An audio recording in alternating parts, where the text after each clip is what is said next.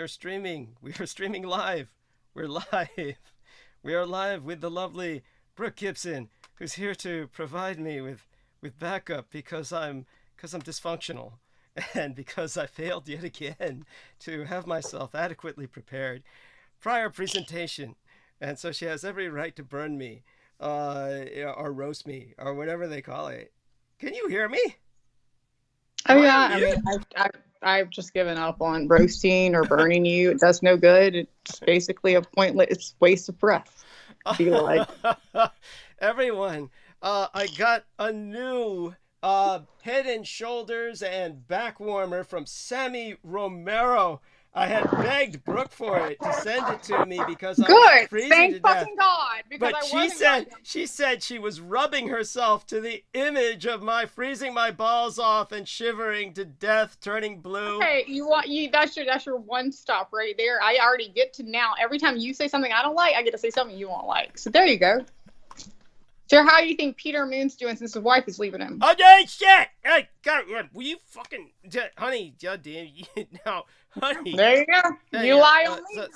Look, hey, right, fuck. So why don't you just, help me, like, really help me without something silly. Well, maybe silly Peter thing. So I do want you to... We'll go. Yeah, so I'm going to call some other people to help anchor the call. So that you can talk to them. But by the way, I was totally rubbing myself to you being cold and dying in pain and misery. Yes. And the thing is, then it didn't get me off because then I felt like it was just a dead body. Like no, you weren't doing much for me. So what I am saying is I did really try to send him one and he's lying.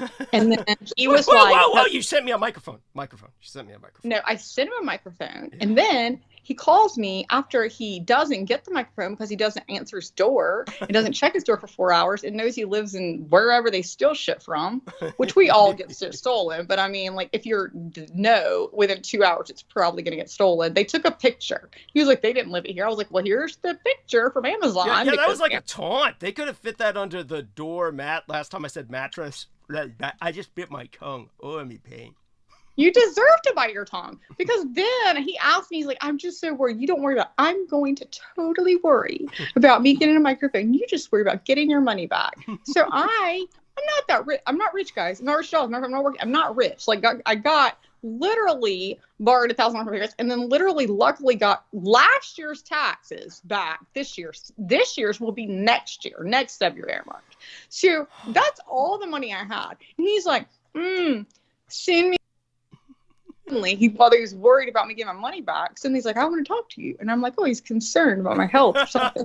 And he's like, do you still have that credit you got from Amazon? And I'm like, no, I used it on the geese that I adopt, the 2 ducks and the chickens. Remember that whole story? Like, I have some things to build here.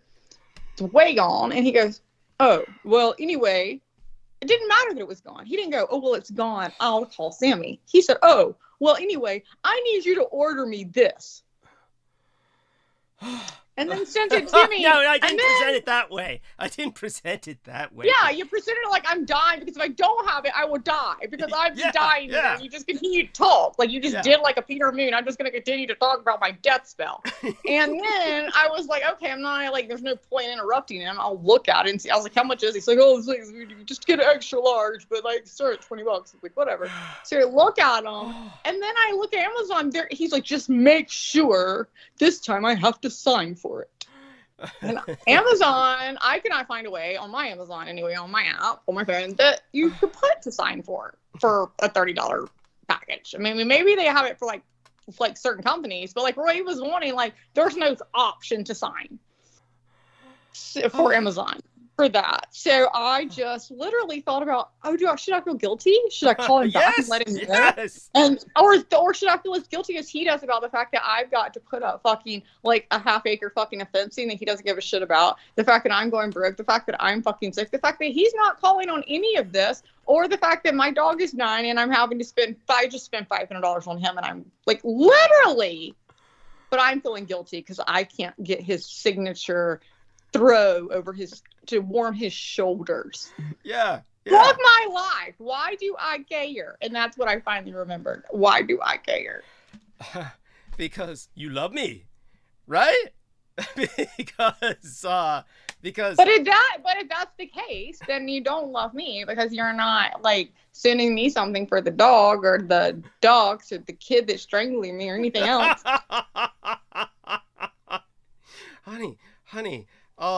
So at any rate, the point is that I can't get anyone else on the fucking call. Let's try some other people than the two that said they were going to be here. The three that said they were going to be here. Sammy Romero at least warned me ahead of time he couldn't be on in the opening hour when, we had discussed this the other day. I never told you I would be on the opening hour. And the only reason I'm here, so everyone knows, is because Douglas also lies. I had my shit on Do Not Disturb, and he sent a message, please remove Do Not Disturb. I have a pressing matter that I need to on the call for. So I remove it, and I just send him 2 minutes before he just now calls me, what's the pressing matter? And he goes, I need you on bandwidth. I'm not prepared. I'll tell you the truth. That there is a pressing matter, but I need other people here with me to kind of share it with you so that Michelle Carmela Saldana was supposed to be here to act as a passive, supportive, feminine presence. She actually had me call her. You're calling me not a passive, feminine, supportive presence? Whatever else I can call you, I can't call you that. You might be hot and sexy. You might be spunky. You might be bratty. Well, next time you say I have something pressing, okay? You'll find out, but it's just I need other people here to buffer me. It's not pressing into me and making me feel good, and I haven't given it permission. Don't call it pressing. No, I mean, you'll find out soon enough. It's pressing enough. And we're going to add the lovely Amy Como. Oh, thank God. Yes, because that makes me feel like I'm going to get an orgasm from her. Yeah. I just said pressing. Like, you don't get that word, do you? I know. I know you find out Peter. The two of you can talk while I finish up my throne of pillows and put my various electric blankets together, because I have ones that are beneath my butt, ones that are on my shoulder, and without all these, to warm me, because I'm in a semi-sedentary position for 12 hours. I'm going to hang up. You have how many minutes? And this has nothing to do with Amy. This has to do with you, because I have some things to say. So how many minutes do you think you're going to take? I'll stay with you first through these things to say. Amy and I both. Let's test your audio. Hi, honey. I'm here. Yes. Now here's a nice, warm, I'm sorry, passive, Amy. supportive, I'm sorry. feminine presence. Yes. Yeah, I'm sorry, Amy. You have nothing better to do with your life than come here. Like me, myself, like I fall for his shit too. But like, you got a new house, man. You have better reasons. Tell us about this new house, honey. You're adorable. I don't have to move yet. It's still in transition. You're still among all those icicles? That means you're right now in front of the empty library. You're right in front of the library. I am. Indeed. I'm still in Franklin. I'm having a hard time letting go. I'm like, wow, I've really not left this town for year after year. Oh my God, you sound like first of all, the word Franklin, and then you say you're in a library. I just want to see if there's one person that gets this image. Franklin, a library, and I haven't left this town, so you sound like a kindergartner year after year. Like I'm dedicated. I picture that little Franklin. Does anybody know him? I think he was a turtle on like PBS. Franklin the turtle. Anybody know? Yeah. I'm sure y'all are too young or old, whatever. Douglas is too old. I thought you were going to the Ben Franklin. No. Oh yes, with that our Nazi girlfriend. I gotta call her. The product of love is born and shit. She's so dying for you to call her. Yeah. She's like holding her breath. You're so cruel. You're so cruel. How did you get so cruel? Was it satanic ritual abuse? Unfortunately, I'm the one person you can't blame that on. The only girl you've ever fucking known. You can't blame that shit on. Just knowing you. Just knowing who you are. Oh my God. Oh, at any rate, I hope everyone pities me to see what I go through. You should all be shedding tears. I do for myself. That's how I cry myself to sleep during the daytime, because I sleep in the day. But we should start a new, we should start a new campaign fund. And the campaign fund should be for when you're like, just donate $1 every time you're shedding a tear for you. And so donate $1 every time you're shedding a tear or fucking just laughing with me. Yes. Like, just $1 to me, though. So I'm saying my eye. You're laughing with me. I get the dollar. So dear ladies, I'm trying to call some other people just in case.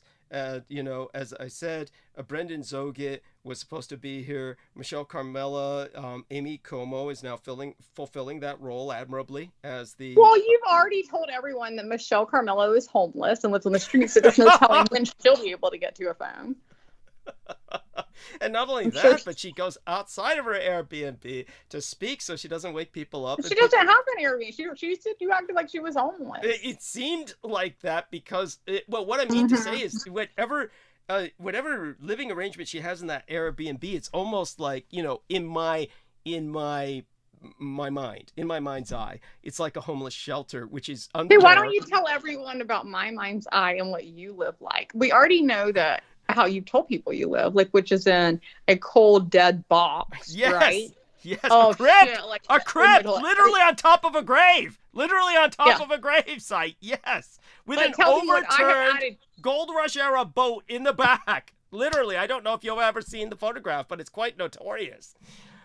Well, that's where he lives, and I saw the front door, and he literally, let me tell you something, his mother didn't even change the front door, like the cryptic, you know, like you have the Victorian, like, little things you cover the front door. She didn't change those 20, 40 years before she got sick. So he definitely hasn't changed them. They're just cryptic. And I mean, they're pretty. They're Victorian era, is what I mean. They were very pretty in the they were pretty in the Victorian era. They were still okay in the 70s and 80s. But his front door actually doesn't look bad, apparently, though, except for, like, the front door actually looks very nice. And it's just people still shit, apparently, from it. But it looks like a very nice porch. So I was surprised that you were acting like you were all poor because the front door is very nice. But why don't you tell people what the inside looks like as far as I'm concerned after all the boxes and every shit? Like, you've already said it is a storage facility. Yes. And so on top of the storage facility, what do I picture everywhere? Yes, and there's also the factor of my landlady who repaints the place. So the paint job is thanks to my landlady. The you know, as for everything else, oh my God, I do want everybody who's in the chat room to start chatting. I don't see anyone chatting. That's fine. He doesn't want to talk about the strings. We do get no. I mean, I've talked about this before. I'm not shy about my failings or the kind of a bizarre environment in which I'm currently trapped. I said what I picture, and I said what do I picture that you have? Well, picture, all you need to picture is basically no, the strings. We talk about it all the time. Right. Yeah, but that's more Ian West. No. I said Ian West can't have those because they have to be if they were ever, he would do them, but if they were ever over 1.5 feet, he would wake up and stumble over them, and they would all get knocked down. By the way, I think people are beginning to chat in the chat room. Leigh Hendricks, no, I'm looking at something different. I meant Douglas has strings, like, you know, like he has the conspiracy theory strings, like he has maps all over his walls, you know, like you see the people that are either the really big, great investigators and or the complete nut job sociopaths that have strings like from that gate to Russia Gate to fucking, and there's just like when you go in, you got a dog. That's why he walks around naked. So, Amy, let's have you participate. Yeah, and I do want people. Well, I was gonna start ranting at all of the people in San Francisco who have failed you in requiring your landlord to provide you heat, such that people from LA have to ship up electric units for you to stay warm. Yes, thank you. No, I appreciate that profoundly. In all fairness, and it's still unexcusable. But basically, this building is so old, and as I said before, it's literally built over what used to be a Russian cemetery from the Barbary Hill days. In the old days, just so people understand, people would crash into the Golden Gate, what we used to call the Embarcadero. And so the Embarcadero, before it was Golden Gated, before there was a bridge, at the time of the gold rush, was very hard to navigate. These days, ships turn over the navigation to a San Francisco Bay captain, because it takes a captain familiar with the bay itself to navigate the ship through the shoals, because otherwise they beach or they crash on the rocks. So in the old days, people coming for the gold rush, they would literally, knowing this, intentionally crash their ships onto the beach and just all evacuate the ship and abandon it so they could go inland to pan for gold. And so these abandoned wrecks, these hulls, had to be taken to make room for more ships, or they would quickly blockade the entire harbor. So many of them were just turned over upside down to make homes for all of the new settlers, all the people coming in to pan for gold. And so this used to be the norm for housing in San Francisco, was overturned ship's hulls, which are quite large. So mine in the back is simply built over by another structure. You can't see it from the Google space or whatever. It looks like a normal facade or structure, but the structure has no heating or electrical components connected to the hull of the ship in the back. So it just is unheated completely, and is just kind of like a bizarre extension that is, again, invisible from the outside, but inside you see the effect, and it's bizarre. And then beyond that, of course, the house is so old that when we moved in, there was a wine press in the basement. And of course, it was built over an old cemetery, and that adds to the fact that nothing can be done with the home. Basically, the gas and the electricity, everything, the plumbing in particular, needs to be completely repaired, and that would require basically tearing the whole house down and then rebuilding it from the ground up. But the moment the house is torn down, then the bodies will eventually be exposed, because you'd have to reinforce an earthquake-proof. Basically, what he's saying is this: he's screwed up in a past fucking life, really fucking bad. He keeps asking, "Why am I with you?" Well, I don't know why you got to meet me, dude, but you also are saying you live in a fucking half of a fucking turned over fucking ship that didn't even get to look like a ship anymore, because at least you could have sold that off to Disney World and been cool, or my kids be like, let me visit you. That's it looks like that from the inside, but not the outside. Looks like that's what I'm saying. Yeah, you don't have that. Then you're like, and I also had a wine press, but guess what? They're not pressing wine down there anymore. Not doing that. Just some dead bodies. And that's where you fucking live. And you can't complain to anybody in San Francisco, Amy, because if he complains, honey baby girl, then they'll be like, you're right. It should be torn down. Yeah. You will have to move. What I'm suggesting is to be more in the present, which for somebody who loves history so much, I concur. Like the historical elements are divine, and you're never going to live anywhere that looks anything like that ever again. He can't afford the present. He can't afford the present. Nobody can afford the present. You have to put your head into a space where there's a possibility of maybe you could live in a place you had a shower. Yeah, I know. I don't, just so people understand. I told him he could live here. I have the pigsty right next door to the whole bedroom. I gave him a whole bedroom, master shower, stand up, fully heated, hot water. Where would the ducks go? I prefer baths, but just so people know. That's what I have: separate bath and shower, like the big round bath. Yes. Yeah, I have those. And I think what I would do is I like. I'm sorry. What I present would sound too much like what Deanna Fraser presented. I know. It's just which is why I mentioned I have a pigsty outside to take care of that, because now I know if someone comes and stays, they're welcome out. I need to be able to. You bathe, baby. Bathe and smell good for those pigs. Can you throw some? They like salt. They like extra salt. Can you throw some of that in the bag? Oh my God. So, but Amy, what you say is so touching. And just so people understand some of the complications of this home, just so that they don't get the wrong idea, the house being built on top of the old cemetery is legal only in the sense that all of this was established before there were laws, back when it was a frontier. It's called common sense. Anybody listening to this, if they're under 20, like, they should just cut the show off. Like, obviously, we don't allow that now. Yes. But just so people know how bizarre it is, the situation. If of course then the house is reconstructed and the bodies are exposed, then it's considered historical, and then they have to be relocated someplace respectfully, and that will take years and years and years, and therefore there's no point in doing it at all. But that being said, the old water tank, the old water heater, is 30 gallons, which is like smaller than my aquariums, which I no longer have functioning. They were functioning when my parents were alive. But and they used to be, you know, magazine photograph quality aquariums, but you know, they're all dead now and they're full of fish skeletons and shit. But you know, in terms of the truly gothic, it's just all gothic, cobwebs and everything. Damn, I thought my picture just of your yellow and blue and red strings going across all your walls was bad enough. Honestly, you know, it's worse. And but the 30-gallon water heater, that fills, like, doesn't even fill the tub. So I can't take a bath without freezing to death. I'd catch pneumonia. So basically I bathe whenever I visit my son. So then, you know, which is as often as I can make Oh, it. trust me, we smell it. We've been over there. You're so cruel. You're so cruel, honey. You're so cruel. And by the way, just so people know, yes, I reek. All my clothes reek of mildew because it's so damp in San Francisco. It's one of the reasons why all of my illustrations are sprayed. Stop bitching. Stop bitching.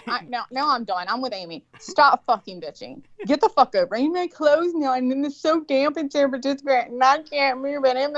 Shut the fuck we're up. Flooded and gale force winds and it's you know what? You make your life. And you make your life, and you're making it there. And if you want to continue to make it there and be a little crybaby, continue it on, baby. But I think no one should send you any more money ever, as long as you're going to sit there and just cry like a little baby. People know that move somewhere warm. Live on a beach buildings in a that have rent tent. control. You know what? You interviewed someone on here that moved to what? What did he move to? He decided to move to negative 45 Celsius. Oh, whatever. John Miranda. John Miranda. Yeah. Okay, well, that fucker did that. So you want something more? I mean, your bitch ass can do the same thing, you know, except the opposite. Why don't you pick up, take a fucking grab, fucking the next time somebody sends you $100, go to the fucking local 5 and dimes. You don't want to go to actual real store, buy a decent fucking tent, and fucking put a plane ticket with your other $250. The warmest fucking place you can get to, and camp the fuck out, man. I can dream. I mean, my That's dream not a dream. is You could be in downtown LA right now. They're all camping out. It's pretty warm. At any rate, my dream is I can move in with you. You can go to and work, you and I can can do be the house drugs husband. legally.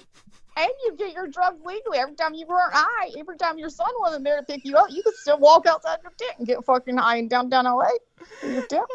So aside from all of that, I do want people to know the only places in San Francisco with rent control are buildings built before 1970, which is how I'm subject to rent control, and that helps immensely. So we're gonna try and merge Sammy into the call. Fuck, he just called, so we'll bring him on. So that's a hint to bring him on.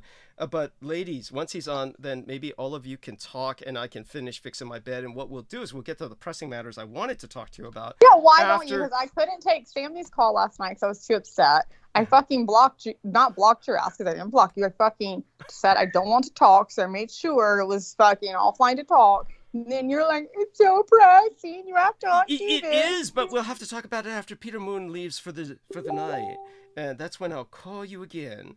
And... Can I talk about it out loud on air about Peter Moon? No, Sammy, help me here. We have two lovely ladies, and Amy Como is the passive, supportive female. I want her to participate more because, you know, it's... Yes, but I'll have one last thing to say. You will be proud of me. I've been depressed about the dog. Yes. And all that. So I bought a plane ticket. Yes. And I'm going on vacation. Guess where? I hope it's not here. It's not. It's actually Long Island. Okay. I'm going to see the lover. I'm going to see my lover of my dreams. I'm going to knock on his door. I'm going to knock on his fucking door. I'm pretty sure he expects me to. Honey. Fuck you, bitch. Yes. Oh my God. God, Sammy sounds so scary. He sounds like fucking Darth Vader. What the hell happened? Hold on. At any rate, so hey, what's going on? Yes, so Sammy, Brendan's not with us, and I wanted to wait till Brendan was with us, but maybe we'll handle this after Peter Moon retreats into the gentle night, and then I'll call you all again. And I'm not answering then. Just to let you guys. Yeah, what's that? Yeah. just to let you guys know, I'm probably gonna be at a party. Okay. So Yeah, Sammy has a fucking life. I'm fucking. I wish I can. I wish I can. Right. I wish I could sit at the shelter fucking all night or wherever she. Go on. I'm sorry. No, Let me finish. Yes. No, I mean, I wish I could invite you guys all, but yeah, I'll probably be busy. So yeah, but if I can come on, I'll come on. Okay, understood and appreciate it. Now Amy hasn't had much of a chance to talk, so I do want her to speak more as well. And but beyond that, was there something you wanted to say to me, Brooke, before I go to assembling my throne of Don't call me. Do not call me tonight after Peter hangs up. I don't care. You have nothing pressing to say now. I don't care what your pressing shit is. If Amy wants to sit in the parking lot, and this is no offense to Amy, but seriously, like if Sammy wants to call from a party, then it must be a boring party. And if Amy wants to fucking sit at the fucking library, or if anybody else wants to fucking sit there in your She's outside the library in her car. Here. She sits outside the library in her car. I know, and you're so not worth it. Like, not to me at all. I'm sorry, you're not. I would never. Amy, I respect you for that. Like, he does, like, obviously, like, something in the past, like he killed all my family. Maybe he saved one person of yours, and you're like, oh, I'm gonna do this for him. Like, there's something there. And no, I would not sit in the library. I'd blow my brains out before I'd sit in the library. I'd blow my brains out in the library parking lot. Like, I'd be like, listen to this. That's not me. I'm not blowing my brains out for anyone. No, but I'm saying when I get online, and you're right. Like, it is a little bit of it's a 3-minute drive over here.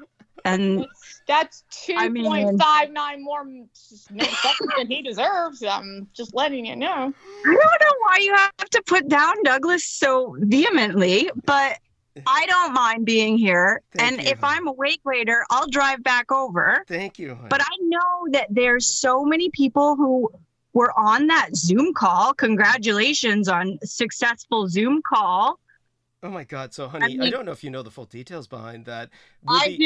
Yeah. I do. We're not going there, though. Yeah, We're just going to say, hey, you made it onto a Zoom call. Congratulations. Okay. Get it? Yeah, I get it. And Peter and I just... Yeah. Go on, Amy. That was a lot of people in that Zoom call. I know that one or two of them was like, oh, maybe all this shit people been feeding me through the fucking media for the last however long I've been eating it up is a bunch of nonsense. Yeah. You know, one or two of them heard you. Even if he hadn't have gone ahead, like Real Tech said he was going to put it up, he did put it up. Yeah. Good. So, you know, like there are good things that occur, and I want to celebrate that with, you know, somebody who's really had in some ways he could fall back into that pit of despair and sadness. But I don't ever let him fall back. See, but you forget when you say why I give Douglas hell. I know what gives Douglas fucking true motivation, which is giving him hell. You give him the love, I give him the hell. It's a balance. Yeah. Yes. Yin and yang. So Amy, you're absolutely right, and I do want my listeners to know that Peter and I will speak more to that specifics of that Zoom call further developed. Oh wait, who set that Zoom call up, by the way? Peter and I will go into the details of that. It was that white trash piece of shit old man, the dirty old man Will Wakely, who ambushed. No, the 90-something-year-old man. But who set it up for you? Oh, on my end, I called him and spoke to him for at least 2.5 hours to help me set it up. So it was Will Wakely who helped me set it up. That I was trying to establish rapport, trying to make certain he wasn't hostile, trying to ascertain that he wouldn't commit an ambush, and he set it up specifically. Do you remember when you told me you were going to MUFA, and I thought you were going to the conference, and I said don't do it? I will give you that regardless. I don't consciously remember it, but I can remind you. I can be like, MUFON, why are you doing that? You don't believe in aliens. I think I remember that. I think I remember elements of that, and so that's appreciated. And I do want to go into that with you later. I'm such a low ego person right now. I'm telling everyone, like, that's so low ball of me to be like, I was right, but I was right. Well, not only were you right, Brooke, like he didn't want to do it because it was Zoom. Yes. Like sensed it and he ignored his sense on it, which good for holding, holding cognitive dissonance. Like, I feel this way, but I don't think I'm going to go with that. I'm going to go with what others want of me. And so you did that.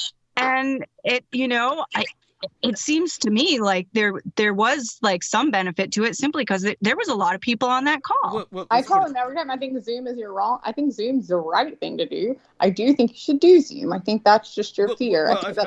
I've told you before about the reality behind Zoom and the fact that it's in China. But then you know what? You also tell me the reality of fucking Elon Musk, but you're like, donate to me through PayPal. That was started by Peter Thiel. PayPal was started by Peter. It was started by 3 people. Elon Musk's brother, and they do your research before you put your more streams up, okay?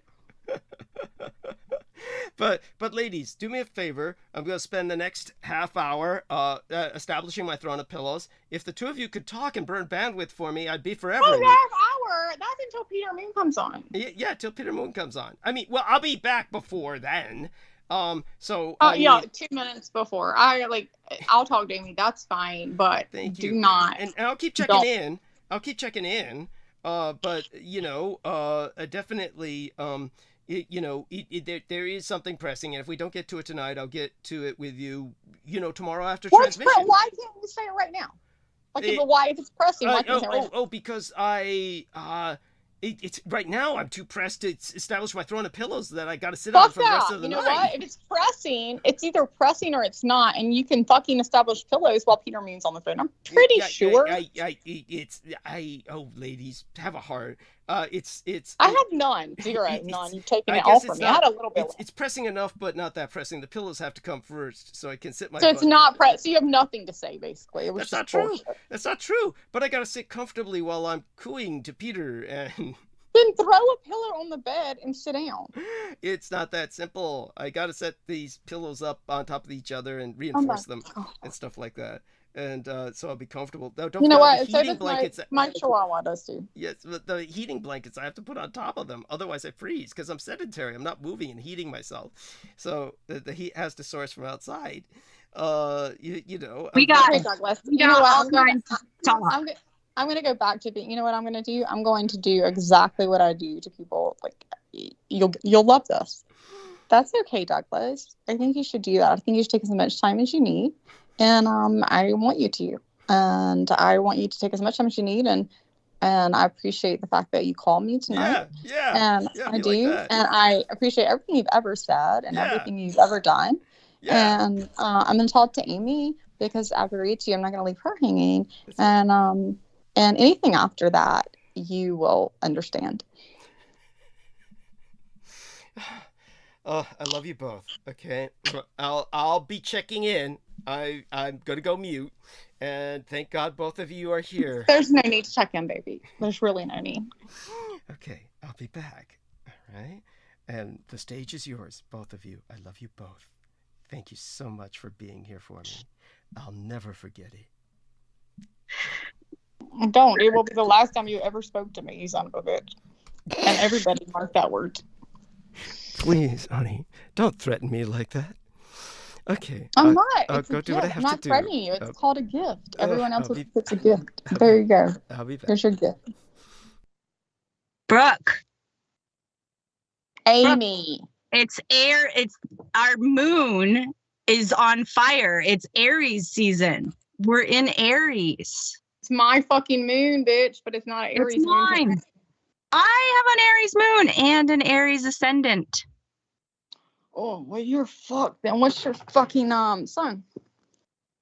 Taurus. Yeah. So right now, the Taurus sun in my chart is kind of like conflicting with the sun, Jupiter, Mercury, all in Aries, where the moon and my ascendant are in the natal chart. What house is your moon? The moon, I think it's the 12th house. The moon's in the 12th house. What's that? My birthday's next month, Brooke. I know you're Well, happy birthday. But I yeah, know. no, a moon. The reason I was asking about the house is because obviously where the moon is placed is relevant, and then obviously everything else, but especially with the house moon. For you to have a double Aries, like my chart is all on one side. It's all Taurus, Aries. I got like Mars and Gemini in the 4th house, along with Saturn in the 4th house. What's your 4th house? Cancer, Gemini. You got water placement. You've got 2 water placements there. Your Mars is ruled by water, and your what else is in your 4th house? Your Saturn. Saturn is ruled by water. Okay. And then you've got that would rule as in fire, I guess. I mean, but your ascendant is fucking fire. So I was trying to figure out where your ascendant, for your moon to be an ascendant. I mean, your moon to be in the fireplace too. I have to look at your birth chart. That's interesting, actually. I can send you some stuff. I look at it all the time, and I know that you love to talk about the astrology, and with that stellium in Aries right now, I feel like the Mars energy is just really strong. The Mars, I don't know how you felt about this, Bean, so we can discuss this. So as a we both have a double Mars placement. Everyone has Mars placements, anyone listening, but if you're ruled by Aries, so one of your main 3 placements, which she's saying we both have moons in Aries, that's ruled by Mars. Scorpio is my ascendant, which is ruled by Mars. Pluto, if you look at the outer planets, just depends on which astrology you go with. But at that time, like Mars coming into, I've started keeping track of my actual moon charts every month as far as how I feel. In each 2.5 day period, your moon changes. And so it's really given me a perspective to know that these emotions I can now track, and these feelings that I wake up with or like suddenly change, that I have control over. It's not control. I have control over them, but also that it's energy. It's just energy. And so that I'm suddenly down or I'm suddenly up, and I'm like, well, what's wrong with me? Or why was I so great the last 2 days and now I'm feeling mad, or now I'm feeling angry, or whatever.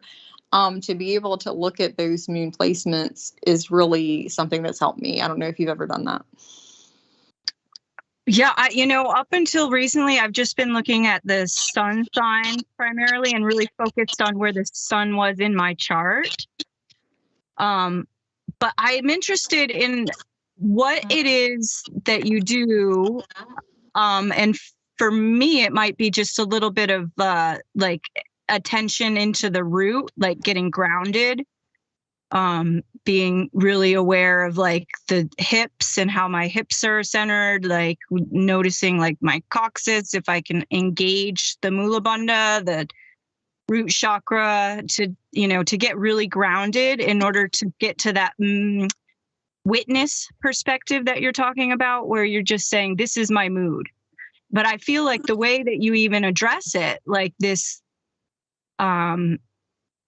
certainty that you have about, this is my mood. Like you say, you get up in the morning, I check my mood. I'm not even like and maybe that has to do with the 12th house placement. It's very hard for me to figure out how I feel. So I think Aries placements, the way Aries is Aries is the most, and that's why when you see you've got a double Aries, to me, typical Aries, and I mean, this is known through astrology, and to be honest, because I only studied sun sign, like most people do, they only knew their sun sign, so it never made sense to me on the way I was.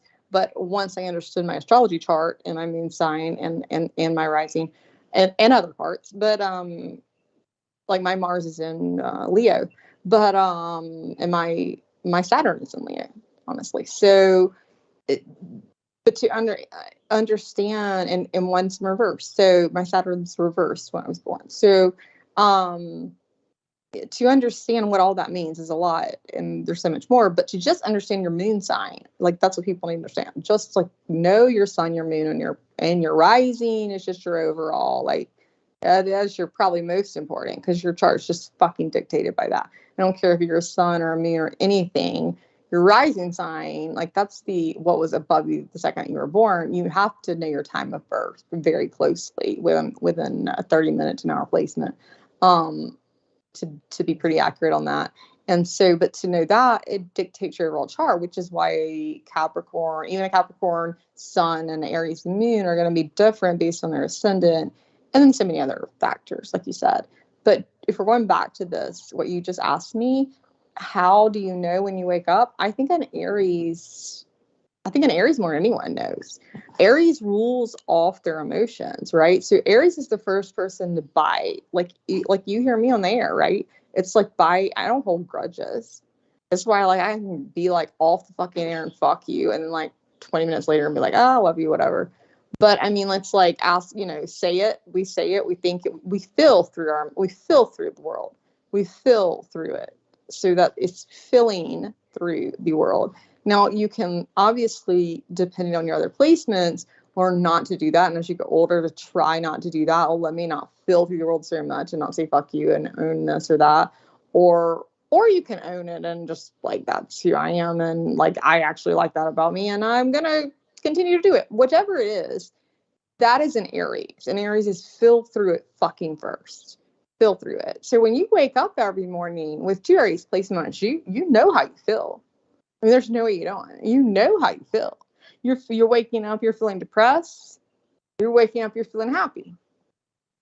And if you're not feeling any difference any day of the week, then that's, I don't know. I would ask you that. Are you saying you don't feel a difference any day of the week that you wake up and there's no difference?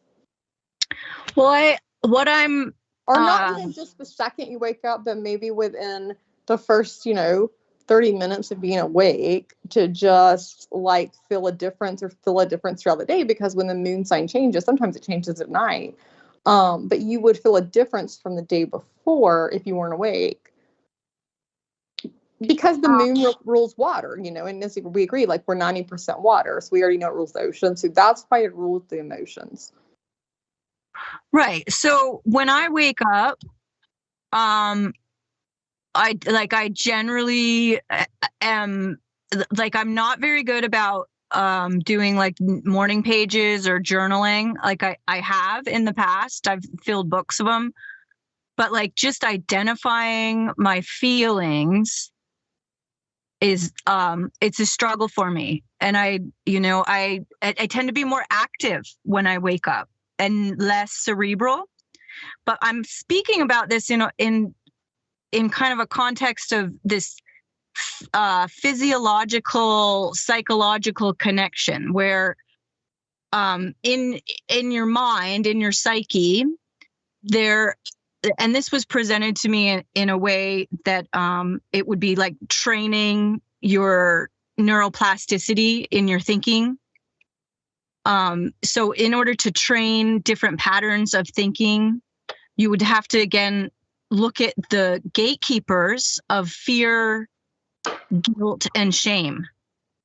So if those emotions, fear, guilt, and shame, are arising in your consciousness, in your awareness, to try to consider them as gatekeepers, that it may be a trigger or a hook or something that needs attention, and you've become aware of it because it does need attention.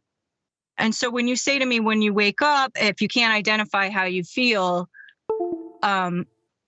maybe where I'm coming from with it is more of a, when I get up in the morning, what I want to do. Well, it sounds like start moving my body. You've gone into, like, I don't know if you know Dr. I think Guberman, I believe. He's from Harvard. He's on I don't know, several of the YouTube channels. I mean, he's all over it, but he talks about that. And I have struggled with that because in addition to what I'm discussing, I have struggled with depression from the first time in the last, I've had Pluto in my sun sign since, 2008. And not only Pluto in my sun signs, Pluto, my Mercury, I have 4 placements in Capricorn, and all of them obviously have been struggled since 2008, and gone through transition, and I believe you come into a life and you volunteer to do what you do with it. So I'm not complaining, but what I am saying that, and then Saturn, returning and doing a Saturn placement in 2019 to 2021 was great, especially since, everything going on. So I had then Pluto still there and Saturn coming in to say, check on me. So I went through hell and back as far as that went. And I went through some depression after that to come out during that time and coming out of it. And so I've looked into that, like high-fiving yourself in the morning, getting out and getting as much sunlight as you can in the morning, getting up and get going. Like there is so much, as far as you talk about neuroplasticity, that you can do. And especially in the morning, cold showers, to get that oxytocin, to get those not endorphins going, all those things. Like, I believe you're right. You may already have it. That's what I'm trying to say. Like maybe you are already doing it. That's why you don't feel it. Because if you are truly balanced, I think you can balance out the energy of the emotions with water. Doesn't mean you're not going to feel it throughout the day, and it's not going to come up, and you shouldn't be aware of it. But I think for someone like myself, like over the last few years, like I've really had to struggle with, like, why am I feeling this so heavy suddenly, like waking up? Or, why am I, struggling suddenly, on this day and was just great yesterday. And it's not like that wasn't my normal go-to personality. I mean, like, yeah, I'm Aries and I'm like, talk shit and cuss and then fine, but it's nothing like where I'm sad or that I'm happy or then I can go all day and then I can't go all day. And then, those things I really had to take a look at the moon placements with. And those affect, I think, us all. But you're on the right track as far as neuroplasticity, I think, to be honest, that we do have a way to take control of it. Like that's where we're in this 3D world. We're not just ruled by the signs. And anyone that thinks I'm saying you're just ruled by the moon and you just have to accept it, like, no. The moon, all astrology does gives you a heads up. It's like, hey, heads up.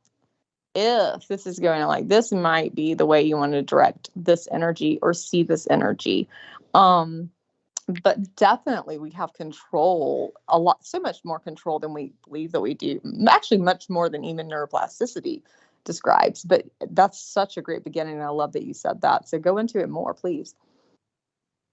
I'm learning. I'm really impressed with how your awareness of the depression was really, like, it seems like what I heard you say was that the placement of some of these planets in your charts, and when you frame that around where, 2008, like where Pluto was then journeying through that placement for all of your stuff, which it sounds to me like maybe you have a stellium in Capricorn. Yeah, I do. I have a stellium in Capricorn. You're correct. And it didn't hit me in 2008. I will let everyone know, like, people need to understand when you have, especially Pluto, but any signs, you really need to know when they're like when a heavy transit, not the moon. It's every 2.5 days, or even your sun. But although you can look at the sun if you won't be really correct, it's coming in. But when you're looking at these outer planets, anything, even Mercury, I mean, you could say that. Look at the degrees, because especially for something like Pluto, especially, I didn't really start feeling it.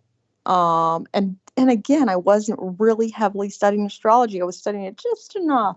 Didn't even get a placement. I was just learning about moons and things like that in 2017, 2018, and these things, and kind of, like, oh, what is this? And really had no idea. And then my world, totally took a turn. And it had already taken a huge turn. Let me just tell you, 2012 took a huge turn. And I don't mean because of the Mayan shit. I mean, like, I took a huge turn in there. Wasn't sure why, but it wasn't really bad. And then I took another huge turn in 2015, 2016 and said, I'm getting a divorce. That was a huge thing. And went through that. And then, but But when it hit, but I was still me. My ego was still me. I hadn't been broken down. What Pluto does is it's the destroyer. It comes in, breaks you down, doesn't give a shit. You don't have to believe it. You probably, a lot of you won't ever live through it because it's just a destroyer. You will live, a lot of you will live through it in one sign or another because you have 3 main signs, but it destroys. And what you have to look at is your placement. And then I went back what you're saying. And when I went back and looked at where I was like, oh my God, like, why did my life all of a sudden go to hell? Like, it was right before, I can't even blame 2020 on it. You know, when like I could be like, oh, we had the 2020 thing. Like, I was going to hell right before 2020 happened. It was like I was already going to hell in a handbasket in 2019. And I had Saturn there too. But then when I looked at my chart and where my sun is and when Pluto was hitting it, those you're 2 or 3 degrees on either side of your strongest. So that's where it started. It started in 2017, 2018. It had started hitting, like, so if let's say I'm 16, 17 degrees Capricorn. From 17 degrees Capricorn, it had started hitting at 15 degrees is when it really starts hitting. And you hit it once it hits and it's over 17 degrees, which Pluto's slow moving. So that it's not like a moon or a sun where it's like, oh, well, I'll be even a sun. That's over in it's over in less than a couple days for a sun. Moon, it's over in a few hours over your degrees.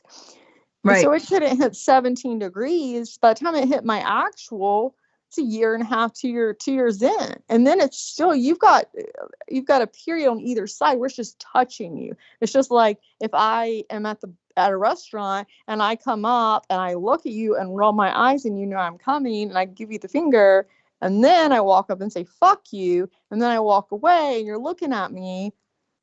That's Pluto, right? It just still fucks you on either side. But as long as you can see me coming, I'm about to say fuck you. And then you're leaving, you're seeing me as I said, fuck you. That's Pluto. And it takes like 2 or 3 years just on your degree point. Just on that degree point.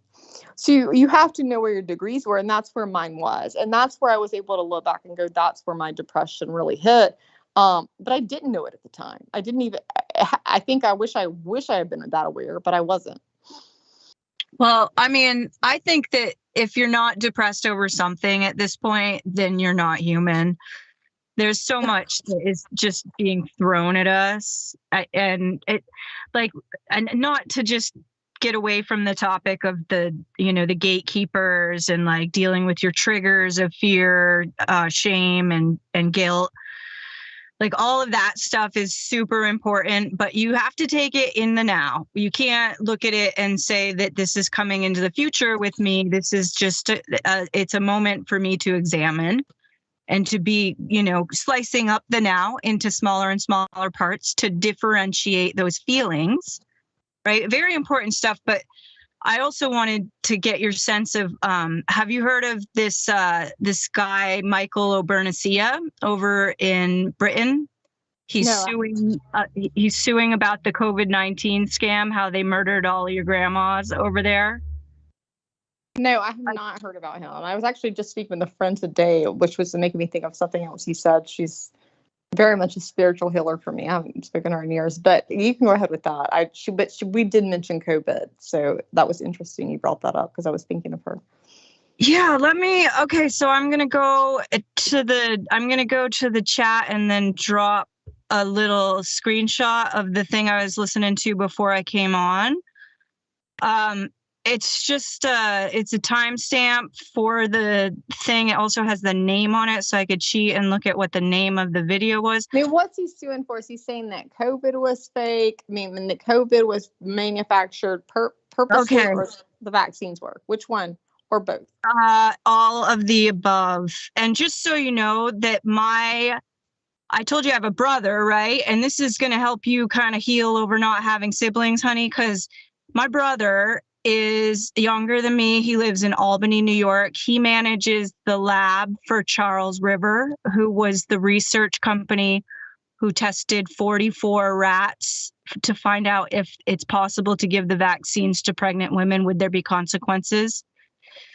So my brother ran the lab for Charles River, who did that test. And I didn't hear about the fact that they're being sued.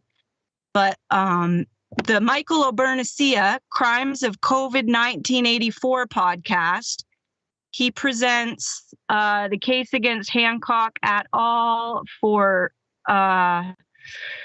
Michael Hancock from the British government.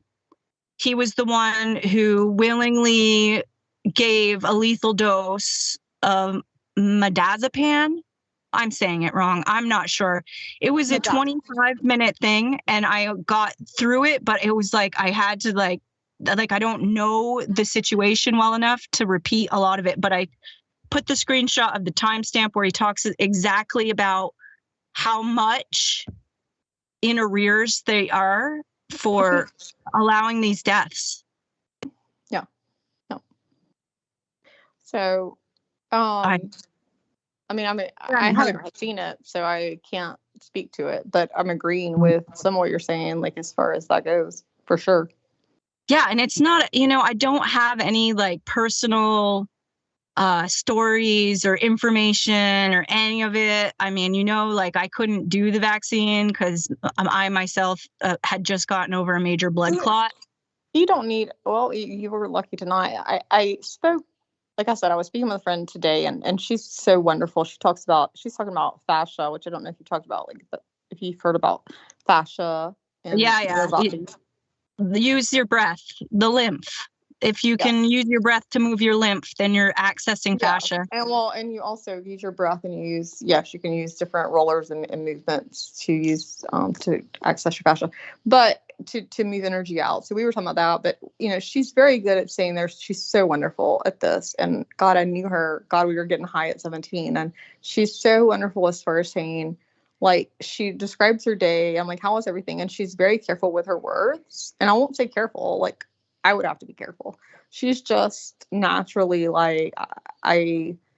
she doesn't use words that will just provoke a negativity for herself. And she just says things like, she doesn't believe in right or wrong, which you've heard me say on this podcast before, that I believe in a right or wrong in the sense that we're in a 3D world. So I do believe, like, her and I could debate that. What she's saying is the fact that there's no good or bad, that we just, in our world, in this 3D world, we have to put everything in perspective. So we put everything in a good or bad terminology. And so, yes, we can now I would go back to that as my Capricorn self and tell you the people that did that, that describe this, what everyone needs to know is, and her and I agreed on this. I said people, because she was talking about the vaccine and her parents getting it and she didn't, and and we get into those details, just like how we have to with people. Like, you don't want to argue with people that wouldn't get the vaccine or would or wouldn't. Although my parents were coming down on me when I wouldn't, and I didn't even have a perspective as far as it was some kind of oh my God, they're out to get us. No, I worked. You got to remember, I left my job in pharmaceutical sales at the end of January 2020 because of everything. Like, I was already just going to go on a handbasket. I was like, fuck it, I'm moving. I'm going to find another job. Or like about to go through a breakup. Can you repeat what you just said? Like, repeat what you just said to me. Like, you left pharmaceutical sales when? What date? The end of January 2020. What a miracle that you didn't have to deal with any of that. Well, I wouldn't have been. And luckily, the company I was working for was not selling any of the vaccines, so I would not have had to sell those anyway. But yes, I was already getting out because of similar reasons. They were all. I had ethical reasons I was leaving for. I can get any outside sales job in the world, or at least I could, right up until March of 2020, which again, went hell in a handbasket. But I just left. I was done. I was like, I can't ethically put my head down on the pillow because of what I was selling, which was not a vaccine. And so when they came out with these vaccines, suddenly I knew when I left when I left my job, I went over to Shan. We had already gotten a pushback on a drug that had already been approved legally for adults and children for years, many years. And all we were doing was put in a liquid form. And the FDA still had to see it in the liquid form for 2 years. It's to sit there on the shelf to make sure it doesn't change sugar content and change, like this efficacy or like efficacy or other, like this is it this strong or is it this strong to sit there. Right. So we would literally put it there every 3 months. My point to that is, it came back and at 3 months out before we were about to have it finally go. Mm-hmm. And that was another reason I left, because I was like, I've been waiting on this one drug, because I could push it at least, and I knew it was ethically safe, ethically it would have been, and still it got pushed back. No, it changed some kind of content in the year and a half. So it was going to be another 6 months we had to wait. Now this is a drug basically that's like naproxen. Okay, that's basically what it was. Yes. So can you hear me? Yes. I can hear you. I'm just shutting you the fuck up because I don't appreciate you coming the fuck back in and interrupting me. So at the end of the day, Amy and I are having a story and I'm finishing it. Yes. So at the end of the day, I literally was, pushed to, I don't even fucking know. You interrupted me now. Fuck you. But don't worry, honey. We'll continue this when Peter retreats into the gentle night after midnight and I call you back. I'll even tell you where you left off. Because that's the kind of guy I am. Yeah, that's why you love me. Do you know what I noticed about Douglas's birth chart? When one episode he gave us the info that we could put in for his birth chart. Douglas had no squares. All of his aspects were fortuitous. He had no squares in his birth chart. Prove me wrong, people. Show me I don't know what I'm talking about. Douglas has everything handed to him when he needs it. That is his life, and it was in his chart. That's what I believe, and I'm sticking to that story. That's not what he fucking needs. No, it's not at all what he needs. It's the exact opposite of what he fucking needs. Look at his fucking North Node. Look at his North Node, she says. I have no idea where his North Node is. Well, we'll talk about this if Amy is able to join us by leeching off the library wireless. I don't know. I might fall asleep. Oh, well, I might fall asleep. Why don't you other people? We both like to say hello to Peter. Why don't you see if Peter wants to come on with us? I know last time it was your internet we couldn't get. You couldn't get him on with us. Oh, honey, you know how it is. Oh, why this? So this time it won't be your internet. So let's see what it is this time. Honey, the two of you are just... I just want to say hello to Peter. I would like to see if Peter would like to say hello to me before I knock on his front door. Honey, I'll bring him on separately because that's how I maintain... I think you should bring him on now before I start my hamburger. Honey, you can beat me up later, but I'll end this call now. I love you both so much, more than I can express. Amy? What's that, Amy? I said good night. Good night, Amy. Good night, everybody. I love you all so much. And Peter, I wouldn't dare knock on your front door unless it was to fucking kill you, okay? So don't worry. She loves you. She loves you. Yeah, I don't. Man, no, don't ever say that, Peter. Don't ever fucking ever. Okay, wait. Well, I'll end this now. I love you. Oh, my God. What did I do in a past life to deserve this? Oh, my God. Where's Peter? Oh, my God. Okay. Oh, God.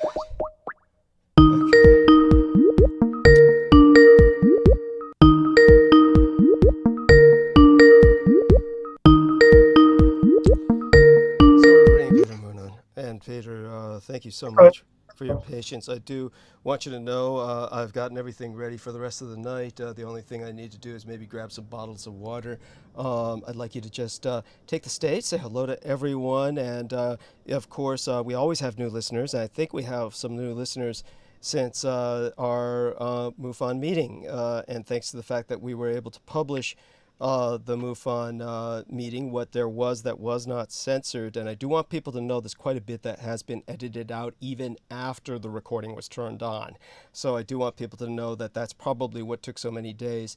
And that was like a compromise because the person was probably, Will Wakely in this case, torn between scrubbing it entirely, and somehow editing it severely. And he did both, probably with the hopes of ultimately just scrubbing it completely. But due to circumstances that I will explain when I return, which will be in about 5-7 minutes at the absolute most, Peter and I will do like we did last time, a kind of after-action report. Whereas before we did an after-action report concerning the ambush itself, this time we'll do kind of an after-action report in which we won't devote too much time, no more than an hour if that, to kind of let people understand the efforts it took to get the footage that we were able to upload on my channel. Now, that in itself is enormous. That's a tremendous victory, and it does reinforce everything we've said thus far, proves it irrevocably. So what I'll do is I'll grab some bottles of water, just kind of refresh myself and calm myself, because as everyone knows, when I have the ladies on, it's very stressful. And I will return. Peter Moon's going to calm us all down. He's going to center us. By the time I return, I'll be a bit centered, and Peter and I will segue into this. And is there anything you need to tell me before I go on the water run, Peter? To just do the water run, and what all I'm going to do is pick up with this MUFON stuff, sure, and sort of give a intro and orientation to it. Sure. And by the way, you've got a lot of new fans since then, so don't be afraid to kind of introduce yourself and your general background. I'll be right back. Okay, that's a good start. Okay, go ahead and get your water. Thank you. Love you so much, Peter. Thank you. Of course, yes, for those of you listening for the first time, my name is Peter Moon, and of course, I'm the co-author and publisher of the Montauk Project Experiments in Time that was co-authored with Preston Nichols, who was the experiencer in time travel experiments at Montauk Air Force Station that was approximately from 1972 through 1983. And of course, that book really exploded. It made I made a name for myself with that book, and that's how I became involved as a publisher and writer in a professional sense. Where, of course, I'm not going to be talking about that tonight, but rather one of the aspects, what was so significant about the book was this is a story that nobody could really process or handle to the point where I did in terms of collaborating with Preston and writing a book. Preston was a lot to deal with. And my whole background, which I go into my other books, explains why I could deal with him. But what I was butting up against, of course, the media. I sent out press releases, which is what you did in those days, press releases to every major media outlet. You could get books and journals and stuff and write to every major media outlet and saying, here's a new book. This is a press release. I've read a press release, and something along the lines of Preston Nichols, scientist, new insights into Einstein's unified field theory, Philadelphia experiment, Montauk, and it was worded very, I guess, succinctly and enticingly. And out of, probably 70 major media outlets, I got 2 requests for the book. Like, yeah, we want to see the book. Now, of course, it was very clear to me that the 2 people who wanted to see it wanted it for their own personal interest, which is fine. There was not going to be any meaningful follow-up on this. I did get a warning from the New York Times that said that in one of the dummy press releases, dummy articles, so that they can pattern their article. This is what they want. So you make an article, and I guess I did it so professionally that they said, this emulates the typeface of the New York Times. And they were basically threatening a lawsuit if I didn't, change it or whatnot. I didn't have to change it. there was no lawsuit, but I'm saying to emulate a typeface, it's not even a typeface. I mean, a typeface is a typeface. I mean, it's ridiculous. It didn't say New York Times on it. It was for emulating the typeface of the New York Times. I don't, this is just insane. That's the kind of reaction I got to. So I was always a black sheep when it came to the media. My name has been known in newsrooms since 1992 when this came out. And there's sort of an unconscious process. I remember David Letterman once, this is before, I mean, when he had his night show and he was one of the more popular shows, he was still with NBC or CBS, I think. CBS. And he goes, somebody mentions Montauk, and he goes, oh, that's where they had all that strange, and the book was like not even a year old. He heard about it, but he didn't mention it. In other words, I would see this on the media all the time where they would not mention it. And I would even hear Don Imus mention it or almost mention it and not mention it. It's like so many times. And of course, I won't go into so many details, but I was used to being treated like a non-entity. And I was very much more intimidating to the press than Preston Nichols, because Preston Nichols embraced the kook factor. He exhibited the kook factor. He was a genius, no question about it. And he had many insights. He was a brilliant, brilliant man. But he'd suffered post-traumatic stress disorder. And his genius was amalgamated with his kookiness. And he wouldn't disagree with me. But the kook factor would invite people to, if they were going to embrace him at all, to focus on the kookiness. And I wouldn't go down that avenue because that's not how I wanted to present myself. And so I would corroborate certain things and say, well, yeah, this is what Preston says, and this is look at what this is. And if you read the book, the Silver Anniversary edition of the Montauk Project, you will see two investigations. One is a journalistic investigation, and one is an occult investigation. And this is a 25th anniversary edition of the Montauk Project. It expands on the original book. It goes into the adds details that I couldn't say at the time of the original publication for security reasons with Preston. Those are italicized, and then I write about what happened and the subsequent investigation. Journalistic investigation. I was very surprised when I redid the book, and it's available at skybooks.usa.com or at Amazon. And I was very surprised when I looked at the journalistic investigation of how much of a role Preston played in that. He played at least an equal role, if not more, because we were going out to Montauk, and he was taking a video camera, and he was very much a happening part of that. And we basically proved that the Montauk Project did indeed happen. All the conspiracy theories that are floated in that book or stories are corroborated. Thank you. Except for the time travel. And of course, that came into full corroboration with the presence of David Anderson in our lives, Dr. David Anderson, now, which is in the book. Now, all this parlays, I've just been talking about my history with the Montauk Project. Excellent. And how I was a black sheep to the media. And I'm very used to dealing with this. I've been dealing with it all my career. Yes. And I'm going to talk some more about it. We're going to talk about how this new example with MUFON is just another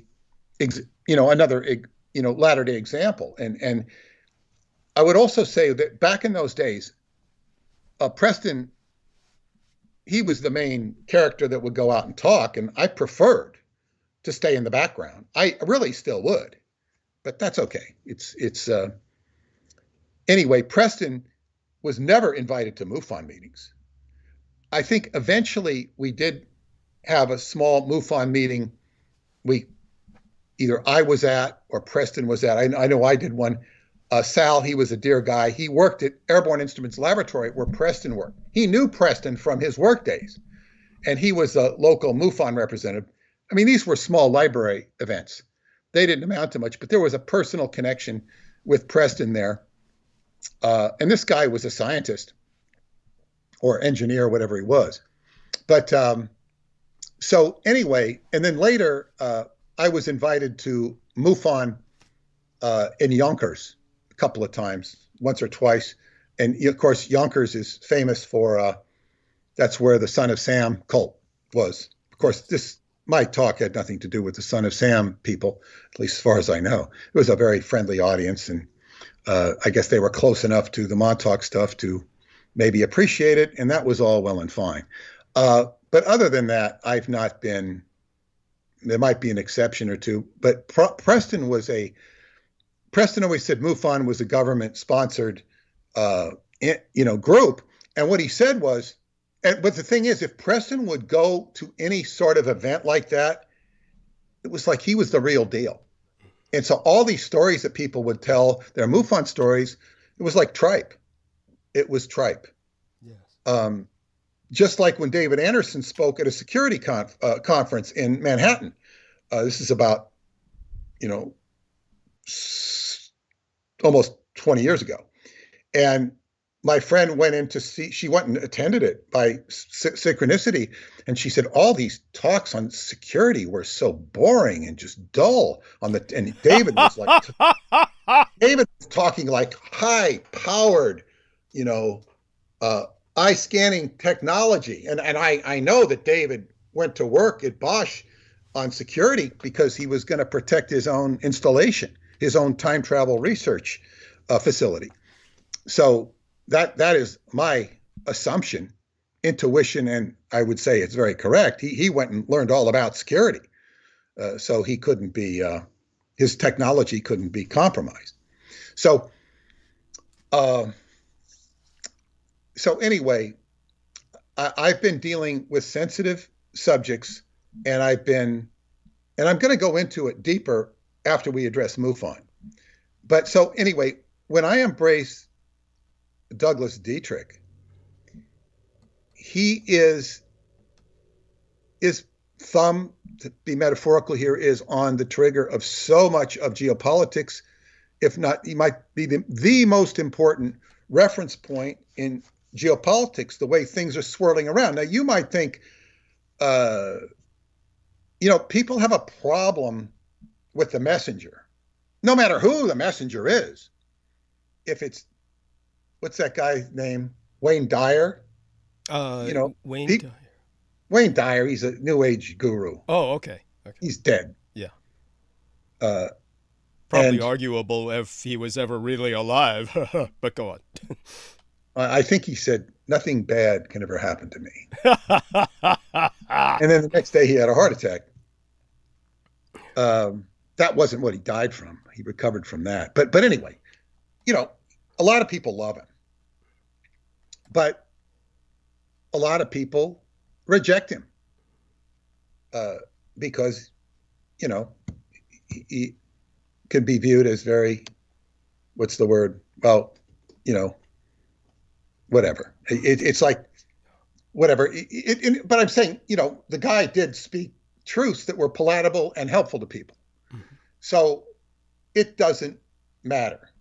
Many of the people who speak on the circuit will speak truth from time to time, but they're human beings, and it's easy to reject human beings for any which reason. It doesn't matter if they're speaking 1/10 truth, 90% truth. The messenger is always going to get arrows flung at them. And what's far more important than the messenger is what they say or what is said that is true and or relevant. And Douglas is at the apex of truth in so many ways. Now, I've been processing and digesting information for a long time and doing a good enough job to have created a career at it. And I don't typically pander to what people tell me to do. I just don't. And if I did, this is like the copycat syndrome. Mm-hmm. I know what I'm doing, and I know why I'm doing it. And of course, I have invested so much of my heart and soul into the Douglas Dietrich paradigm, because I know him to have valuable information. And those of you who have read The Roswell Deception, and those of you who haven't, I highly recommend you go to skybooks.usa.com or to Amazon and read The Roswell Deception and the Demystification of World War II, because it sets the record straight on so much. And that book begins, and it's something I composed, what do you call it? Introduction, the prologue, or it's its opening statement. I think it says preface. Opening statement. And this opening statement is written like a lawyer would write an opening statement to present to the jury or the judge and say, this is what I intend to establish and prove in this case. I have a great acumen to be a lawyer. I never studied to be a lawyer. That was what I went to on career day.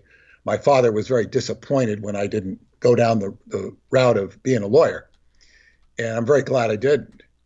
But I worked very well with lawyers. If heaven forbid I have to deal with them, which, I don't like to have to deal with them, but they're necessary evil. If they can be a necessary benefit, Yes. And so I can just, talk with them very well. So anyway, I wrote this like an opening statement, and you can read the opening statement, which is very assertive over the fact that, Roswell is a myth, and that the Americans won the World War II is a myth. And it goes on to show, the opening statement states the case, and then the book backs it up. And you can read that book, and if you're objective, you'll see that those two statements are incontrovertibly true. Thank you. And of course, all this data comes from Douglas Dietrich. I present the information, and people generally like the book. They say it's a fast read. It's probably the easiest book to read that I've ever written. It just goes very fast. It's also ontologically shocking. Of course, ontological means, the study of the nature of ontology, or ontology is the study of being. So when we say the nature of being, we say ontological shock, we mean your being is like, gee, I'm not in Kansas anymore. I'm not in the stupor of the greatest generation. The greatest generation. Yes, I despise that What term. Tom Brokaw is telling me is not true. The greatest generation.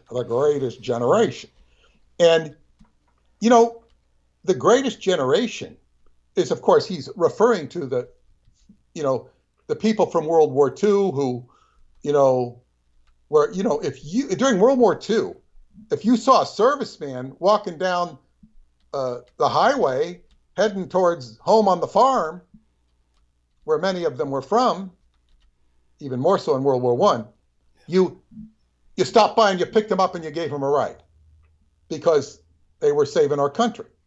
There was nothing more exalted than a serviceman in World War II and in post-World War II. And all of these servicemen were entertained by Bob Hope, sometimes Marilyn Monroe. So Bob Hope was going around telling his stupid jokes, and he was, so all these servicemen, Bob Hope was a national hero because he would do these specials for NBC, and all these old servicemen would watch him. He was America's favorite because they all knew him. And that's kind of what Bob Hope's popularity. He became an institution. It's not even that people necessarily liked him. He was simply rammed down people's throats as if it were obligatory that you liked him or you simply weren't patriotic.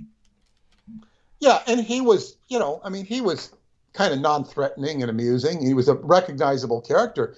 You knew Bob Hope I knew Bob Hope from when I was a kid just because he was on TV all the time. Right.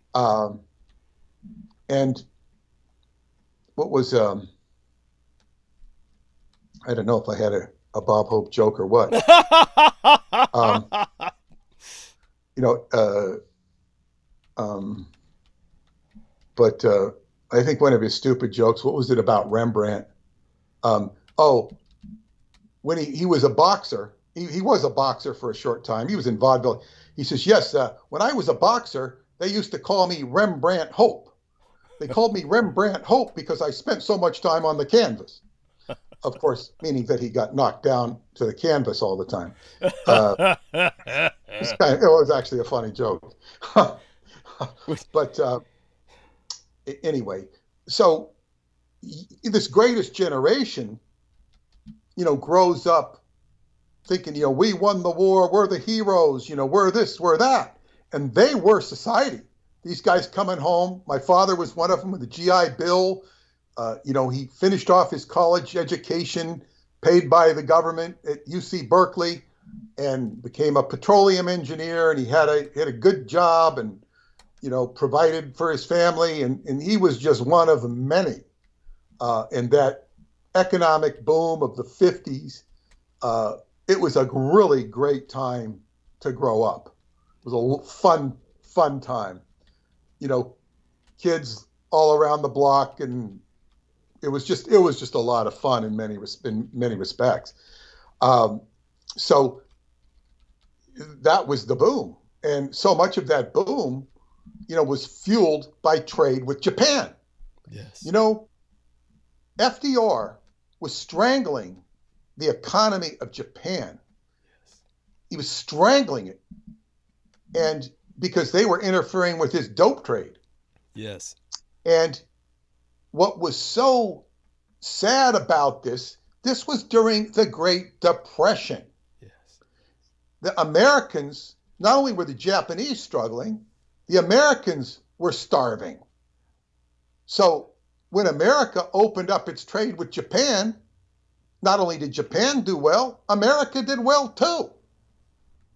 So, you can thank the Japanese for establishing, for not annihilating us with biochemical weapons, which they could have done.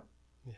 With what they now call gain of function research. Yes. Gain of function. Such a confusing damn term, gain of function. If they start to define it, it confuses you. And Fauci will say, gain of function, what is gain of function? Gain of function, what all it means is, okay, you've got a functional virus that can do harm. When you have gain of that function, you amplify the function, it'll kill you. So that it can do mass genocide. That's gain of function. What Douglas called it in the book, he didn't call it gain of function, called it ratcheting up the potency of it, or whatever the word. Lethality. Lethality, yeah. And that's what Emperor Hirohito, oversaw. Because he understood diseases being, a marine biologist. Marine biologist, yes. Yes. So it's like, what's really going on here? So what we're doing here is people are in this stultified Stepford wife mentality. Only we could call it Stepford generation. Yes. We are the Stepford generation. we listen to Walter Cronkite.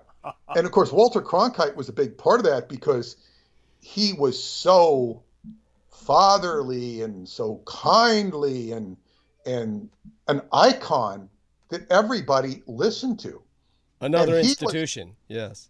Yeah, now he was a protege of Edward R. Murrow, who was the, embedded reporter for World War II, and Cronkite was his protege.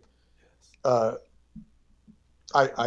wouldn't say butt licker, but maybe he was. Oh no, he was, and he kind of like fit in Edward R. Murrow. Everybody listened to. He was the voice of World War II, and then he went into TV, but Cronkite came in on that blanket, just like Dan Rather, also of CBS, came into the blanket after his coverage of the JFK assassination.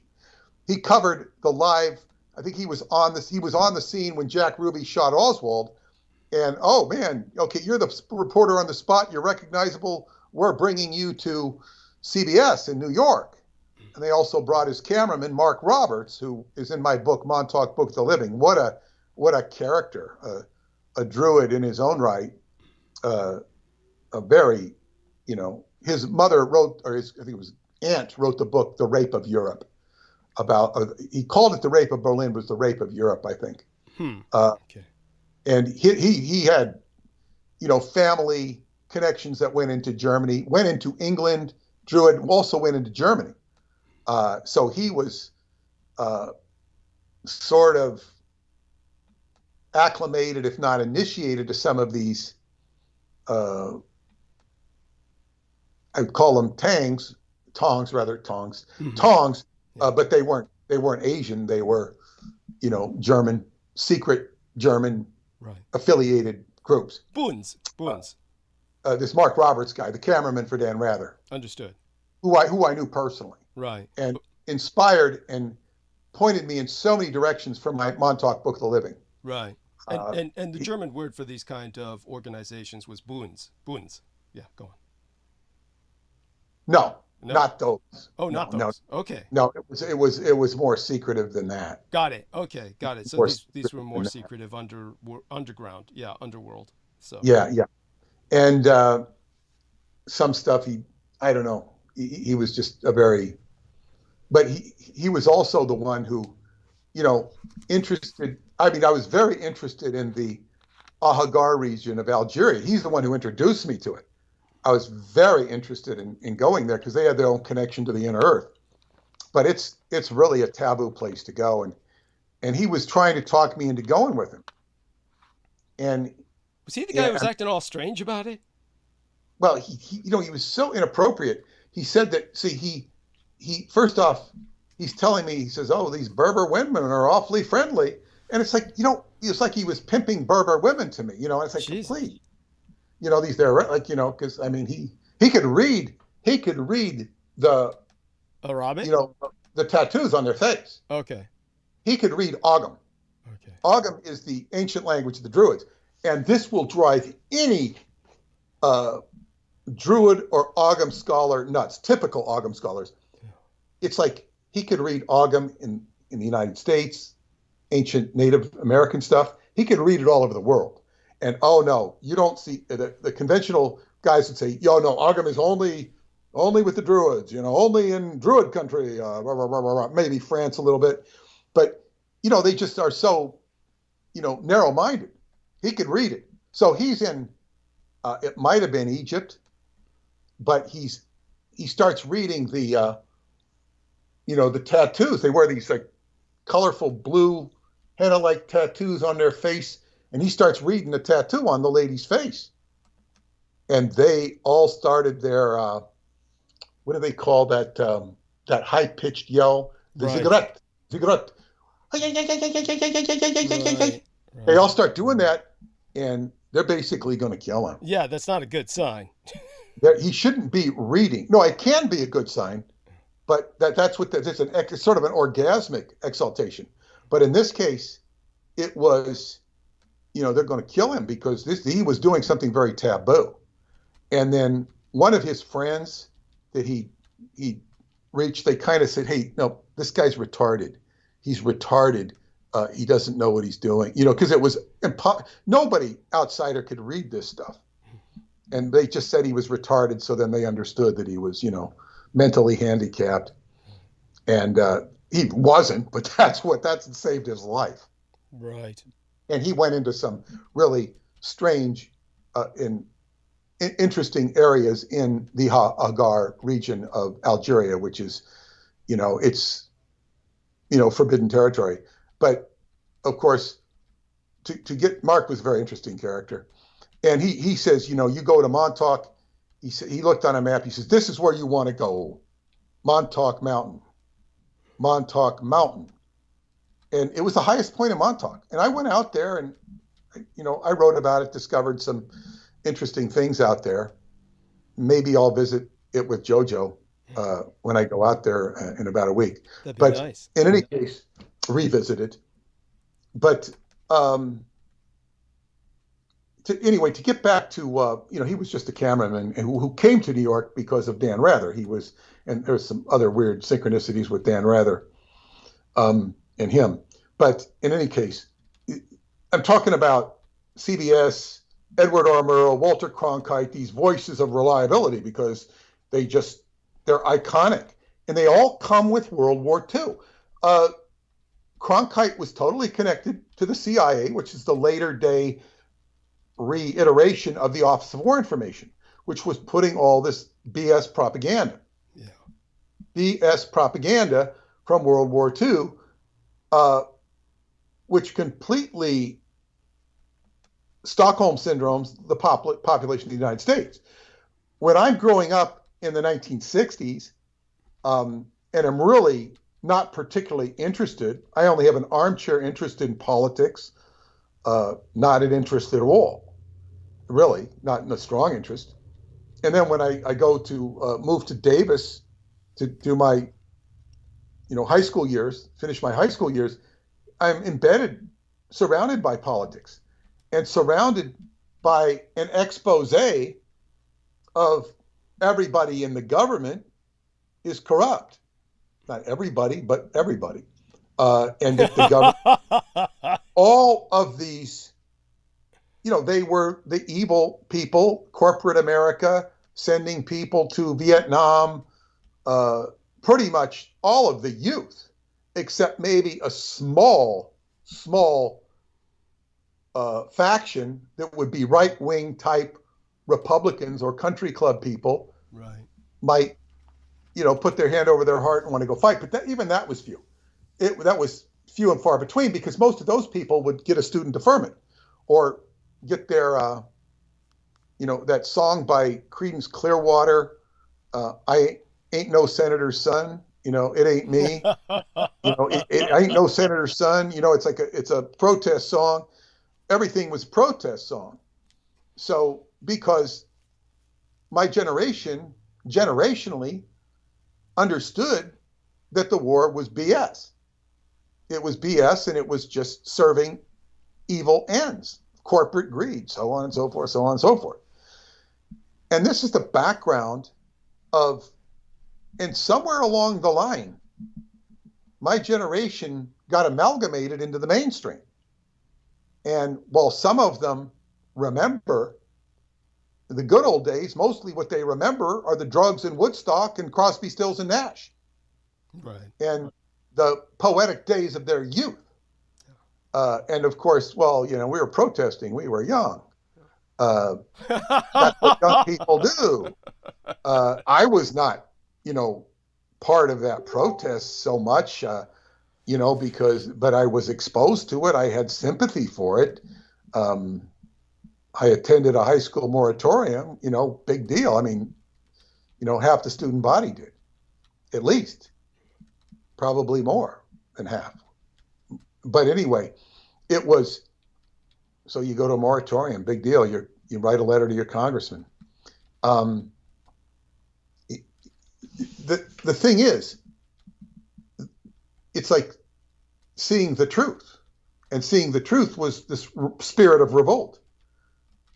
We're in different times now, and people are so uninformed and so Stockholm syndrome with what they hear. Now, we had a board meeting today with the World Genesis Foundation, and what's the theme we picked? I voted for the theme right away, and everybody chimed in. It was about 15 different choices.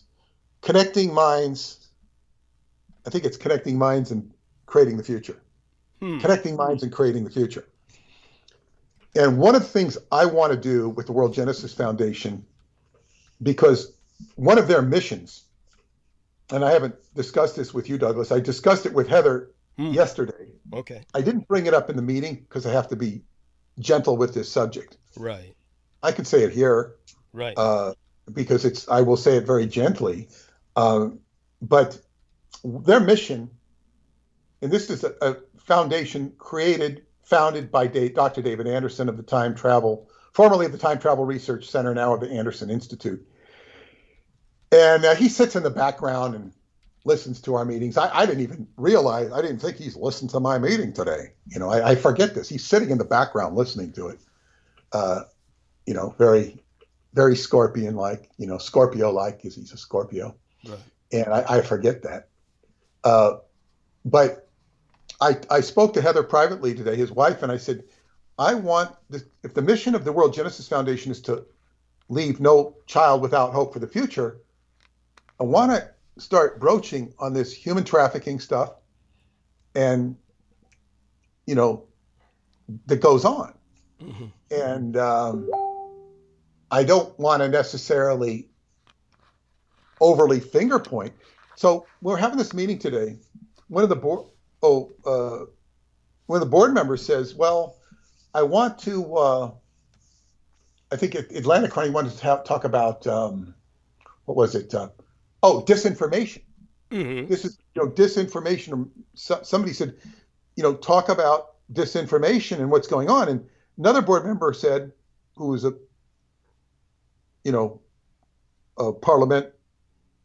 part of Parliament in Canada, he says, this is a very sensitive topic. He says, he wanted to avoid it because you could see it's going to create controversy, Right. Somebody might, and not that they're going to be talking Democrat and Republican over there because it's Romania, but it's like, people can get very upset about disinformation. My information is better than your information. CNN is better than Fox or whatever. And I said right away, I said, well, what we want to address is critical thinking. And, Heather chimed in, yeah, that's good. Critical thinking. Teach people how to critically think.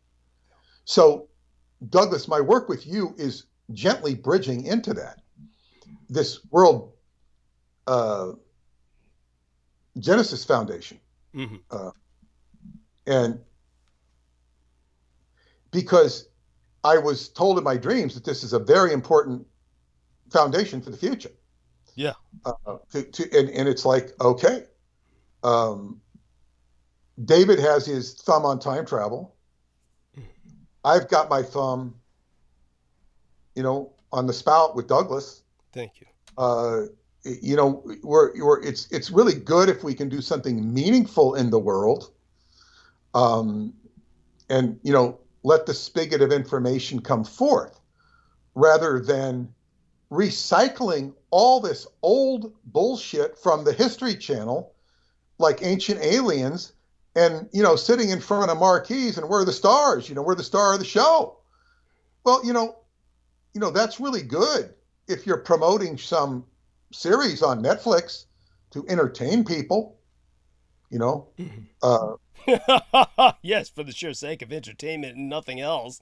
Well, yeah. Or, if you get the guys on the NFL Today and they do a spot and say, watch the NFL Today and get all the insights on what's going on in the NFL. Okay. Well, that's just pure entertainment. And that's what this stuff is. And I suppose people can, be entertained by this, but there is a cunning disinformation. Sinister. It's insidious. Sinister.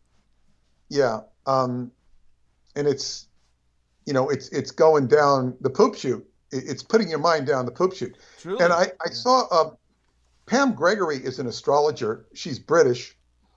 And she does this astrology. I look at different astrologers and she's quite popular. They all have their different flavor of aspect. And she was saying that, what the hell was she saying? That, what was I just saying before I went off onto her? Oh, well, we were talking about all of these institutions and, of course, the entertainment that's provided. The entertainment. We're moving into a time when, God, I just lost my train of thought. Oh, well, it's easy to do. I mean, that's all of this. Think back on, of course, the retarded friend of yours who was basically disturbing all of the women who, had to be told that he was a retarded son of a bitch so that they would let him live. Well, he learned the hard. I was going to say about him. I was going to say he he says, we can go, to Algeria. And I said, no, and David Childress said point blank, don't go there. David's a world traveler. He said, do not go there. Yeah. My friends from Morocco said, do not go there. Do not go to Algeria. Could you place the time of this? Because David Childress strikes me as relatively young. So I forget, he's very well traveled, but he's certainly not a world. A lot of his travels were a long, long time ago when he wrote all those books, right, in the 80s. But he said that this would have been around, the year 1999. Okay, so this guy who was doing what he was doing with reading the ladies' facial tattoos or the henna that's painted on their face, he wasn't a contemporary of Cronkite and Edward R. Murrow then? No, he was, well, when I knew him then, he was 70. He was like 72. Okay. And so he would have been, and he was an adult. I mean, in 1963 on the scene of the Ruby or the Oswald assassination, he's right there in the same, he was the cameraman. Yeah. He photographed Lee Harvey going down. Oh my God. But and I think he told stories. I think they had to order pizza from New York because they had to stay there all the time. They were on like 24-hour call. Mm-hmm. The head office in New York would order them pizza. Wow. Anyway, but you want a Ruby special or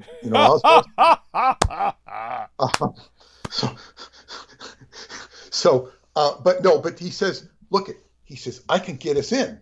I can get us into Algeria. He says, I know Trammell Crow. Trammell Crow is a famous sculptor and art collector, very wealthy. He's probably still alive. He was also a banker.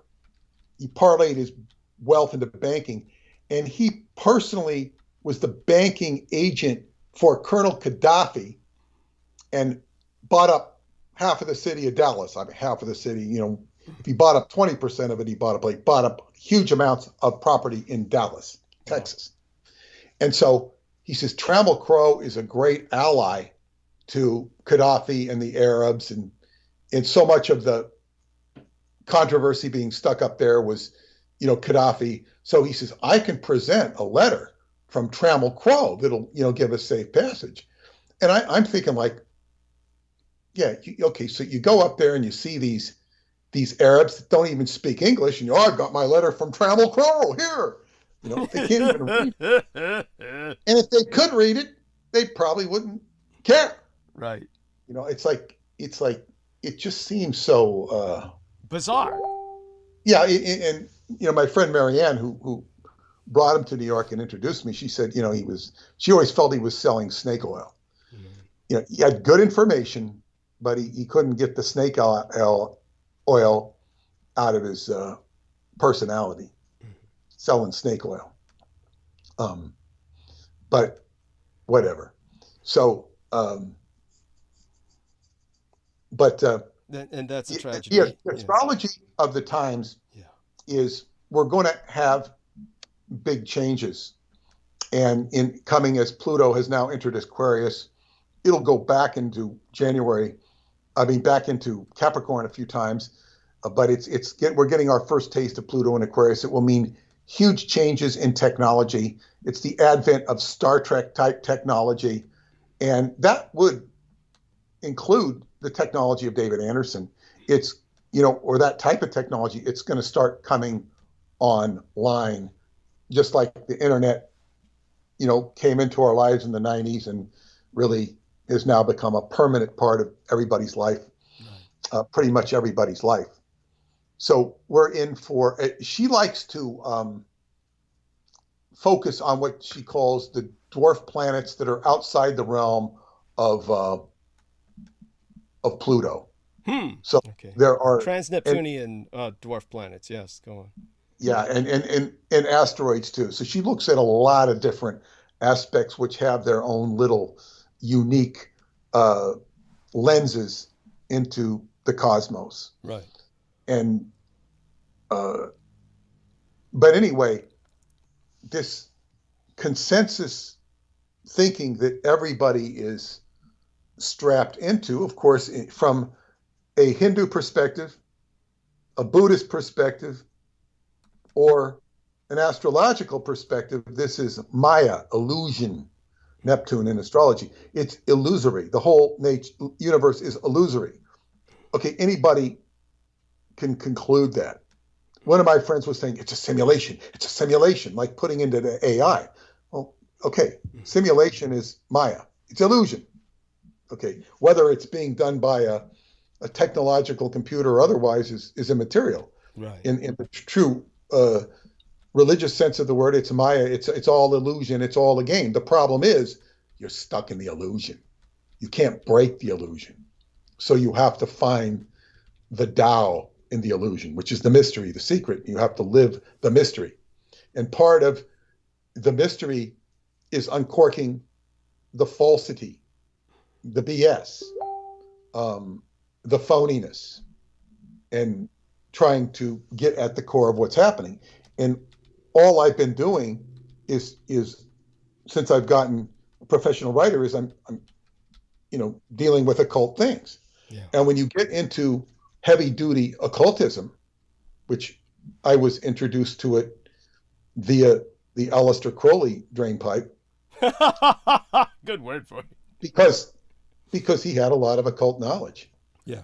And it comes with a lot of barbed wire. It's like studying barbed wire, like having to negotiate barbed wire. It can be very prickly. And as they say, many people who read Aleister Crowley, a great many, if not a huge majority, they become repelled because they can't read it, or they become possessed by it. And that's unfortunate. So, but when we get into the modern day occultism, we have Michael Aquino. Yes. And people don't understand how pervasive it is. Douglas has so much experience with it that he sees things, he sees the negativity in people in ways that you don't. You don't, because he's so experienced in it. Thank you. And this can polarize people because they don't have any visceral experience with what he's saying. Right. So they will question him, they will reject him. And this presents a challenge for us in trying to inform and educate people what's going on here. And I think I have something a characteristic that most people don't have. Yeah. It's like if somebody criticizes me and the criticism is completely inept, I am willing. I don't always do it because sometimes it's just so stupid. It's not worth paying attention to. It has more, not so much with my career, but if somebody criticizes something and they're wrong, they're just off base, I'll say, well, why did they criticize me? Yeah. They said, that I didn't get a haircut. I should have a haircut. Well, I said, well, I don't have any hair. Well, why are they criticizing me? And it could be out of their own malfeasance or malfunction. It could be. But maybe, it's something else that seemingly has nothing to do with that I'm attracting the criticism. It's not a big deal to me. But so people cannot, I guess what you'd say be, what's the word, self-circumspect or self-reflective about their own knowledge and say, well, maybe I don't know the truth of this. And people, and I know this from Qigong, people are so egotistical about their illnesses, especially those that they think they can't fix. I can't fix this. I don't know because the doctor says this, and they've read so much medical stuff or listened so much. In other words, they've got an illness because they have a mind pattern and a mindset which creates the illness. Right. precipitates the illness. Well, they've started to identify with it as well, and they treasure it. It's like their identity. Go on.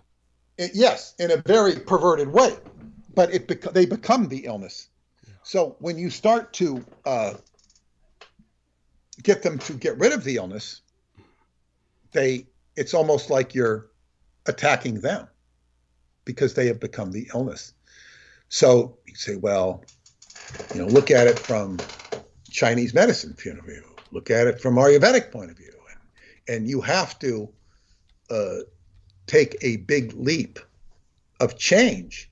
You've got to change your mind and your attitude if you want to get rid of the illness. And generally, you have to, whatever illness you have, it's usually you have to change your diet. Naturopaths and other people will tell you the diet, it's all in the diet. It's about what you eat. You can correct your illnesses. But people will, as they say, you end up fighting their ego, and their ego is possessed by a demon, virtually demon or otherwise. So it's like, and this, we're talking about an illness. We're talking about a mind that cannot absorb information. That's right. And I remember one time talking to a writer for Fate magazine, and they wouldn't review my book. Oh my God! Why Fate? Why was Fate so? Why were they like that? Well, they're owned. It's like, and the guy said he wanted a review copy of the book. I said, well, you're not going to review the book. He says, yeah, well, yeah, I know, but he says I have to eat. Yeah. Meaning, if he reviewed my book, he couldn't work there. Right. This is the kind of bullshit that I've had to deal with. In other words, your stuff is so outrageous that no, I couldn't print that. Well, it's popular. It's popular. It's popular. What? So I was at the Omega Institute. I went there, heavens no, not to speak. They never invited me to speak there. The Omega Institute is a New Age guru type place up Rhinebeck, New York. And I went up there it was part of I was doing it for my research in the Black Sun. And I went to attend a seminar. And I remember I became very friendly with the lady in the bookstore. She was hanging out with me. I think she was attending the same seminar, but she says, yes, we don't carry your books anymore. She says, because they were so popular, the staff would read them and take them away. Steal them, in other words. In other words, this is like, Aleister Crowley books will disappear. If you put them in a library, they'll be stolen. Manly P. Hall, the famous occultist of the Philosophical Research Society in the Los Feliz district of Los Angeles, where my daughter used to live. It's got all these Egyptian architecture and stuff. And he said, he had a huge occult library, which he had amassed from traveling all around the world. And he commented that he never, kept Aleister Crowley books there because they'd always be stolen. Always be. And this is back in the 40s and 50s. So, and this is typical of Crowley's books to be stolen. So I haven't heard, but my books were stolen at the Omega Institute. And that's the highest compliment. Yeah. And then I remember one of the presenters, he wanted to meet me because he'd heard I was there. And one of the speaker I was attending the seminar, said, oh yeah, he wants to meet you. He was a very popular guy who had actually had Duncan and Preston. Michael Kraft, his name was. And he had written a book for, I don't know, it was a paperback book. It was one of the popular printing houses. I think it was out of Chicago, but it was a mass market paperback called Alien Impact. And this was, all the phenomena going on in the 80s and 90s. And he had a chapter in there, Montauk Project. And he told me that his because he had Preston and Duncan out there to do a seminar, and he called it kind of the overall thesis, the overall theory that explained everything, sort of, from in this whole phenomena. And he said that universal his field theory. Go on. So to speak. But he said the editors gave him such a hard time on this chapter. They didn't want that chapter, and he had to change it. He had to they just went nuts over that chapter that he had on Montauk about that. So that was, it was very interesting. He did a lot of seminars and stuff. He never invited me to do a seminar, but it was okay. I had an interesting time there, but it's like and then there was another group, I forget who they're called, up in Lilydale. One of the guys I'd met in Michigan says, "Oh, you should go to Lilydale. This stuff is what they need. They love this stuff, which we have to offer." He heard my talk, and so he arranged for me to send this information. Oh, they didn't want to talk to me. It's like black sheep. Black sheep. Who are all these metaphysical people? Like, blah, blah, blah, blah, blah. It's like I strike terror into their hearts. I strike terror into their hearts. And I think, look, everybody has a truth quotient, and they can only take so much. So true. And I know it's like they can only take so much of it. And at that point, they shut down. They don't want to hear it. They want to just be,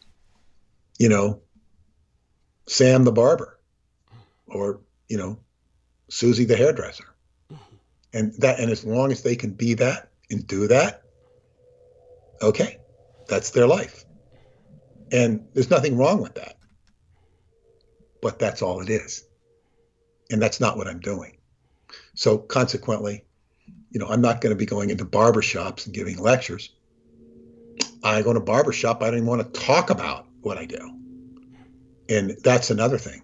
I don't necessarily have any great desire to talk about what I do when I'm in a non-public forum, or in a non-professional forum, because, it's like there's such a disconnect.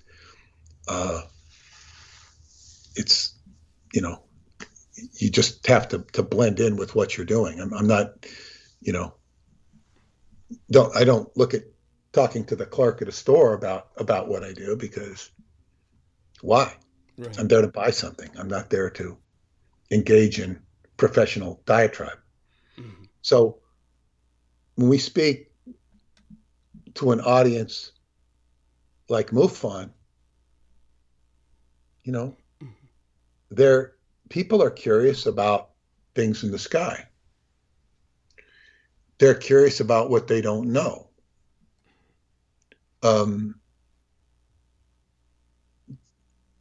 And the whole education process tends to dumb people down.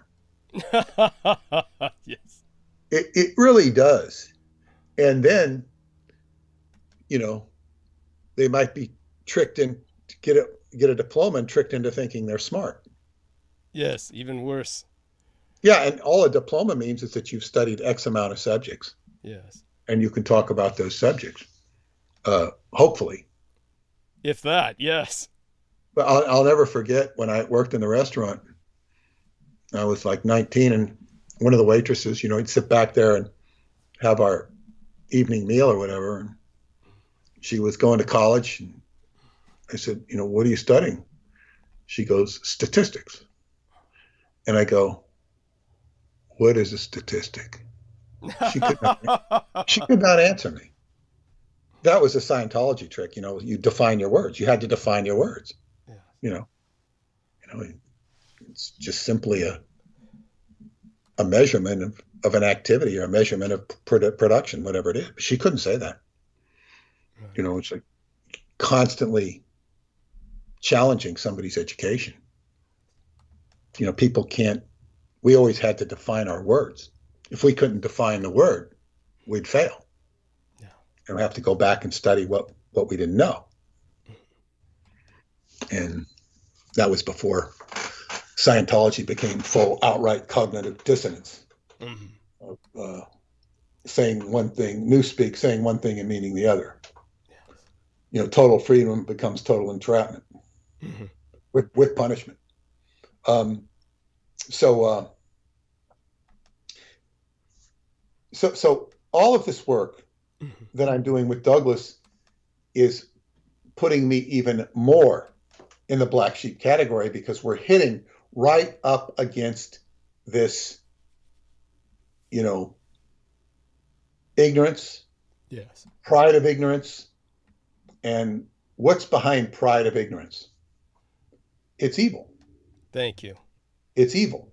In Scientology, if one was to do the level called expanded Dianetics, which I did extensively, which was quite a rarity to be able to access it for all of the people who ever did Scientology or Dianetics, it was all about rooting out the evil intentions inside of you and inside of others, exploring them, dissipating them, erasing them.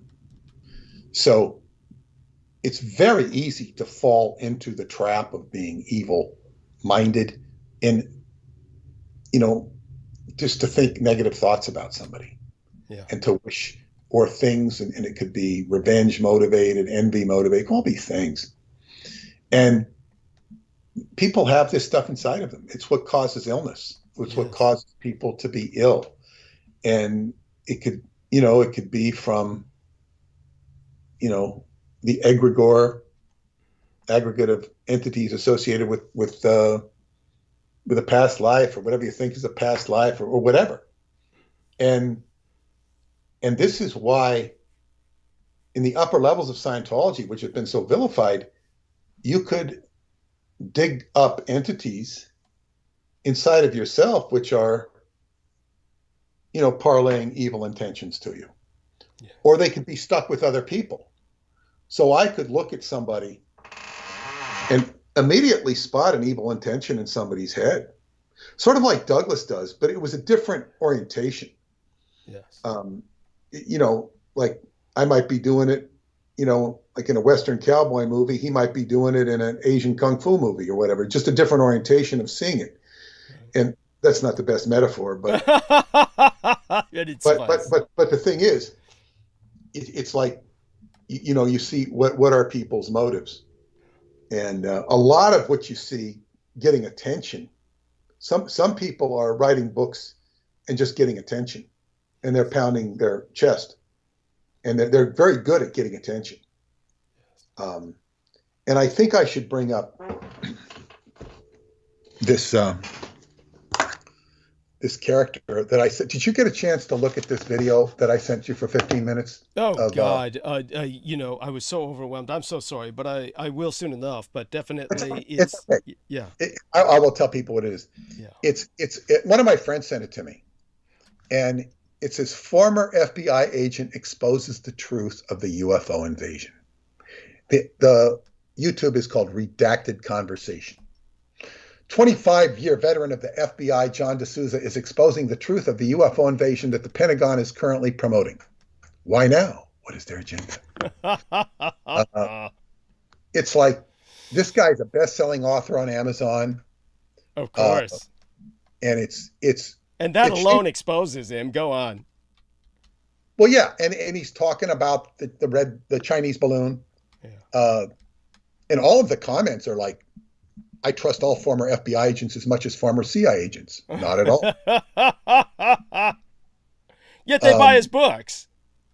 I don't know that these people bought his books. They're listening to the YouTube. Yeah, understood. But you get my point. In general, and then somebody says, how could someone who used to work for the FBI be allowed to reveal these things?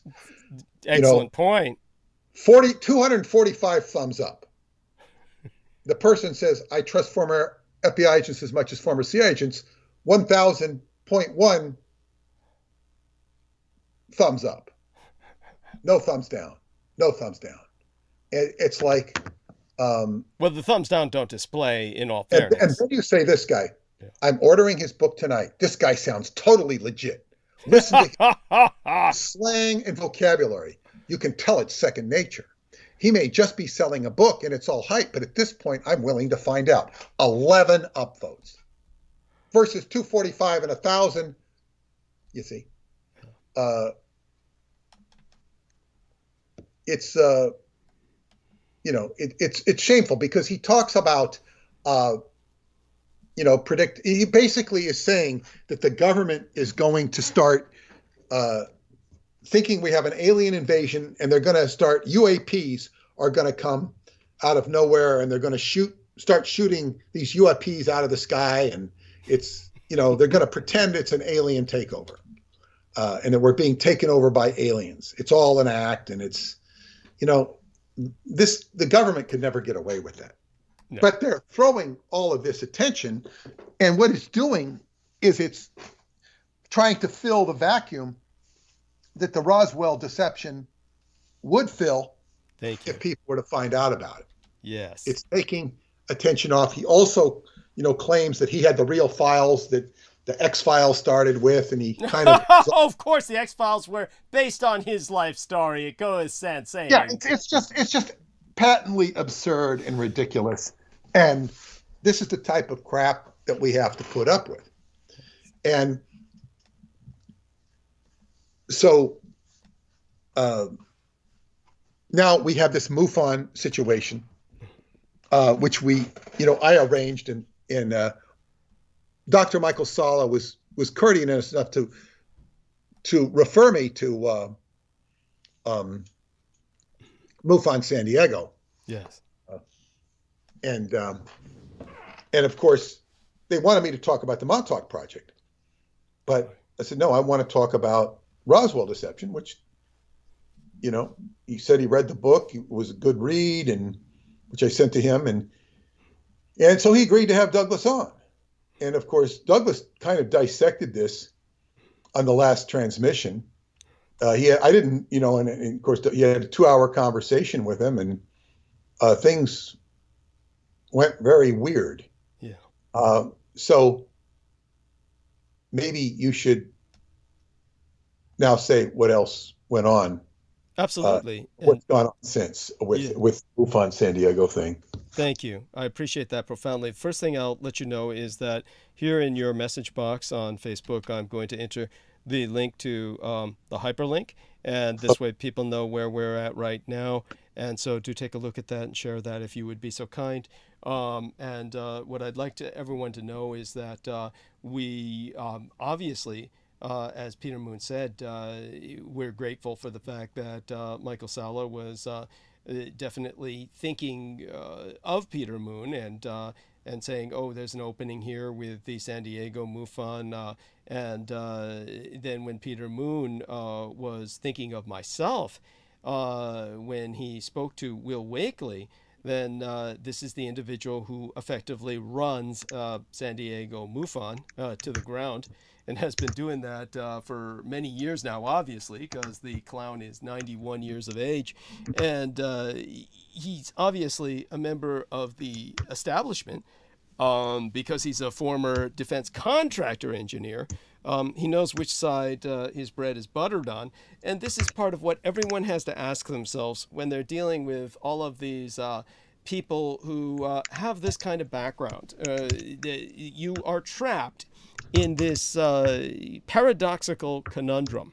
And the paradoxical conundrum that you have to ask yourself is when somebody is presenting themselves as, I'm a former Department of Defense contract engineer, or in the, they don't always have to be so flamboyant as, say, for instance, Stanton Friedman, who was incredibly flamboyant. He was a guy who just pitched like a pro when it came to his sales pitch.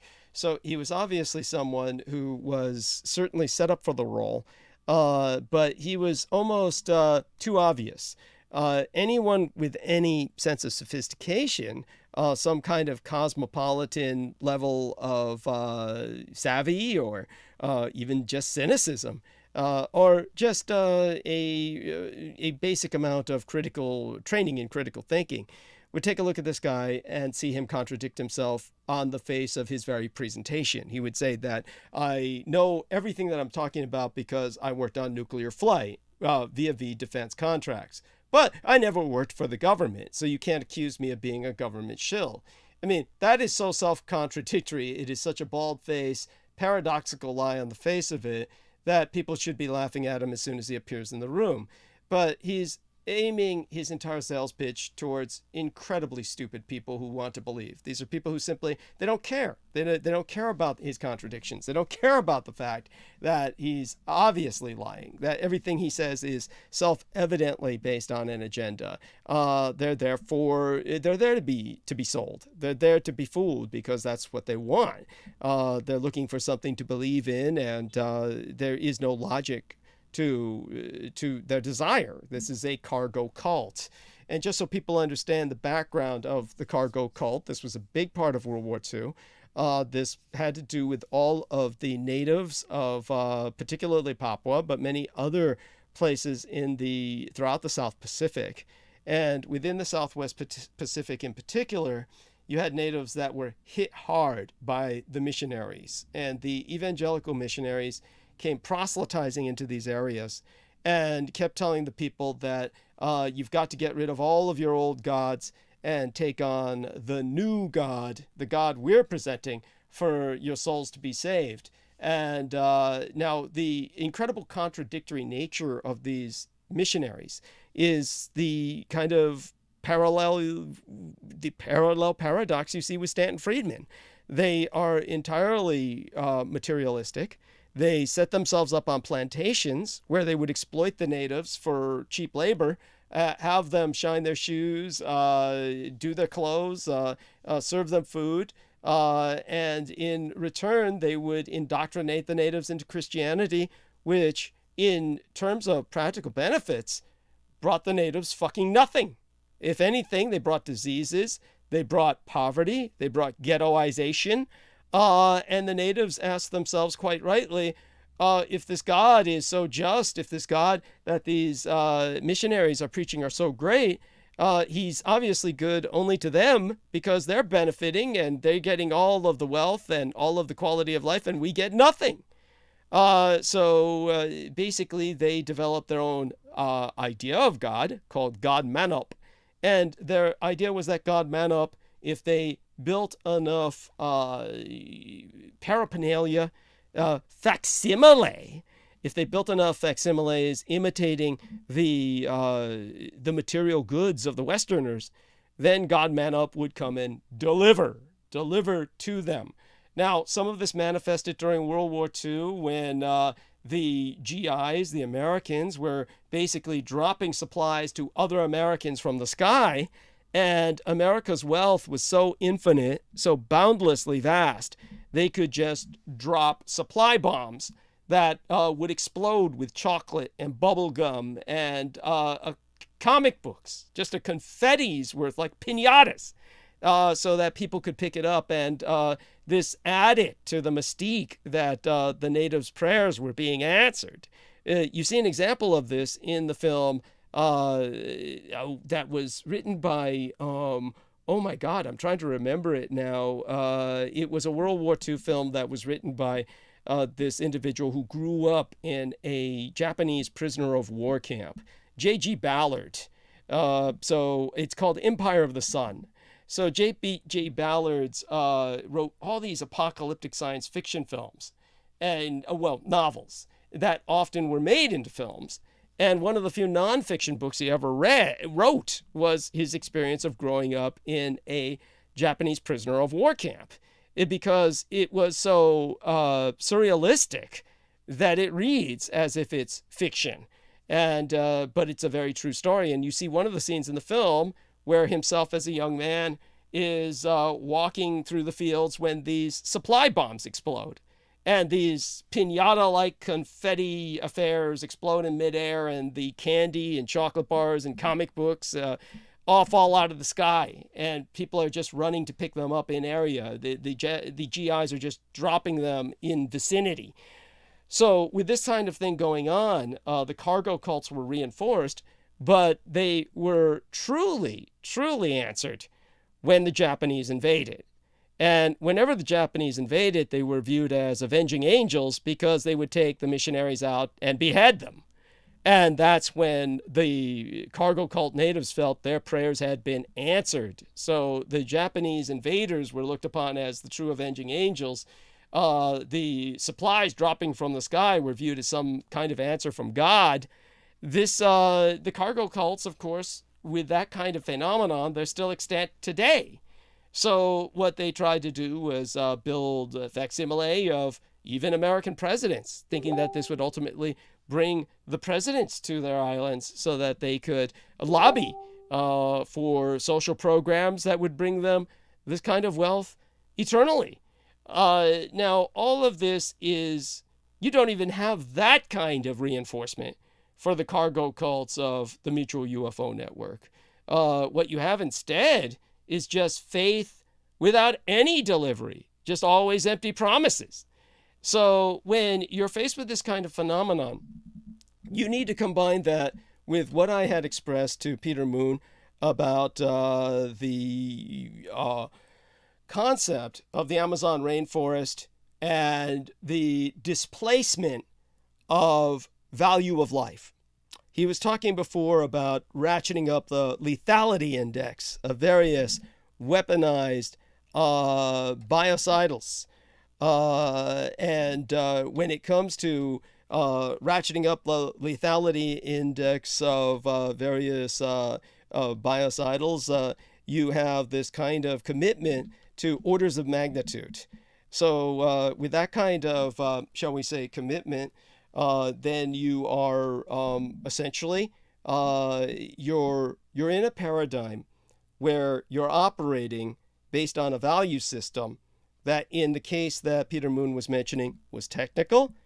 But when you're coming to your average civilian, as opposed to Emperor Hirohito doing what he did, you have no values. You have only a sense of a desire for fulfillment. And this desire for fulfillment is based on anyone who comes to you and makes a promise to fulfill you.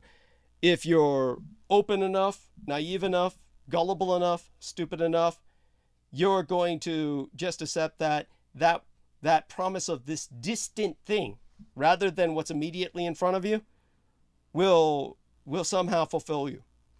And this is why, when it comes to what's here on Earth, when we take a look at Emperor Hirohito, because he's the important operational foundation for a perspective in the Roswell deception, because he's one of the most important men in human history. He's the man who won the Empire of Japan, the Second World War. When you take a look at where he's operating from, he's ultimately got the ultimate set of values. He's defending his people. He is committing himself to total defense of his people, whatever it takes. But your average American citizen back here in this side of the Pacific, they're into some justification or rationalization for all of the crimes they committed in World War II against the population of planet Earth, and all the crimes they've committed ever since. When they speak with this empty, echoing insanity of liberating islands in the Pacific, what happened to the populations of those islands? The populations of those islands were forced to live off of American goods that they had to purchase because the plantations were taken over by the missionaries after the Japanese retreated and left the missionaries alone to return. The vacuum, those that came to fill in the vacuum left by all the missionaries they beheaded, just retook all the plantations and therefore owned all the land that produced all the food. The natives were left with nothing but buying soda pop and Pepsi and various other things that gave them all diabetes. They're all diabetic. They're all ghettoized. Whereas before they walked around naked and comfortable, they're now all hot and sweating underneath American clothing, and they're forced to buy deodorants to prevent themselves from stinking to high heaven. And therefore, it's like the company store song, where every bit of welfare money that they get goes back into spending just on American goods to maintain themselves in a lifestyle that's completely unnatural to what they had before. There was no liberation here. It's slavery. So after this kind of enslavement of other peoples, then the Americans, of course, financed other cultures to destroy their environments, like the Amazon rainforest. And it's there where men like Emperor Hirohito, or men of his profession, bryologists, they are discovering thousands of new species every day. Whereas before in Hirohito's time, we didn't have the satellite imagery, we didn't have the heat sensors, we didn't have all this modern technology. He discovered a new species, and it made his career with modern biologists. All the technology that they have available enables them to discover thousands of new species on a daily basis. And every species they discover, the overwhelming majority of them are going extinct. So we're living in the 6th mass extinction. They're denuding the rainforest through deforestation. That is the preeminent example of the destruction of our natural primary natural resource, one that produces an incredible amount of oxygen for the planet, and it serves as a carbon sink to absorb carbon. We're increasing the burning of the world, meaning the global warming, not just the burning of the forest in and of itself, which then, by orders of magnitude, adds to the lethality index of climate catastrophe and puts us in a cycle towards ultimate self-destruction.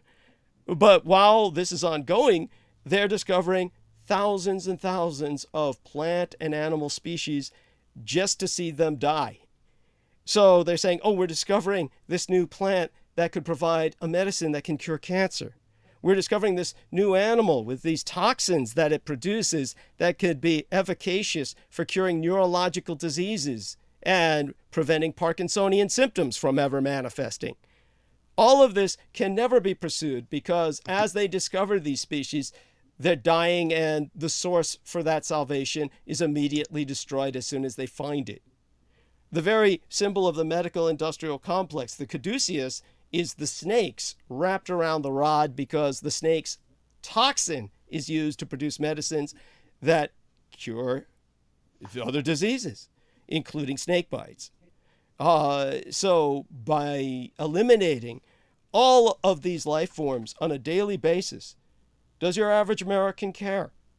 No, they don't care at all. They're totally ignorant. They wouldn't care if you told them. But if you found some single cellular amoeboid slug on planet Mars, your average American would vote to spend billions and billions of United States tax dollars to send an expedition to Mars to recover this stupid unicellular slug on this amoeboid that wouldn't even be of enough cells to constitute something as advanced as a slug, just to prove irrevocably there's life on Mars. So all of mankind's imaginations, hopes, aspirations are placed on salvation from out there, to the degree where they will expend everything they have, burn entire rainforests to raise enough money to bring back something from out there simply to prove something is out there. When all of the species that could save their lives, better their existence, cure their diseases are right here. And in World War II, the most alien of civilizations, the most ancient and alien of civilizations, think of that word ancient aliens that the History Channel uses. There are aliens that were here for thousands of years, and they're older than man, older than truth, older than light. This is your ultimate truth, is this cult of alien gods. And the very term is simply a legal term for the enemy, which all Asians were declared enemy aliens during World War II. And therefore, no GI could marry them. This was part of what I brought up in our MUFON presentation that was censored, because the whole context was censored by this one dirty old white man named Will Wakely, who's invested in the lie.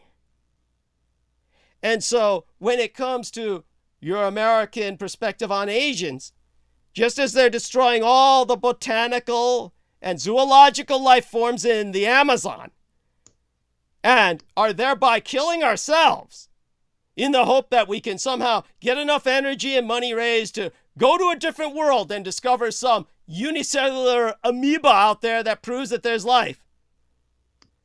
All while destroying our own home and ability to live right here, right now. The Americans in World War II were determined to exterminate all Asians. That ultimately can better your life, save your life, prevent you from extinguishing all life on Earth, help you save yourselves, even though you don't deserve it. Even though you deserve all the death and suffering you're bringing on yourselves. My true homeland and heartland of native Taiwan, on which I was born, is the nation that produces all of the technology, the high-end semiconductors that make your world work.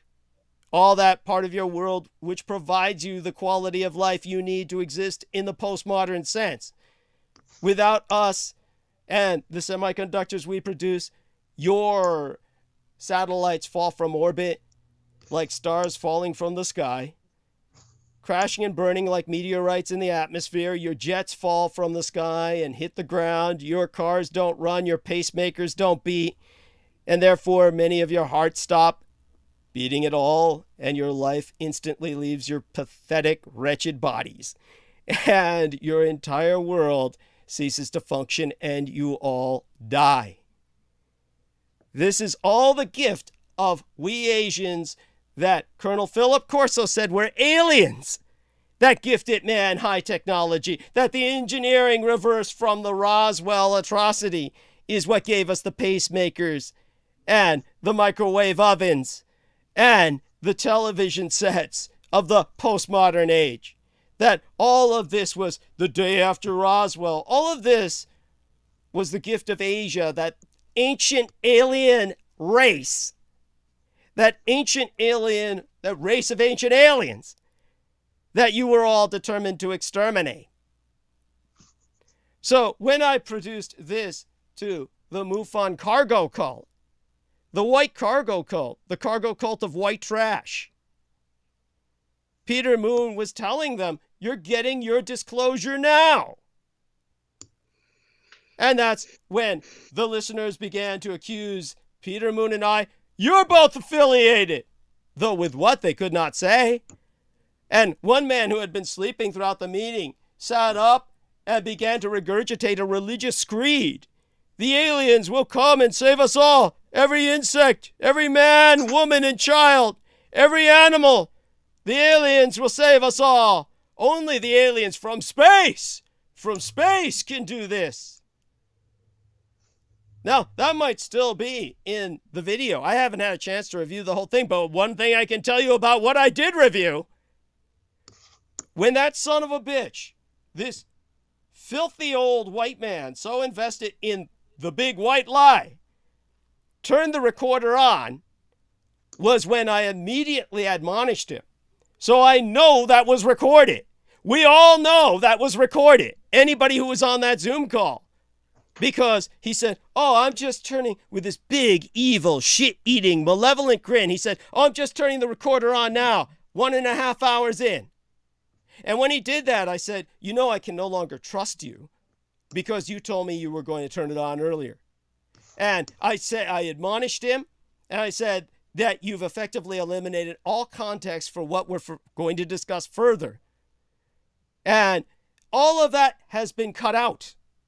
We know it was recorded because he turned the recorder on. He cut that out so it starts off very, very late in the interview. He starts off where in the middle of a Peter Moon sentence, where Peter Moon is talking about the bodies that were being kept of Japanese at UCSF and other institutions because they were convinced the Japanese would be exterminated in this war. Indeed, that was their national objective, in which Peter Moon said, yes, Admiral William Halsey said, when this war is over, Japanese will be a language spoken only in hell. So that is where he starts it off. That he cut off like some 20 minutes between when he turned the recorder on to whatever he left in the video. And I know there's further cuts besides that. Now, we wouldn't have this video at all except for literal threats against this piece of shit named Will Wakely. When the final call I made to him, because he was, to tell you how offensive this man was trying to be, he was doing his best to outrage us. He did that in the interview itself when, you know, he says, oh, I don't see the gray, the alien gray with the almond eyes and the big head and no nose and small lips, the triangular face. I don't see this as Asian Sambo. And this is the man who said he wanted to put on blackface to get $5 million worth of reparations in my San Francisco. This is not something I say, oh, to make him look evil. He truly is evil. He's a racist, evil son of a bitch. And he'll lie, cheat, and steal to preserve the big white lie. Peter Moon can attest to this because Peter Moon saw him in action, not just during the ambush, but afterwards, when he sent us these emails. First saying, oh, yeah, having trouble downloading this, you know, getting it off the net. You know, and then he says, oh, yeah, here you go, here it is. And he sends it only to me, and I forward it to Peter Moon, and it literally says, it's in the owner's trash. Your file can't be accessed because it's in the owner's trash. So he's saying, fuck you. He's having so much fun with this. And that's the screenshot of what he sent us that I put as the thumbnail of the MUFON interview itself. For those of you who know, that's what it says, because you may not be able to read it through the YouTube button that covers it, the red button. But you can see in the upper left-hand corner, it's got the MUFON imprint, so you know it's real. It's official. And what it says is, you cannot access this. It's in the owner's trash. So he's just rubbing it in our face saying, hey, fuck you. And then when Peter Moon and I just gently asked him, oh, yeah, could you please retrieve it from your trash? And, of course, the important thing to have is no expectations. As far as I was concerned, I wrote the entire thing off. There was going to be no footage ever recovered. And he was taking advantage of that to go on the deep web, claim that Peter Moon and I were a gay couple who showed up, pig-faced, raging drunk, and screaming obscenities, and totally incoherent. And therefore, he had to not publish what we had to say because it was all abusive, offensive, and completely incomprehensible anyway. And so he's down on the deep web telling these lies.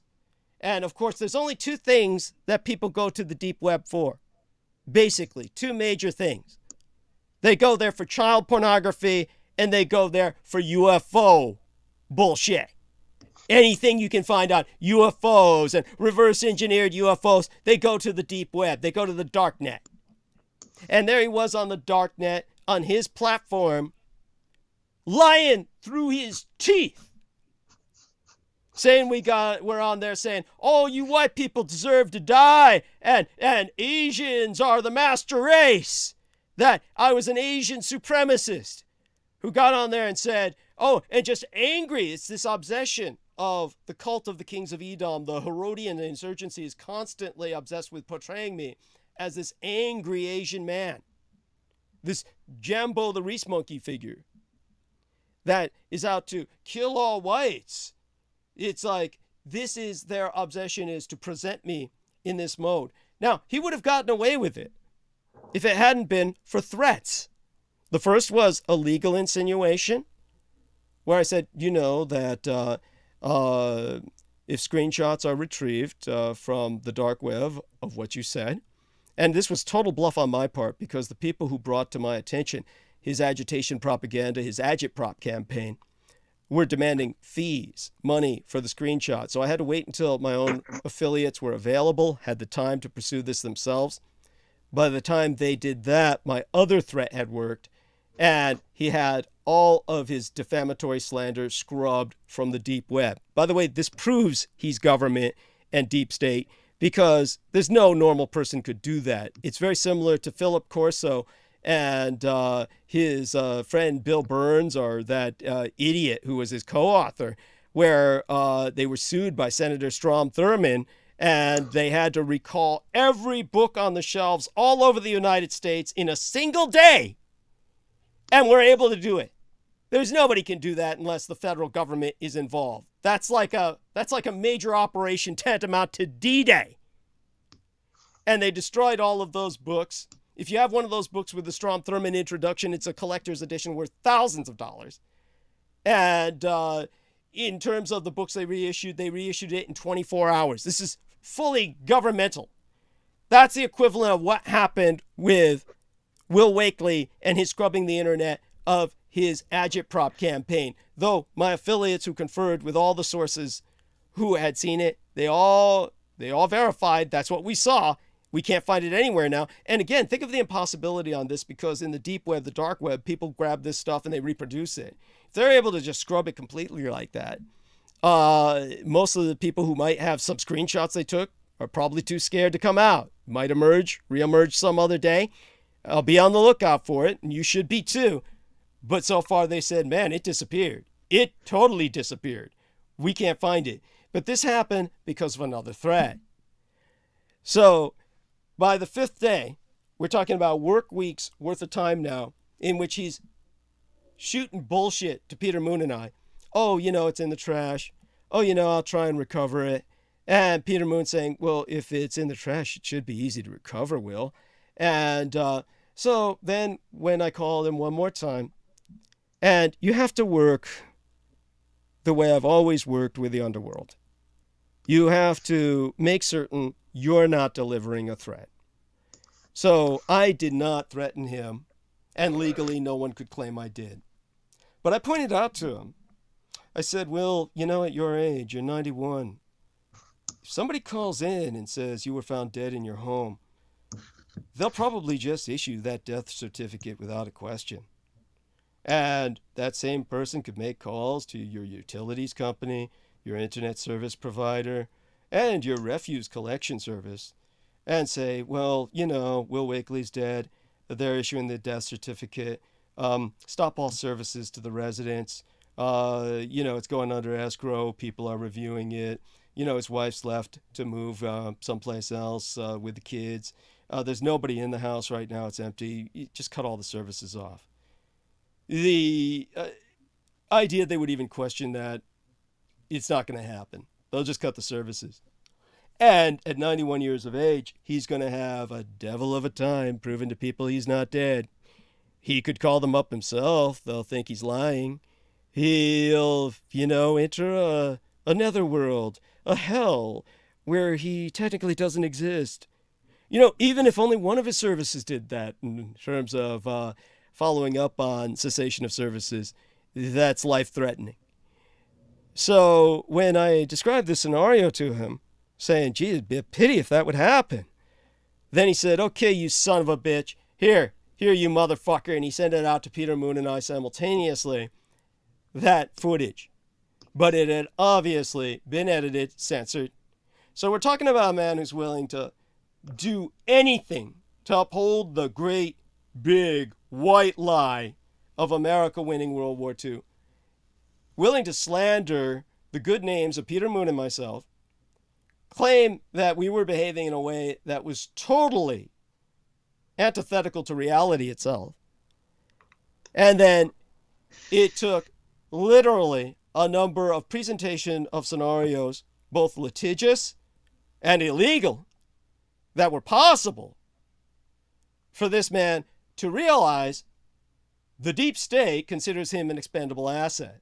Because that was the other thing I pointed out to him. I said, it doesn't matter that you were a defense contractor all your life. At your age, your last act, as far as the feds were concerned of any worth, was ambushing Peter Moon and myself. And as far as they're concerned, now that that's over, you're done. Any man who thinks he's expendable isn't. That's a quote from General George S. Patton himself. So that's when he surrendered. And when he surrendered, then you get this deep state action of scrubbing the dark web of this slander campaign. So in that sense, I defended the good name of Peter Moon and myself, but always remember, none of this could have happened without Peter Moon. Peter Moon's, just aside from everything Peter Moon actively does on my behalf, it's like Peter Moon would tell you when he speaks to the Moors or Black African identity or empowerment groups or networks or subcultures. What he has to say about Moorish history means far more to them coming from him as a white man than it does coming from some other black guy, because they're totally cynical about many other black men just trying to exploit their own. From Peter Moon, they understand it's sincere and they're impressed, and they listen to what he has to say with deep respect because they understand he must mean it, because they can't see his motivation otherwise. He knows he can't insert himself as some kind of black messiah, so he must simply be there to share the truth. In that sense, but in a very different sense, Peter Moon has his impact with someone like Will Wakely. Will Wakely doesn't think of me, literally doesn't think of me as an American, or even as someone who holds any standing as a human being. But Peter Moon is someone on an equal plane with him. Peter Moon is a white male and is capable, therefore, of projecting an intimidation. Not that Peter Moon was ever intimidating, certainly not intentionally, but it intimidates him that Peter Moon even stands by my side. And in that sense, it gave him a feeling of insecurity and the realization that he's an expendable asset. He surrendered. So understand, this victory it's monumental. We did something that's historical with this. And by getting the remainder of the footage out there, the first thing it does is it proves that half of it was censored. We know it was edited just based on what I just said, because the moment that guy turned the recording on, I started admonishing him. The fact that my admonishments are not included in where that video begins shows you that he censored it, shows you that he's a censor, that he's a gatekeeping, censorious son of a bitch. So we dealt with the Herodian insurgency, the Edomite cult, and we won. And we're going to keep on winning. This battle, since they've lost this, they're in retreat. At this point, the word is out. Now everyone knows Will Wakely, and therefore MUFON in general, is a gatekeeping organization, a cargo cult, in worship of the alien gods, who are ultimately the anti-gods of Edom. This is something that cannot be overemphasized. And so with that, I turn it back to Peter, and hopefully that condenses and contextualizes it in a manner that Peter can also take further if he feels it's even necessary to do so. Well, no, it's great what you said, and I hope people will appreciate it. And, you know, it's unfortunate that we have to qualify what we're doing and define it by the onslaught of what is nothing more than enemy propaganda. And it's so lame. It's so disgusting. And I'm going to right now give you the etymology of the word intimidate. From medieval Latin, intimidatus. I don't know how they spoke in those old days. Intimidatus, the past participle of intimidare, to frighten, make afraid. From timidus, fearful. And then it says to see timid. Well, what is timid? Fearful, afraid, cowardly, a fear. So it's something that strikes fear in people's hearts. L. Ron Hubbard used to say mankind is very timid creatures. He saw the timidity in people. People are afraid.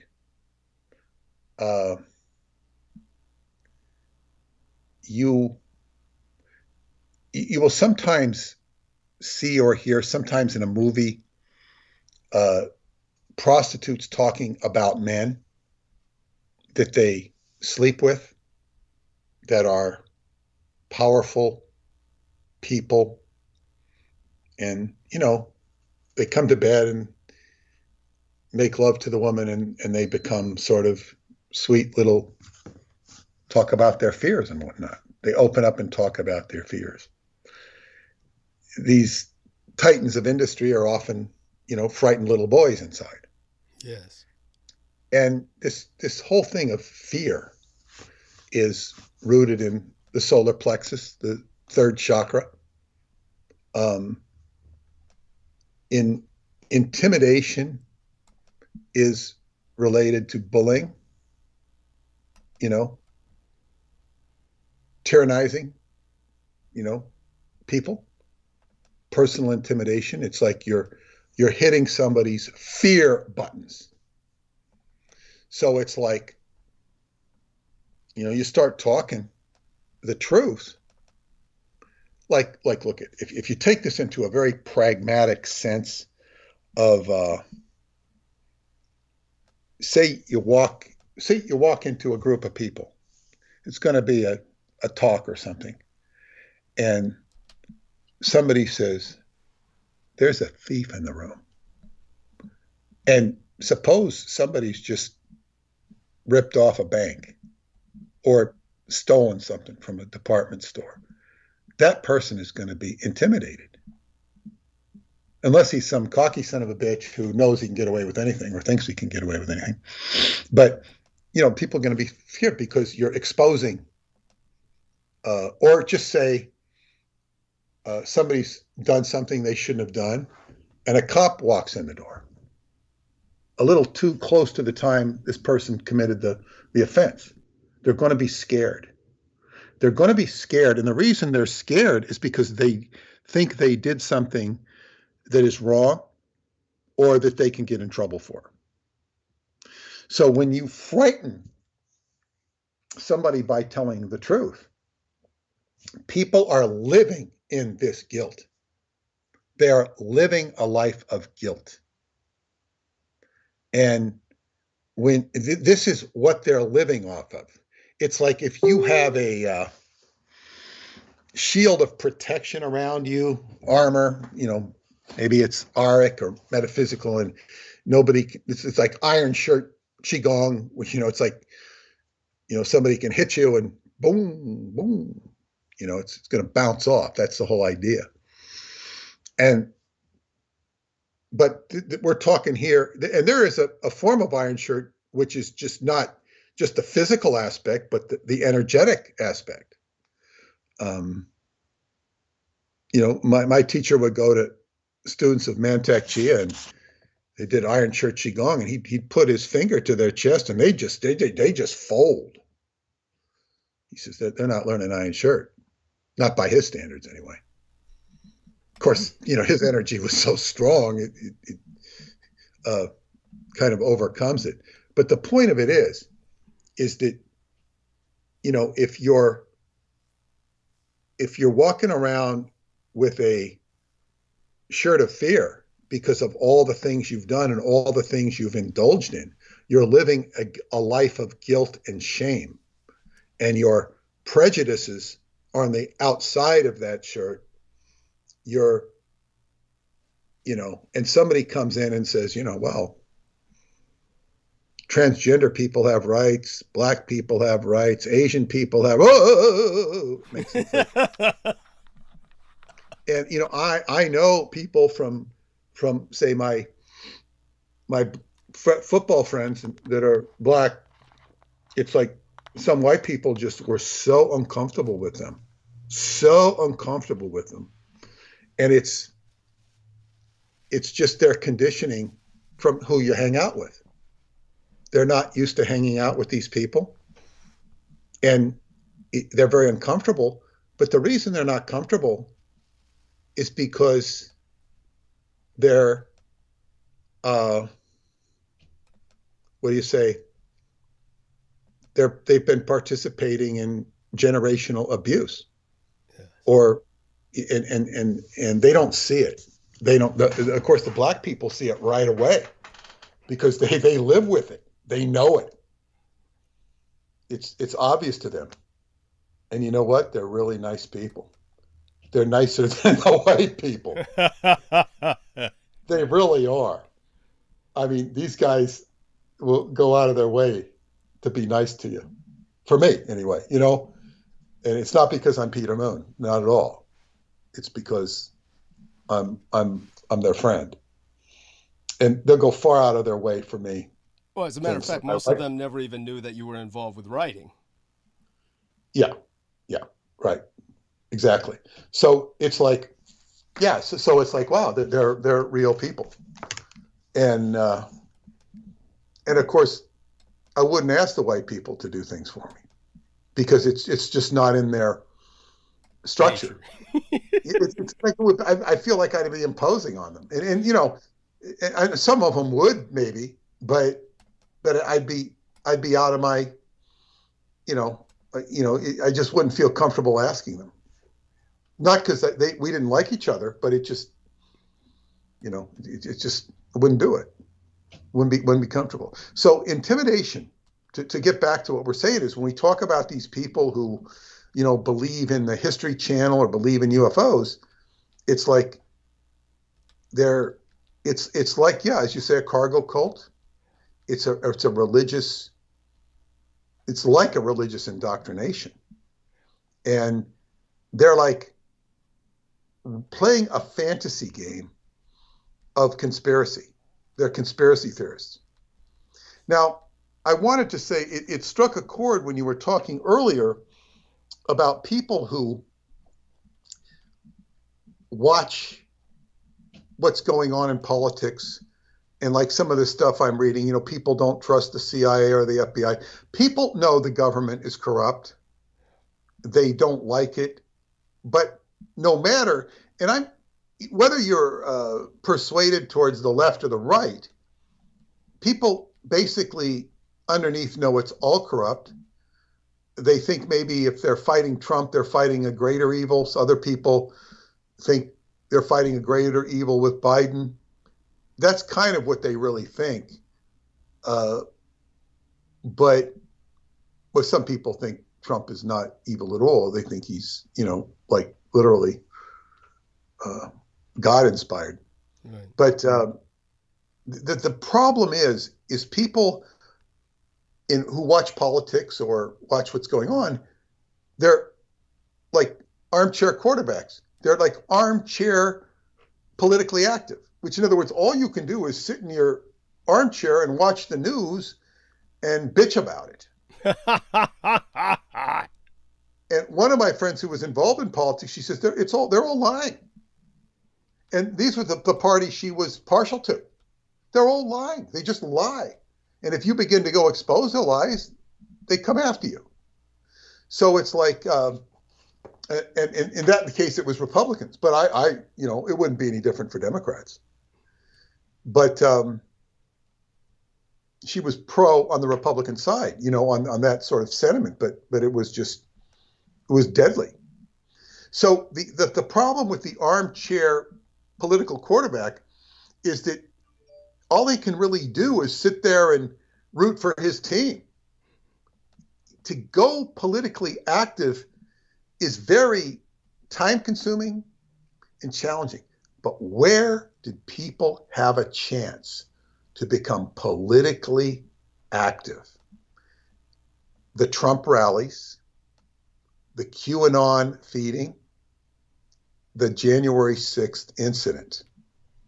This is where people had a chance to actually participate in politics and to overthrow the oppressive government. But they were, you know, taking bait. They baited themselves into great trouble. Those who actually got caught and put in jail. So it's like, and this whole QAnon thing stirred up so much. This is people, look at, people understand the government's corrupt. It always has been.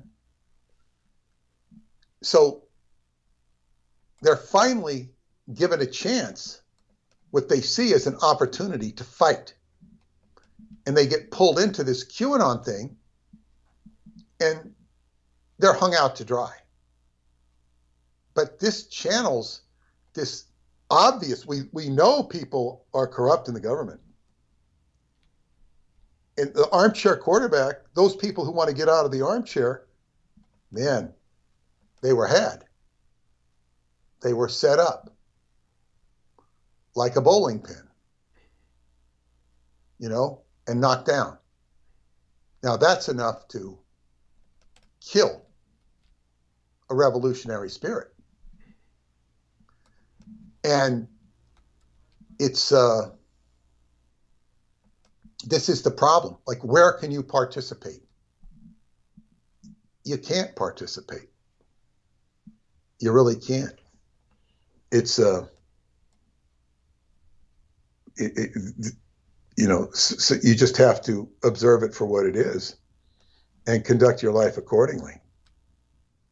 I wouldn't have dreamt in a million years to go down to Washington, D.C. and watch that stuff or participate in it. It wouldn't even remotely appeal to me. Even though I thought the government should have been turned upside down long before Donald Trump came along. You know, he's the only candidate that I can think of ever in my lifetime who actually talked about the deep state. No, none of them talked about the deep state. They all were the deep state. And he's talking about it. And that provides, that's like a first in the history of, when I say political candidate, there might be some wild third party, but no, that was like somebody who got the nomination who said deep state, deep state, deep state. And boy, you know, people know there's a deep state. But the deep state, you know, it's kind of hard to fight. And the reason it's hard to fight astrologically is because it's controlled by Pluto. Pluto not only is the control planet of control, it's the planet of cooperation and coercion. So it's like you have to cooperate with it. It will coerce you. It's like, try not paying your taxes and doing it in such a way that it's flagging all over the place. You can legally not pay your taxes by doing tax loopholes and, you know, following the laws, which Donald Trump has his accountants do. Oh, they made a mistake. It's $1 million. Okay, you know, and make a big deal out of it, but it's $1 million. Big deal. And it's the accountant's fault. Pretty small price to pay when you consider he didn't pay any taxes on his income taxes for some years. And I don't even think the $1 million had to do with his personal taxes. I think it had to do with his business, whatever. But it's like, you know, so in other words, he plays a game of cooperation with the deep state, or with I should say the government. You have to cooperate with it, because if you don't, you know, you'll be had. And that's life. That's life. You have to come to terms with it. Even in the story of Christ in the New Testament, you know, he has to go to hell before he can resurrect and ascend. And what's he doing there? You know, is he going down there to free the souls? Not necessarily. You know, is he going down there to visit his friends? No, not necessarily. He's purging. He's purging. And, you know, it wasn't enough that he went through hell on the cross. 3 hours of discomfort and extreme pain, which is bad, but it's not as long as, you know, many torture situations in the past. And, okay, so you go down and you purge whatever he's purging, sins of mankind or whatever he was connected to. And he didn't really purge the sins of mankind because mankind's still sitting here with the sins. That's the evidence. But if you go to him, and go to his franchise, and you accept him, you will be free of your sins, theoretically. And there's nothing wrong with that because you're accepting something, a release from guilt. I think the problem with the whole paradigm is that it presents, it's like you have to wear his bumper sticker. Jesus saves. It's like, it's a highly personal thing. If you can go in and cleanse your,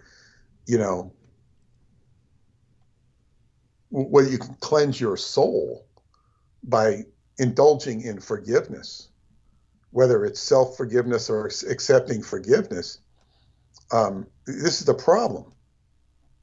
Christ becomes a mascot for salvation and then becomes a tool of politics, an icon of politics. It gets, it becomes transmuted into a lower form than what at its best it could, would, or should be. And so this is the, ridiculous sort of thing we live under. And all of these characters who are, so it's like people aren't playing with a clear deck. And this is the problem. So what are we trying to do?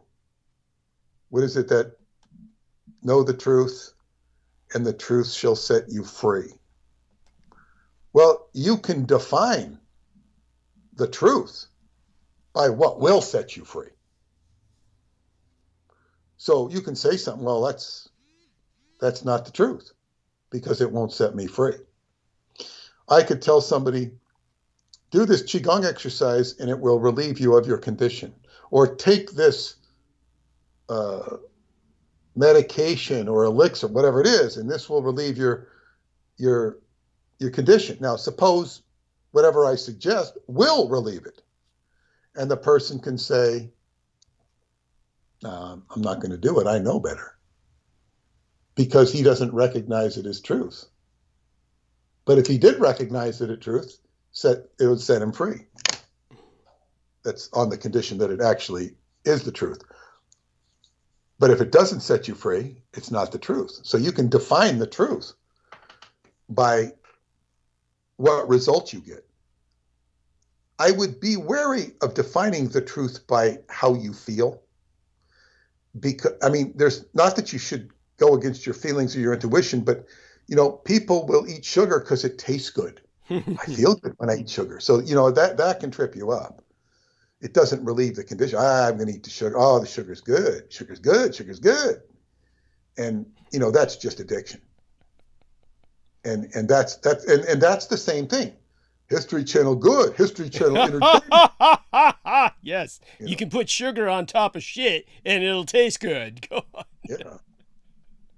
Yeah, it's like I love the Frankenstein monster to put, caricatures of. It's like, you can imagine sitting in the armchair. History Channel, good. Ancient aliens, good. Douglas Dietrich, bad. Dracula, he manipulate me with Abbott and Costello.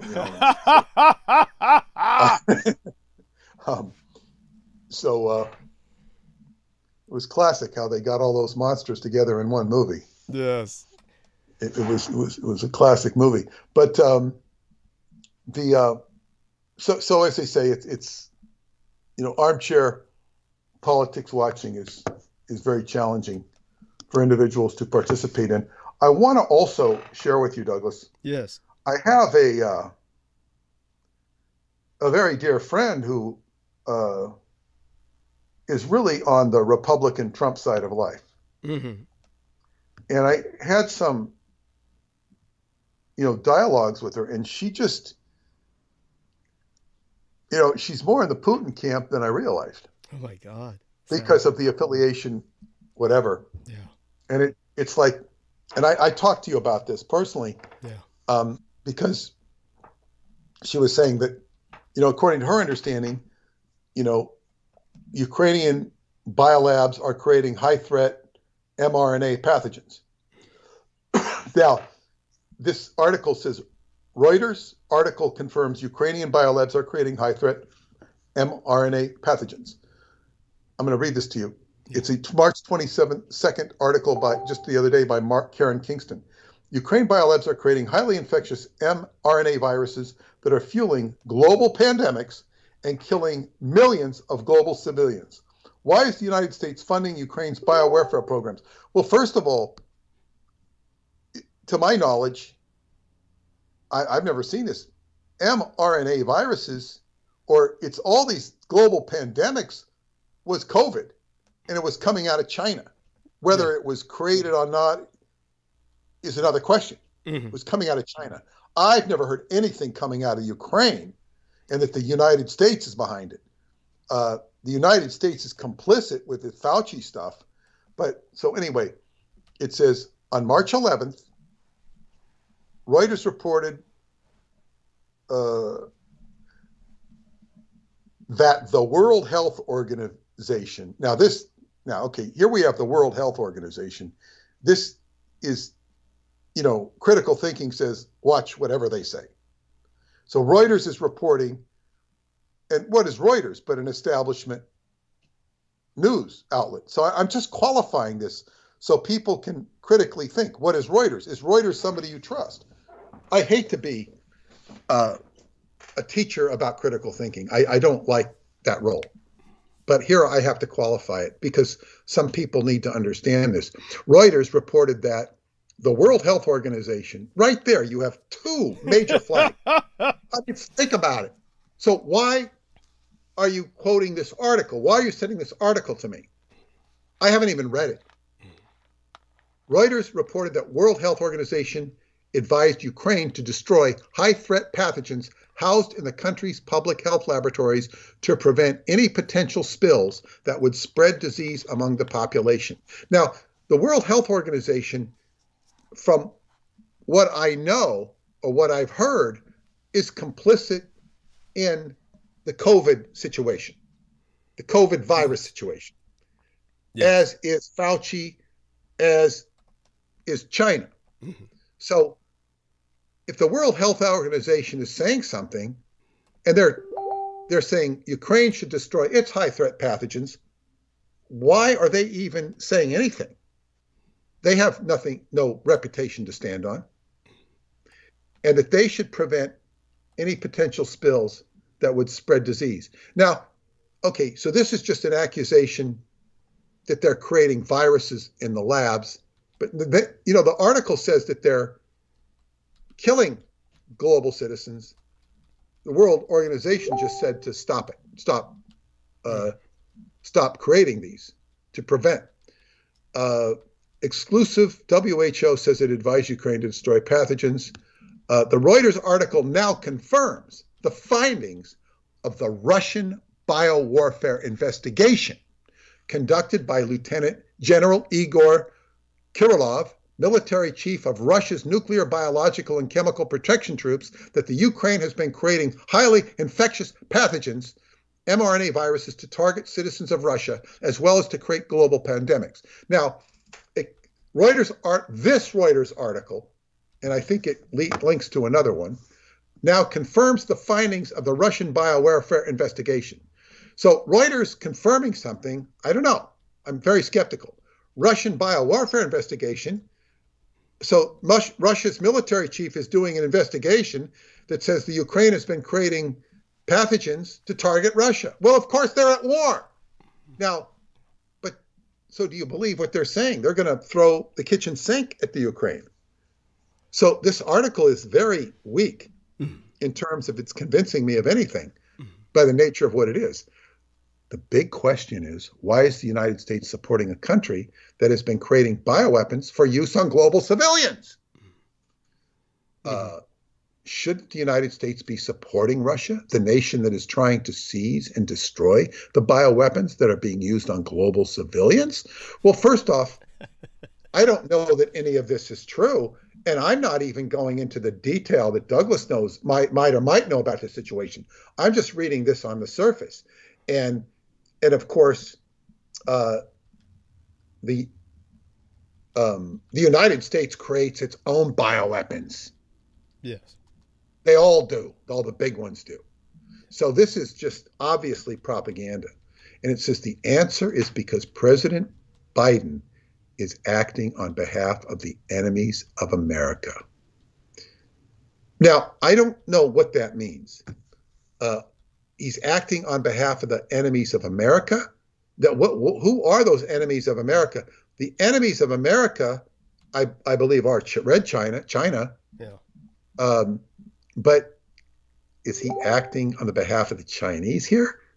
Biden, if anything, is, I think, acting in concert with Taiwan. Right. And I don't mean to pat Biden on the back. He might fall down. And it says, okay, now this is interesting.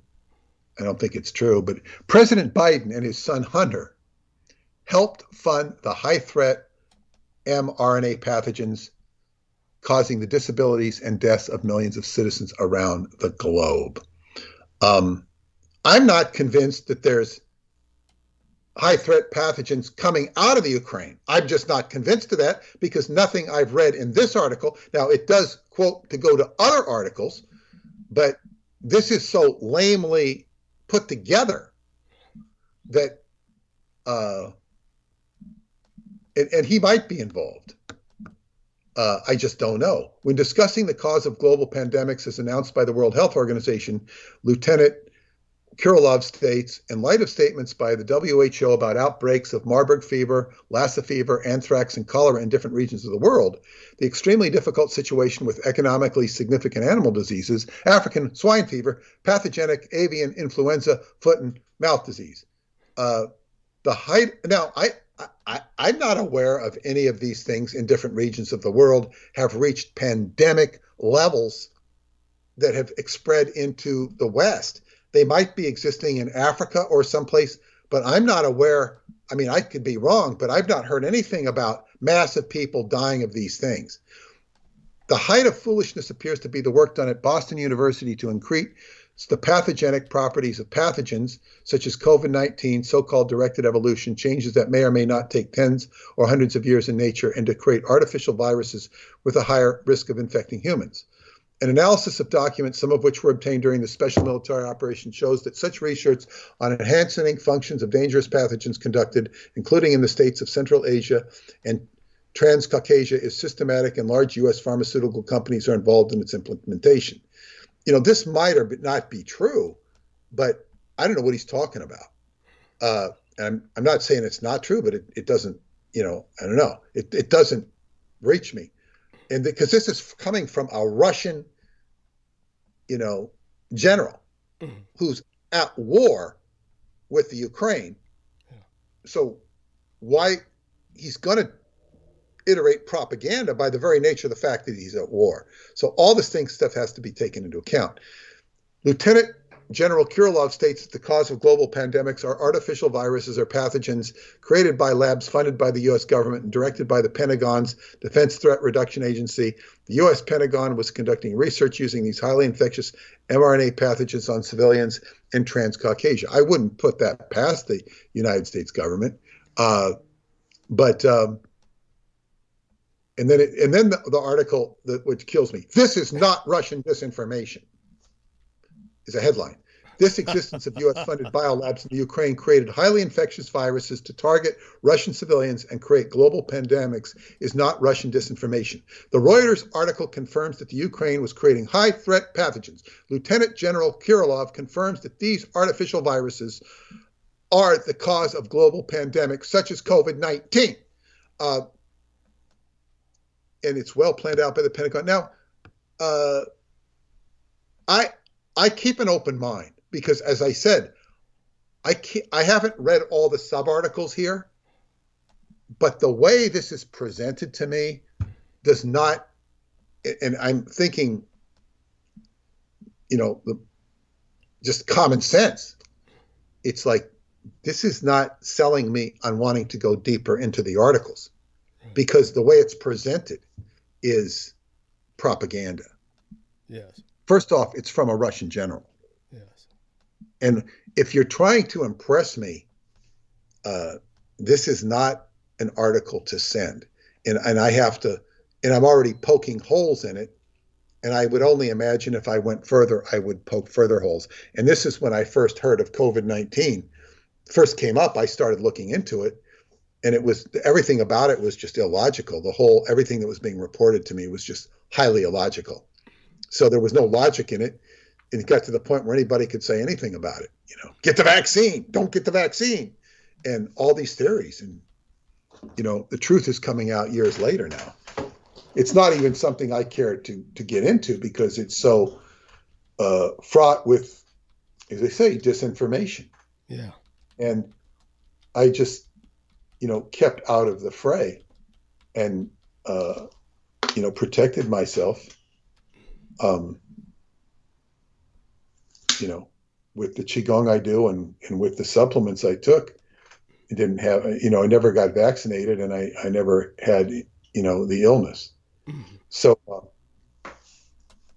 but anyway, I don't know what you have to say about what I just read, Douglas. If you can give us any further insight into this, other than what I'll do my best. It's definitely something that, of course, everybody needs to remember. First of all, that this is a very complicated subject, and that it is a subject that is obviously, shall we say, highly politicized when people relay the information. And it's happening during a condition of wartime, as Peter said. And I think that Peter has used his critical thinking skills admirably. And he's pretty much concluded that basically he's going to retain skepticism on these claims that are attempting to basically sway people onto the Russian side. And many people, of course, the biggest problem was that they developed an affinity for Vladimir Putin over the past several decades. And it is, to me, pathological in nature, because Vladimir Putin is someone who is obviously a former KGB agent. He represents the old Soviet Union. He has been pretty much adamant that he's going to try and reconstitute it. And the fact that anyone thinks that this is a positive is beyond me. But he's rebranded it. He's repackaged it. And he's turned it into a cultures war crusade. And this is what appeals to many people.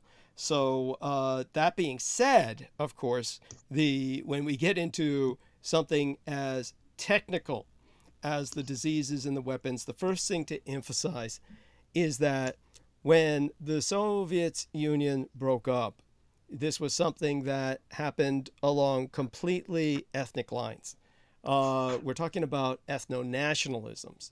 In the old day, and this requires a little bit of history here, which is when we were presenting our case to MUFON, this is what they hated. This is what they argued against. You had this son of a bitch creep, Will Wakely kept interrupting for no good reason, just interrupting for the sake of interrupting to try his best to throw me off any arc of narrative, because, he kept saying, oh, this is very interesting history. This has nothing to do with, Roswell. It has everything to do with Roswell. So just understand what I'm going to tell you now has everything to do with Ukraine and whether or not there's biolabs. So the first thing you have to realize is that in the old days, they used to say, Tsar of all the Russias. And they use that term, Tsar of all the Russias, to mean that there were many different Russias. That there's more than one Russia. So he had an empire of nations, and these nations had very distinct histories and very distinct cultures. So in terms of both Ukraine and Belarus, their absorption by the Soviet Union was not recognized by the Allies.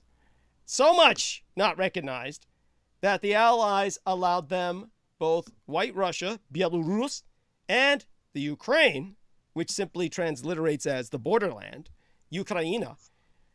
They both had separate seats from Russia or the Soviet Union. They both had separate seats from the Soviet Union in the United Nations throughout the Cold War, which was effectively the Third World War. Now, this was allowed by the Soviet Union for completely cynical reasons because they got extra votes in the United Nations that way.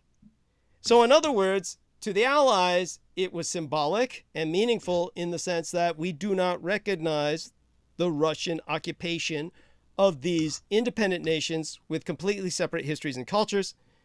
To the Soviets, because of their own corrupt, immoral, and completely cynical, nihilistic pragmatism, well, this way we get 2 extra votes in the United Nations because we occupy them and they will not vote against us. They will only vote as we direct them.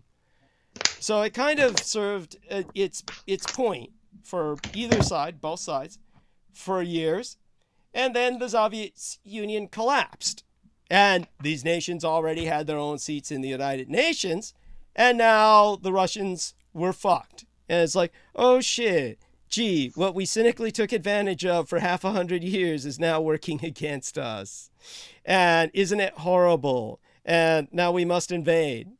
Now, all of this culminates in how did the Belarusians, the White Russians, and the Ukrainians stop the invasion initially? Well, basically what happened was when the Ukraine, very important to remember this, when the Ukraine became independent, it was the largest nation in fucking Europe. Just so people understand this. You're talking about a nation larger than France, both in terms of land area and population. Ukraine is enormous. It is much larger than Texas. And you've got the Black Sea Fleet and an incredible nuclear arsenal. Ukraine could have conquered Europe. Ukraine had the largest fleet in Europe. It had the largest nuclear arsenal in Europe. It was a military superpower on a global scale. And the Ukrainians, like idiots, said, we'll give it all away. We'll surrender it all if Russia promises never to invade. Now, all of this was put on paper. And not only did they have the nukes, not only did they have one of the largest fleets on Earth, they had the largest bomber units, one of the largest bomber wings in the world, on par with the United States, Great Britain, and Russia. So they had the capability of bombing nations all the way across the Mediterranean into oblivion with nuclear weapons. They could have bombed Egypt. They could have atomized the Suez Canal. They could have used pure terrorism to effectively manipulate the world to get anything they wanted. But again, like idiots, they surrendered it all to say, we want the world to understand, we want to enter the Comity of Nations as a respectable nation, not a pirate state, not a rogue state, not a renegade power. And so they said, we're giving all of this back to Russia if the Americans and the British agree to sign with Russia an agreement that will hold the Russians to never invading us. And then the Russians signed it, got all their bomber fleet back, got the Black Sea Fleet back, got 1/3 of their nuclear arsenal back, and then invaded. So everything these people say about taking Russia's side, that Russia is somehow victimized in this situation, Your head is so far up your ass and rectal defilade, you're high on your own fumes. I'm sorry to say it, but you're an idiot. You're very accurate, and I'm going to take this one step further. Yeah. Because look at this person is a very dear friend of mine. I understand. No, I'm not saying you should qualify it. I'm telling you my situation. I'm not saying you said anything wrong. You didn't. Very dear friend of mine. Yeah. And just very valuable. Yes. She has her own views on politics. Of course. And of course they're all, and of course where she goes on the net, goes here. She reads what's in the media. And so basically, she said to me, I gave her a reference to something called the Budapest Agreement, why Ukraine gave up its nuclear weapons and what that means in an invasion by Russia. There's a whole article on this, which backs up what Douglas said. And she said, oh, let me read this. Oh, God. But I'll get to the kicker later. But I guess I didn't read this email. She says, there's much more to the Ukraine story. In February 2014, Ukraine's democratically elected but pro-Russian leader, Viktor Yanukovych, was overthrown in the Maidan Revolution. Russia immediately accused the West of funding the revolution that overthrew him, and there has been much propaganda on both sides around all that. She sends an article, the only kind the search engine will allow, but it will at least describe some of Russia's perspective. But as you know, our controlled information agency, meaning the CIA, has been behind many government coups and the installation of foreign leaders who are more in sync with the West agenda. This is true. And this gives ammunition to the Russians, the fact that the United States is despotic in the way it controls the world. That's true. Mm-hmm. But that doesn't mean it's worse than Russia. Right. This is what people don't understand. I'm not in support of that agenda, the NATO agenda. But you see, people are naive about Russia. They're very naive. Russia's our friend. Why would they want to hurt us? And it says, what they did to Muammar Gaddafi and Saddam Hussein and the subsequent destruction of their respective countries comes to mind. It's true. The United States undermined Saddam Hussein, betrayed him. Muammar Gaddafi, same thing. They were aggravating to them. And in the case of Gaddafi, he was very independent. I'm not saying he was a godsend. He did a lot of good things for women. He did a lot of things good for his country. I'm not saying he was the greatest character in the world, but there were a lot of issues there. I'm not pro-Gaddafi for certain. But, see what they did to Gaddafi and Saddam Hussein. Well, this is like,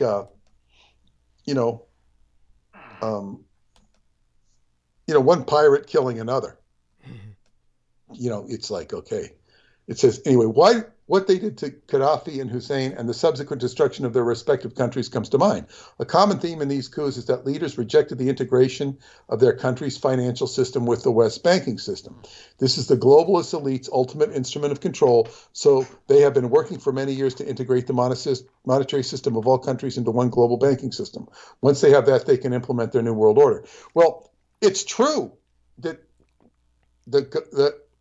the establishment government of the United States and all that will go after these independent countries. They will definitely do that. And that's their own Plutonian agenda, because they're in control, coercion and cooperation. If you don't cooperate with our financial system, we're going to coerce you, and we'll even get rid of you because you're not our guy. And then once they have that, they can implement their new world order. Well, they've already had the new world order going for a long time. So it's like, how big and bad can it be? The real thing they need to be worried about is not the new world order you read about in conspiracy books, but is the Edomic agenda of the kings of Edom. Mm-hmm. And the satanic network that will string you on to read stuff like this. Thank you. And take a side. Thank you. Now, Putin has also resisted integrating his country's banking system with the West. And that is why we have vilified and demonized him nonstop in the past several years and made it clear that their ultimate goal is to overthrow him. This has been every bit as much propaganda directed against him as there has been against Donald Trump, and you seem to have bought into the propaganda. She's saying this to me. I bought into the propaganda. I'm not saying Putin is an angel, but if you think Joe Biden is, then we might as well stop having this conversation. I think I said some joke about Biden saving us all. I didn't mean that at all. That was just a joke. I'm not a Joe Biden fan, but so that Putin has been demonized. I mean, Putin is the richest man in the world. Thank you. And that's been shown and demonstrated. And he's a KGB agent. And see, this is naivete on steroids. Thank you.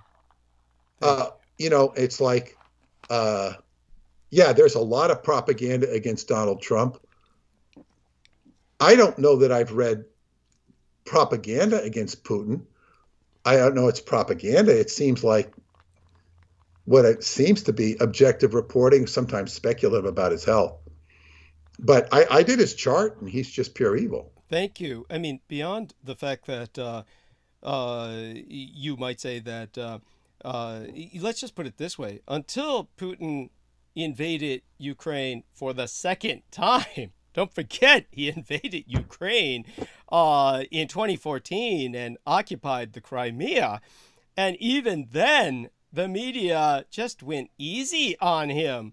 Everyone was going easy on Putin. No one was really vilifying Putin until finally this second invasion of the Ukraine is when they finally just said, okay, enough is enough, that they couldn't go on giving this guy leeway. Everybody has heard me before talk about the fact that I myself was dispatched to Russia back in the day when it was still the big bad Soviet Union by Michael Aquino himself to rendezvous with Alexander Dugin. And Alexander Dugin is the man who helped to put Putin in power. This is an individual who has far more power than they're trying to say that's not the case now, trying to de-emphasize how powerful Alexander Dugin is. But this is a man whose geopolitics book is used as the textbook in the Soviets and now the Russian military academy. So you can't say this guy is not influential. It's preposterous.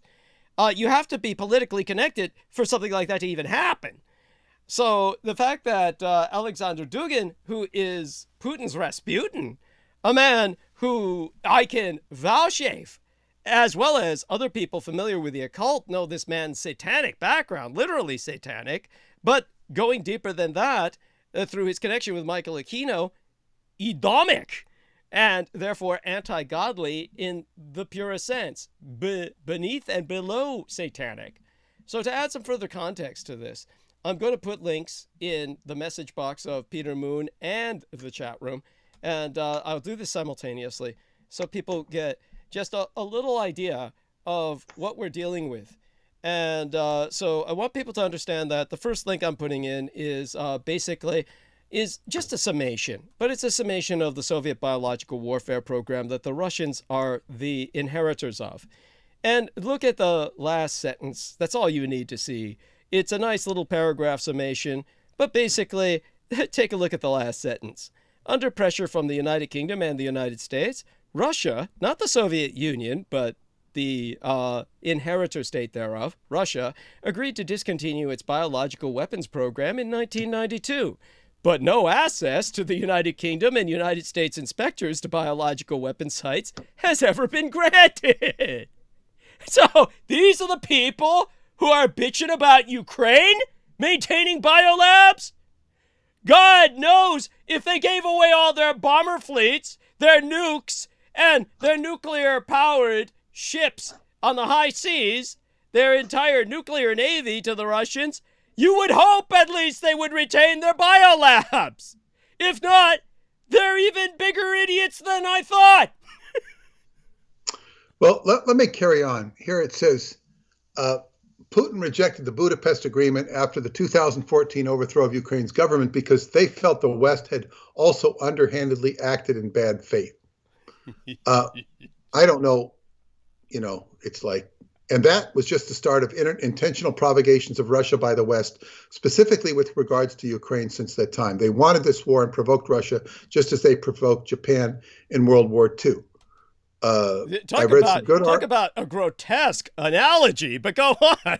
It really is. I have read some good articles covering topic, but it's hard to find them because Google's search algorithms make them hard to find. But if you think the U.S.'s currently installed dipshit puppet is fighting to save his country while he hides his laundered billions in foreign banks, think again. Of course, she doesn't understand that I was completely joking when I said Biden's going to save us all. I had no sincerity in that statement. She's taking this stuff too seriously. Thank you. Okay. And besides, anybody who knows you and hears you on this program knows you don't like Joe Biden. Go on. Well, yeah, but I think he's a big joke.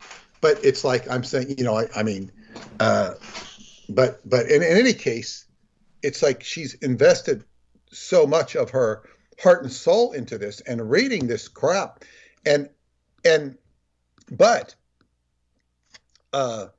then this is the real kicker, though. She says, you won't listen to this. And I did listen to it for a little bit. I hadn't up to, but Stone offers a very fair counterpoint to the propaganda, in my opinion. This is an interview with Oliver Stone, Vladimir Putin and War in Ukraine by Lex Friedman, podcast number 286. Now, I didn't have time to listen to all of it, but I went through where he was talking, and Oliver Stone is, of course, they're talking about the fact that his mother was from France. So this gave him a kind of an international viewpoint that most Americans don't have. Now, and as I said to Douglas just the other day in a private conversation, I said, everybody hates the Russians except for the French. Yeah. They've had a long liaison, That's true. Even before Napoleon invaded them and after Napoleon invaded them, because they beat the French, but they've always been connected. Yeah. And so, and I'm not sure why, but I'll explain why, just so people understand this. The French have traditionally, reflexively, and foolishly aligned with the Russians to counterbalance Germany in the center. This is the very doomsday machine that forced Germany into several world wars, is this alliance between France and Russia to contain Germany. But if you corner an animal, it's going to attack. So go on, Peter. All right. Well, so Oliver Stone is waxing. He's a little older than I am, about 5 years older, maybe 6. And to qualify a bit about his international background, Michael Aquino had explained to me when we created my own dossier at the time that I was supposed to actually be in the field as a field agent. We thought of basically sending me behind enemy lines in Vietnam, which at that point was completely communist, conquered by the communists. And at the time that I was thinking of this career as a spy, and a dossier was created for this altered personality that was Vietnamese, basically the Colonel Aquino, he was reminiscing about his time in Vietnam with somebody who's part of the dossier that was created for me was based on his experience with Oliver Stone, who served under him. So you're talking about Oliver Stone served in Vietnam. Oliver Stone served under Aquino in Vietnam? He was in liaison with him at some point. I don't know if they were in the same Special Forces unit, but Michael Aquino certainly they had an association in the military. Yes. Yes. That's like Gomer Pyle saying, surprise, surprise, surprise. Thank you.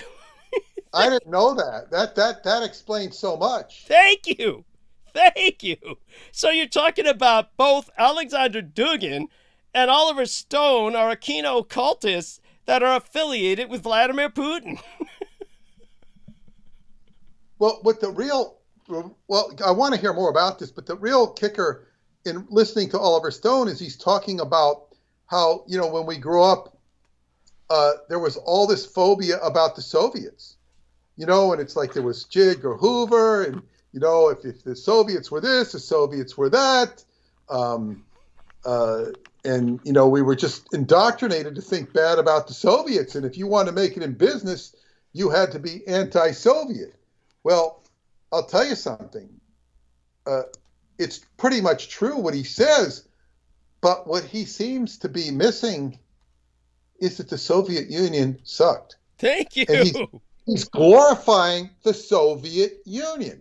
Thank Oliver Stone is. And he's saying, it's, and they don't, it's like the Soviet Union was actually horrible. And I will say that I remember a letter written to L. Ron Hubbard by John Brody, the famous quarterback of the 49ers, because he was an avid Scientologist. And he wrote to L. Ron Hubbard, and I, of course, read the letter. And he had visited the Soviet Union. And this would have been in the, 1980, about there, 1979, 78 even. And he went to the Soviet Union on some sort of celebrity tour. He was retired from football and was very active in Scientology, was often down in Clearwater. And he wrote to Hubbard, and he basically talked about how. So the thing I'm bringing this is like a sort of like somebody giving his personal testimony of having been there. A guy who, lived in upscale life in, California. And he goes to the Soviet Union. He said it was absolutely despair and misery to even be there. It was so horrible. Thank you. And he, talked about no toilet paper, them using newspapers for toilet paper. Yeah. Just absolutely devastating. So for this, idiot to be saying, this is here again, the Frankenstein monster, Soviet Union, good. Yes. Thank you. My favorite line, which I love to repeat, from the movie Reds with Warren Beatty is, I think it's before Warren Beatty, who's playing the character Jack Reed, the only American ever to be buried in the Kremlin. He was, a communist. He said, somebody comes up to him, things are very good in Russia. Things are very good in Russia. Because they were embracing, work for the people. And, capitalism is abusive. Capitalism sucks. It's dehumanizing. But, and this was the whole problem. Paul Robeson, the famous singer, beautiful voice, very unhappy with America, because he was black and he knew all the downtrodden experiences of blacks and the prejudice, he thought things were better in Russia. And he went there and was very disappointed. Very disappointed. To say the least. Yes. They portrayed him via a character parallel in the Russian ballet dancer. What was his name again? The Baryshnikov's movie White Knights. Yes, he's with a black dancer who is supposed to be based on that historic character.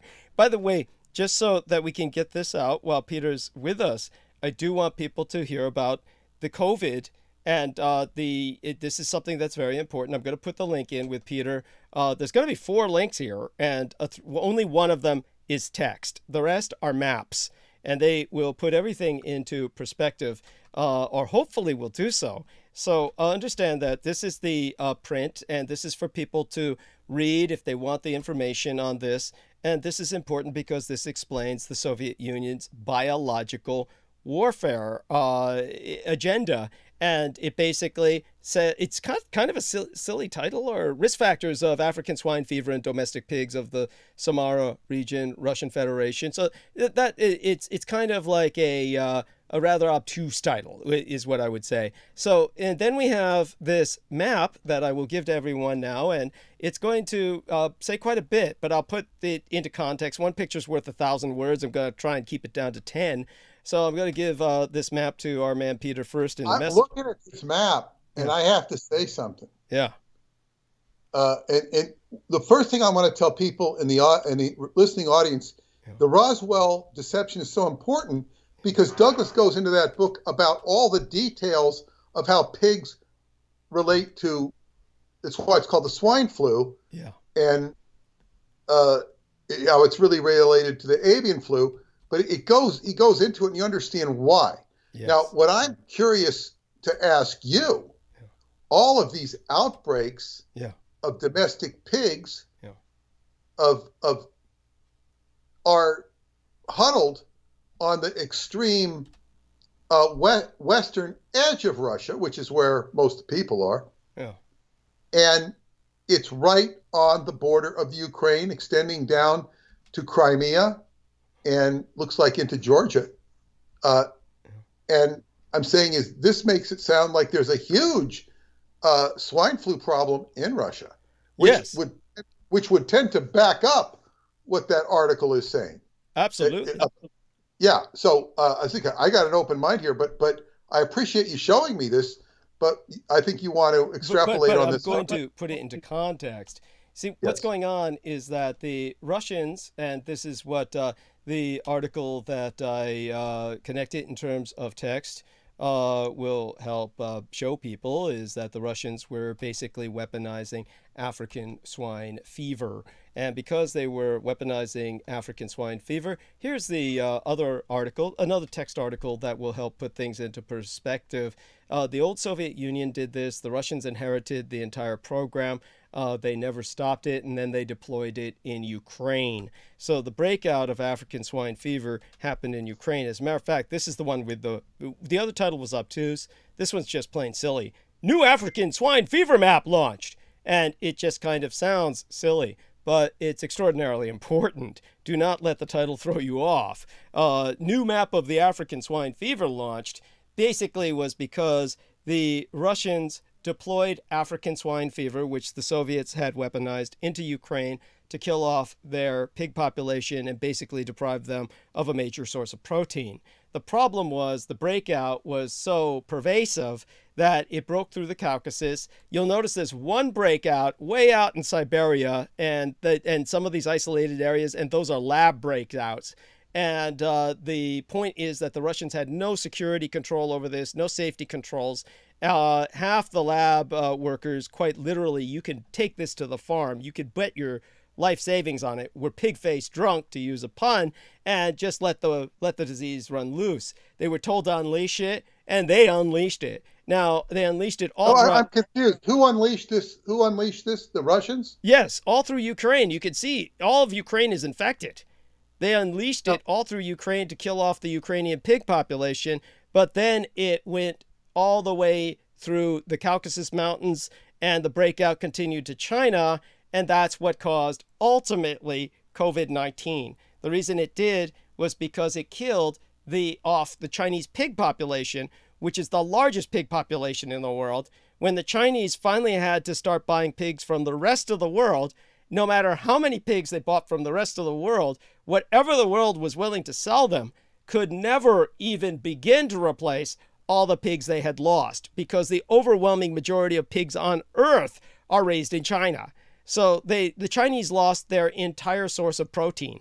The pigs are pork is their major source of protein, almost their sole source of protein. So when they lost all their pigs, Chinese people began to eat anything. And so they opened up these vast wet markets where they just brought in any animal they could trap. And this included pangolins, bats, even some people sold the national animal, the panda. Now, they were prosecuted for that if caught, but people were hungry and starving enough where sometimes they got away with it. The authorities themselves were corrupt enough to buy pandas to eat.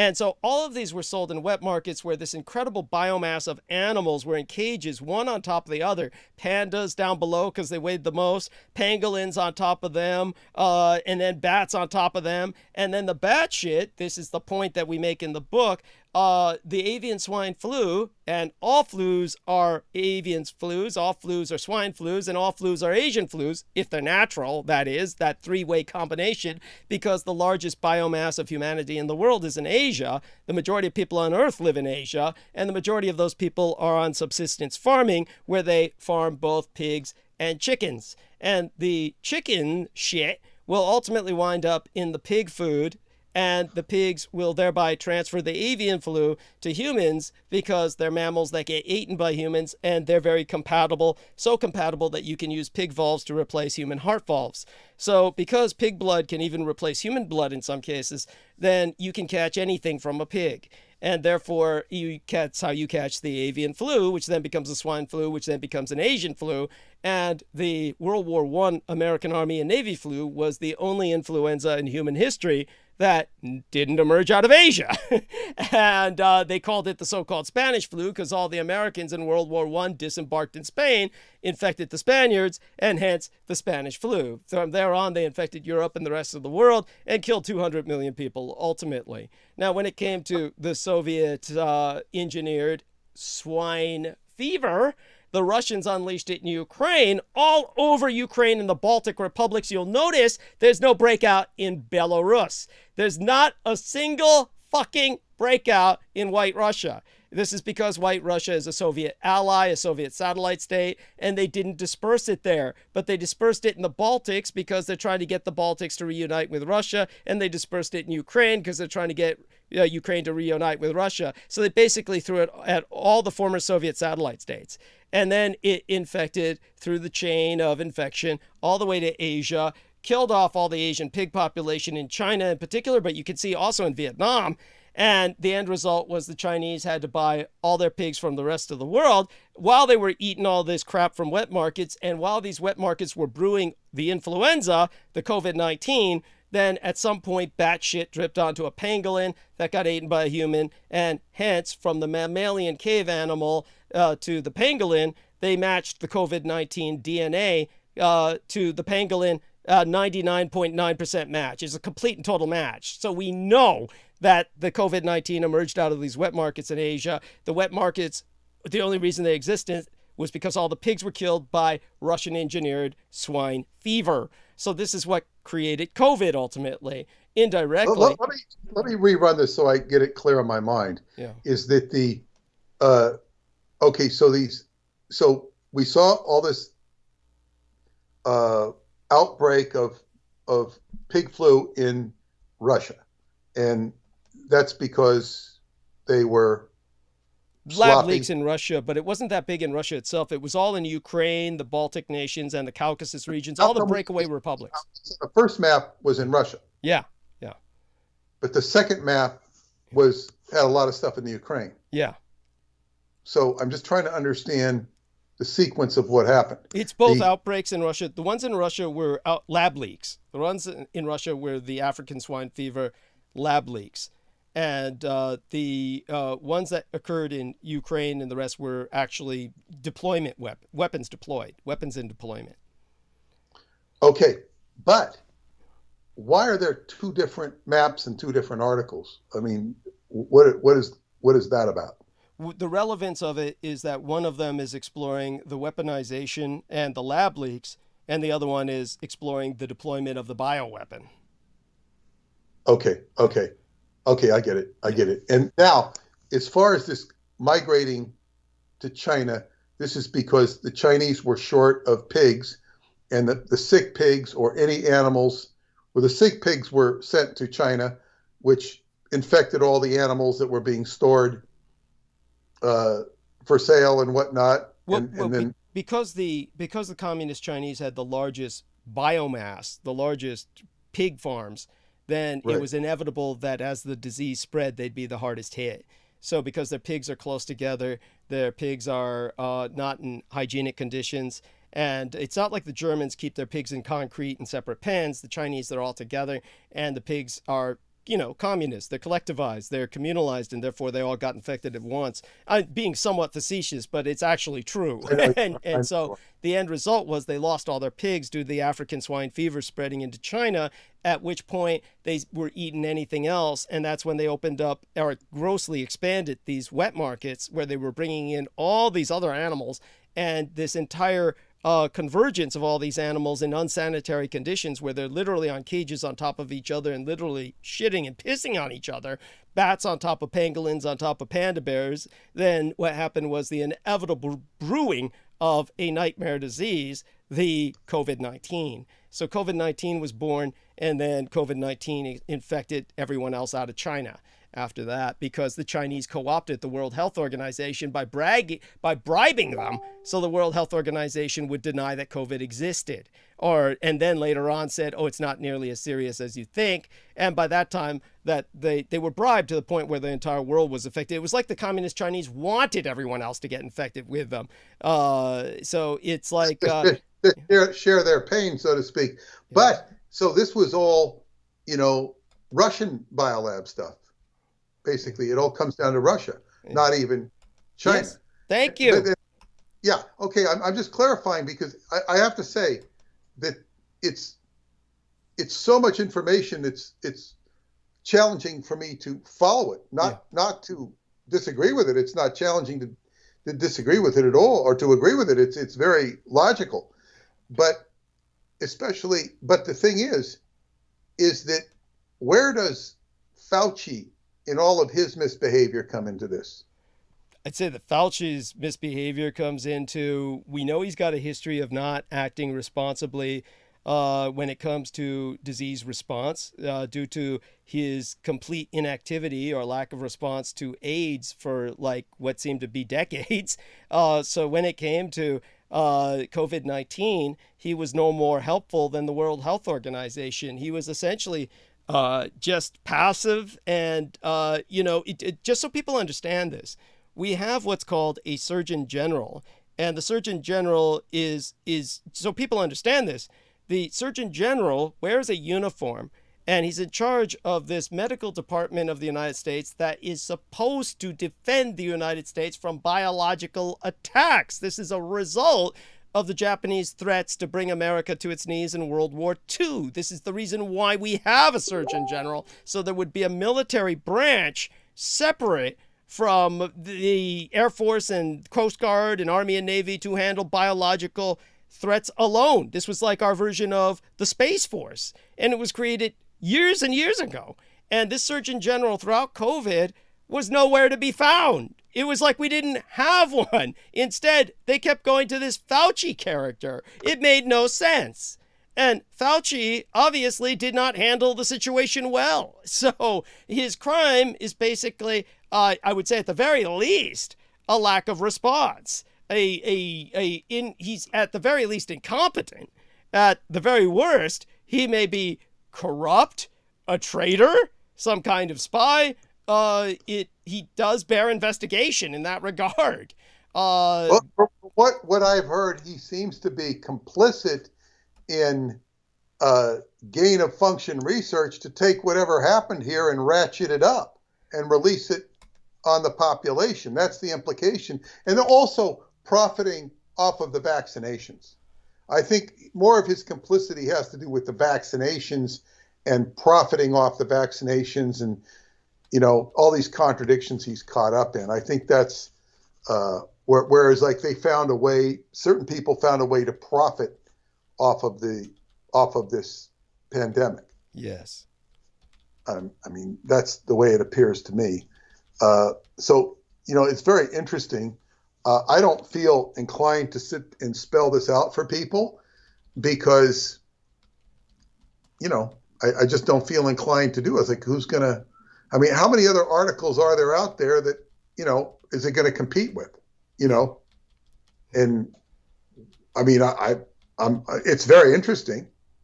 It's not interesting enough. And to get back to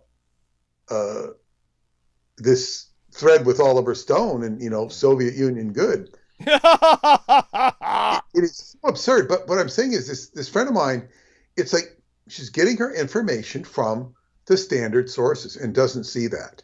Doesn't see that she's, drinking, bullshit. It's like people eat so much stuff in their food that's corrupt. And the real key is to, go get your body detoxed, to detox your body. Right. But this is like toxic stuff. If you're reading political stuff on the left or the right, you look. Now, the missing element and what I delve into and always have here since I've been a writer is the occult side of things. The occult is underlies all of Montauk. It underlies, and of course we get to the the World Series of the occult when we're dealing with Aquino. Yes. He's playing in the World Series of geopolitics, and this is really what it is. So it's like if you're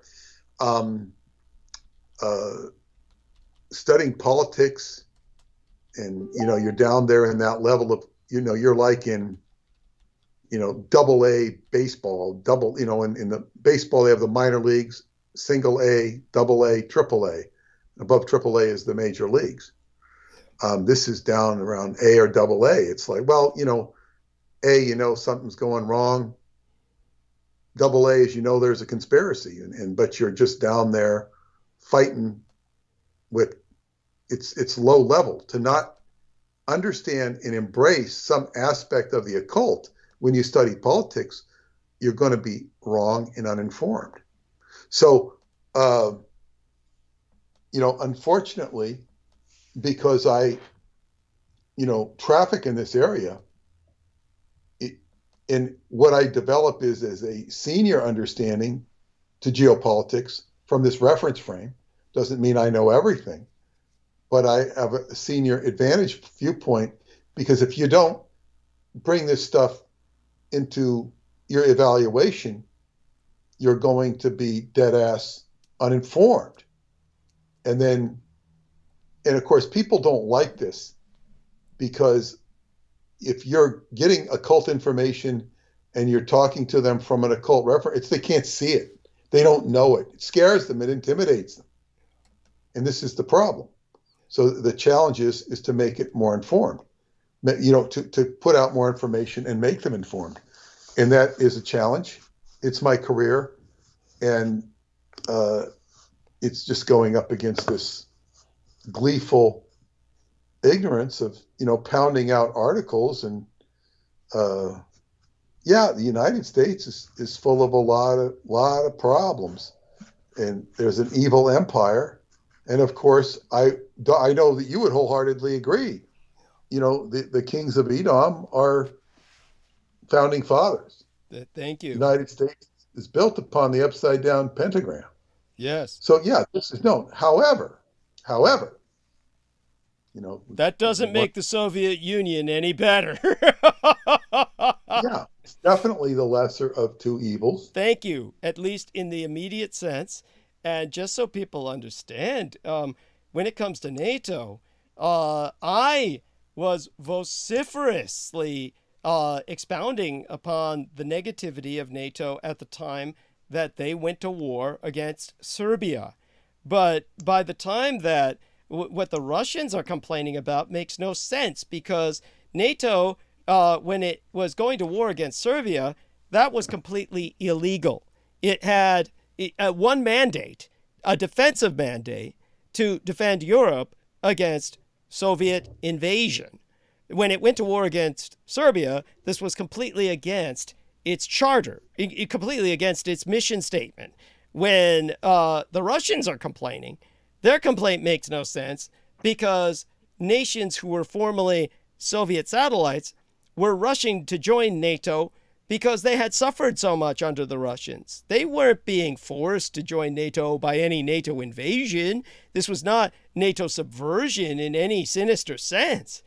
And so basically the Russian attitude was, boo-hoo, NATO's stealing all my friends. Well, they were never friends. They were people you stepped on, whose necks you were stepping on for generations, who hate you. And so they were volunteering to join NATO so you couldn't bully them again. Now, of course, you have people who are preaching against NATO, And I'm like saying, where the hell were all you people when I was in Serbia?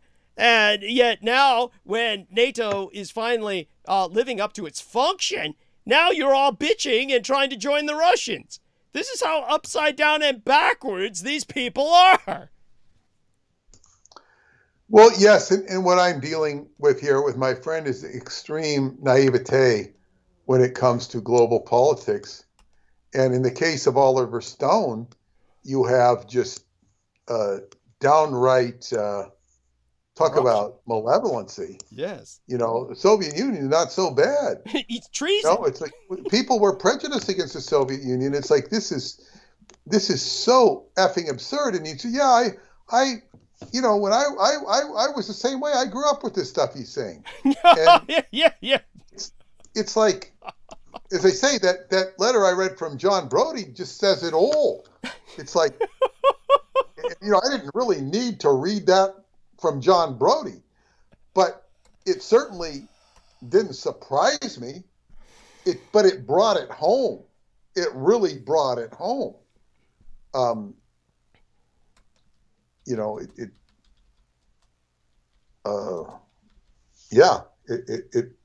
brought it home. And God, so yeah, people aren't. They're not thinking. They are basically. They're looking for good guys.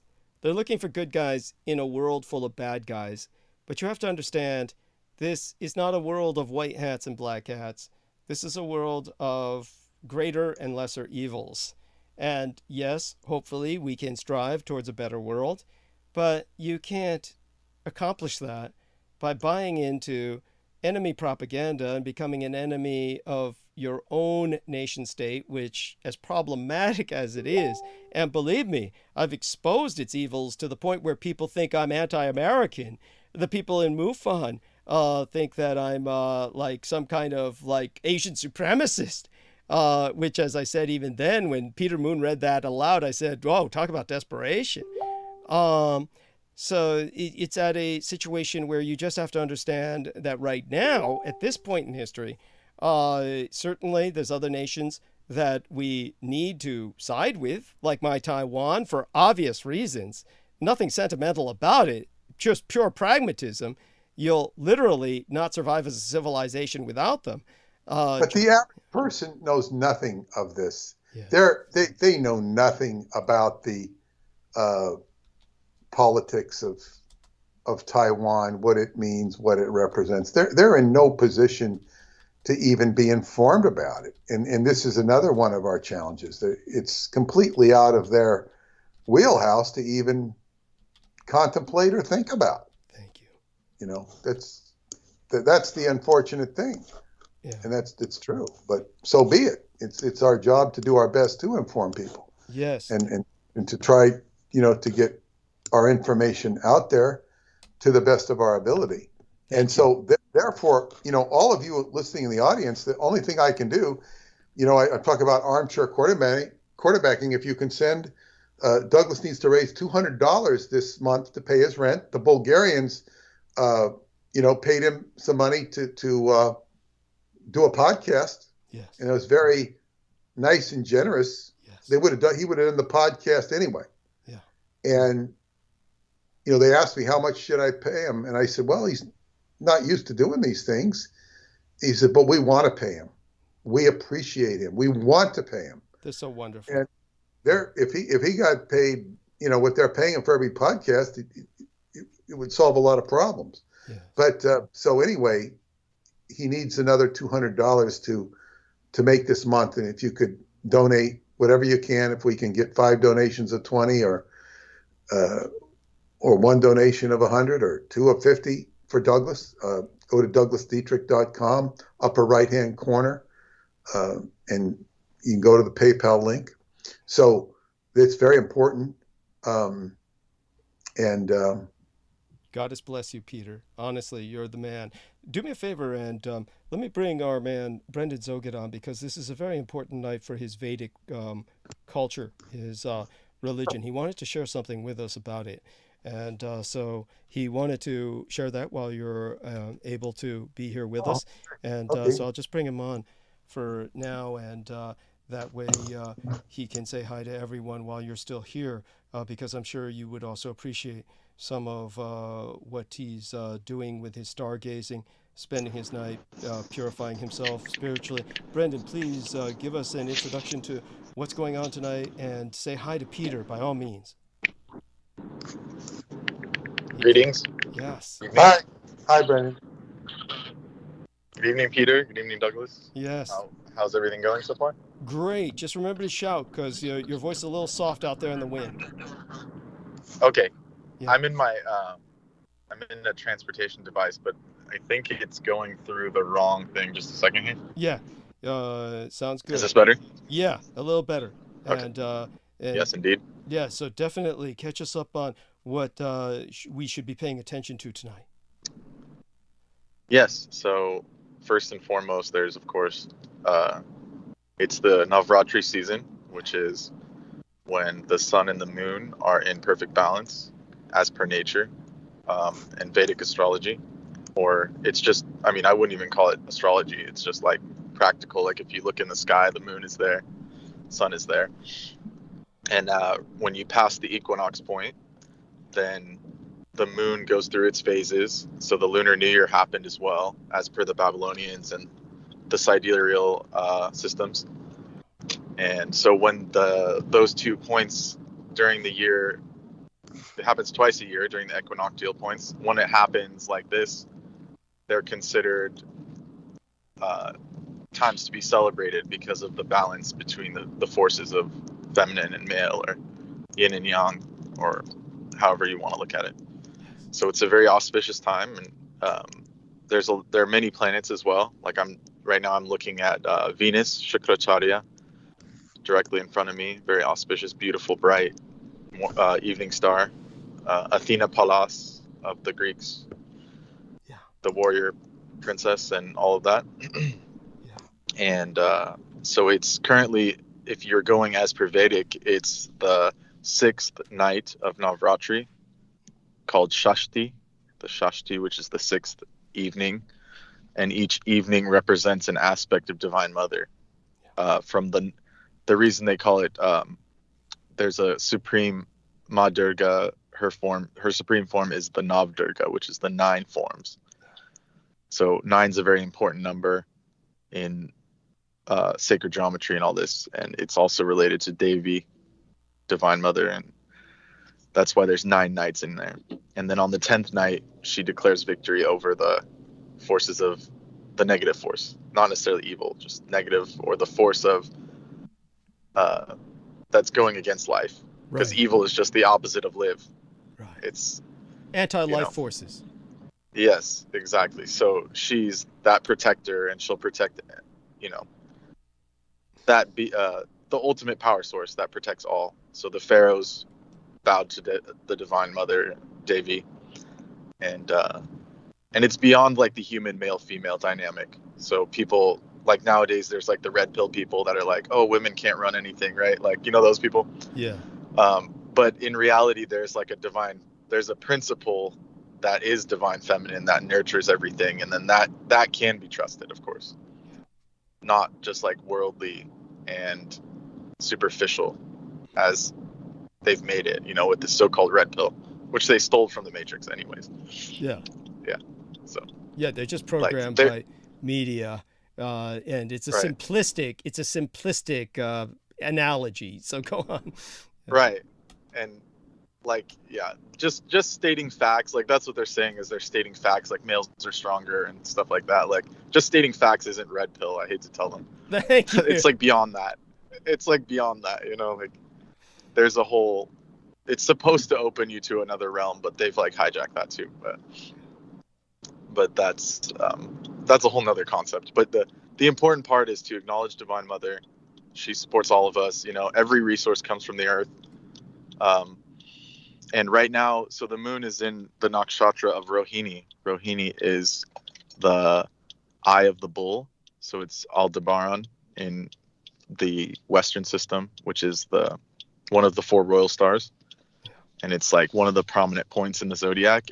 But Rohini has to do with like the bounties of the earth, like real wealth, like land, food, all these things that we take for granted, because people nowadays, they think wealth is just money or numbers, and even gold. I mean, gold comes from the earth. Like, you can't get it anywhere else, Yes. and so that's what this star has to deal with, and that's what this night is. And so I spent my whole day planting seeds. Like, I got these like rare herbs. Wow. I planted some like Japanese mugwort, some beautiful like yarrow and helica, like these different rare European herbs. I collaborated with a friend of mine, and we planted them. And I have some garden. It's like a garden ormus. I don't know if you've ever heard of ormus. Ormus is like, I know you have, Douglas, but just speaking to general, ormus is this. It's an ancient formula that incorporates colloidal gold and monatomic gold, and pretty much every monatomic benefic element, such as like rhodium, palladium, platinum, and so I infused the garden with these substances, which is called ormus. That's how they refer to it now, but it's basically just an alchemical decoction of these elements that can fortify the soil.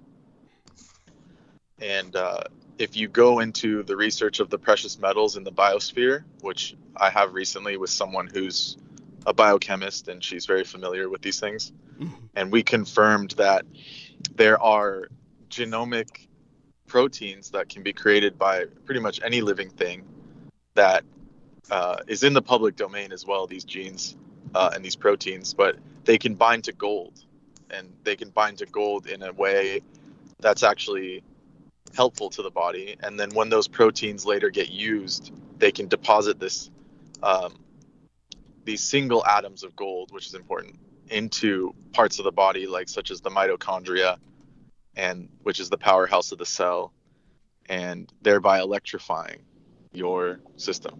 Wow. So, and even the colloidal silver has its place where it can defend you from different things.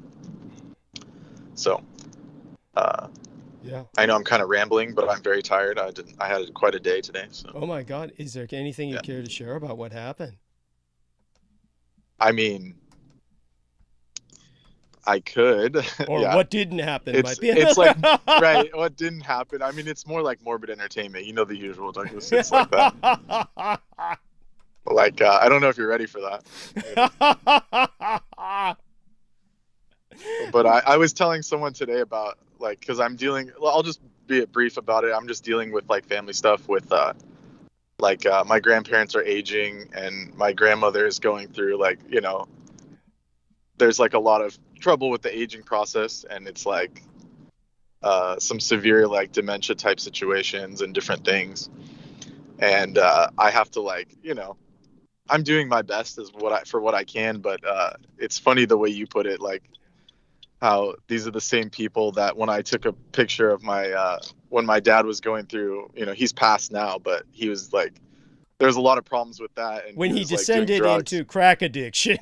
Yeah, when he descended into madness, I was trying to better my life then, and I took a photo of one of his crack pipe, or what, I don't know what to even call it. Yeah, basically his crack pipe. And of course their response to that is, that's your crack pipe! And they were like, this is yours. Why are you showing me your crack pipe?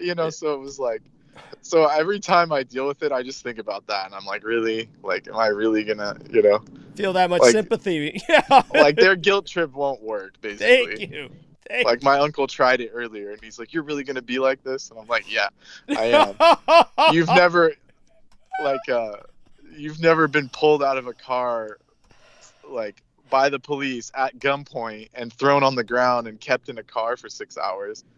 And then, of course, that's when they were doing this because they thought he might be his dad's dealer. Yeah, well, that they thought I was harboring a fugitive for my dad, so, which was not true. I was only like 17 or 18 at the time.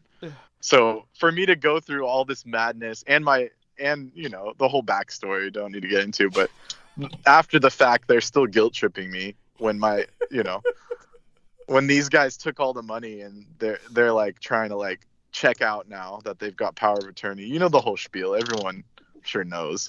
that's how it happens, Yes. Oh my Yeah. God. So- Addicts will do everything they can to turn the tables on you. Yes.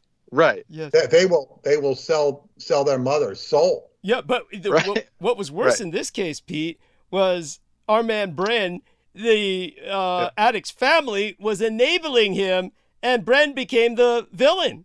Bren became the identified villain. It's like, there's no limits to what addicts will do.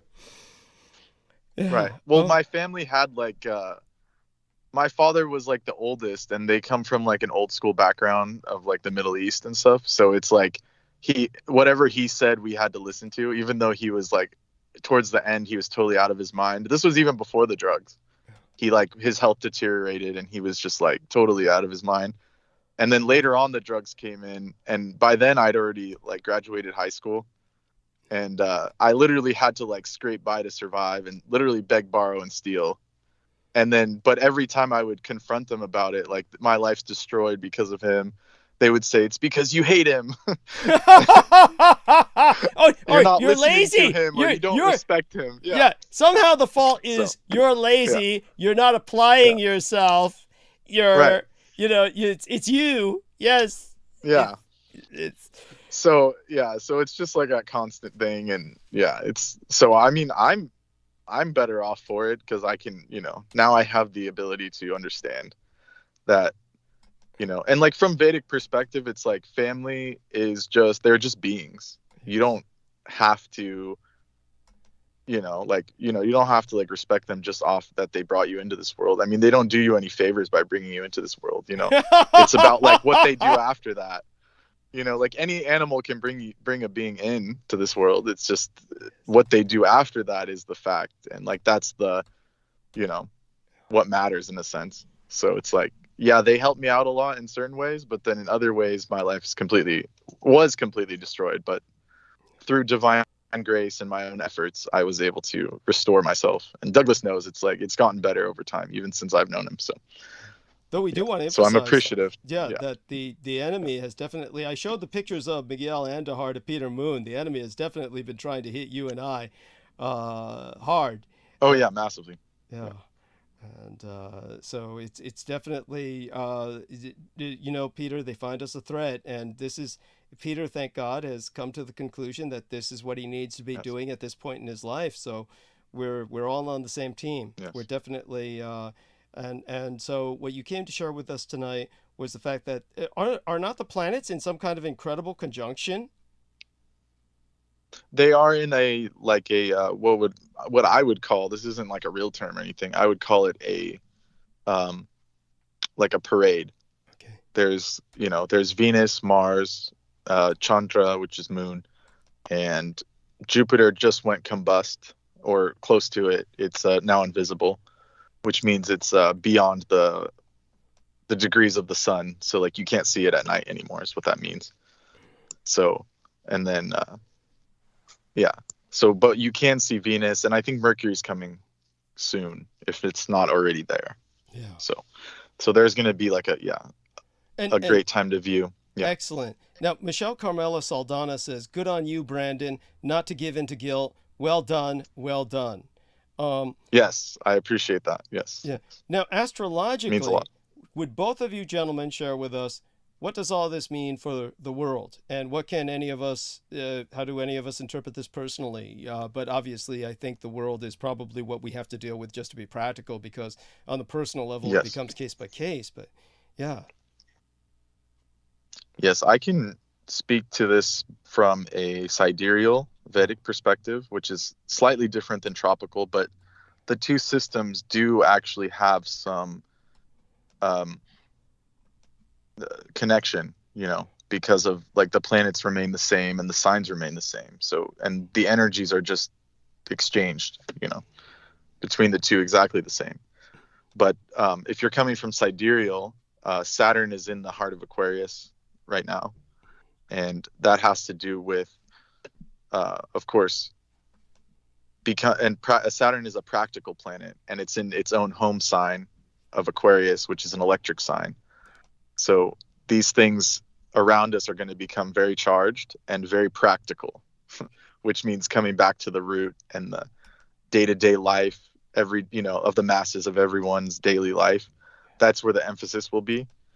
And as per, like, if you're going by this, the nakshatras, which is their system of the 27 celestial portals, it's emphasizing on getting back to growing organic agriculture, forming Aquarian groups that are positive and evolutionary. So that's something that people should get together and attempt to evolve from their state, instead of letting all this madness drag them down, because it's just going to get worse from my perspective. This isn't Vedic, it's just me saying this. Like, everything it's on like this inertia spiral down, obviously. And so the more people can link together in a positive, uplifting way, that's the correct move, in my opinion.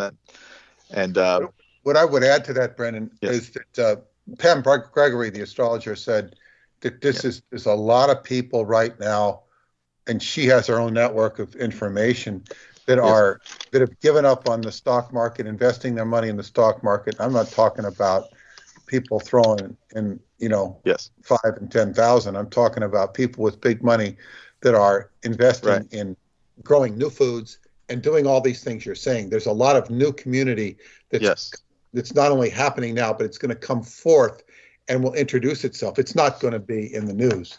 It's just going to happen organically. Absolutely. And saying a lot of positive things going on. Those people are not in my, in my life, but perhaps they will enter. Indeed. And yeah, it's been happening. Like, for example, with the eggs, they stopped trusting the egg factories because they were too expensive, and there's a lot of shenanigans going on. And then people started getting chickens, and now, even just in my area here, I've seen people with like little egg stands in front of their house, and they share them with their neighbors. So it's like a problem presented itself, and they did the positive thing. They started growing their own chickens. They don't have to kill them. They just feed them kitchen scraps. They get free eggs. They get free fertilizer, and everyone's life is improved. And there's no corporation. There's no negative agenda attached at all. And it's, so that's what's going to happen more and more, like you're saying. And it's very nice. It's very nice to hear, to think, and, and then to realize. Yeah. Right.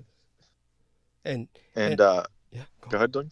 Oh, no. By all means, both of you gentlemen continue.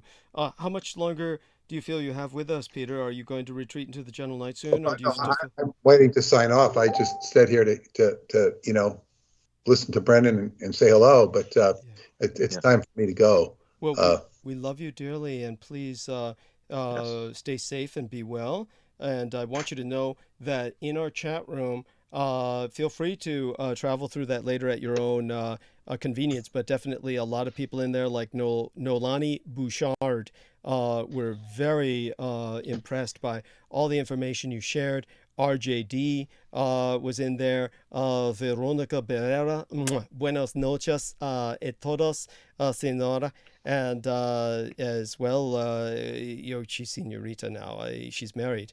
And of course, we have as well as that, T-Tank Barry, the wonderful individual who says he'll be dropping by sometime soon. So God bless him. Tommy Carson as well.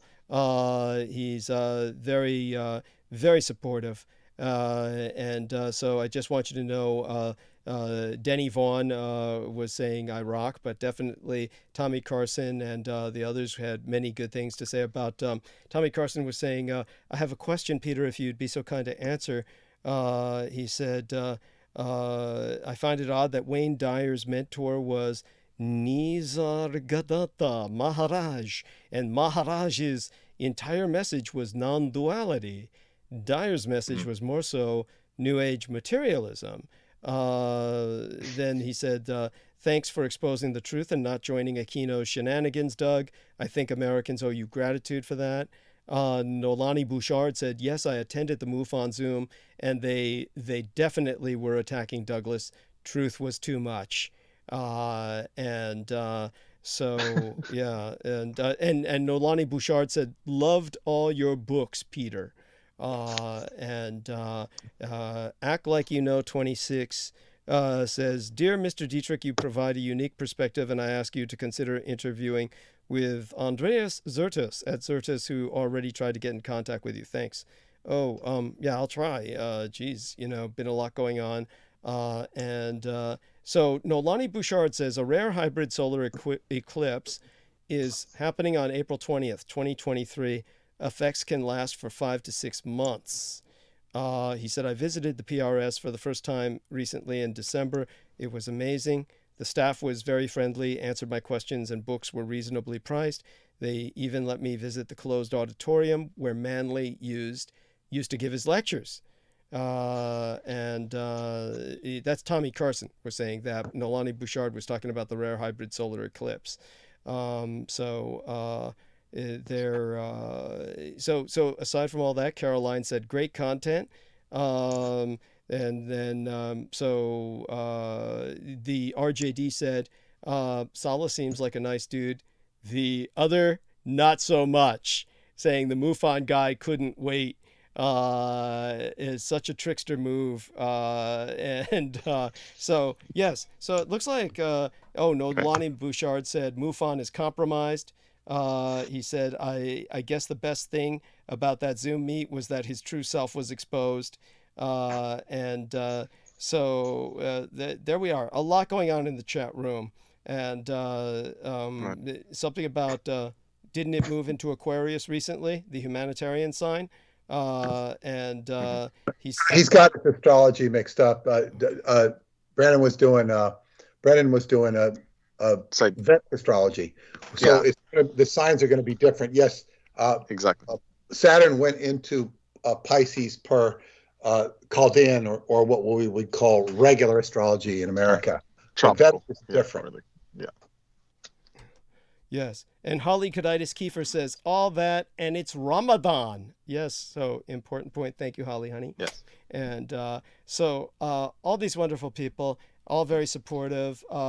Blessings to you all. Peter Moon will retreat into the gentle night. Brendan will stay on with us a few more minutes. He has to get up very early in the morning.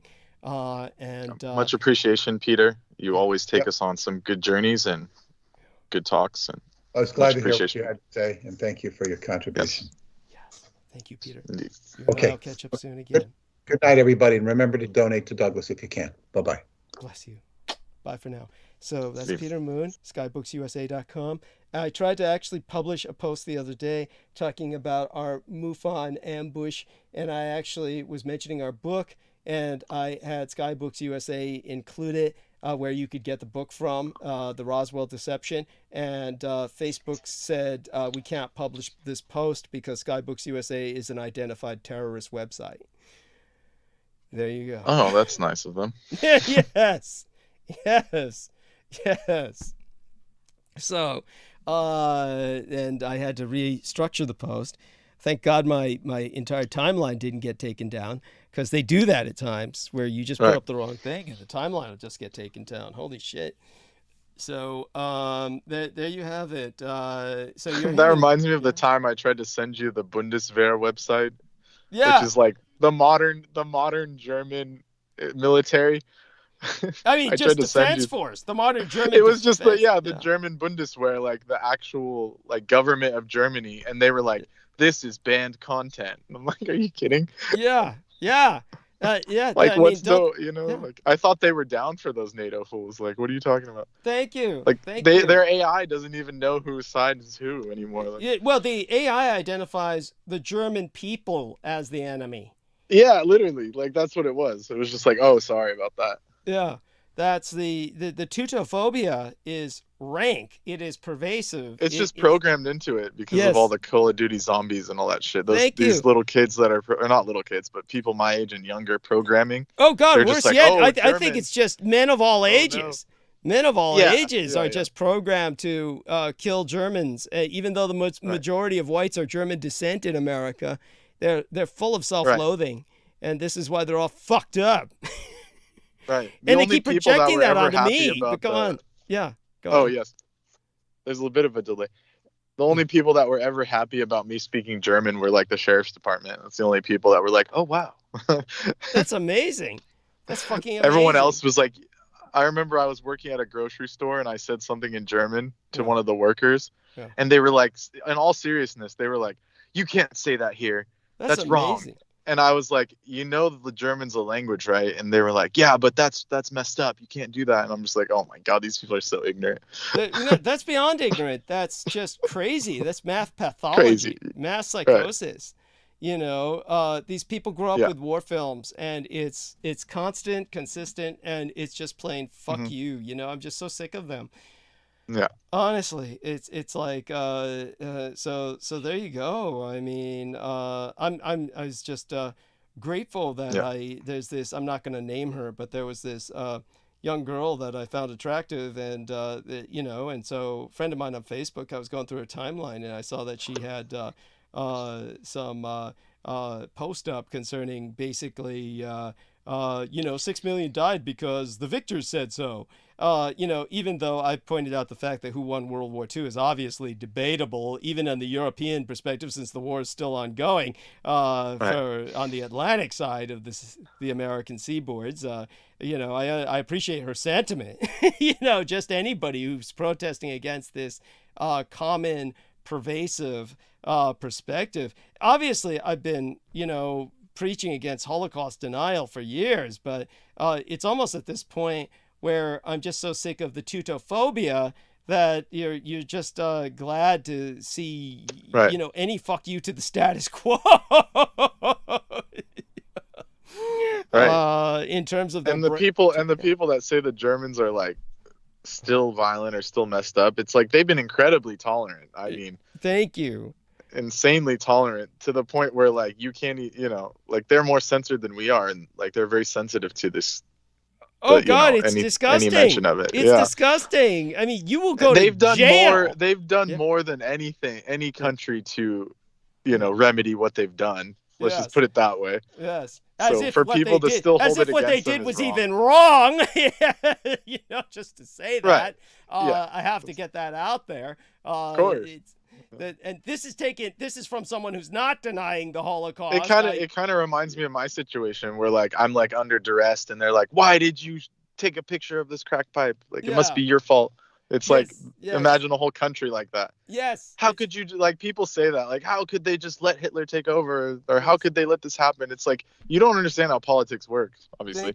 Thank you. Or what was happening at the time? You have no. Right. Yeah. Or that they had like no food and no money. Yes. And someone provided a solution. I mean, they would probably do the same thing. And that's what's funny is like all these people, like, if one day someone came and rounded up all kinds of people and were just giving out houses, no one would say shit. Well, take a look at fucking Putin. Putin is, look at the Russians. They love the Russians. And why do they love the Russians? They love the Russians because they're racist and homophobic. Right, exactly. But they say, oh yeah, it's like they're going to make us all trans people, and, they're buying into this Russian bullshit that somehow a couple of trans people are the greatest threat to your planet.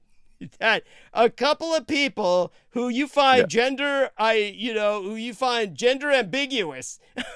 are just somehow the threat to humanity. This is the insanity of Americans. So these same people who shit all over Hitler are trying to bring Putin into world power. Fuck them. And he's the richest man on earth. It's not like he's sharing with anybody.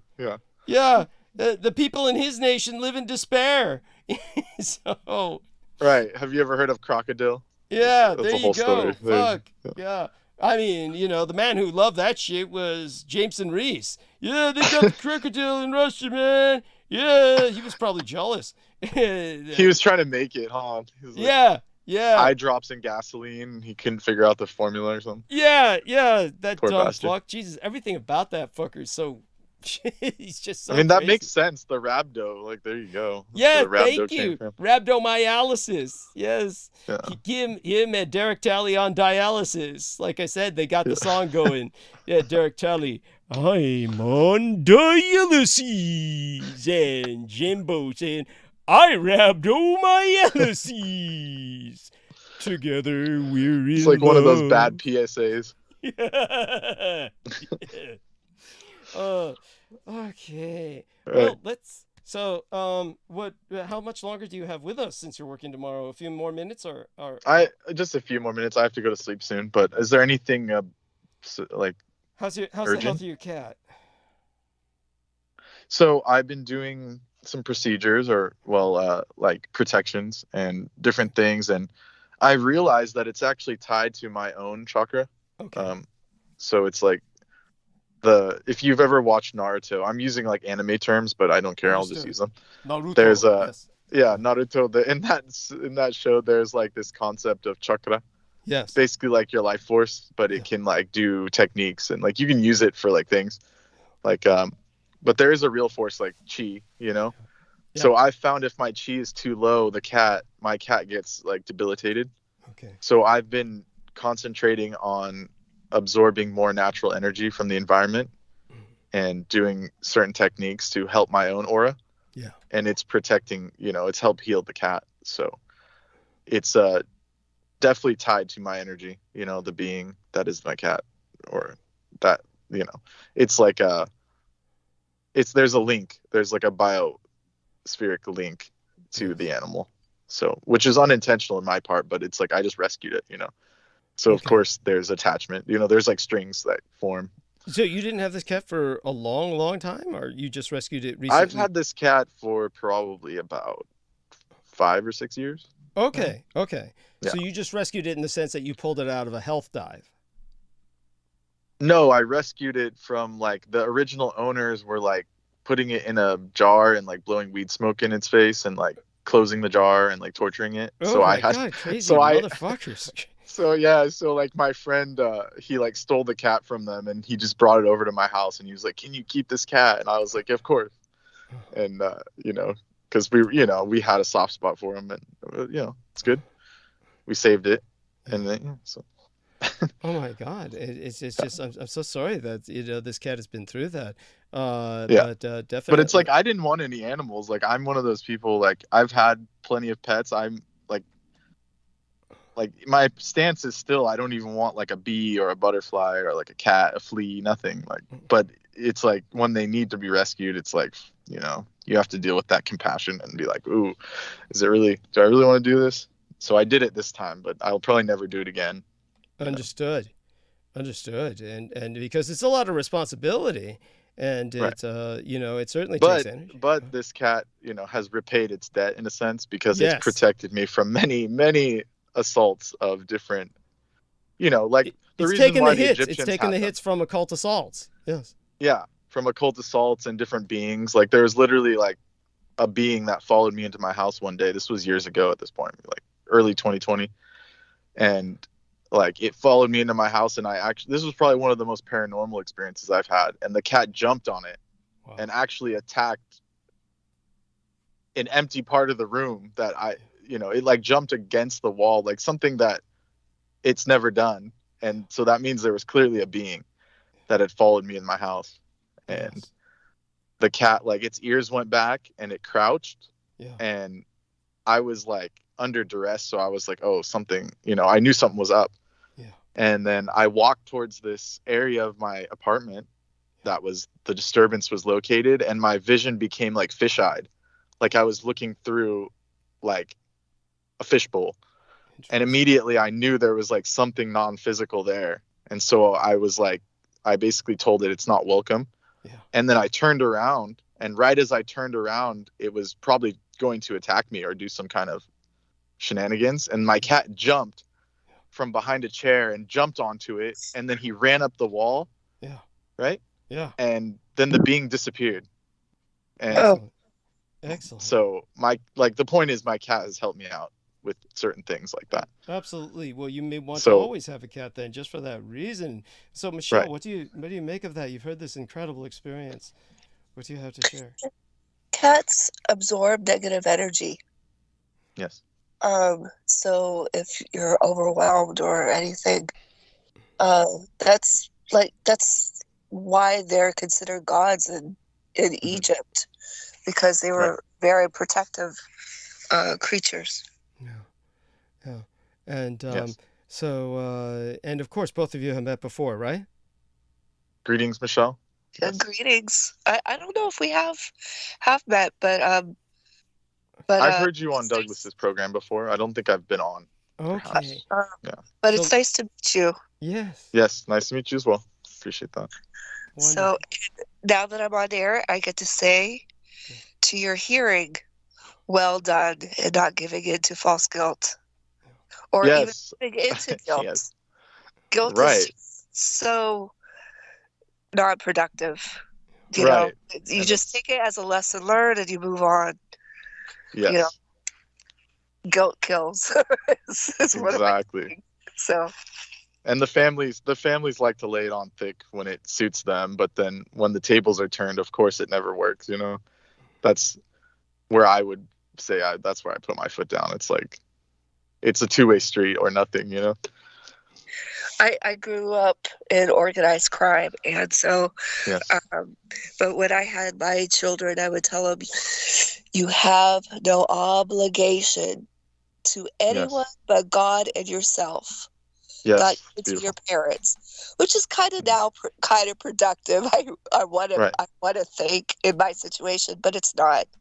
They're Right. thriving. I couldn't hope for anything more. Yes. My family has put them through so much duress, trying to heap guilt on them, Yes. and manipulate them, and they've been protected. Sometimes they wanted to give into that guilt, but then something would happen. The universe and God would protect them, where the situations would change and they would not be able to give in that temptation, because I'm a spiritual warrior. I war for them, even though I'm not with them, or they at this point don't want to have anything to do with me. That does not shirk my responsibility to protect them. My father was a mess up, fuck up when he was the early days of being my father. But once he left that world and removed himself from the situations and got a hold of his spirituality and his spiritual power, he's one of my protectors. Yes. And I've always known, I know that he protects me, and I'm thankful for that. And we are in communication again, which I'm grateful for. But I too studied under a biochemist, and she practices. She's a practicing Hare Krishna. All my mentors for herbology are. I myself am not, but I also learned about the colloidal silver and colloidal gold. So that was interesting to hear you speak of it. Yes. Yeah, that's some of the most suppressed knowledge of biology, is the interaction of metals in all biology, especially the colloidal ones, the ones that are free metals, like just not molecularized, the ones that are just single atoms, especially of the stable metals like gold, and silver is stable to an extent but not perfect. And then there's others like palladium, iridium, these like heavy metals that are. I didn't know that was suppressed, because I was learning whatever they wanted to share with me. So I was just absorbing. So therefore I didn't know it was suppressed. I even learned how to make these metals where they could be absorbed in our bodies. Yes. So there's a lot of good knowledge from the Ayurvedic sphere in this. That helps me appreciate my education a lot more. That's for sure. Yes, that's very good. And like in the Ayurvedic principles, they know, for example, like gold and silver water. If you do like Svarna Bhashma, or like gold and silver boiled in water, and you give it to a pregnant lady, someone with a new being coming in, that will increase the intelligence of the child. So this is something that the Ayurvedic practitioners have known for years. And then there's another aspect. There's like a metaphysical aspect of gold itself, that it's actually one of the most important parts of the biosphere. That's like no one, people know about NPK, nitrogen, phosphorus, potassium, but they don't know that there are these metals that become sporadic or like ormicized, which is like free molecules in the soil of these different metals that can actually make the biosphere exponentially more productive. So, for example, in the Edenic times, if you're going by the Bible, there was like the concept of Eden. During those times, the biosphere had up to 10 times more nanoparticles of gold in the entire biosphere than it does now. And they've actually confirmed this through like core samples and ice cores and stuff, that the biosphere of the past during the Cretaceous and those like way in the past biological blooms, what would be like different ages, when trees were taller, mushrooms were like the size of people, like it was because there's more metals in the soil that were beneficial, like silver and gold. And so the closer you get to the Edenic time, the more productive the plants were and the more easier it was for humans to survive. And that's why they call it a golden age or whatever. It literally meant there was more gold in the biosphere. Oh. And that's why the dark beings always take the gold first. They've always known that. I was gonna interject that, but thank you for saying, and that is the truth. And I have an organization called Once Upon a Eden for the very thing that you just said. Yes. And also because that was the time where we were at balance with everything, ourselves, nature, the spirit, the spiritual life, all the universe, everything. That's when we were in our fullest essence. And so I firmly believe that all the spiritual leaders that have come down, I follow the biblical tradition, but I'm not so married to it where I don't acknowledge the truth of all the other ancient texts out there, because we need all of that ancient knowledge to have that rooted picture, that well-rounded picture. Every one of those ancient texts has a puzzle piece for our understanding. I believe that the knowledge, when humanity was scattered at the Tower of Babel, well, pieces of that whole knowledge got fractured with all the people groups. So we need to have all that come together, exactly, to have the fuller picture.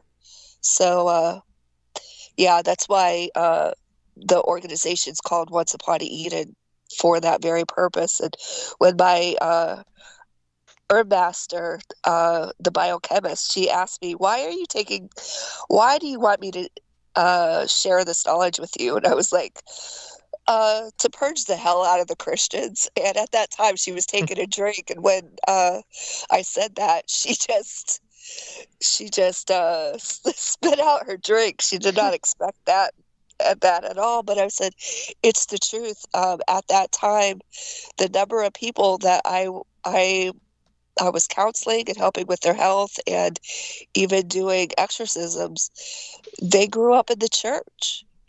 And I did not have my education in the church. My education, anything that I got in the church, was how bastardized the ancient texts were, and how the traditions of man and dogma made those very scriptures null and void. Because the Bible really is a potent book. It's very potent, but so are the other ancient texts. But I have found it to be true that there's always somebody that wants to, whatever technology out there wants to now make it into a religion of dogma and laws and not our essence. So, well done to you again, Brandon.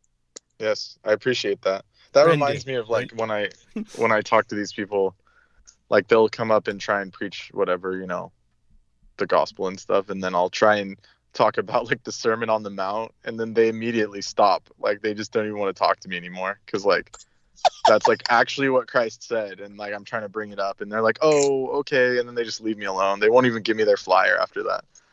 Good on you. Yeah. I'm so proud of you. Yeah, it's funny, but it's like, wow. I've even spent times on ashrams. Yes. And because, well, the first time it was because it was still right after Hurricane Katrina, and I needed a place. Oh no, maybe it wasn't. No, it wasn't after Hurricane Katrina, but I was there after Hurricane Katrina at another time. But I needed a place to convalesce after a hospital stay, and I had been clinically dead for 8 hours. And so that's a story for another day. But they welcomed me. But I first went there to a Bhakti Viksta, and which is like a Hindu Bible study, for lack of a better word for the audience. And what I was putting together was a handbook for disaster relief according to how all the churches and religious groups take care of themselves and their congregations. So I wanted to incorporate that into one handbook for the coast and then give it to FEMA and everybody else. So they welcomed me so I could learn and ask questions of the temple president. Well, then when I had a hospitalization, and then I had to have some place to convalesce, and that's how I ended up on that same ashram for a long stay. One of the most holiest nights that I ever had was at 5 o'clock. Everybody would eat. They would cook in the kitchen, and they would just leave the food in the kitchen, and then people would come from the cabins or wherever they were and go to the kitchen and get the food. Well, this one particular day, this lady yelled, "There's nobody fed Krishna," because nobody ate until God Krishna approved the meal. The prasad. Yes. Yeah, I forgot the name. Thank you. Yeah. And so she said, nobody gave Krishna his prasadam. Nobody fed him. She cried and cried. So I went to the temple. I saw her crying and begging forgiveness. Yes. And then I saw her do the whole service, just her. It was just her and I. And it was the most spiritually gorgeous thing I had ever experienced. Yes. And I've been on the other side of the veil many, many times. But this here on earth, besides spending time with children and seeing them take joy in different ways, was one of the most holy experiences I've ever had. Yeah.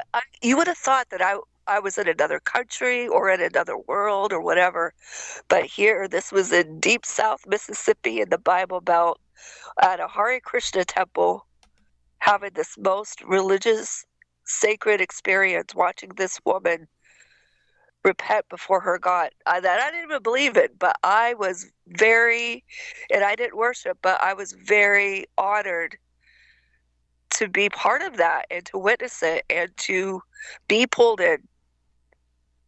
You know, I was pulled into the experience. So did you ever have something similar, Brendan? Oh yeah, I mean, the most recent time I went to Honolulu, I went to the ISKCON temple there, and I was like, ISKCON. Yeah, ISKCON, and that's People like it's in the United States, which is ISKCON is a branch of Hinduism. Yes, they're the Hare Krishnas is what they're called in the West, but ISKCON is the International Society of Krishna Consciousness.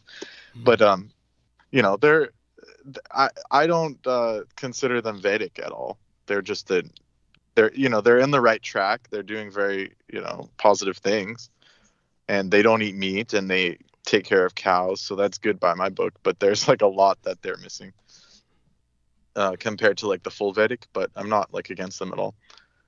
There are certain things that, like, you know, I don't need to go into, but they were very, very welcoming to me when I went there. Yeah, And they well, realized, being a very sacred and, you know, a sacred book, and it's not a book that I'm going to ever be able to read, because aren't there certain conditions for certain people who can and cannot read the Vedas? The Vedas are like, it's not that you can't read it, it's that you have to be at a certain level of frequency to understand it. It's a sonic code. Like, Ved is just, like, the word Veda just means sonic code. It's not actually something that can be understood by prose or talking. It's like beyond poetry even. It's like a sonic code from divine itself. So even all the translations nowadays are just biased. And you know, there are three main Veds. Like, I'm pretty sure I'm not going to ever be at that level. So yeah, me either. Exactly. Yes. Yeah, ISKCON is the only thing that I have to go by. Yeah. I mean, there were rishis that left us stuff to read. Like, you have Ved Vyas, like everything by Ved Vyas was left for us now. Like Bhagavad Gita, Mahabharata, Ramayana. Like, there are a few books that were left by rishis, certain rishis, like, that were available for us in our time to understand.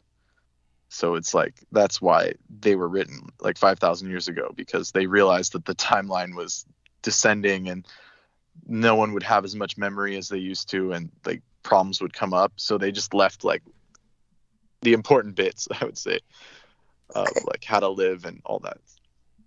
Yeah. Thank you. And your time at the temple in Hawaii? Yes. Yeah. Oh yeah. Quickly before I go, I'll say that because it was a good story. So it's the ISKCON temple where Sri Prabhupada Bhakti, like the person that founded ISKCON, that was his favorite location. Obviously, I mean, anyone, if I was like in that position, I would definitely be in Hawaii.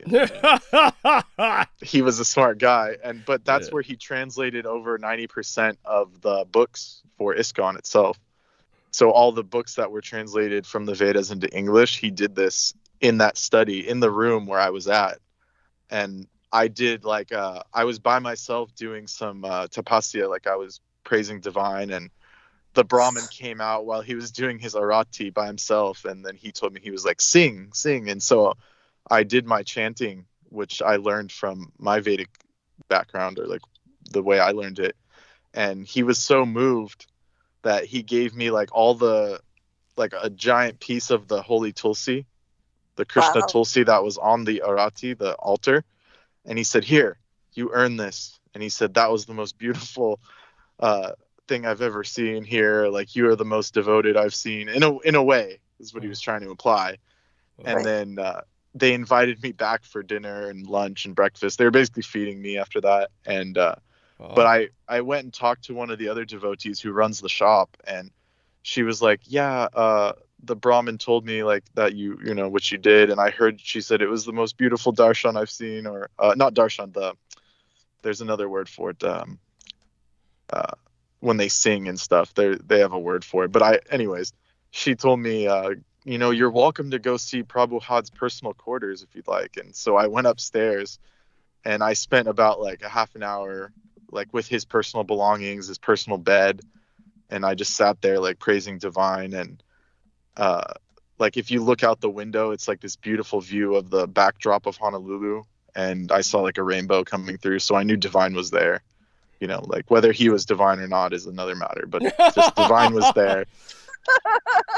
Divine was there, and it was a good experience. And I basically just slept in their front yard, or like, I was taking naps out there, and they didn't say anything to me. After that, they let me come in, and I had breakfast, lunch there. And then before I left, I went there for a breakfast they had. They had a meet and greet too, so I went to like 2 or 3 different events. But then the breakfast I had before I left, they like loaded me up with so much food. They like gave me like 7 to-go boxes, and normally it's like expensive. It's like $20-$30 to eat there because they're considered donations, quote unquote. So they just like, but instead this time they just gave me so much food. Like, I had like boxes, and they were like, come back soon, and you're welcome to use the guest room if you arrange with us ahead of time. And yeah, so it was good. It was a good experience. Wow. Like I said, they're very positive people. They're not negative. Yes, very. Yeah. I love them because they give creator, aka love, a lot of freedom and childlike freedom. Childlike, yeah. Exactly.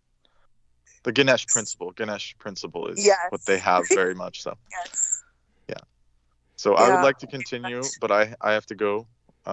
It's been a really great combo. Well, and gratitude, Douglas. Gratitude, Michelle. Really glad and honored to have had this time to visit with you. Yes. Many bows, and grateful for divine and higher forces for bringing us here and allowing us the time to evolve. And it's very important, So gratitude. Obeisances to you. Yes. Okay. Yeah. Gratitude. And thank you so much, Brendan. That was beautiful. And we'll have Michelle stay with us for as long as she can stand it. And in the meantime, very auspicious. On my time on the Pacific Coast, it's 10:08. So it's 1:08. It's a sacred number. So very auspicious. Oh yeah. Yes. Wonderful. Okay. Yeah. Right. Blessed be. We'll see you soon. We'll talk. That's our man Brendan Soget.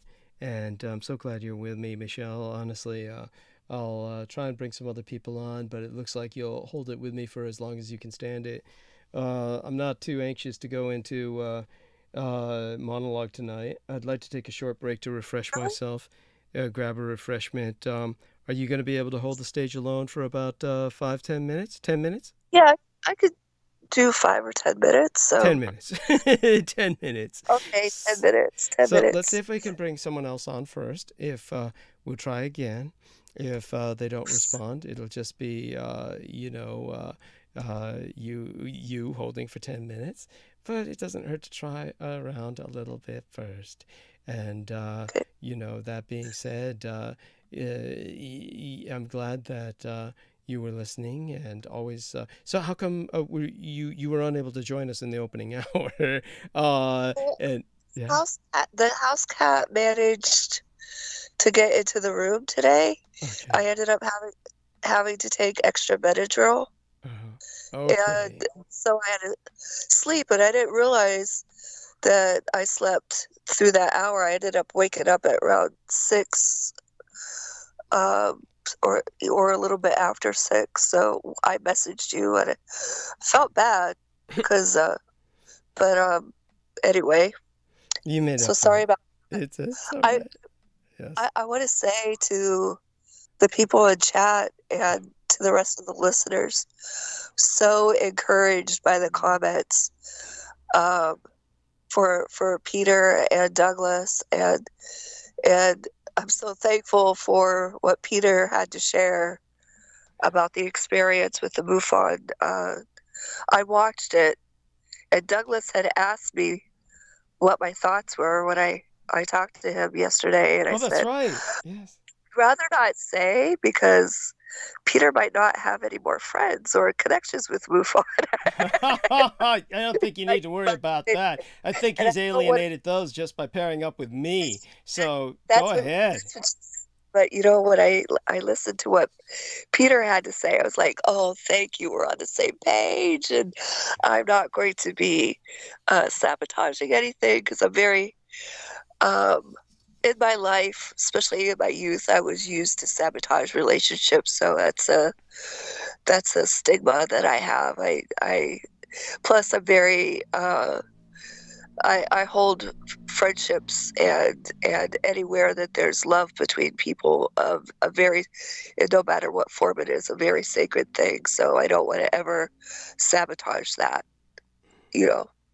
those relationships at all. I get very self-conscious about that.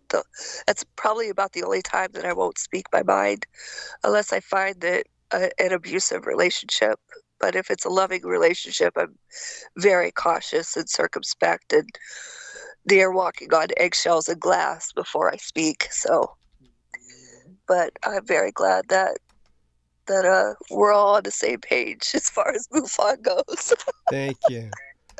Thank you. I mean, It's just a corrupt recruiting tool for well, it's a cargo cult in worship of the U.S. military, really. Yeah. Yeah. It's good to have this background noise in the background, when you're actually doing real research. What I'll put it background that noise are you speaking of, honey? Something on your side or mine? No, MUFON. Like, when I'm doing research, I like to have background noise on, it's like some people listen to music, but there's times where I listen to music and sometimes where I listen to something that is pseudo-educational, not really educational. Yeah, got it. And so, honey, what I'll do? Okay. It's like when I'm talking about something stressful, I'll do artwork which I cannot do anymore on your show because I noticed the microphone really does pick up, so I'll have to find something else do when I'm talking about stressful things. Yes. So I actually need that because otherwise I will have flashbacks or memories and when they program you, they actually also give you tools. Like if you get into a position where you can pay attention to your programming, you can learn to use those that they program with you as adaptive tools to deprogram yourself. Yeah. Or to maintain a certain level of de-stress. Okay. And things like that. So I use them a lot, especially when I'm talking about difficult things. Got it. So, honey, do me a favor. I'll be gone for approximately 10 minutes. Hold the stage for about 10 minutes. I couldn't bring anyone else on. Talk about this sort of thing like you're talking now. Carry it on for 10 minutes. And you got this, right? Sure. Right? Yes. Okay. So I'm going to go mute now, okay? Is that all right? Okay. All right. I love you. I'll be back. It's okay, Douglas. You can step away from the mic. I know. Okay. Okay. Be right back. Bye. So I'd like to build upon a little bit more about what Brenda was saying about the chickens and the eggs and people working together. So, we're finding all kinds of things that we're stressed about and going, prices of food going up.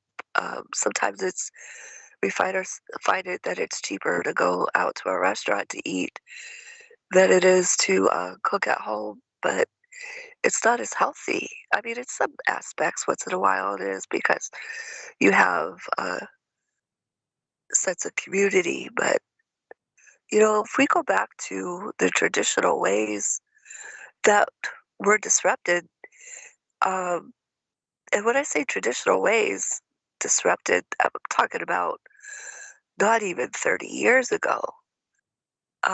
Not even the past 3 or 4 years, they were sorely disrupted. If we can bring back that essence of we really do know what's best for our lives in some areas, especially when it comes to our own household.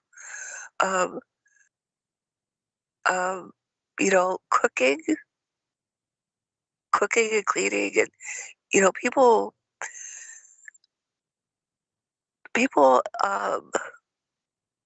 I know of mother co-ops where somebody's not good at cleaning. They trade for somebody.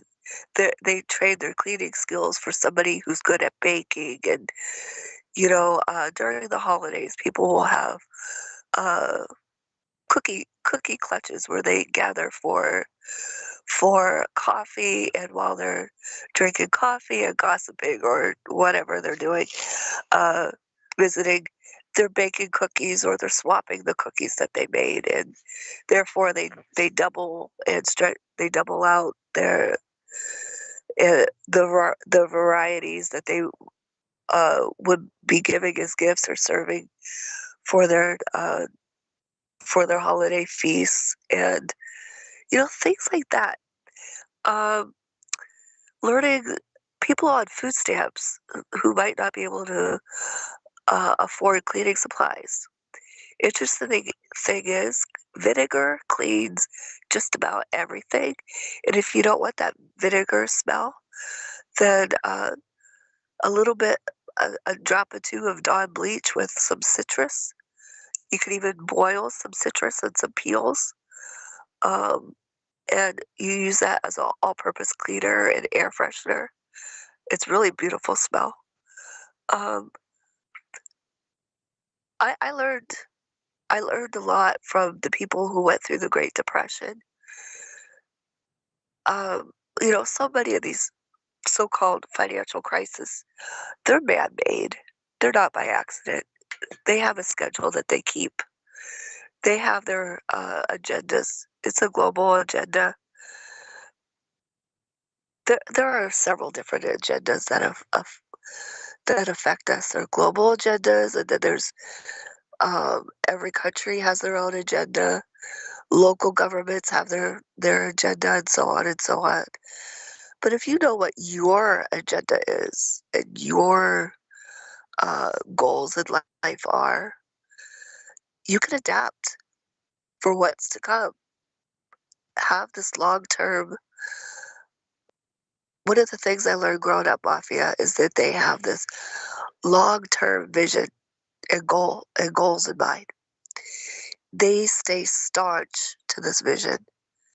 So staunch that that vision will carry them from one leader to the next leader to the next leader, no matter what. And the loyalty and the dedication is not just to the persons in charge, but it's to the vision of the organization at large. But if you have your self-worth, your self-knowledge, the solidness within yourself, your inner core with you and God, and you have your own clear vision, putting that vision into action with the little tiny actions. I mean, if you look out in your garden and you see the plants, you see the trees, you see the grass, each one of those started with seeds. Your actions are seeds, and they multiply and grow in time. That's called the result. So you keep all your actions. You're sowing seeds, you're sowing seeds, you're sowing seeds. You keep doing that. When you are emitting your emotions, you're watering those emotions, you're watering those actions, you're feeding those actions with your intent. When you're networking, you're pruning those actions, you're building more, you're sowing. Networking is sowing more actions and watering and growing all at the same time. Networking is very vital. It's like going from somebody's house garden into a jungle. I mean, that's how vital networking is. Why do you think all these global leaders have all these, the Davos and the IMF and the Council of Foreign Relations? Most of them are all the same people. Why? Because they're networking. They pull other people in, networking, sowing, watering, and feeding the vision. So how can you do that on your own? Well, first, go over your actions for yourself, your family, how you run your household. Take it on as if it were a business. You're the CEO of your household, and your family is a dynasty. When you take on that kind of mindset, it changes quite a bit. You go from just being a housewife that is,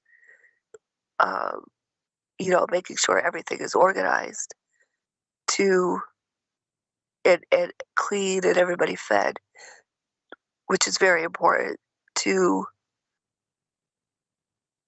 a person that impacts people that you will never see, that you may never see, because what you sow into your children now, you don't know what effect it's going to have 10 years from now when they pull up words, when they pull up some kind of word or thought that they speak into somebody else, and that might give them life, and you might have saved a life 10 years before the time that it was even almost about to be taken.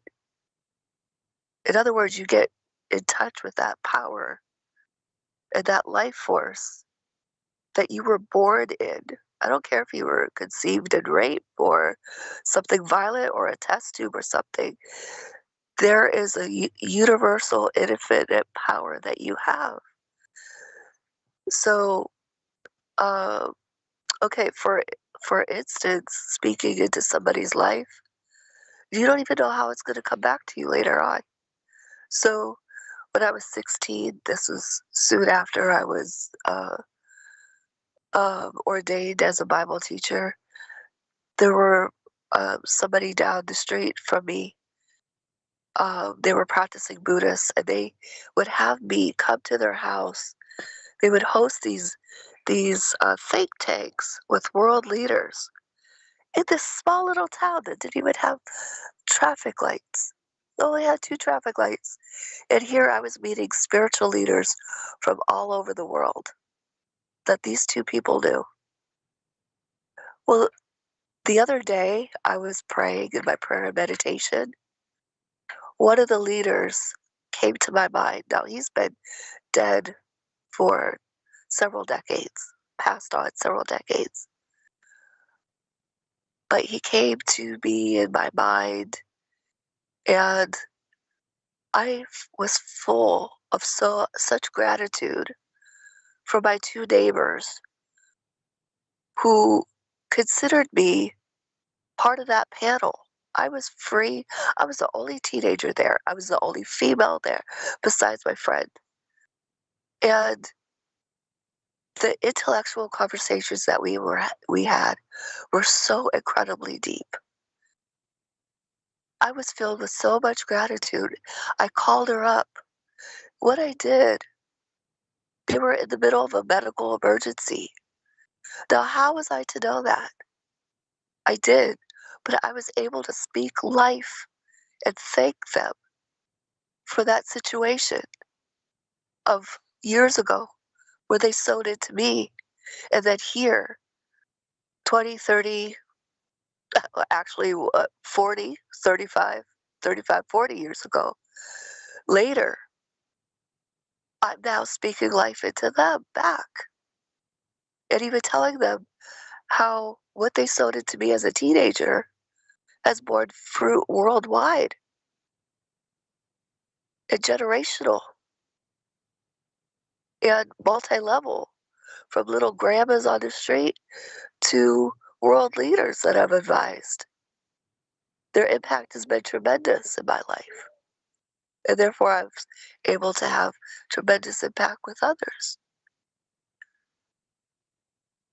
It would be another 3 years before I got to leave that town. But they pulled the world to me. A lot of the times, it's not what you know, it's who you know. But you know what? Nobody cares who or what you know until they know that you love yourself and that you emit love. Yes. Emit. I'm back. E-M-I-T, not O-M-I-T. Because I know I don't always speak clearly, but emit, E-M-I-T. Yes. Yes. Very. Yes, go on. Yes. You know, it's very, very important that you radiate that love, and that you let the love come back to you, and that you don't put up those. There are purposes for actual physical walls, but in real love has no distance. Love has no boundary. Only fear puts up the boundary in the spiritual. Fear will break. Fear in a different. Well, I'll tell you what. On the other side, on the other side, the love is so perfect that it feels indifferent if you don't know how to receive it, because it's so unconditional that if you're not used to receiving love, you will think that you are in hell, cut off from everyone. When in truth, you're the one who's most surrounded by the love. You're the one who is most in the deepest of the love. But you don't recognize, but the people who don't recognize it, they get the most weighed down. They get suffocated into it where they feel like they're dead. And it's a really painful thing to see. So while you're here on earth, as childlike as you can be, while still not giving into false guilt, and then if there is real guilt, it's just for you to learn from so you could do better. It's just, so you could study from other lessons and just practice.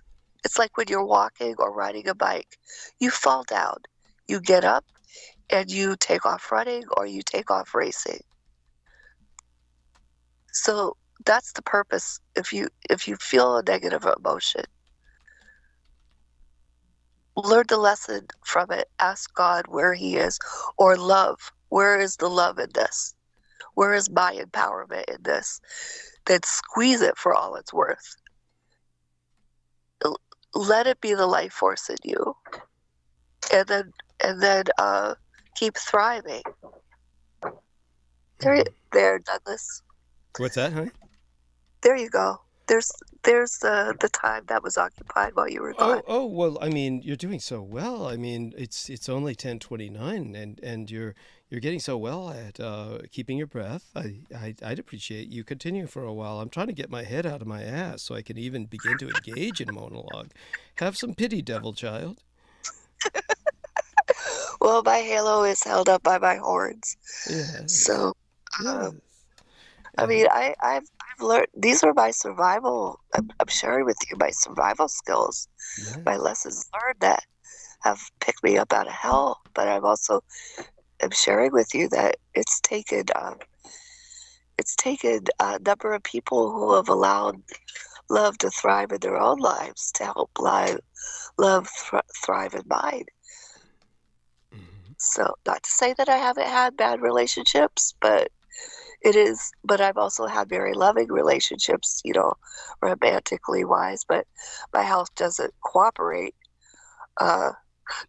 It's very, very weird that my body is allergic to that part of living, but regardless of interactions with people, yes, please, everybody, allow love to thrive. Mm-hmm. But And how's your brother, the man who was in jail for a bit and, made a positive of his experience?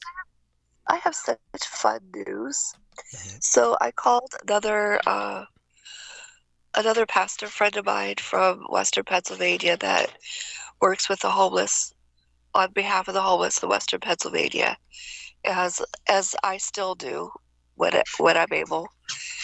And he shared with me that my brother was so successful in running our crime family out of town that the ones that are left are just the old people, and they went back to Italy so they could die in their old country.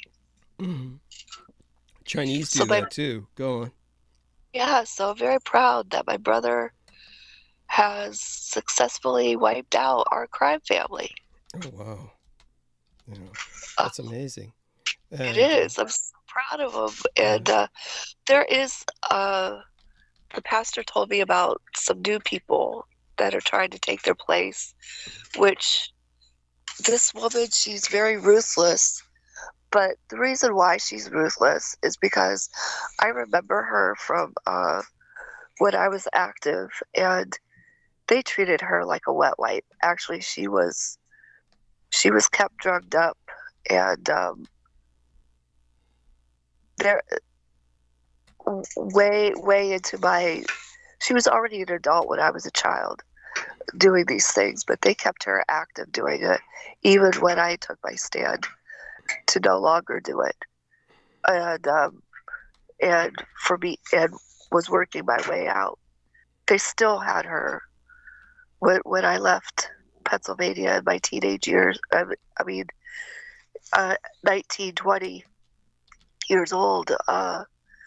They still had her strung up, using her like a disposable, like toilet paper. They used her like toilet paper or like a wet wipe. Yeah. It was really so. Now so tragic. It is. But these politicians and everybody else locally, statewide, and up to DC that she had to service are now all working for her. And so now she's become the counterpin. She's not a Donna yet, but she's trying to work her way up to it. Where, she's trying to consolidate and really. So right now it's a loose organization. It's still a loose organization, but they're doing some pretty hefty damage. And this pastor, he's taking all of them on in lawsuits. He went into Harrisburg the day I called him. He said just the day before, he went right into the Congressional Senate hearings of Harrisburg and served them all with the lawsuit. He served the papers because he couldn't find anybody else to do it. Nobody else had the courage or the balls to do it. So he said they were right in the middle of session. He said, which made it very convenient. His daughter died due to drugs. Oh my God. And so he's suing everybody. In Pennsylvania, they passed a law that you could sue the drug dealer, or if there's an OD, you could sue the drug dealer or the person's closest to the person that died while they were doing the drugs. So he took names. He's suing them all. The other interesting thing about this pastor, and what people don't know about me, is I do have a program that defends the people that are wrongly accused of abuse. But I also have programs for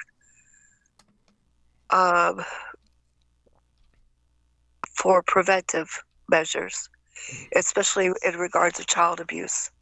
So, if somebody is proven, I will make sure that they get by. I will do my best to make sure that they get the trial to put them away and that they stay away. But if they're falsely accused, I help them get out from all of that too. If they haven't acted on that yet, then I help them find accountability. Sometimes I am their accountability, which could be very difficult, if you can imagine, on my part. But this pastor has one of the few shelters in the nation, if not the world, that the majority of the people that he houses are offenders, and the accountability program he has is one of the best in the nation, because it holds them accountable to the community, but it also gives them something to do productive, where they put emergency boxes together and send these emergency boxes around the world to wherever it's needed. So it gets these people out of their head, out of their proclivities, doing something that is that will help other people to thrive. And so yeah, he's gone into he's been known to go to the meetings where the spiritual leaders of the communities meet, and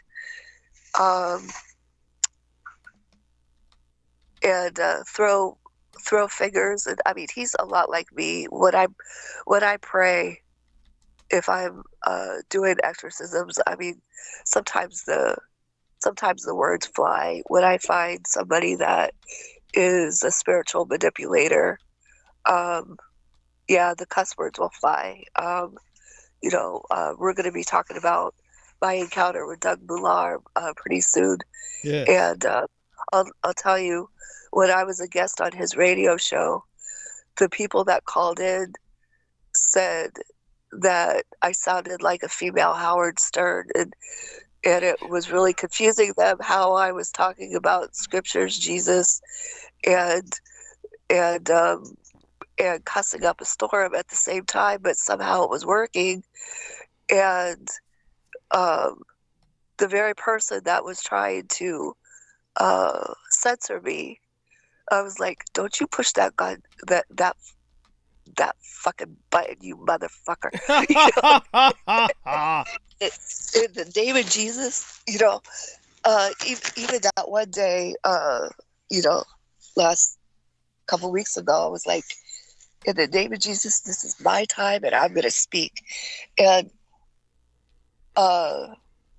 it was because I was talking to the spirit, and I get very angry with them because what they've done to me and what I know they've done to other people. So that's usually when I let the words fly, and start cussing things out, talking worse than a sailor is when I have to deal with them. I always say I know who to be angry at. I'm not angry at people. I'm angry at these sinister entities. That's who I get angry at. Understood. And then that's when all my, I get cussing worse than a sailor, but there are cuss words in the Bible. There's plenty of cuss words in the Bible. We're not to curse people.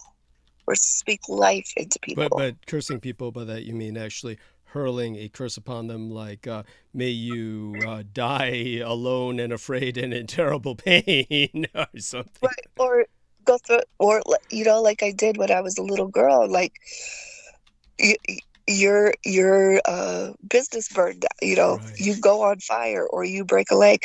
That's cursing. We're not to do that. Cussing, venting out our frustrations of like, oh damn, oh fuck, we all, what I call SDF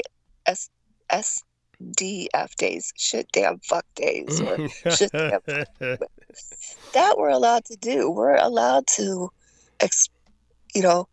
express our emotions. We're just not to use them to bring evil upon, or evil or death upon anybody. We're supposed to speak life, so we're not supposed to build those walls of spiritual walls. We're supposed to allow love, freedom. But I mean, even God had cuss words. So, and the priests that were offering up in Malachi, that were offering up offerings of cattle that were cancerous, full of tumors. Ooh. And God, where we get the term shit face from? God told them to wipe their faces with dung. Because offering up the meat as burnt offerings, which, by the way, they were feeding to the congregation. So they were feeding it. Now it says that they were offering it up to God, and God would take it as a delightful aroma. That's not what God wanted. God wanted our heart, our love, our relationship as as a child to a parent. But these feasts actually were to show unity towards all the others, against all the other communities or civilizations and the other gods. You know, it was mostly to say, you know, for Abba to be able to say, or Yah, as some people call him, or Jah, as some other people call him. See, my children and I, we're all having dinner together, enjoying each other. So, booyah, what you got? But here the people were allowed to bring cancerous, or the priests, in some cases, were swapping out the good livestock, keeping it for themselves, and then serving the congregations the cancerous stuff. Mm-hmm. And God was like, you could put some, you know, you want to know what that's like to me? Smear shit on your face. That's what it's like. Yeah. And so that's where the term shit face comes from. Oh my God. Yes. Well, thank you for clarifying that. So go on. Yes. With the let's check the messenger and see if anyone else is participating. But in the meantime, you're doing fine. And I think that it's great just to hear you talk, because I know what a problem that's been with you in the past with your breathing. So your breathing must have been improving markedly.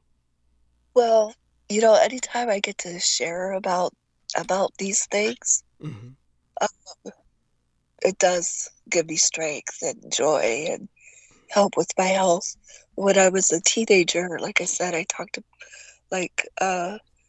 Astro, Elmer Fudd, and Porky Pig all fighting for the last word.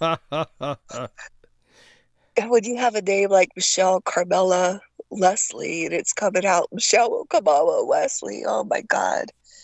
I found that when I would stammer and stutter so bad, I would hate to talk. I would just want to cry. And it was when I was in the Air Force. I went through for a few years not doing that, and then I would go into the Air Force again. And this drill instructor is in the Air Force at least at that time they were called TIs, tech instructors. He's like, Airman, and your name? Now, it's right there. I just got canned that day, means the label just got put on my uniform. And I'm going, Airman Wesley, ask permission to speak, sir. And he's like, what language are you talking about? Or are you talking? And he's like, is it true, Airman, you were born in Taiwan? I said, sir, yes, sir. And, you know, and I'm not even saying my R's right now, you know. And he's going, so you think that you're going to pretend that you're a Chinka China? And I'm like, no, sir, I'm not. I can't even talk. What did he say? You think you're going to pretend you're what? A Chinka China man. He goes, what are you? He goes, there are no Chinka China mans. There's only people from Chinese, but you don't even know what you are right now, do you, Airman? And I'm like, I'm sorry. And then all of a sudden, and he goes, and what in God's name? And I'm like, in God's name, sir, I am Michelle Carmela Leslie. And he goes, what happened that it came out so clear? I said, you took my God's name in vain, sir. My dad's name. You try to use my dad's name against me, sir. That's the difference. And I really felt like that, you know. And then he told me later, he goes, you see me in my office, Airman. And he gave me some whatever time to report. So I went to his office, and he pounded the desk, and he goes, that was some funny shit, Airman. He goes, I got to tell you something. I said, what? He goes, I'm a deacon in my church. And that was some funny shit. Congratulations for standing up for your relationship. I said, thank you, sir. Because I couldn't say that in front of everybody, but I had to say that there. And he goes, and that's some ballsy attitude that you had standing up to me like that. You know, I could have you recycled for that. I said, but you won't, sir. And he goes, no, of course I won't. That's cute.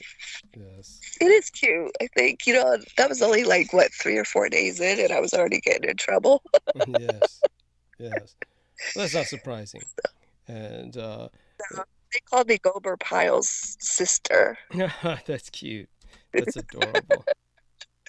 Well, you know, you've heard the term sad sack. That's an actual comic book or cartoon character, both. Yeah. And, there was a Sadie Sack, a female version of him, or Sadie Sack. I don't know what they called her, but definitely, they could have used that term. You know. Yeah. Oh, some of them did, but it was so amazing how this situations that should have been bad for me always worked out good. And then they got really scared when they found out that here's something that you could probably help explain, Douglas. So I have an uncle that he flew for Nixon. He was a decoder, he and his wife, at the Pentagon. He was my dad's uncle, so he was my great uncle. But he was my dad's uncle on his mom's side. We've already talked about my dad's dad, who was the inventor for the military as well as the Frogman, you said it is? Yes, UDT, okay. Underwater Demolitions Team. Okay, so this is on my dad's uncle on his mom's side. So he flew for Nixon. He was a decoder at the Pentagon. He also worked for Ashcroft very, very closely. But you know what? You can't find anything about him. Yeah. That's it about. Yeah, go on. Yeah. So, but everybody on the base, they knew of him, or they at least knew of him, because he was in the Air Force. He was a high rank. I think he was a colonel, if I remember right. So all I know is it was just a big deal that when I graduated, he was going to be on the platform. And when I was discharged so I could get my emergency surgery, he still attended my graduation. And they messed up where I was discharged early for emergency surgery. If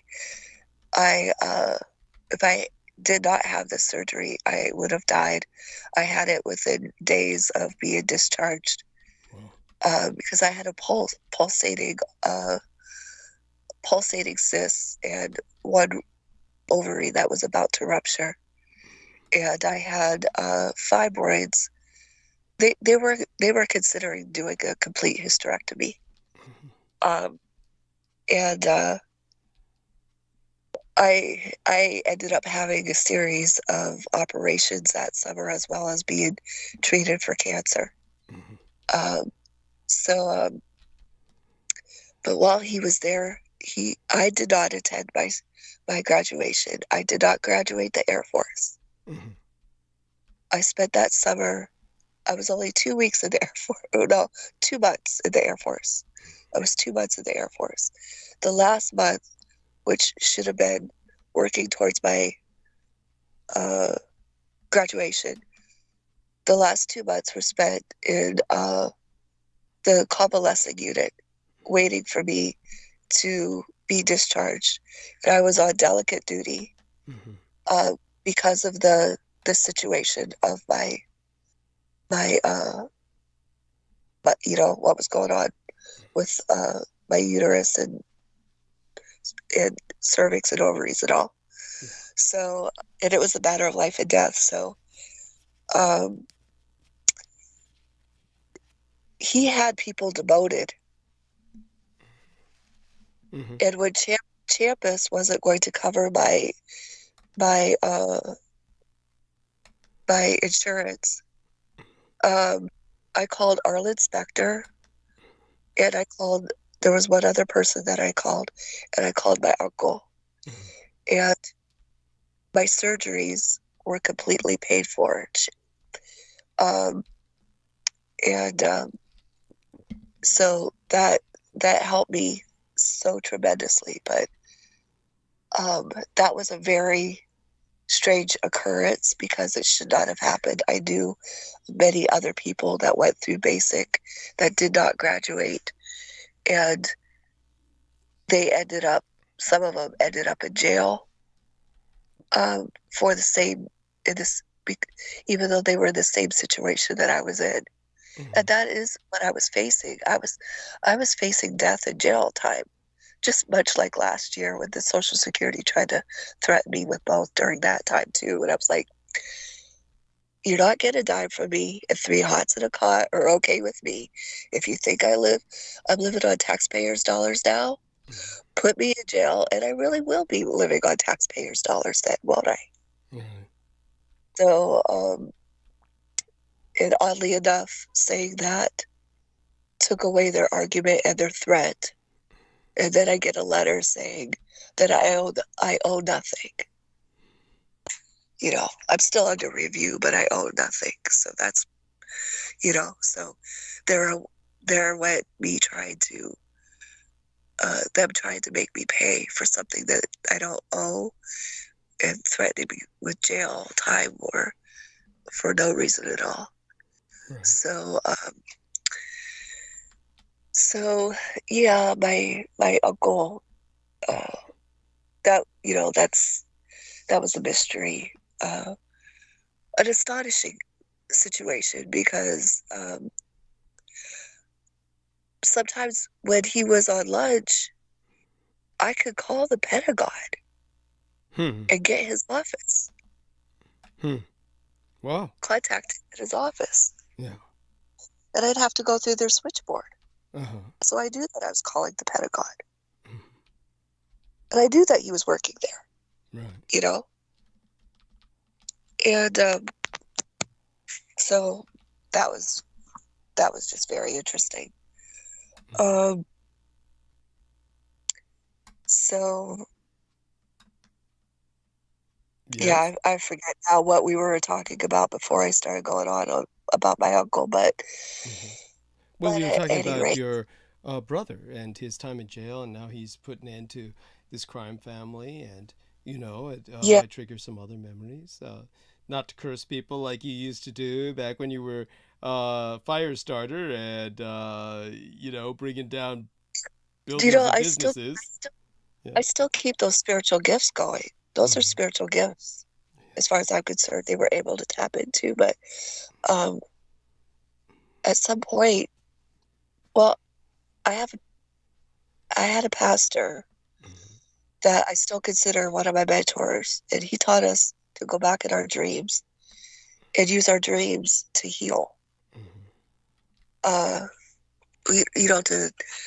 in essence, time travel through our dreams, and or allow the memories to come up in our dreams, so that way, when we have flashbacks or something like that, it'll happen while we're sleeping and not disrupt our everyday life, and that we can gain our healing from that. So I've taught other people that as well over the years,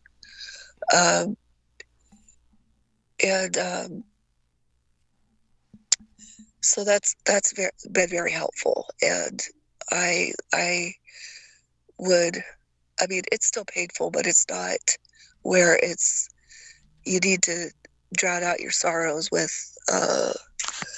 drugs or alcohol or anything, because beautifully enough, when you wake up, it's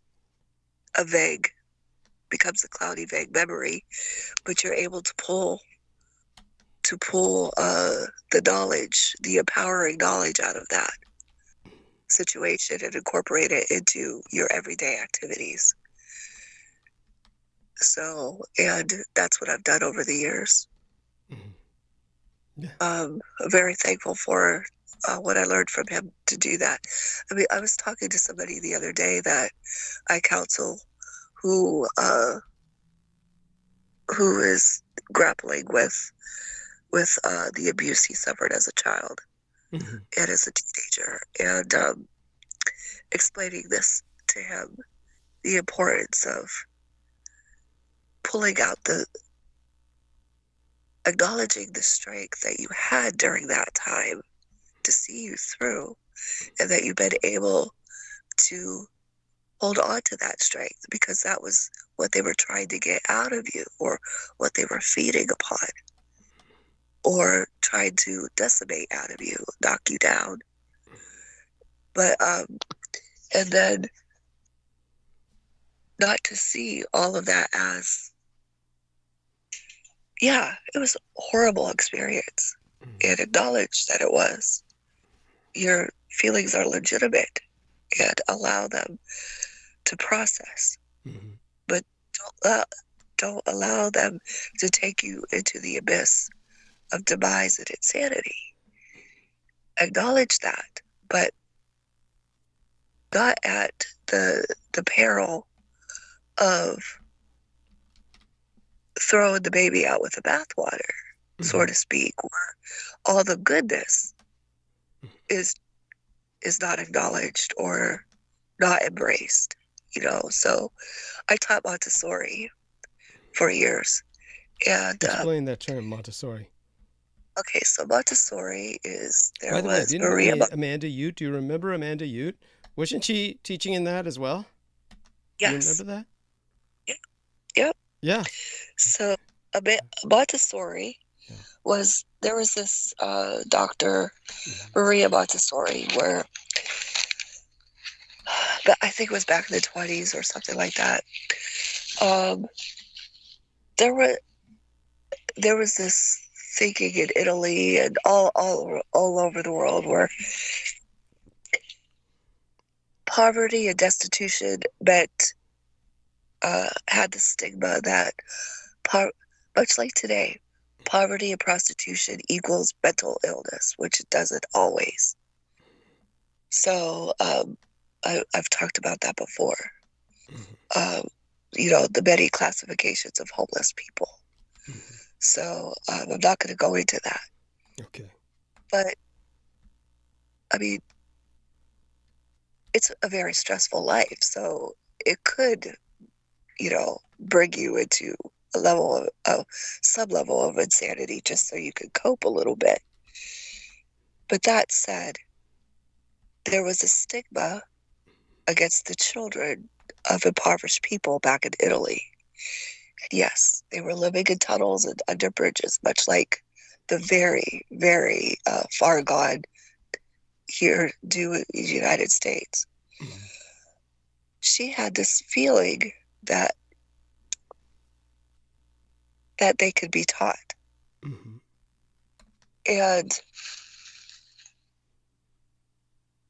some accounts have allude to programs where the authorities would deal with the homeless by throwing them away, like literally throwing them away to die, or rounding them up. And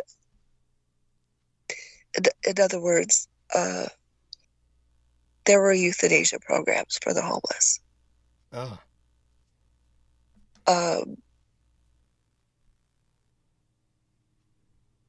In one way or another. So, but she had this thinking that the children could be taught, and if they could be taught, that they deserved an education. So she gave them these little jobs to do. She treated them, she studied them in their habitat, so to speak. But it was like Jane Goodall going to the chimpanzees. So, but they were risking their lives because a lot of the people were living in filth. Mm-hmm. So they were risking contracting diseases, Mm-hmm. you know. And not to say that she didn't have her prejudices either, because some of her writings were, she gets so astounded that these children can say their ABCs, or they can, you know, whatever she teaches them, there is some understanding there. Mm-hmm. But anyway, she wrote this very in-depth, she did some very in-depth studies of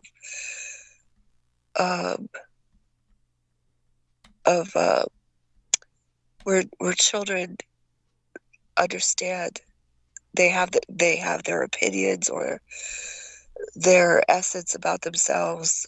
By the time they're 6 years old, they have such a understanding of right or wrong. They could formulate ideas. They could, I mean, empathetic ideas of right and wrong. And not just empathetic, emphatic on top of that, where they're just like, this is right, this is wrong, this is what I stand for. You know, and they might only be like 6 or 7 years old. Mm-hmm. So, but yet you would think that you were talking to an 80-year-old, a 60, 70, 80-year-old. And so she would write that. But I tell you what, nothing is as humbling as when you have a 6-year-old. I substituted for a teacher one day, and she had the 5 and 6-year-olds, and I had the 1.5 to 2-year-olds. Mm-hmm. So anyway, I was substituting for her, and I couldn't put the binomial cube together. Mm-hmm.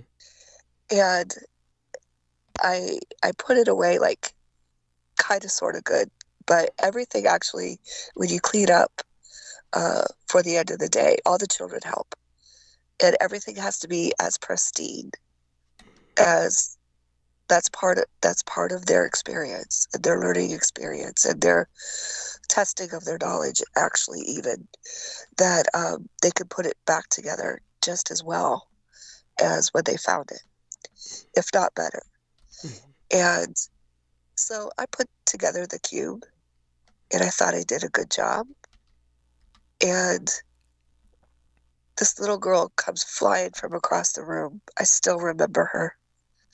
I still remember this whole experience while I'm telling it. She comes flying across the room, and she, no, Miss Michelle, no, Miss Carmela, let me do this for you. And she looked up at me with the most pitiful eyes, as if she were an old woman looking at me like I was a simple little child that she had to teach something. And then she tells everybody, Miss Michelle doesn't know how to work the cube. So all the kids came over. All the kids came over and gave me a Montessori lesson. So she very carefully took all the pieces out, put it back together the way it was supposed to be. 3 of the other kids did the same thing, very slowly, very quietly, very methodically. I watched them, and they were like, okay, Miss Michelle, it's your turn. You can do this. You can do this. So there I am doing this. Now, I want you all to know, in my high school year, remember, I worked in my dad's auto shop. I took engines apart. I put them back together. I took the whole parts of cars apart, cleaned them, and put them back together. For 20-something years, I held the record from putting together a lawnmower, naming all the parts, all their functions, and putting it back together. I did that in 2 minutes and 21 seconds. Mm-hmm.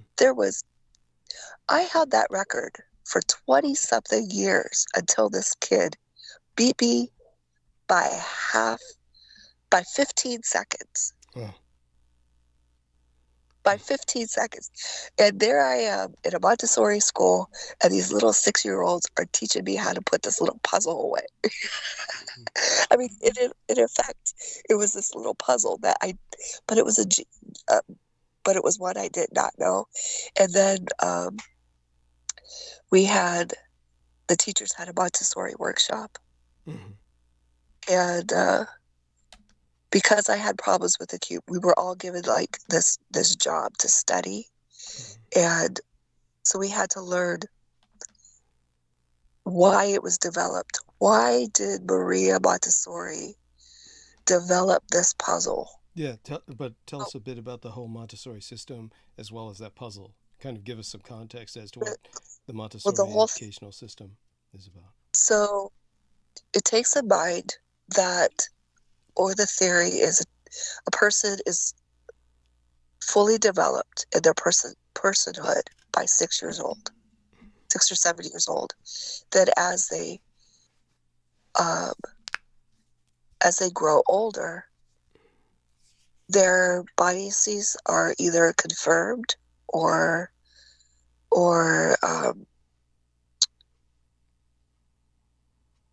they're either confirmed or they're adapted. That's not necessarily manipulated or in a well, wholesome environment where the child is able to learn on their own, that they could grow and they will change. They can develop their own hypotheses, their own theories, and they can maybe their bias might be swayed, but just a little bit. It's still pretty true to the core of their own essence. So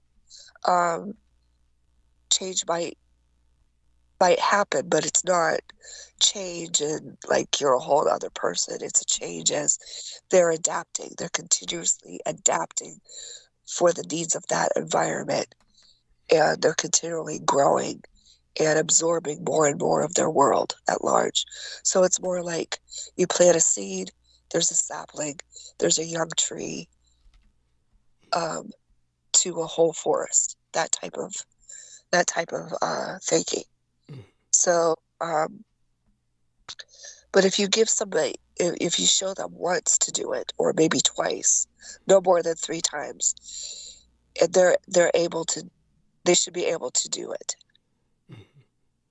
And they learn from their own mistakes. You allow them to learn from their own mistakes. Okay. So, in other words, giving them a safe environment to explore life on their terms and learn from life. So, yet you praise the positive. You might acknowledge the negative, but you don't acknowledge the negative in a way that destroys their spirit or their essence or their hunger for life and loving and learning.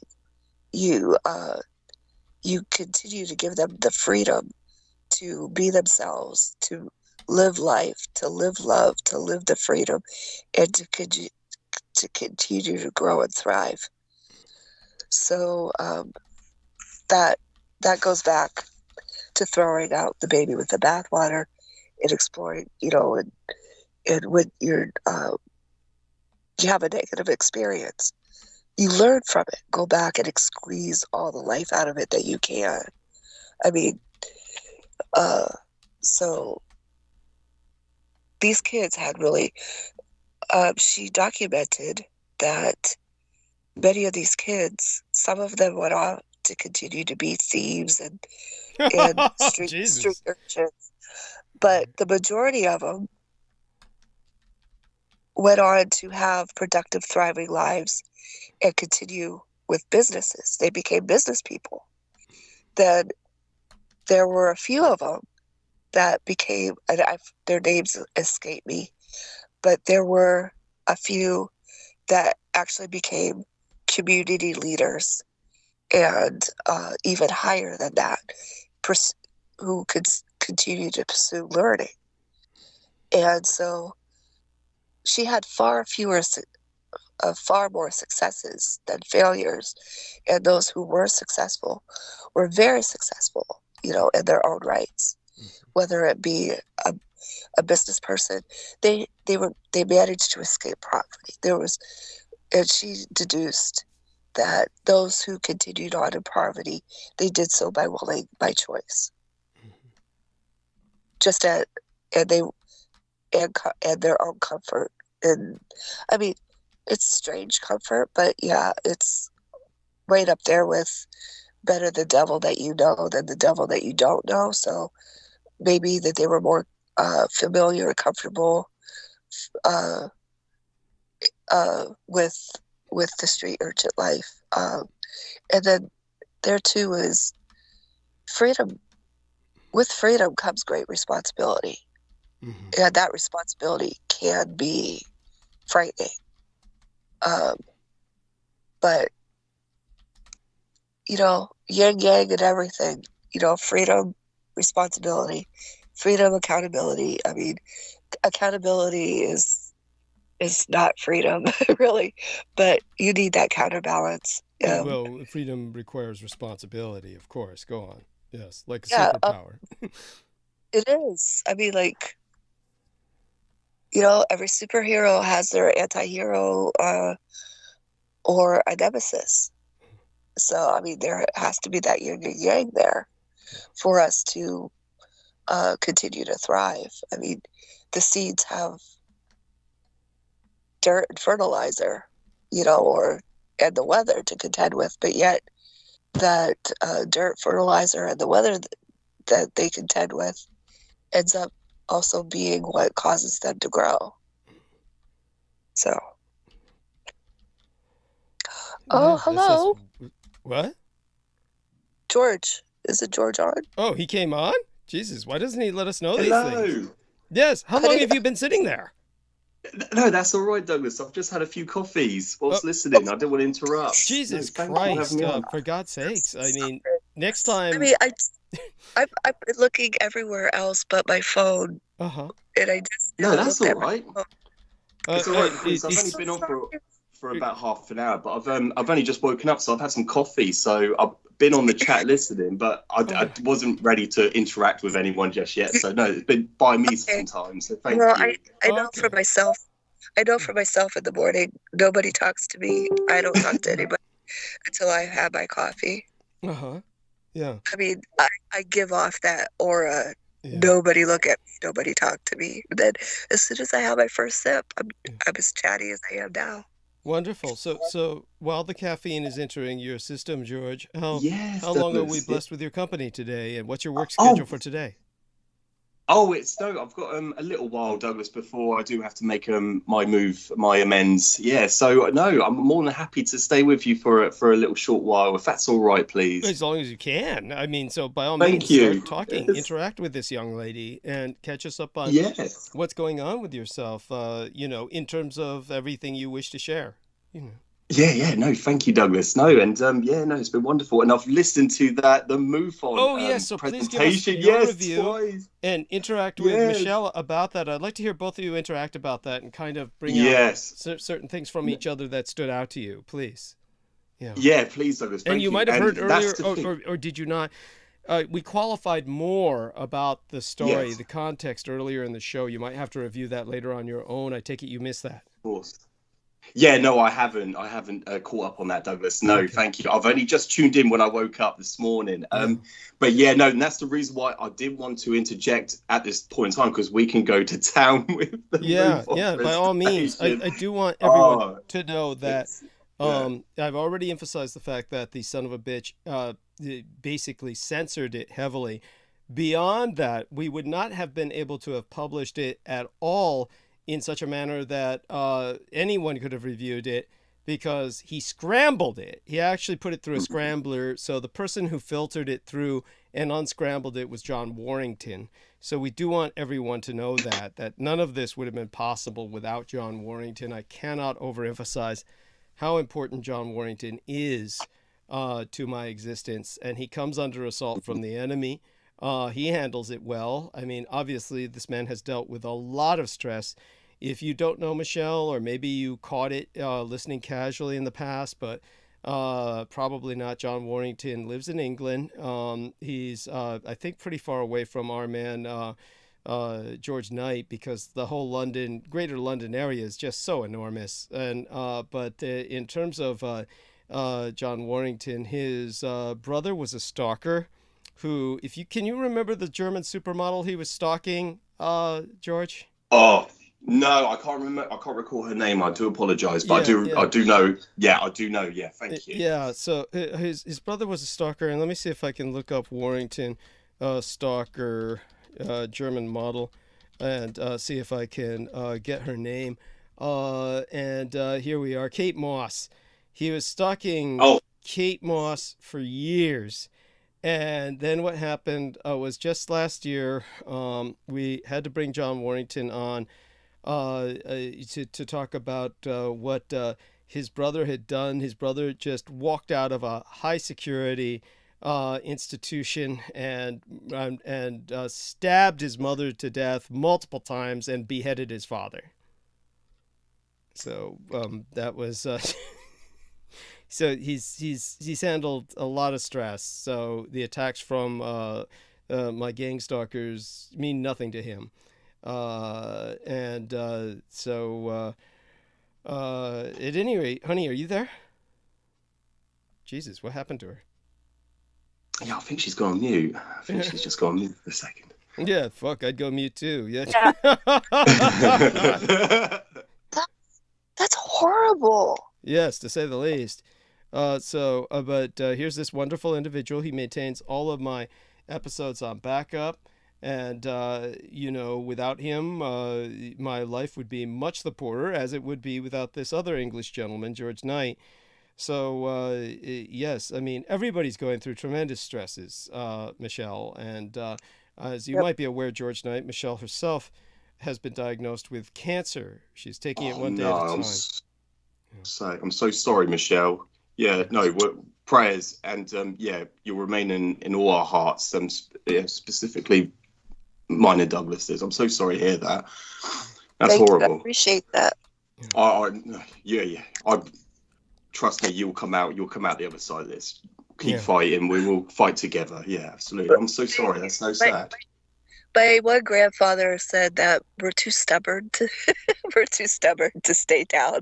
Absolutely, that's the best mindset, and I do apologize. I'm incredibly sensitive at the moment, so every little sad story just gets to me. So I'm so sorry to hear that, Michelle. I appreciate that. Believe me, I understand. So both of you do me a favor. I'm just finishing up this liquid Coke now. I'll be back in a few minutes. Always after I finish drinking a Coke, I have to rinse my mouth out, or it feels like that it's eating through the porcelain of my teeth. And so I'll be back in just a few moments. If both of you can speak casually about just innocuous subjects or whatever you feel is something people should be paying attention to, and we'll go back to the MUFON subject when I return in about 5-7 minutes at the longest. Okay? Something that now that George is on the line, that I'm just dying to share with you. So hurry it up. Okay. I'll be back as soon as possible, honey. Okay, I'll be right back. Seriously, how long does it take you to swish water around in your mouth? There may be other things going on as well. Inhaling some booger sugar, maybe kind of getting myself a little, up in other ways aside from. You're wasting time. Sugar and caffeine. Yes, I'm wasting time. Okay, I'll be back, darling. Okay. Thank you. Take care, Douglas. Yeah, do you know what? I do the exact same thing whenever I have sugary drinks or whatever. I have to swish some water or mouthwash out because it just sticks to the porcelain of your teeth. Yeah. So I'm partial to that myself. Another thing I did in high school, I've had so many jobs in my life, but um, in high school I had several jobs all at Yeah. once. Plus, I had a few businesses that I ran. So I wanted to buy an island, so I was working really hard on it, and I was already buying a house. So that's why I worked so much. Yeah. Anyway, I cleaned for a dentist, and I also cleaned for the doctor across the street. And the doctor across the street, he would give his patients lollipops. And I said, "Well, what do you do? Why do you do that?" He goes, "I'm being a good neighbor for the dentist across the street. I'm keeping him in business." Yeah. Oh, bless you. Yeah. So so there was that one Yeah. that family doctor giving the kids lollipops and suckers and all candy. And then I would see those same kids across the street having to get their teeth cleaned and Exactly. It's so funny, isn't it? Yeah. That is it's so ironic, isn't it? It's so funny. yeah, And that's the thing. Every time you go to the doctor, they're the ones that tell you you should be doing this, you should be doing that, and they're the ones doing the exact opposite. They're doing it themselves. Yeah, they're great leaders by example. And then it's so funny when you see the kids go from the doctor then to the dentist. oh yes. Sometimes I would see them both. I would see the kids at both places in one day, and I Yeah, love that time because the kids would do a double take. Like, did I just see you a couple hours ago at that other yeah, place, doing the yeah, same thing you're doing now? But they were too little to understand that. yeah, Uh, this one little girl, she came up to me and she goes, "Do you just pop up everywhere?" I, s- I said, "Yes, yes, I do." She goes, "Okay." And then she goes over to her mom. She goes, "Mommy, I'm going to be a good girl." And I'm like, I went to the bathroom to check myself because I thought, do I look scary or what? yes. And but for the little girl, um, at the one she saw me running a a polisher, a floor polisher, and then this time she saw me running the vacuum cleaner, and it was just the idea of those machines she didn't like. I later found out from her because she really gave me a what it was it self-conscious. I became self-conscious because I thought, well, do I look scary? What's going on with me? That this little girl's frightened. Here she wasn't frightened of me per se. She was frightened of the machines. Yes. Yeah. No, thank you, Michelle. No, thank you for sharing that. I do apologise. Yeah, it's so many things going through my head just with everything. But with yourself, how's everything? How's everything Well, let me share this besides? with Yeah, let me share this with you, George, and maybe some other people who uh yes, I do have some people that are just taking my situation to heart, and I like to yes, emphasize. I'll just say that because some words my tongue and brain won't work with. Um, I've, it's the allergies every day that yeah, really are my situation. Everybody has a certain amount of cancer in them, but if you keep your body alkaline, uh, either the cancer's slow growing or the cancer will go away. And the doctor actually told me that the way I live my life, uh, it could be I still have 20 years or more. But yes. That's good. the Yes, it's the allergy part that yes, keeps me indoors. It keeps yeah, me isolated from people and from society. And just earlier today, I tried to put on a sweater and I tried to put on pants, and I wanted to go outside, and I couldn't have anything on my skin. It just My skin was just not having it. yeah, Um, I don't know what was it that was doing it, but then I had The house cat came in today. I love pets. I love that cat. I've been wanting her to come near me for a while now. Yeah, I understand. I ended up taking extra Benadryl, sleeping the whole day away when it was a beautiful sunny day out, and I could have been doing that. I've had met an amazing man last year that just we've grown to love and appreciate each other. And then I had to he left it up to me when I told him what the doctor said. The doctor said I can't date anymore. I can't have those romance is off the table for me. All right. And why is that? That's what I lost my shit over. Yeah, why is that? That doesn't make any sense to me. Well, I've tried it before. And it's because, well, Tommy Lee, he put it this way. He said, guys, drink pineapple. She'll thank you for it. Whatever you ingest, it comes into the semen. So there are cases where people are allergic to their spouse. Not necessarily that they are actually allergic to the bio of the person or that person themselves, although that's possible too. But they're allergic to, like, for instance, my guy loves mushrooms, just absolutely loves mushrooms. I'm very allergic to mushrooms, so allergic to mushrooms that what is that? That there's a concoction for I bet Peter Moon knows this, for cancer. There's several different types of mushrooms, and it helps with cancer. I've used it on cancer. This is another reason why I'm not concerned about my cancer is I've helped people beat cancer many times over. Yes, yeah. Even stage 4.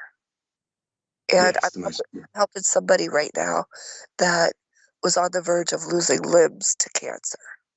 Yeah, it's not good. And they're recovering very, very nicely. So the cancer is not an issue for me. It's dealing with the allergies. Anyway, I'm allergic to mushrooms, so I can't even take this treatment. Oh, I see, yeah. It's got herbal properties. Yeah. So anyway, last year... Is this what you want? Go on. You said you wanted to talk about something when I got back, but this is something else first, right? Last year? Yeah, this is something else first.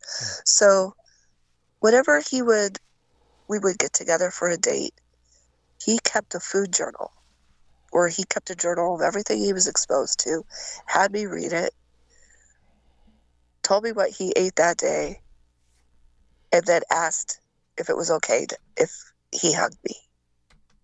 That's how careful he was with me. He really, but, she said, what if he slips just one day?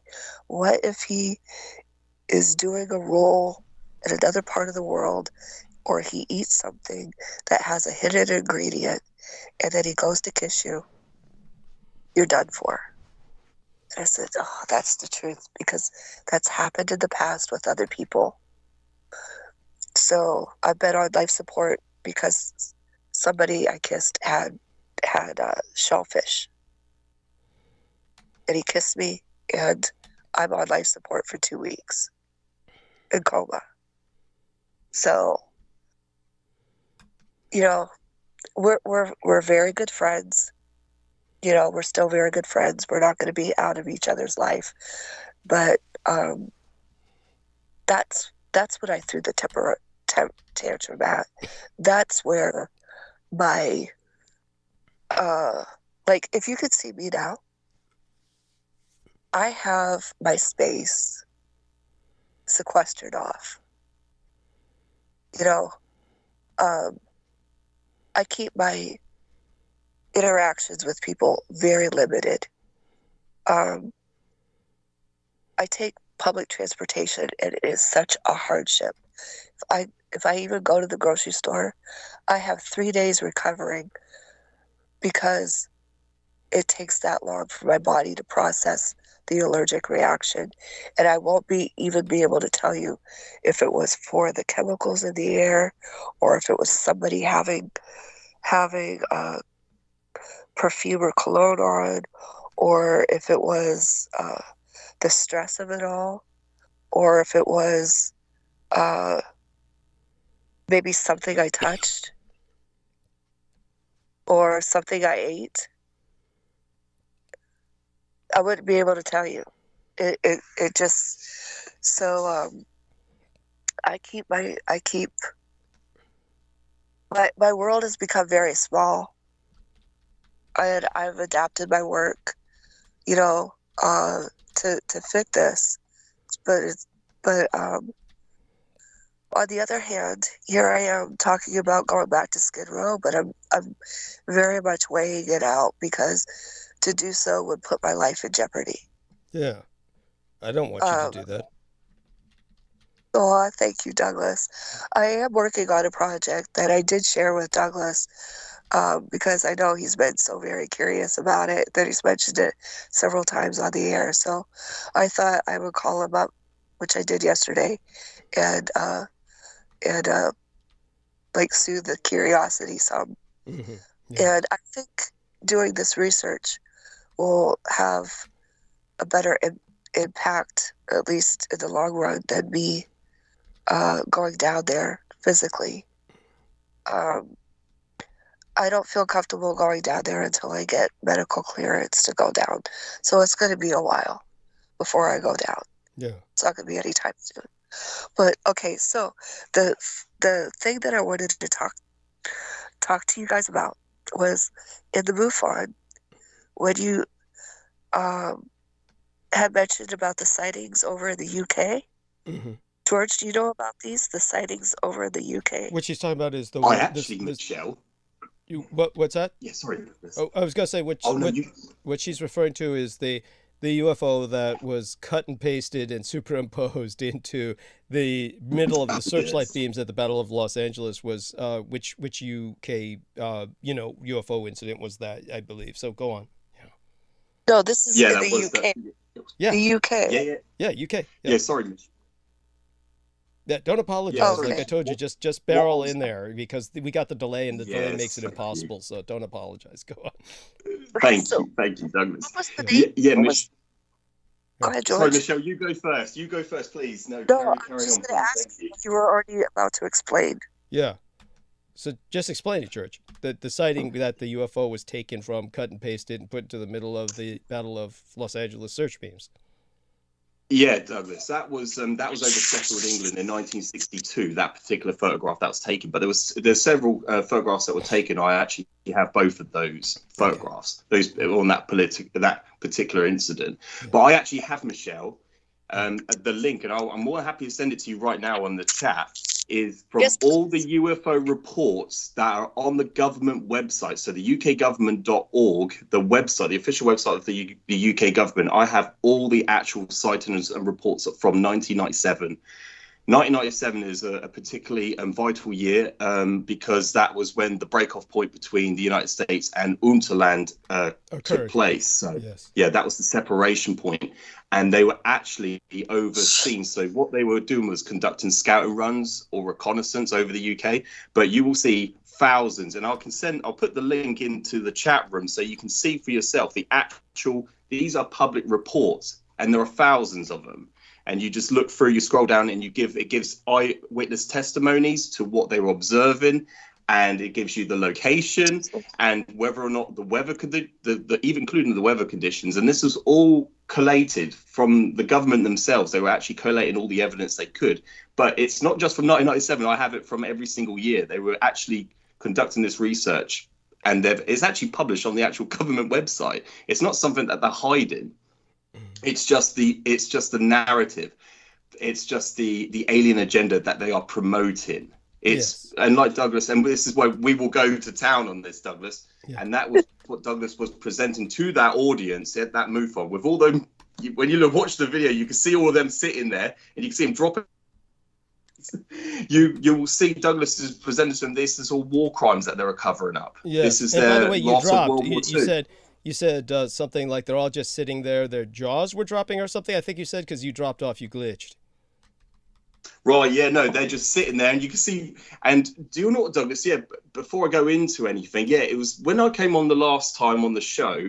It was the aftermath after that encounter, you know, with after yourself and Peter Moon on that Zoom call. It was a Zoom call with them, and so I only got the aftermath of it, and so it's like I've come in completely oblivious. I came in completely oblivious, not knowing what went on, only getting the aftermath and the result of that incident. Okay. And now it makes complete sense after watching it. I reviewed it twice, one yesterday morning when it was uploaded and one last night before I went to bed. Mm-hmm. And it was just so I can get establish a comprehension of what was going on. Mm-hmm. And so I could then come on and just present my observations from it. You could see, and well, like you said, the one guy that was sitting there, he was tilted back in his chair and his head was slouched back, so he was falling asleep. Well, he was asleep throughout the entire fucking presentation. And yes, so annoying. What's that, honey? That was so annoying. But yeah, I tell people, I know my voice is soft, mm-hmm. but my words. Like, I've been told many times that I can castrate a man and he will enjoy it. And it's not until I walk away that he knows that he's in pain because my voice is so soothing.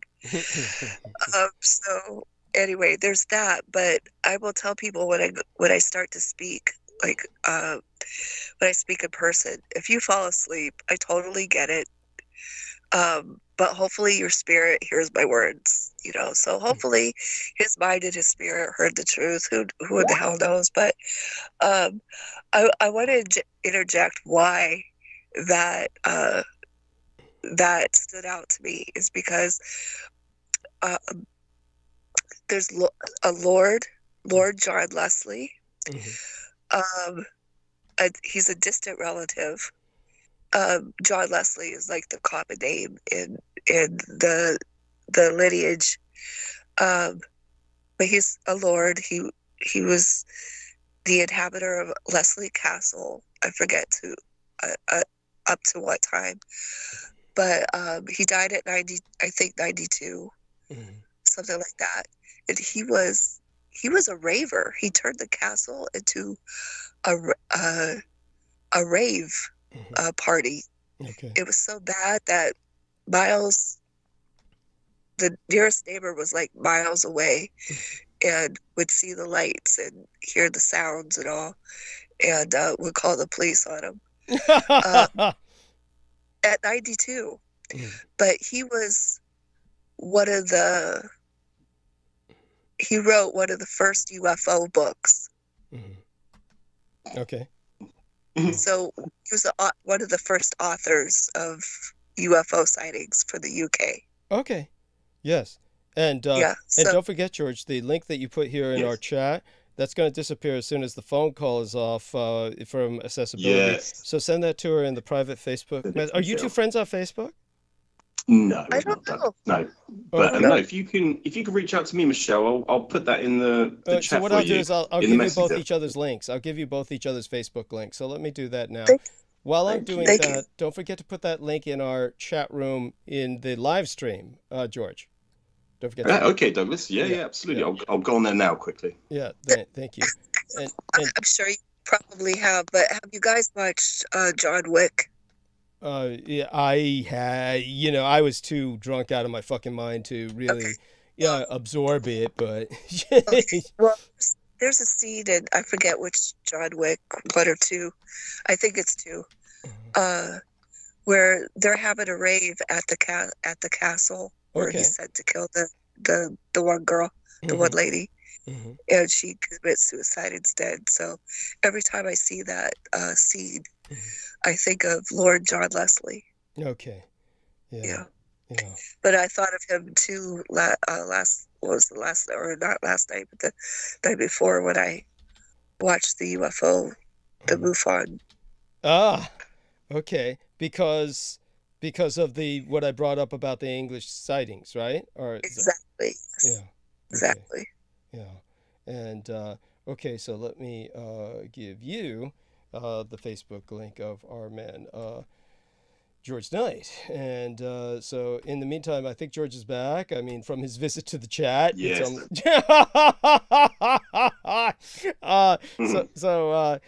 By all means, while I give this to Michelle, and I gave you the link to her Facebook timeline, I'm going to give her the link to yours.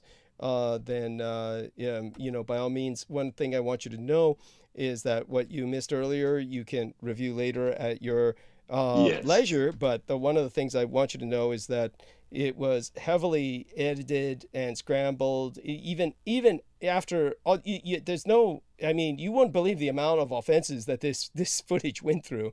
I mean, well over half of it's missing, because as soon as that motherfucker turned the recording on, I was admonishing him about, you said you would record this, and I obviously cannot trust you. He cut all of that out. Now, the moment he put the recording on, obviously that was recorded. Yes. My admonishing him about I can't trust him, and that he didn't, keep his promise, and that, and because he looked like what he is, just a piece of shit. He edited all that out. So he cut all that. He's just complete and total garbage. And yes, absolutely. So all that being said, by all means, continue with your impression of what went down. I'm sure Michelle will interject with whatever that brings into her mind. So by all means, continue. Yes. Yeah, no, thank you, Douglas. And it was completely offensive. I was angered by what he'd done. As soon as he said it, I was like, wow. And like mine and your and our reaction to it was exactly the same. I rolled my eyes. I was like, oh my God, it is just, because obviously I knew that happened coming into the last show, but it was like, wow, it was at that point I was like, wow, this is where it all went down. This is where it went bloody downhill from the beginning, to be honest with you, Douglas, just the way they were. It was like, no, but let's go back to Roswell. And it's like, I'm talking about Roswell. Let's talk about ufology. No, I am talking about ufology. I'm presenting to you the reality of your world. Thank you. That's what kept upsetting me, is the fact that none of these people are taking in consideration anything you were saying, and they weren't even vetting or verifying everything. It's like they were just taking it and just like getting emotionally upset with it. And the reason why people were dropping out is because they're emotionally attached to this whole fictitious fantasy world that they have been brought up in, that they go by this alien extraterrestrial Xenox agenda. It's truly, just so people understand, the word xeno is actually the Greek root for extraterrestrial. So we use that to disambiguate from the legal term alien, which is used to refer to earthly foreigners, terrestrial foreigners, who are simply not citizens of your particular nation or empire. One of the things to point out here about the chat room is I want everyone to understand that those who are in our chat room are obviously very different for a number of different reasons. I basically weed my garden, and everyone knows that. And after a while, basically, the trolls realize there's no point in their showing up. Nobody entertains them, and therefore they are not rewarded for their trolling. Even the sex bots, thank the gods of my ancestors, seem to have given us a reprieve. So I just want people to know that after years of basically identifying who the trolls are, the gang stalkers, they simply gave up and don't show up anymore. Now, granted, there's always going to be new ones or some that come along, but this is why George is a moderator. I'll happily make Michelle a moderator. And as a matter of fact, I can do that right now that I'm thinking of it. So I'm adding you as a managing moderator, Michelle. So you are now, like George Knight, a managing moderator. So just so you know, okay, Michelle? And and this way, they can actually delete people, or at least hide them from the chat. And because there's a number of people who participate in that, it's important. Now, the one thing that I've said before, this is one of Brooke Gibson's favorite statements from my late and sainted sire, the man who raised and guided me, my legal father, George Dietrich, the Chief Petty Officer of the U.S. Navy. He said that even a stuck clock is right 2 times a day. Of course, he's thinking of mechanical clocks. Brooke Gibson pointed out if it's a digital clock, it's right only once a day if it's stuck.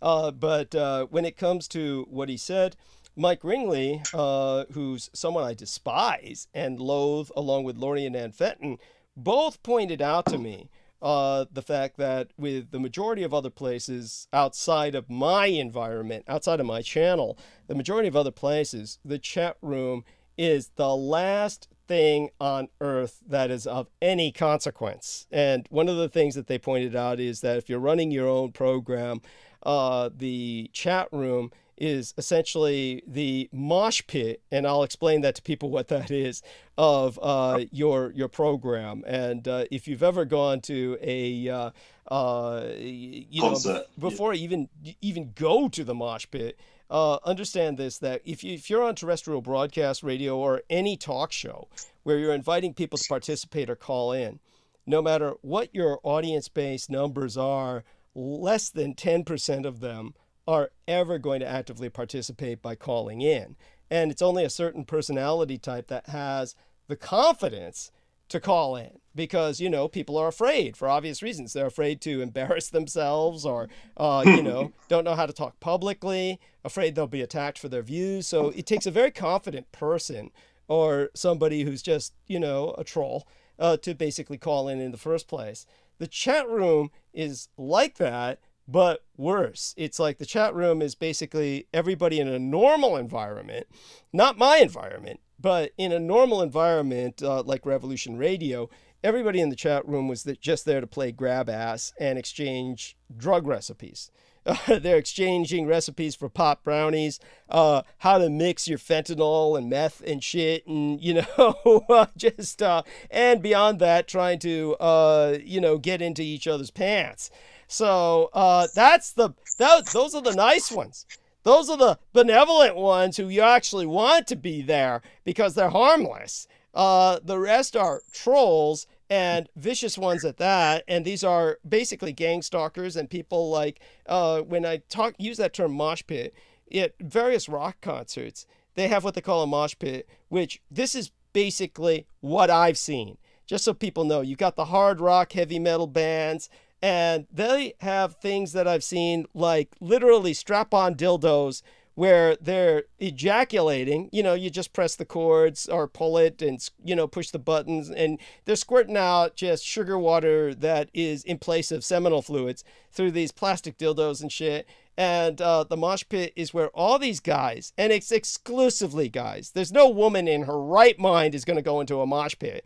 It's where they all go into this pit that's right near the stage, where the rockers on stage are, squirting their dildo seminal fluid simulation into the open mouths of these people in the mosh pit, who are all grinding and bumping each other. Now, what kind of satisfaction these males derive out of that, aside from some homoerotic gratuity, is beyond me. Any woman who went in there would be obviously just subject to physical injury, because it's obviously people of heavy weight and high grinding and bumping into each other. And truthfully, somebody could pull out a knife and stab you, and you would remain standing for the next 2 hours until everybody began to withdraw, at which point you would drop. This is like the perfect place to be killing people or pickpocketing or, whatever. And I can't imagine any other reason other than some kind of homoerotic gratification to be going in there, other than to kill people and pickpocket them, et cetera, et cetera. It's just, who would want to be there? But that's what your chat is in your average environment for a show. It is the mosh pit of your program. And so what Peter Mood is completely naive. He has no idea of this world. So he's never run a show. So he was completely obsessed with the chat room.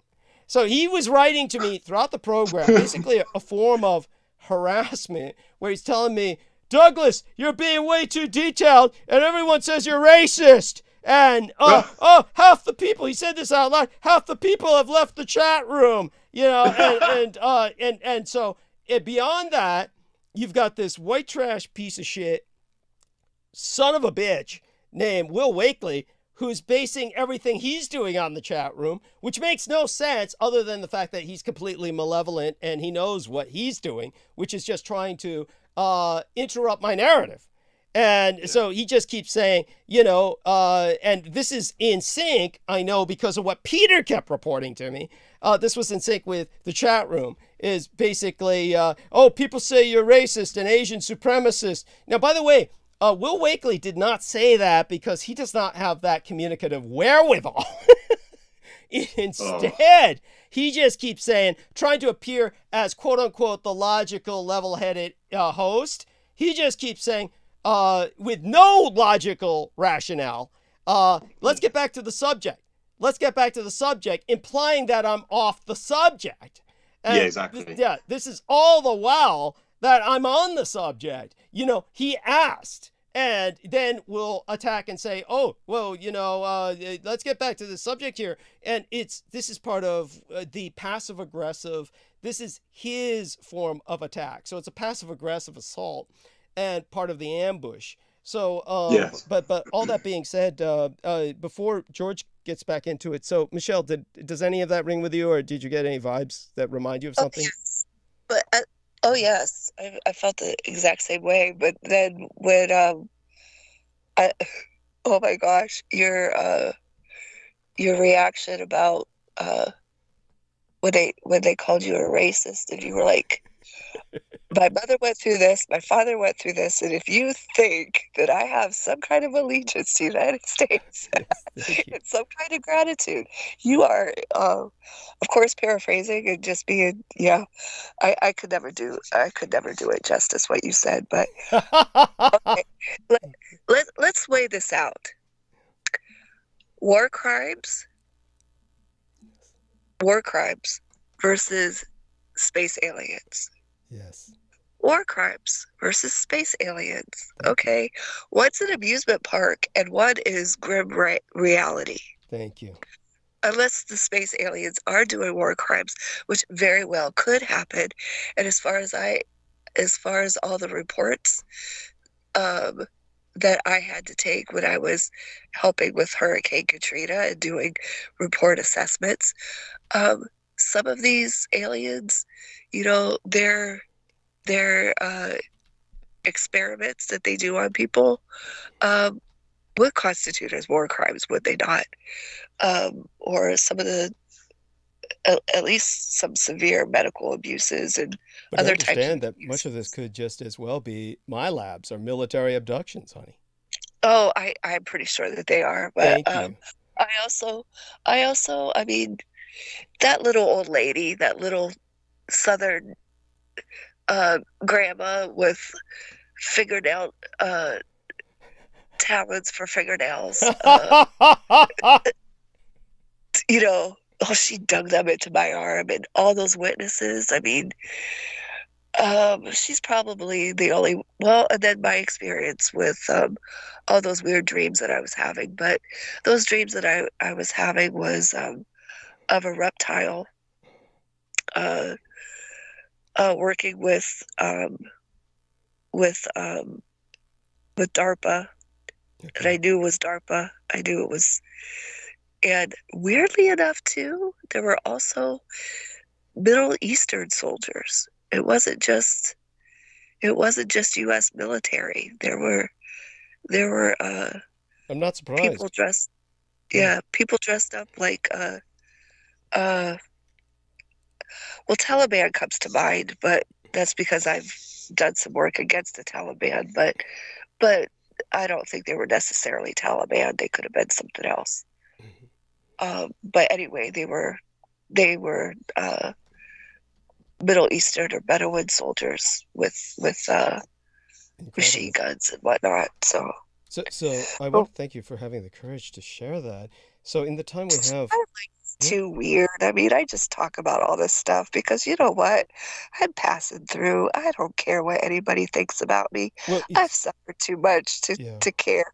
I already have the attitude of an 80-year-old woman. I've lived too much life for me to care about what anybody thinks of me. Thank you. I know. Most of the time I sound like I belong in a nut house, and you know what? That's probably where I fit in. Well, that being said, honey. That being said, I really don't care. Remember, I conducted my part of a educational forum on sex on sex crimes and sex abuse and sexual health while I was riding on a city bus and didn't care. Yeah, So, yeah. Well, obviously, the MUFON ambush would trigger a lot of memories with you due to your own experiences, and I thank you for having the courage to share them. So, but with what little time yeah, we that have was the remaining thing. with George, let's take advantage of I was George so being with proud. us.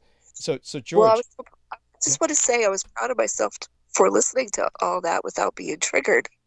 That was yes, thank another you. thing that I got out of it. No, that's important too. No, that's an important point, and I appreciate your bringing that up. So yeah, and by all means, we want you to interject what else comes to mind as George continues. So George, by all means, continue, please. Yeah, thank you, Douglas. And the reason why I was very offended with what happened is because that is what Douglas presented in that interview. In that interview for 2 hours, just under 2 hours. It was. Remember, the interview was over 3 hours long, but half of it's missing. Jesus Christ! Yeah, he extended it. He extended it by over half an hour so that these people could join in and start attacking us with their stupidity. To try and say that he wanted people to participate, but there was only one man willing to participate, and he was the guy who started promoting that contact in Brazil shit, where he starts describing the Greys, the Asian Sambo that I had described. But do go on. So yes, it's well over half the interview is missing, just so people understand the enormity here. So by all means, yes. So do go on. Yes, thank you, Douglas. I'm so glad you brought up with that the whole caricature behind the alien grey, the whole image, the universally recognized image of the grey is the Asian Sambo, and I'll go into that in a moment. But the reason why, Michelle, why I was so offended by it is because my whole reason why I am doing what I do is because the same message Douglas was presenting is the same message I want out there as well. And when you get people like that trying to prevent you from getting that message out, they are clearly the enemy. Thank you. There is no question about it. That's why I was so offended, because I want that message out there so people understand the reality of the world they live in. They need to understand this and get into their heads about the whole realism behind World War II and how it concluded. Yeah. Has not concluded in the European sense. Yes, go on. Exactly, Douglas. No, thank you. And several factors that you brought up, which are exactly right, and I have the evidence to prove this as well, is that, in Japan, they went off daylight saving time on September 21 because they won the war. They're no longer in wartime. And we just had a clock change 2 nights ago, not last night, but the night before. We've just gone into daylight saving time, which is wartime. Yes. Oh, my God. This is so important. It's so important that people need to get this in their heads, but they have no concept. They have no understanding of this. And that is why I felt so offended, because the same message that Douglas has presented is the same message I want out there as well, which is what we're struggling with. Yes. And it's with people like this that keep doing it. Yes. And so that is ultimately the message I wanted to present out there, Douglas, which is why I felt so need to come on the show today, to get that point out there. Thank you. But we can go to town with the actual interview. I can go into many, many things about what I observed. I would like to start off with that guy he was the only individual that asked questions. Right. And he kept alluding to, I've been to Taiwan and it's a wonderful country. And he kept emphasizing that he has studied World War II intensively. By watching all the YouTube videos. By watching YouTube videos.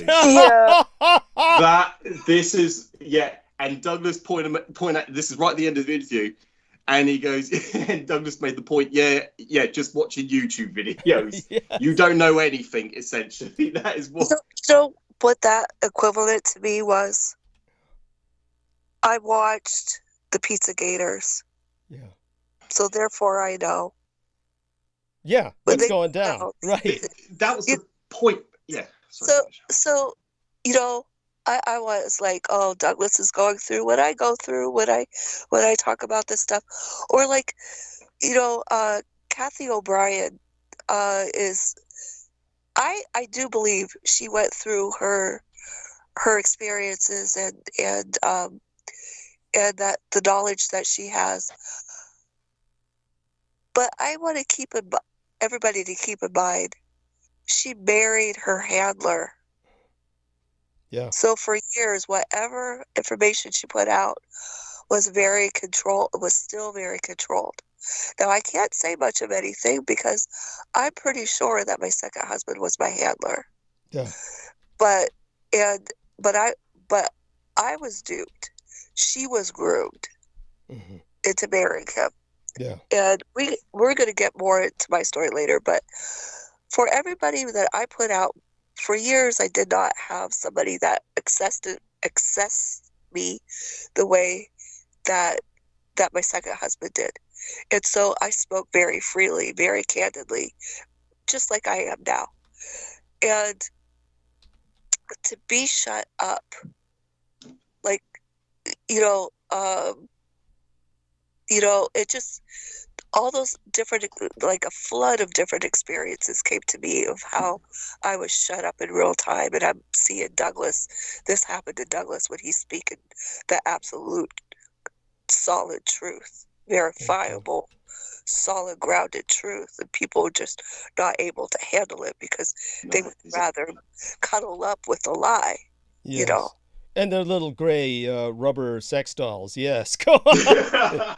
Yeah. For real. Yeah. And by the way, just so people know, that son of a bitch, Will Wakely, the man who conducted the ambush, when I held a 2.5-hour private conversation with him before my son picked me up to escape into the St. Patrick's Day weekend, he had mentioned that he himself had been to Taiwan.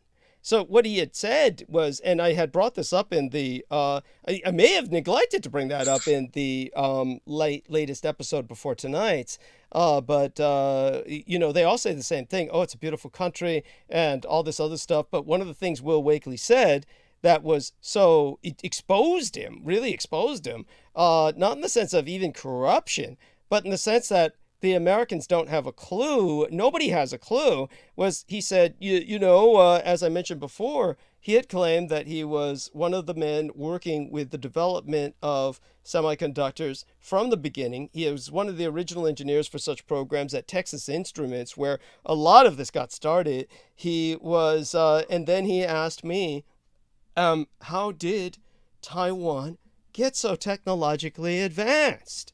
Where that was a thing that bothered me. Yeah. That angered me. Yeah. Like, as soon as I heard that, I was like, from experimenting and manipulating people like me. Yeah, well, there's that, honey. Yeah. There's that. Yeah, and and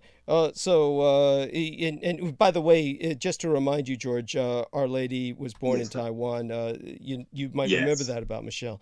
So, yes. Yeah, and so by all means, continue, George. Yeah, thank you, Douglas. Oh my God, I can go on and on about that. Yeah, that another point. What that guy who was asking the questions, particularly, he was talking about how brutal, and that was the term he used, brutal the Japanese were. Yeah. And this is very important. He kept going about how brutal they were. And if this guy truly knows history and he knows about World War II, then he would know it's actually the opposite is actually true. The Americans were far more brutal in the Pacific than the Japanese ever were to the Americans. I mean, they stopped them. I mean, Emperor Hirohito actually stopped them from dying. He forced them into suing for peace. And that was the point that Douglas made. They did what they had to do. And the guy goes, that Will guy goes, well, why didn't they drop their biocidals? Because otherwise Japan would have ended up going back into a third world country because they forced the Americans to open up their markets. So that's what became the dominant player on the playing field economically in the world, because they opened up the markets and had privileged trade in the United States. And I could go on about that for hours as well, Douglas. But what I have in my archives, I've had to preserve this evidence because if anyone goes through my iPad, they will see a collection of images from World War II of American atrocities in the Pacific when they captured Iwo Jima, when they took over Okinawa, which is important to emphasize what Douglas has always presented. It's very important to note that the Okinawans are a separate nation to Japan. They are ethnically Sinitic, Sino-Sinitic, not Semitic, but Sino. Yes, Sinitic as in Chinese, yes. Yes. Thank you, Douglas. And more Okinawans killed themselves than the fatalities that perished at Hiroshima and Nagasaki put together because they were killing themselves to escape American atrocities committed against them. Because I have in my collection, in my archives, a collection of all the atrocities the Americans were conducting in the Pacific. They were scalping and boiling skull bones and then mounted them onto their jeeps. Yeah. And you think, and this guy was going about how brutal the Japanese were. That was nothing compared to what the Americans were doing. They were putting the Japanese on spits and roasting them alive and then eating them. Yes. Because they considered them a subhuman species. Yes. That was, I would have, if I was on that show, I would have been sending those pictures straight to that individual just to show him how brutal the Americans were. But as Douglas emphasized, they did what they did with logic. Yeah. There was a reason behind it. They had to do what they did. Otherwise, they would have been completely exterminated, which was the policy the United States had, was to fully exterminate the entire Asian race. And it's emphasized in Jack London's book, The Unparalleled Invasion. Yes. And so, yes, we could go into that for hours, Douglas. But I just wanted to bring up that point about that individual. And he was asking about, he asked the question, what's going on with the current ufological phenomena? The current, basically, to tell everyone the truth about this, when you hear that on the MUFON interview, I had no idea what the fucker's talking about, so I simply directed it to the balloon siege. Because he's talking about shit that could have been the balloons, or it could have been something else this guy's tripping off of, because he's saying they're all different shapes and sizes or some weird shit. And I'm thinking, is he talking about what's attached to the balloons, or is he talking about something completely different? And he's on his own trip. Now, the one thing you might notice about the son of a bitch is he was using the term UAP.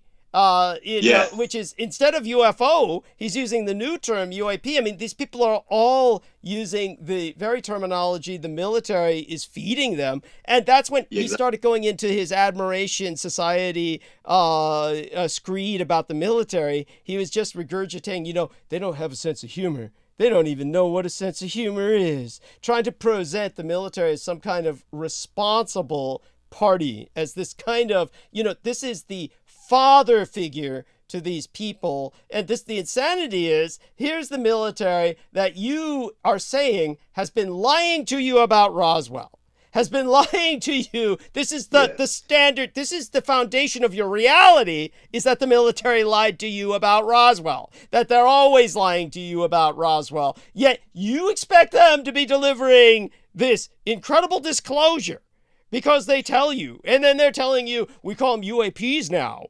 WAPs instead of UFOs, which rhymes with Japs. Think of this. It rhymes with Japs, these WAPs, UAPs.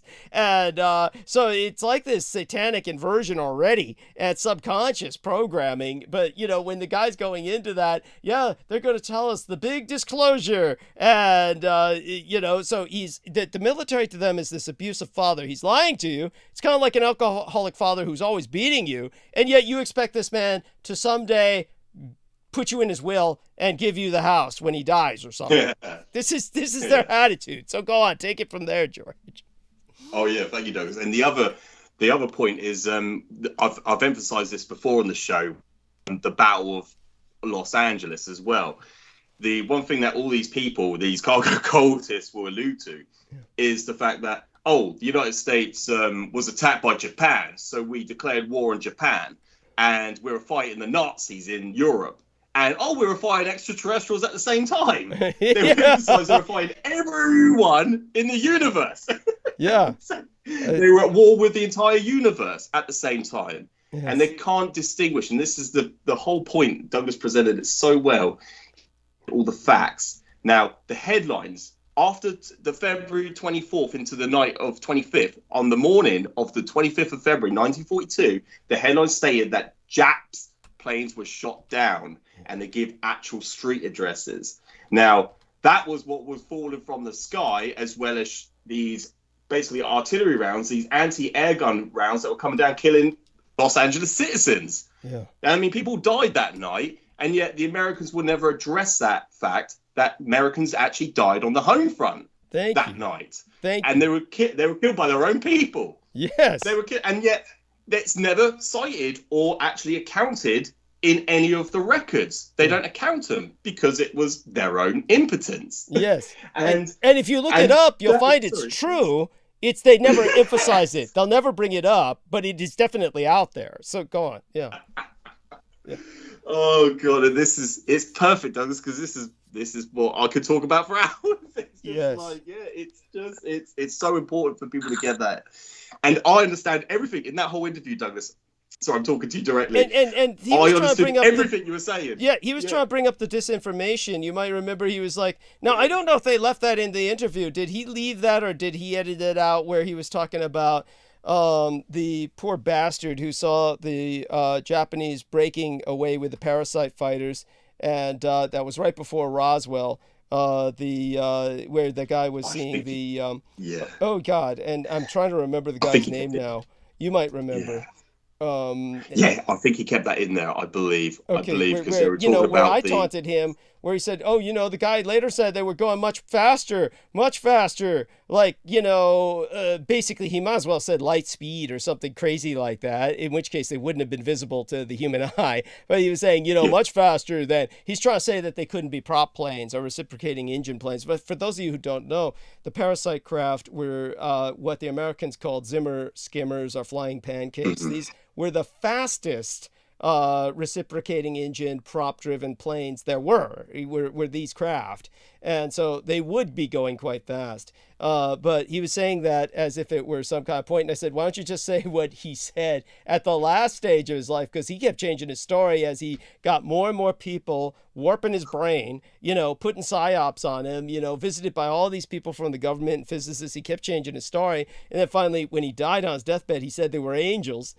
So did he keep that part where I was saying that, taunting him about that, or?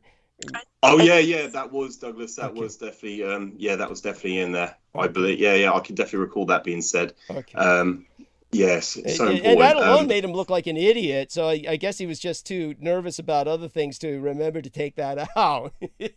Yeah, absolutely.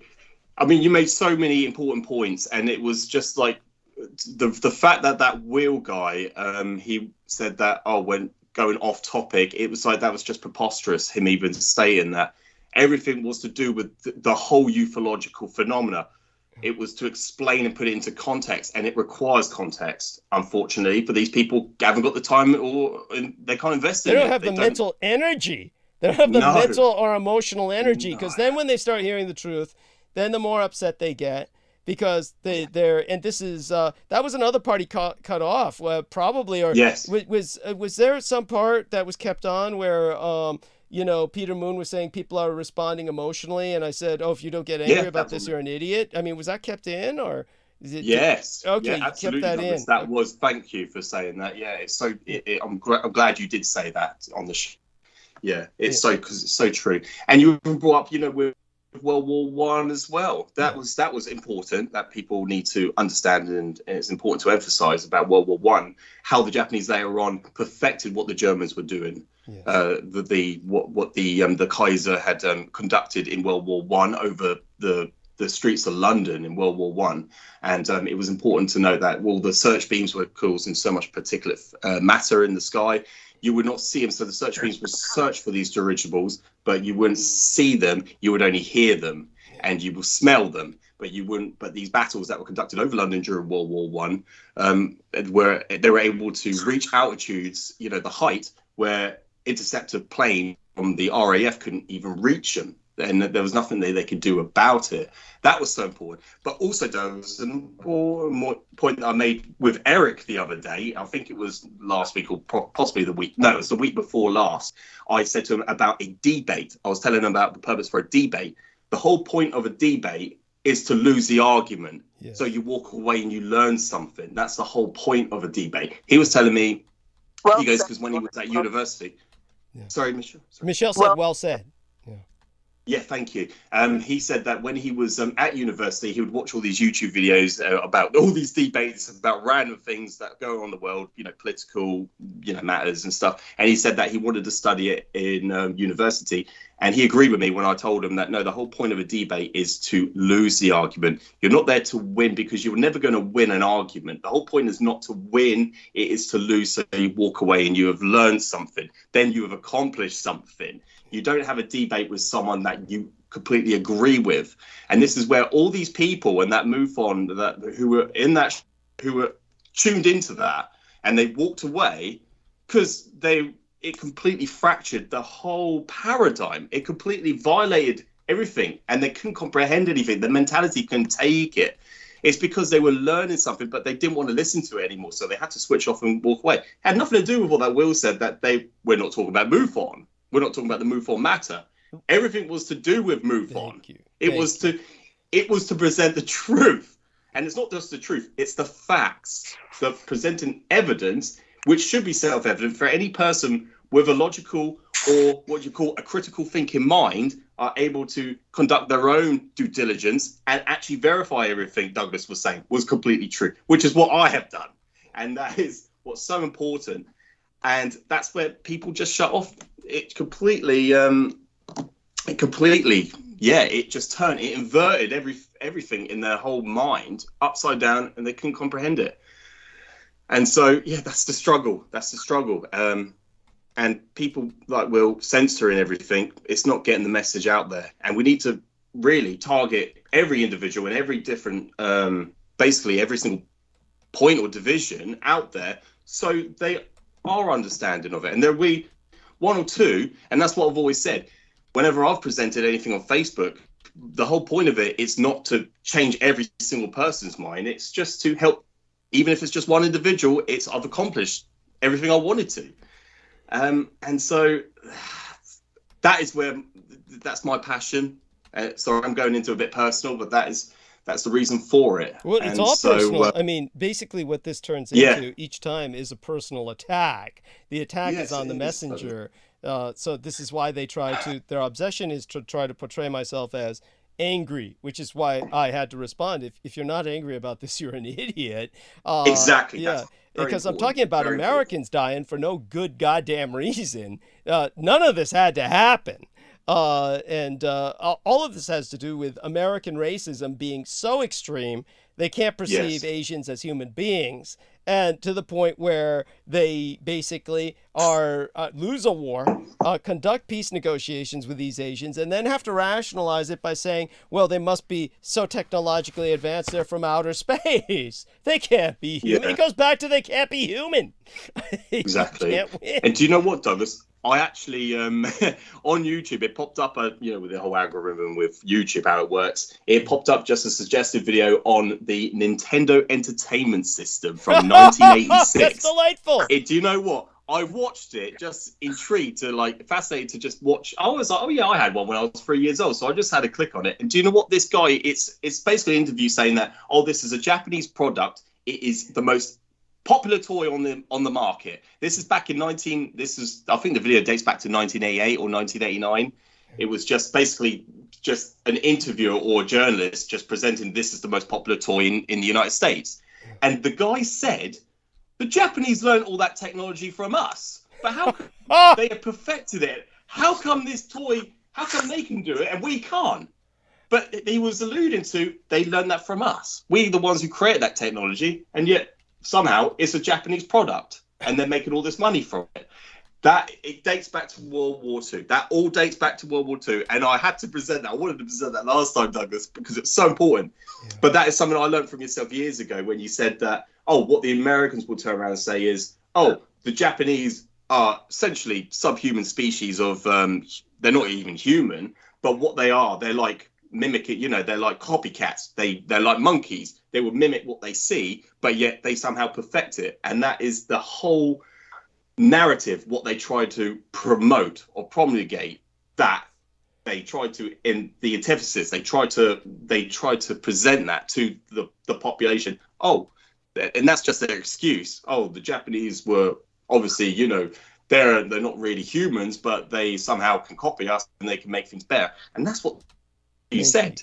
He was literally said that they learn it from us. Incredible. They're the ones with the product. To bring up. It's so important to bring up because this is the kind of crap the Americans said after, basically around the time of the 1980s. They began pointing out this one quote-unquote engineer who supposedly went to Japan and taught them everything they knew.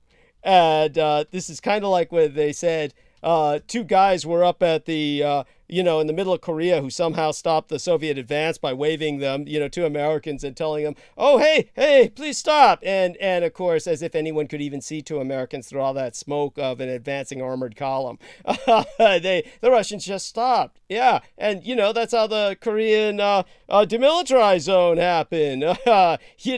Just the stuff they say is literally unbelievable. It's literally offensive to your common sense, let alone your intelligence.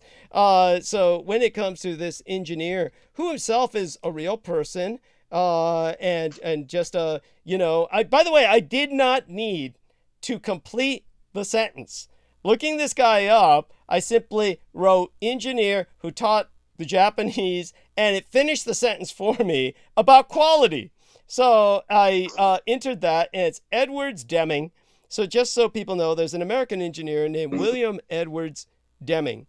And so this guy went to Japan, and they say, he's the man who taught the Japanese everything they knew.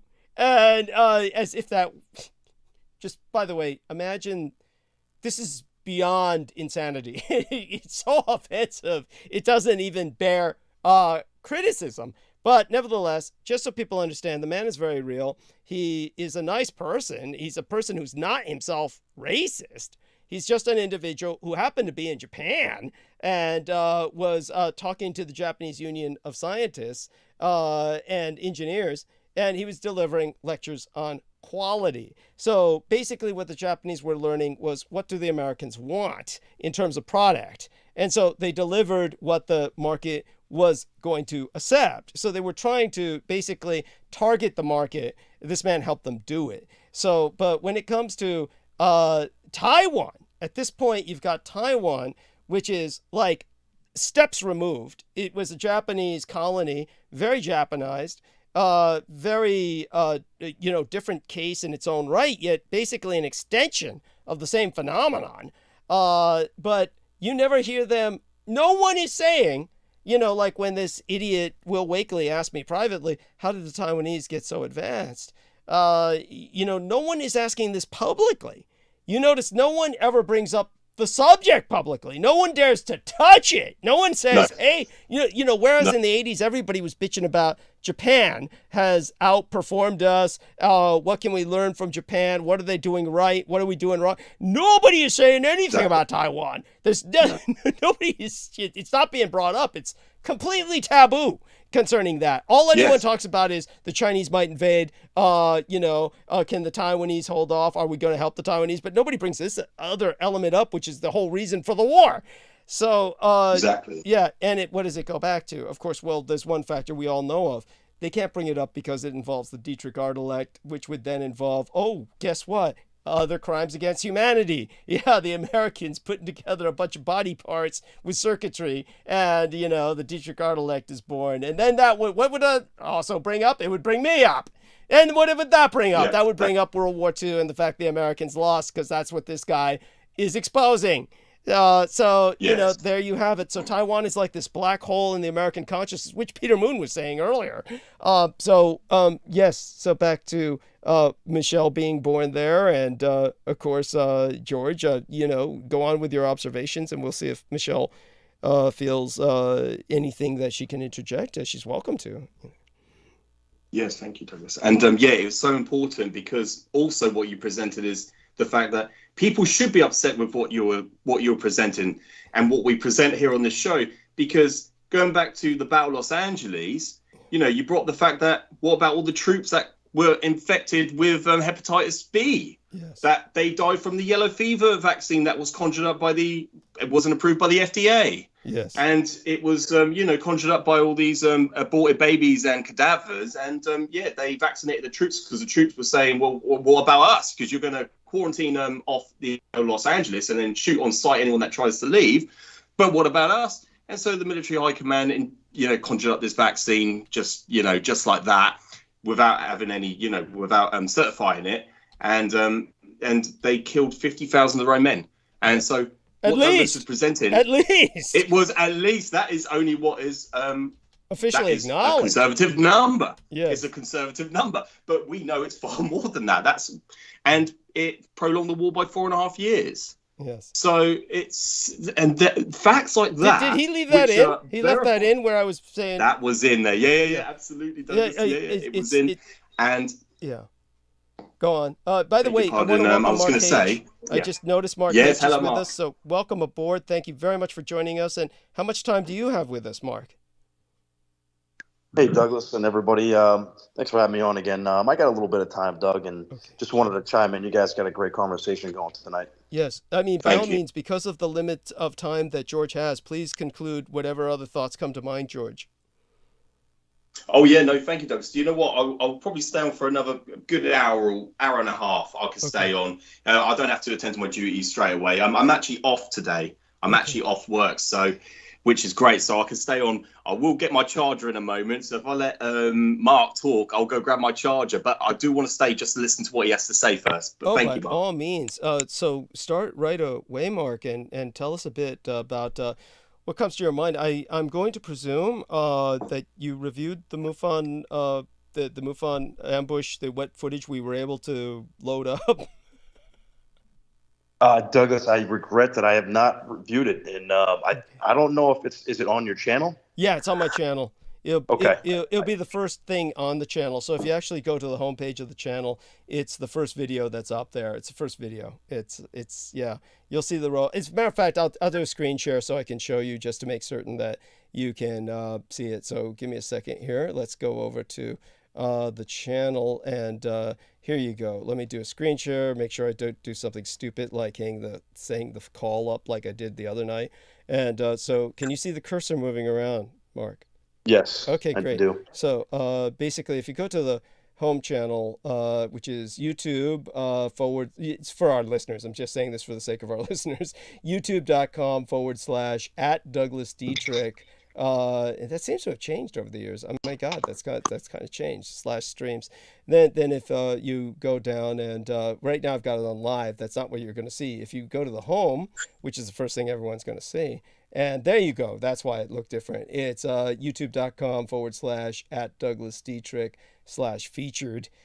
Then you'll see this will be the one where the thumbnail that I used was basically where it says MUFON up in the corner, and it says that the file cannot be retrieved because it's in the owner's trash. I actually took that screenshot and made that the thumbnail, and so it's right up there before the swastikas. So that's where everyone will find it. I forget to do that. Usually your videos, like I say about a good 2 times is it good to sort of soak everything in, and definitely need to catch up. I watched the second interview with Christine Joanne Hart. Okay. So I watched that a couple times, maybe in the third time, and I wanted to soak in exactly. And that was so that's what I mean catching up. I know we're on to something different, but I had some thoughts about that interview as well. Oh, by all means, share them while our man's getting that way. George can get his recharger while you share thoughts about that. By all means, because I'm sure Michelle would have some opinions on that because Michelle. Please do share. Yeah. So what I took from that is I think that Michelle, by the way, it's very, very good to hear you on here. It's great to talk to you. Oh, yes, Michelle. Well. This is Mark H. And Mark H., introduce yourself. You can tell Michelle what you do. Michelle, I work in the casino hospitality industry. So I've been in that industry for, Yay. Okay, go ahead. I'm sorry. No, it's okay. She orgasmed when you said that. There you go. You know what? It's just so fun that I have. Do you notice this theme that I have a lot in common with your panel? There's always something I can find that I have in common with one of your other guests. Of course. But and tell them a little bit about your work with casinos, honey, or your experience. I do have some pretty fond memories with the casinos. No, first I want to hear about his. Yeah. Go on. Yeah, no, it's been it's. I think your experience sounds like you probably have a lot better. Mine's been sort of brief. You know, I've been at the same location since like before they opened, so about 4 or 5 years of that type. And before that, I was just doing sort of like private security type stuff. But yeah, the casino world is a totally different world, and I'm glad that you've had some good experiences in it. I've had some good ones as well. It's definitely different, and it's it's sort of trying, and you sort of like question whether or not you'd want to be in this industry for a long period of time. But it definitely keeps you on your toes, and I think for me it's just being around the type of people that I work with that really kind of makes it worthwhile. It's definitely not the money, I know that. So Yeah, I can attest to that. right. Oh my God! How is it that the people working in such a profitable industry that you're just exploited cogs that they abuse and don't pay? I mean, it's like working for a bank. You're handling hundreds Yeah. or thousands of dollars, and they don't expect you to steal anything. You're supposed to maintain your honesty, handling all of this money. I mean, how do you even maintain yourselves from the temptation to pocket? It's not worth rotting in jail over. Yes, yes. Yeah. Uh, If I could get away with it and bury it in a tax shelter and live high on the hog in the Caribbean, that might have been something. But there we are. Any Yeah, no, opportunities for that, Mark? Go on. For some reason I got cut off for like 10 seconds. What was the last thing you said? Oh my God! Oh, she was saying if she could get away with it, she would, and take off to the Caribbean with money she could steal from these facilities. She would. I mean, you know, and you Yeah, must be no, tempted. Go on. no, it's interesting because you said the point, both points actually, that it's really weird that the people that I work with, that I mentioned before, that I really love working with, we're all a bunch of masochists. So I think we all just love the torture. But we're definitely not doing it for the money. I don't know what it is. We've all sort of attracted each other, and surprisingly, we all get together very well. And I guess we kind of enjoy the abuse in some way, shape, or form. But yeah, it's definitely tempting. In other words, to sort of take what's deserved to you.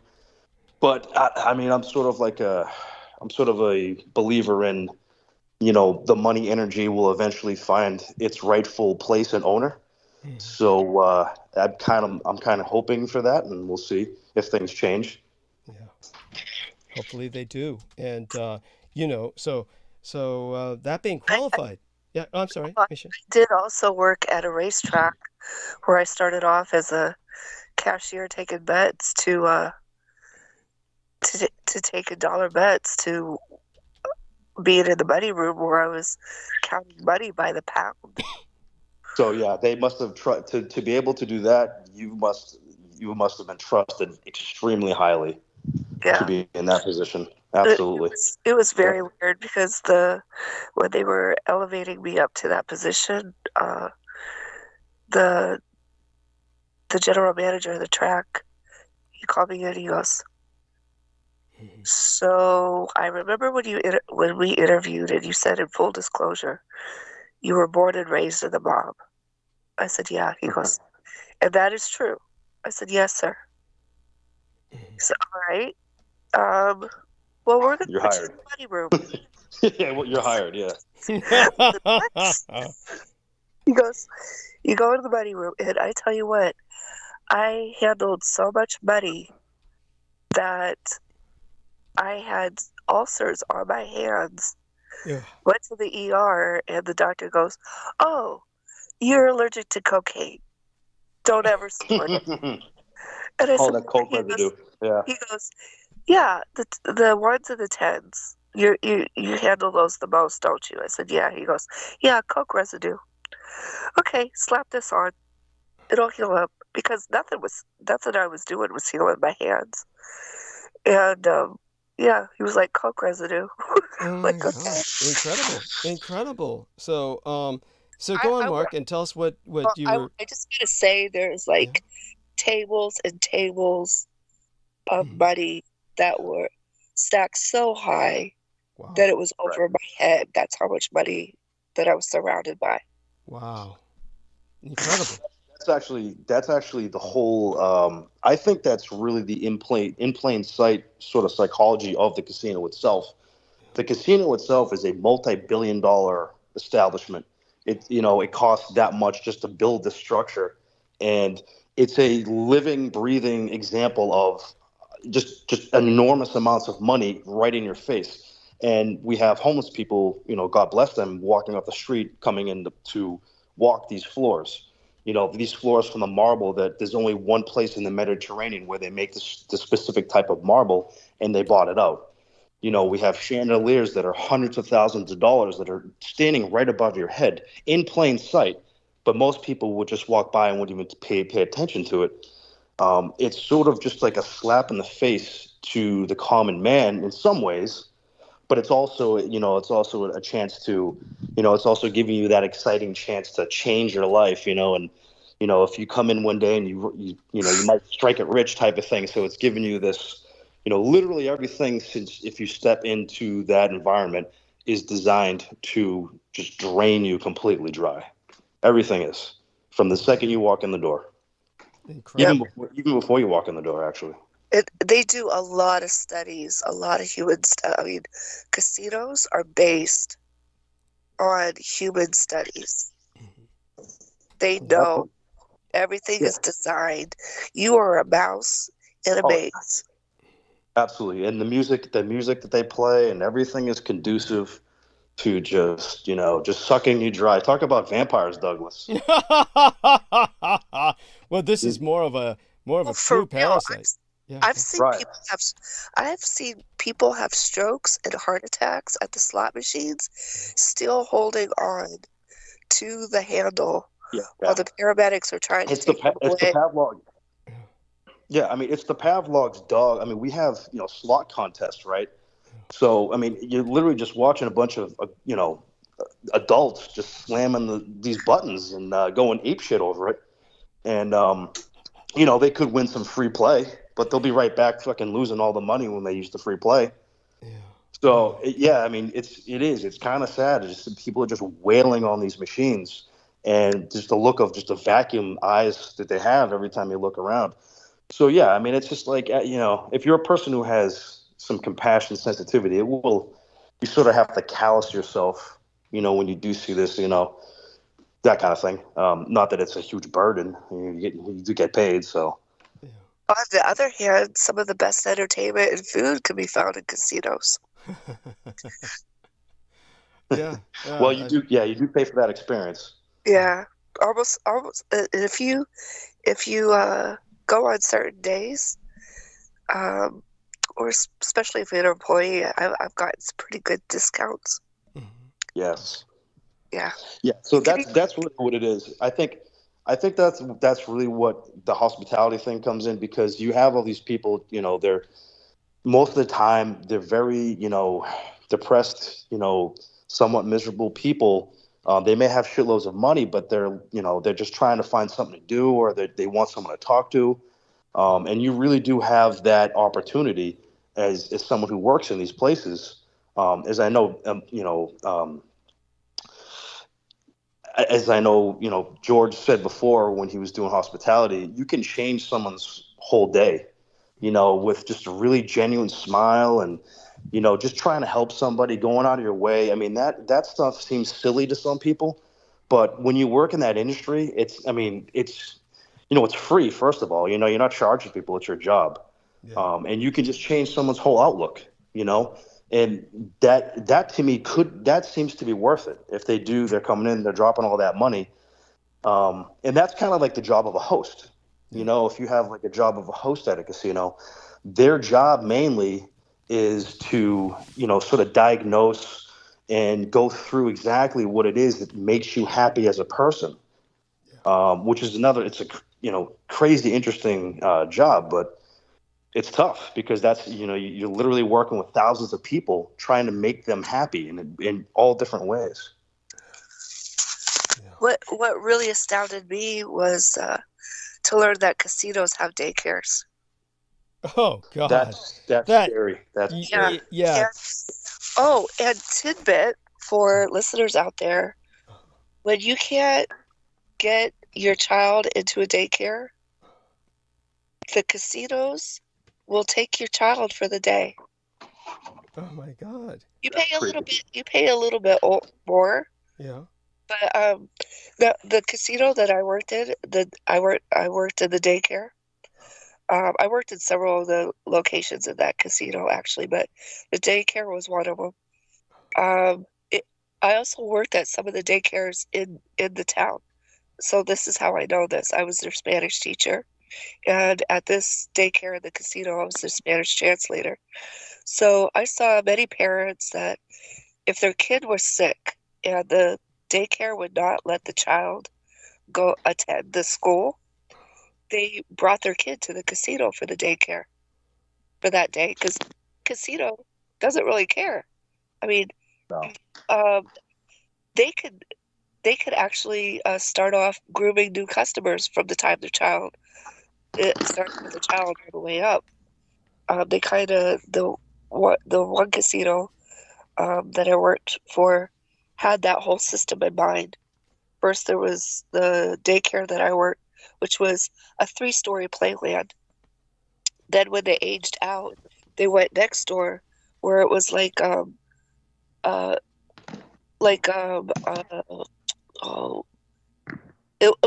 it was an amusement park of sorts.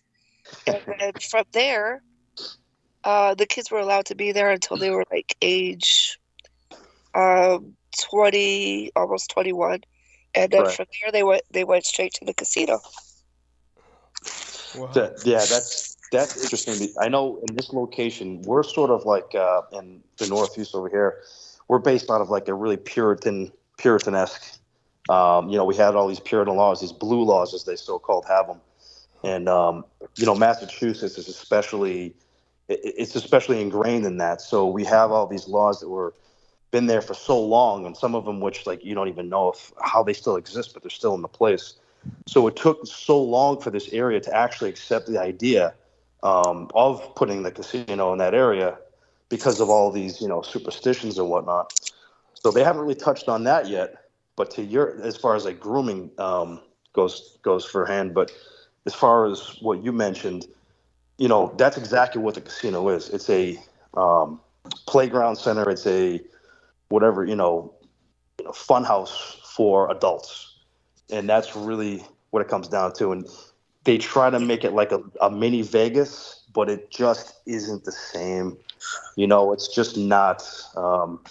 It's amazing, but it's not like, you go to Vegas and it's Vegas. Everyone knows it's just different, It's just not that type of destination where I think you might go to other locations, other casinos. It might be a little different, Yeah. I really do think the legacy that it was mob-based, the foundation of the town. Yeah, Vegas.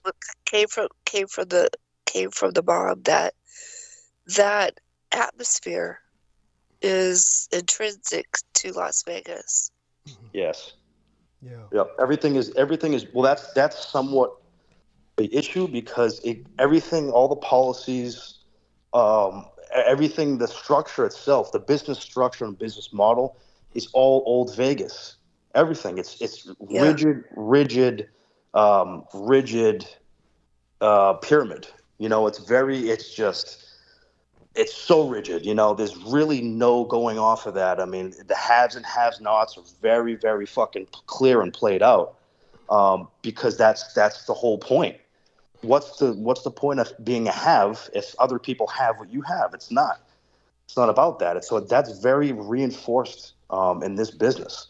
Mm-hmm. And I don't think it works in this area because we just have different people. It's just a different atmosphere.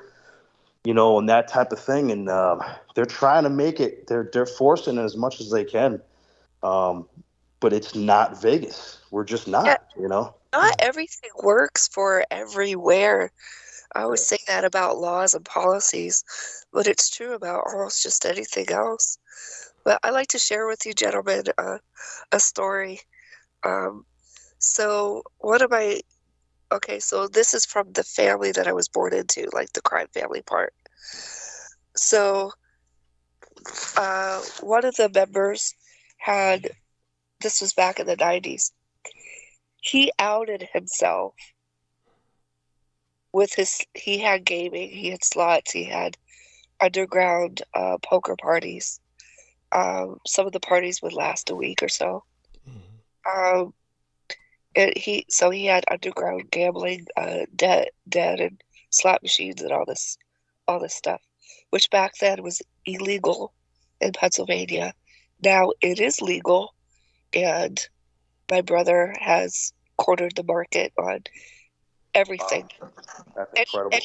Any vice that's legal, he cornered the market now, and drove the crime family that we were born into back to Italy. So I'm very proud of him for that.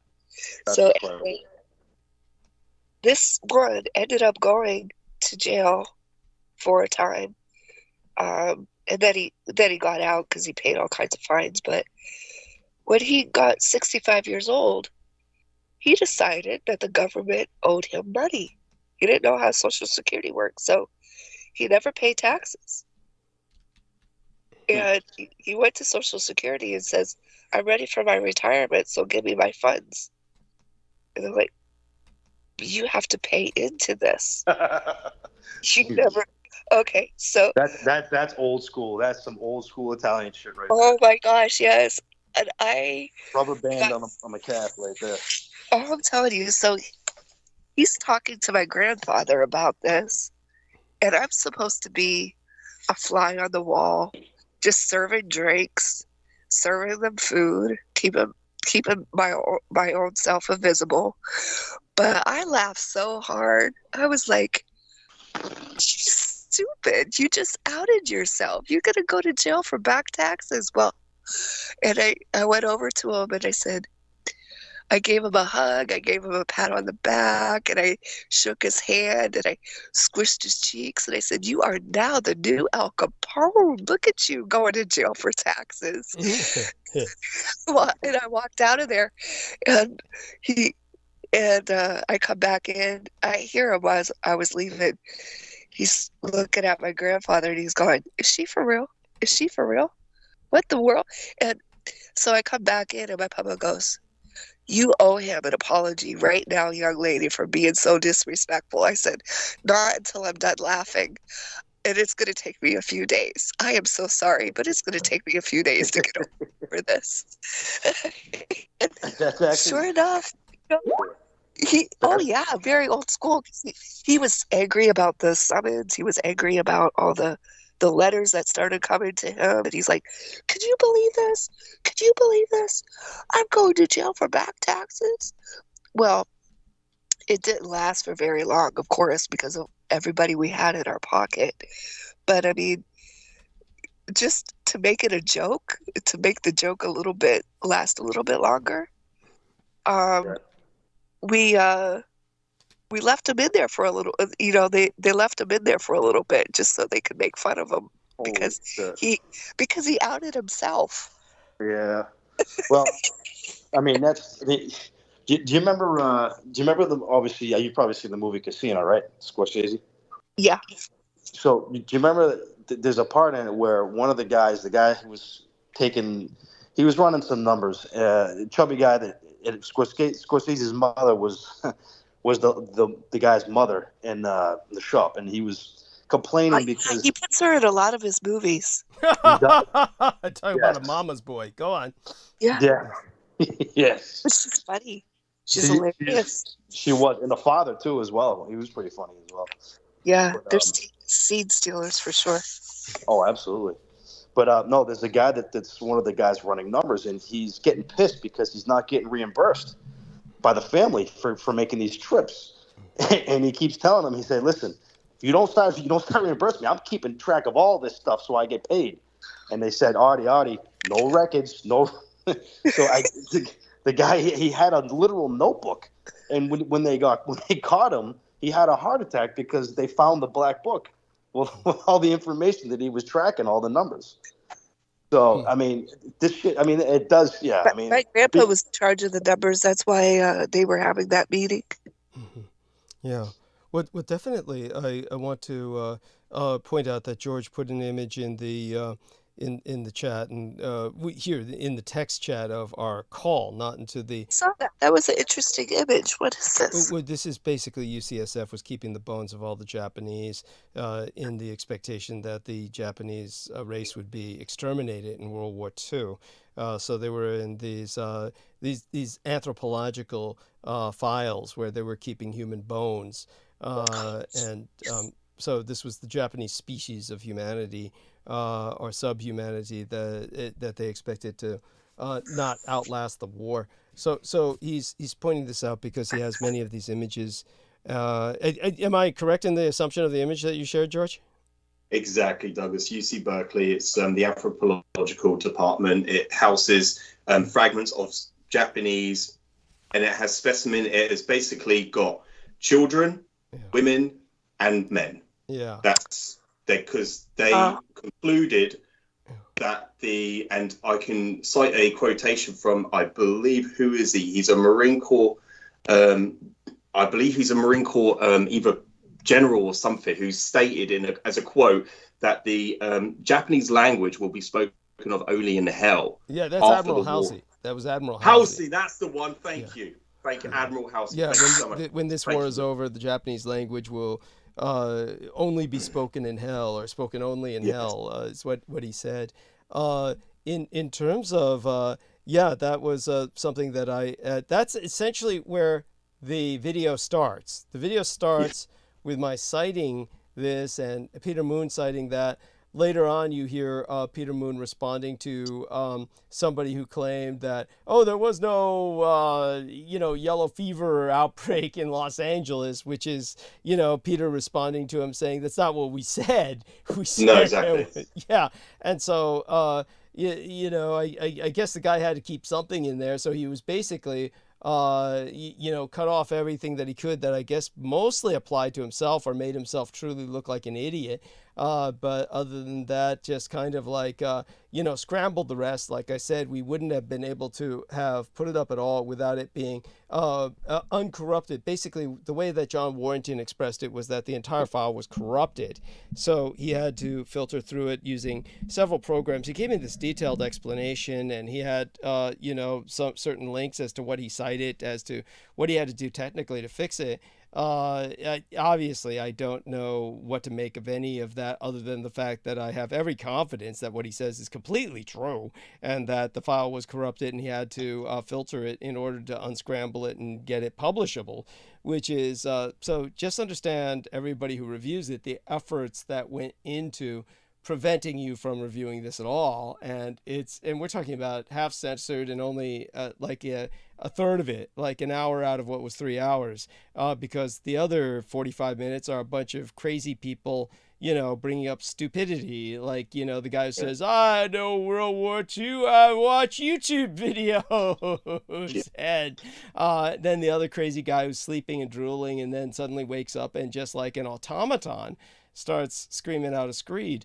And of course you saw my contempt for these people, which I openly shared and just said, may I leave now? And, and I said I'm pushing the leave button and it can't, it's not working. So how the hell do I get out of here? And from what I understand, what I was told, now I don't know if George Knight was watching this. You didn't see it live, of course, and you weren't able to see it live when we were suffering this hell. But and I say that facetiously. But in terms of what I was told was that these people continued the conversation after Peter Moon and I had left, and that it was all negative. That was just, they just spent all the time, shitting all over myself in particular, and no doubt Peter was included in that onus as being in my company. But this is the kind of people that we're talking about. Now, granted, there were some other responses where Peter Moon said, one woman was so impressed by what you said that she purchased every single one of my books. Now, I know I don't know how that works at all. I mean, she's impressed by what I say, so she purchases all his books. Okay, so hey, what's the logic there? It's beyond me. But but this is also a phenomenon of what happens, and hopefully Pete reciprocates that. Of course, he's working on my next book, and that's important.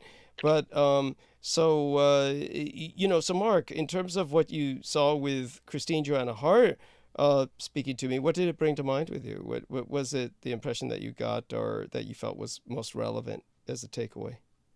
So I felt like, I thought, by the way, your interviews are always great, and that was another just fantastic. I think you broke through even more with Christine Joanna Hart with this one. I felt that she let her guard down a little more with you on this interview, and I think it was less about. I think she was understanding where you were coming from more, and I think she was really being receptive to it. I think she was being open enough to even want to go deeper, in which I think you were very responsible, and you sort of just kind of curved her a little bit and said, hey, it might not be the best thing to go full into what you've been through at this time. So I thought that was pretty admirable of you, considering. I mean, listen, you have all this information, and it's hard not to give it out, Doug. And I think that's part of where you come in, is that you have all this truth, and you just sometimes it has to come out. So sometimes it's really hard for people to accept that. Some people will never accept it.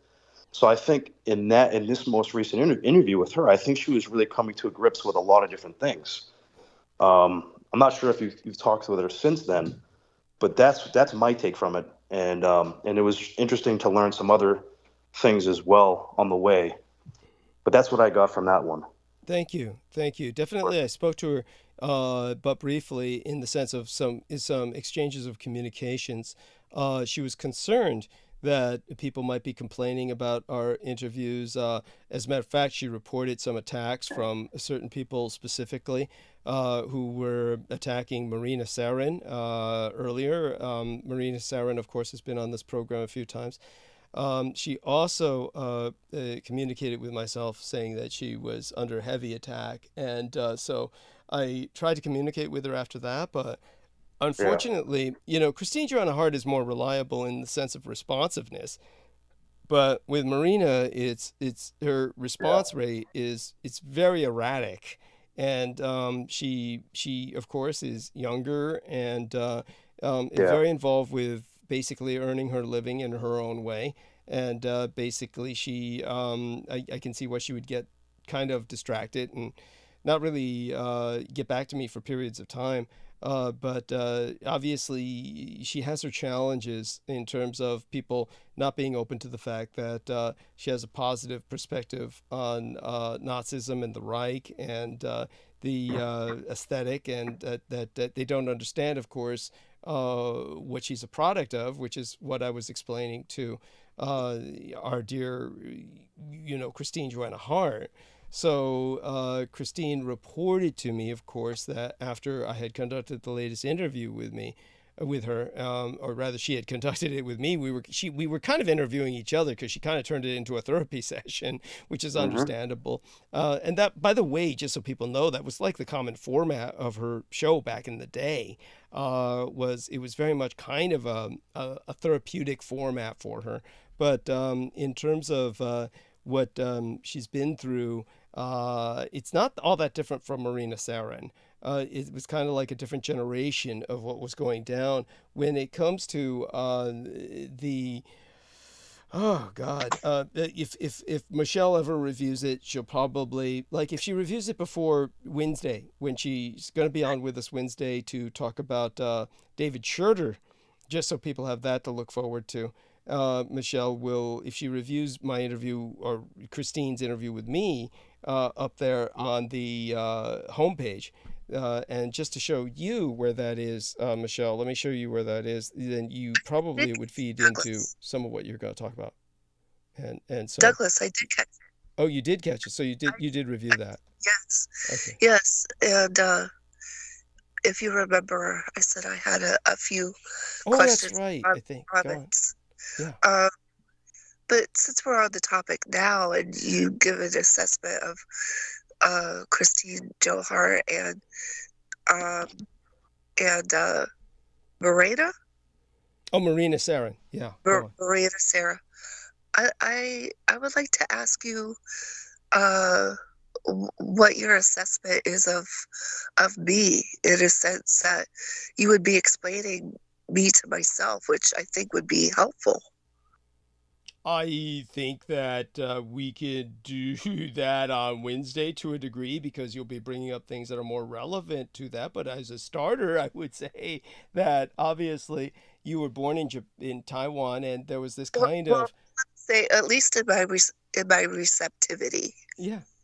And I think that obviously that it's you were part of a mind control kind of MK Ultra program to a degree, but it's almost more organic in the sense that your family seems to be just full of scumbag assholes who were willing to kind of sell you off to this kind of program to just basically earn some extra cash along the side, is kind of the impression that I got.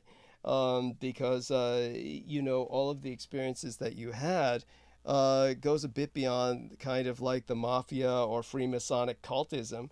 You obviously have had some experiences that go into my lab or military abduction level experiences. So, like I was telling with talking about with Christine Joanna Hart, I can't get so much into it now, but we've alluded to it. We've alluded to it in the past, so that people know. I brought up the satanic ritual abuse of the wife of Peter Moon. And when I brought it up with him in the past, he finally pretty much admitted to it months and months ago. And she kind of has the same health issues as Marina Sarin, and this has to do with basically their eggs being harvested, is something that I was talking about with Christine Joanna Hart. So now try, and everybody who's listening and who is a regular listener to myself, think about the chances of this. Douglas Dietrich is speaking to at least 3 different women with this phenomenon happening to them. But there's basically 2 different conclusions you could draw. Basically, either this is extraordinarily common, much more common than you ever knew, or it is something that they are involved in my life simply because of my background. And so it's kind of both. It's basically, in Michelle Carmela Saldana's case, I'm not quite sure you're suffering the same thing, but probably because of the military abductions that you were suffering from, you probably were being followed up on genetically. Some harvesting of your eggs might have happened. So when it comes to your ultimately health repercussions, I haven't heard the complaints from you that I've heard from many of these other women, but it's something like, cervical cysts or something like that, where there's just kind of like real irritation of your uterus by this going on. But either way, you've had other health repercussions, but that could be from a number of issues, including the stress of what you were dealing with throughout your life. But obviously with the human trafficking, I know you hate that term, but with the human sex trafficking and everything else that you were confronting, you have a, shall we say, you're born into this kind of world of this demi-monde, as it's called, a half world. You're born into this half world that you were subsisting in for quite some period of time. Now, I think it scarred you irrevocably. And one of the ways that you deal with this scarring is that you became this street preacher kind of figure, which I cannot relate to at all. Yeah, only to the... It's kind of like The Crow, Douglas. Yeah. You know the movie The Crow. Okay. Yeah, I Brandon Lee. Yes. Yeah. Yes. And so, but other than that, one thing I can relate to is the fact that you wound up dealing with a number of the same people that I had to deal with. So we're all in this demi-monde, Michelle Carmela and I. Interesting. Yeah, like she's talking about Doug Millar, the creep, and David Schroeder.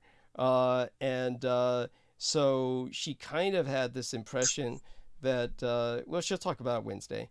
That she was under the impression it was Doug Millar was more the handler and David Schroeder more, but like I said, when I pointed out that film that I saw, it was obviously Doug Millar was being puppet. Basically David Schroeder had his hand way up Doug Millar's ass and was feeding him one-liners. So he was like a sock puppet, with David Schroeder literally turning his head around at various points, like an action figure as to where to look at various points of the video. It's very, very disturbing. At the same time, not even interesting enough to be disturbed by, because, these are two people who are repulsive enough where you don't really take an interest in them. It's simply the real interest in that film that I saw was that they were in the Presidio. By the way, this was something that was up on YouTube, but we're talking about years and years ago. I'm sure it's completely scrubbed by now, but you never know what might reemerge on YouTube. Then again, our friend Ian West recovers some of the weirdest shit.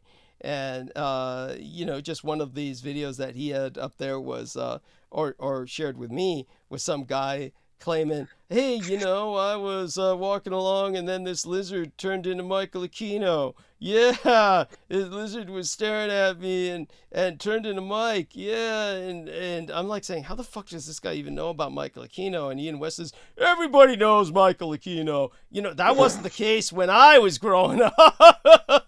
Yeah. Yeah. I guess people then knew of him kind of through Oprah Winfrey and that shit. He was kind of like one of the world's most famous unknowns, which people are now saying. He's a talk show wrote. Yeah. I also, well, I wasn't physically on the talk shows like he was, but I called in different talk shows. I've been trying to find those episodes, because you're supposed to be able to find them. There's supposed to be some kind of program index. Yeah. Some kind of program index. Good fucking luck. I hear my whistle coming, so I just like to ask for Mark and George to go on with their commentaries about the interview with that you had with Christina Jo Hart. I'm saying her name wrong, aren't I? Christina. You can just say Christy Joe. Really, it's fine. Or CJ. Yeah. But I would like to hear you gentlemen speak more with that. I'm gonna go mute probably. When you say you hear your whistle blowing, what does that mean? You feel tired? You want to go to sleep? What is that called? When my breathing has a whistle to it. I can hear it. Oh. Yeah. Okay. Yeah. I know what you mean. Yeah. So I'm going to listen more. Thank you, Douglas, for that. I appreciate that. Thank you. We love you. Thank you, Michelle. I'd like to ask first. Thank you for that, gentlemen. Thank you. Also, I'd like to ask. You spoke about the woman's response, or their being receptive to the information that you have for them. I guess. Well, I'll save that for Wednesday. I'll save that question for Wednesday. Here's something before you go. So let me turn on the screen share again. And all right, here. So everybody, can you all see the cursor moving on screen? Yes. Okay. Yeah. George as well? Yes, Douglas. Okay, thank you. good. Okay, so let's go over to Messenger. And here's this lady named Michelle Carmela Saldana, who's given me the Oh, the honeycomb candy recipe. I mean, I couldn't live without that. Yeah. When we were talking about flat Earth. I know. Yes, it's a flat Earth. That was so fucking funny. Go on. Yes. I said it to Ian too because I was like, "This is what I was talking about." So in your assessment, Ian is flat Earth like the honeycomb candy, and he didn't know what I was talking about. So I sent him the recipe so he would know. Oh my God. So just so everybody knows, Mark H and our man George Knight and our lady Michelle Carmela Saldana, whose hissing is not vaping, believe it or not. I always envision her vaping, but she's not vaping. No, I do the hookah. That would be my breathing machine. Yes. I always call it my hookah session. Yes. And so at any rate, when it comes to our man here, John Henry McMills Warrington, this is the man whose brother killed the mother and father. So just so you know, Michelle, for the sake of pure morbid entertainment that I absolutely cannot resist, gonna go over to his timeline and basically take care of, oh yeah, how could I resist this since it's up? Might as well show you since it's up. So here our biofacsimilacre for our lady Babylon Brooke Gibson, and oh yeah, shorten the hair extremely, add some gray. I had a bunch of wrinkles and freckles and skin malignancies. Then put a dick in your mouth. Then it's a biofact simulacra of you and Peter. What the fuck? Just the cruelty. Just the cruelty. It's I cry myself to sleep in the day when I sleep. I don't know how you get through, Doug. I don't know how you get through with that. Yeah. It's so of course this is the best way to explain John was that he it's like that 1,000-pound gorilla in the rainforest that runs into the mirror. That's like that. He's exploring. Just looks like Weird Al Yankovic. Yes. And so when I showed Brooke this, she has no filter whatsoever. She said, "How is it his brother?" And oh yes, we can identify the brother here for Michelle's sake. Warrington, stalker, German model. So here, he is. This is the model. This is the stalker, his brother, who then beheaded the father and stabbed the mother, multiple times. So we're talking like 100 times at least. And so she cannot understand how it is that he couldn't frame him for the murder. Like I said, there's no filter to what she says. Brooke said, how could, especially when you see some of these photos as we get progressive, into the night and the drugs take effect. Yes, she says, how is it that his brother is so fucking stupid that he couldn't frame John for the murder of the parents? That's it's so that being qualified, that being said, because I absolutely it is what it is. I don't know what Energizer Bunny. Okay, so that being said, and going back to a reporter, well, he used to be a reporter, and I use the term loosely, quote unquote, for CNN. He fancied himself, he called himself the slave hunter. Mm-hmm. Aaron Cohen. Mm-hmm. And really he was such a scammer. So he would take these trips to Asia and find these brothels where there were slaves, and then pretend that he was rescuing them when he wasn't. We'll get into that another day. But anyway, I'm looking at these pictures and he reminds me of a combination of Aaron and Weird Al. Weird Al Yankovic. Yeah, Yeah. that's cute. That's so. But despite all of that, the eccentricity involved, he's definitely someone who I could. He's indispensable. I was saying to this other idiot, the man who I basically intimidated into turning over what footage was not censored to us to publish, but I said that any man who thinks they're indispensable isn't. Well, John Warrington doesn't think he's indispensable, but he really is. So he was asking me about whether or not it was recorded. Now he was showing me something on his Odyssey channel. Now his Odyssey channel, these are some screenshots that are important, and of course I'll show Brooke eventually. Now, Music of the Spheres is what Jameson Reese used to use when he was in the chat room. People might remember that who are on this call. People who listen very often or who have been in the chat room will remember that. So he writes to the Maggot Man, our man John Warrington. By the way, just so people understand, this is a Celtic term for attention seekers. Our man George Knight would have grown up familiar with the term. So it's used very differently in Britain and Ireland than it is in the United States. But of course, our man, the Maggot Man himself, the Grand Magateur, John Warrington, takes it and makes it as gross as possible by showing an icon of himself crawling with maggots.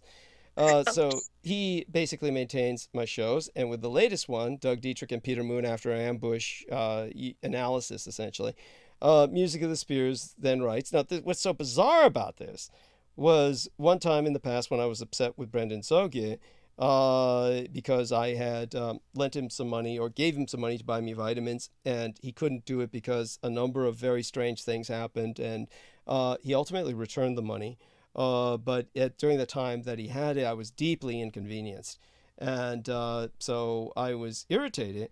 But I had like a dream of him that was very neutral in affect, and I just realized, just drop it. And Brendan Zoget has more than redeemed himself ever since then. So I had another dream about Jameson Reese recently, which was, unlike Brendan Zoget, Jameson Reese is completely unforgivable. He's totally irredeemable. But one of the things in the dream was the same kind of flat, neutral affect, where I saw him and I was feeling no emotional charge or reaction, and he wasn't acting emotional. He was, of all things, trying to get into a public bath, like you would have in Turkey or ancient Rome. And I felt nothing but, oh, good, let himself go there. And I just moved on my own way. Now, I interpreted that as, wow, maybe this guy's dead. Because every moment Jameson Reese was alive, he was always raging, just endlessly raging. But this proves otherwise.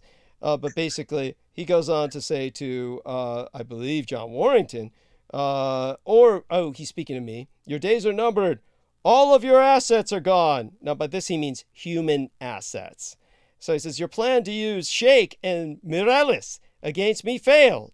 Now, Salman Sheikh and Pakwan Mireles. Now, for those who might remember, Salman Sheikh, of course, was this sleaze who just had sex, literally, with Jameson Reese more than once, had an intimate relationship with him, and Pakwan Mireles also did. Which, after the dream, I remembered how Pakwan Mireles was constantly saying about, oh, I know that Jameson Reese is really full of love, and if I, can just keep showing him my love, the love will come out of him. And he was publicly on this program constantly urging Jameson Reese to come to his home and stay with him. Now, we're talking about a married man with a child, and why you would want somebody in your home who's constantly saying he wants everybody dead. You've got to be out of your mind. But obviously, he was physically attracted to Jameson, and obviously they were all physically intimate because, he says, you need a new game plan, homie. He might as well be saying honey. When somebody has normal male friends and you sever and part ways, you don't conceive of them as assets sent by your blood enemy to betray you. This is physical intimacy bullshit where you feel that, Douglas sent them to have sex with me and betray. I mean, this is on that level. So it confirms what everybody knew. Then he says this time to John Warrington, how much are you paid to sponsor this bloke? Just how much is that piece of shit paying you? Now, okay, so he's being paid to sponsor me, yet somehow I'm paying him to be paid to sponsor me. If he's sponsoring me, that means he's paying me. But somehow I'm paying him to pay me. I mean, this is the circular logic here. And so what our man John Warrington did was he tracked it down, by the way, just so people understand the enormity of his accomplishment. It's Music of the Spheres, but he tracked down the original source point, and it's JMO. Because he's a maniacal, egocentric creep, because he's pathologically thinks he's going to be God if everyone else dies, and he's the last one left standing. He can't change his name, so he kept JMO. But his new name is Rofocal, which I suppose is the new gay lover that he's attached to. He took his last name because he's the bottom man, the wife. So at JMO Rofocal commented, yeah, how much are you paid to sponsor this bloke? And your days are numbered, all your assets are gone. And then, of course, it comes down to his channel, his Music of the Spheres, with a just whopping 0 followers, which, of course, Brendan Zogit saw that and said, imagine that. Because who wants to listen to music where, his voice is screaming, I want you to die. If everybody dies, I'll be God. 2 views by himself and no one else at the time the screenshot was taken. So then, 0 followers at JMO Rofocal with his delightful electronic music. Anyhow, so this is this brings us to the point that was being made by JMO. Otherwise, was John Warrington. Otherwise, first thing he said was, now the beauty of John Warrington is that he's under severe occult assault himself, but basically just fobs it all off. I mean, with somebody with his background where you got your own brother, biological brother, murdering your biological mother and father, I guess this sort of thing just doesn't mean anything to you. So that's like water off a duck's back. And so he was saying, when was it recorded? I gave him the date. I said, this Jambo the Reese monkey, JMO Reese. To which he replied, yes, I thought it might be. To which I said, in his case, Afro Magic matches the quality of their engineering. Anyhow, so he says, I've amended the video file name accordingly for upload. And one of the things he points out, I said the screenshot I used is on the thumbnail image here. So then he says, ironic to use that image. I explained to him the MUFON acronyms in the upper left-hand corner, proving the ambusher attempted to scrub it from reality. He said, I added MUFON to the hashtags. And I said he relayed the fact that it was in his trash to me as a taunt. So then he mentions Andreas Zertis as well, that Andreas Zertis claims he invented the usage of hashtags, in which I said he should have copyrighted the technique, and he said he did while working as a company. I think the case of what symbol by the way, the reason I bring this up is because Andreas Zertis wants to interview myself. I'm not antithetical to it, but it's hard to make these contacts because my schedule is so whacked. Anyhow, he says, I think it's a case of what symbol do we want to use as a prefix for tagging things, and his choice was chosen. I said, poor bloke. And he said, he was paid nary a cent probably. I said, such was my assumption, yes. But anyhow, one of the things he brings up is the video was completely corrupted. He fixed it, uploading now. He's showing me what he referenced. How do you repair video files with FFmpeg comments? And somebody responded, mux them, which means, he's confronting other techno nerds who were telling him how to do this. And of course, this is all meaningless to me, but it shows what he went through. He says, seems to be working this time. Previously, it froze upload at 17%, at 37%. So it took him at least 3 tries.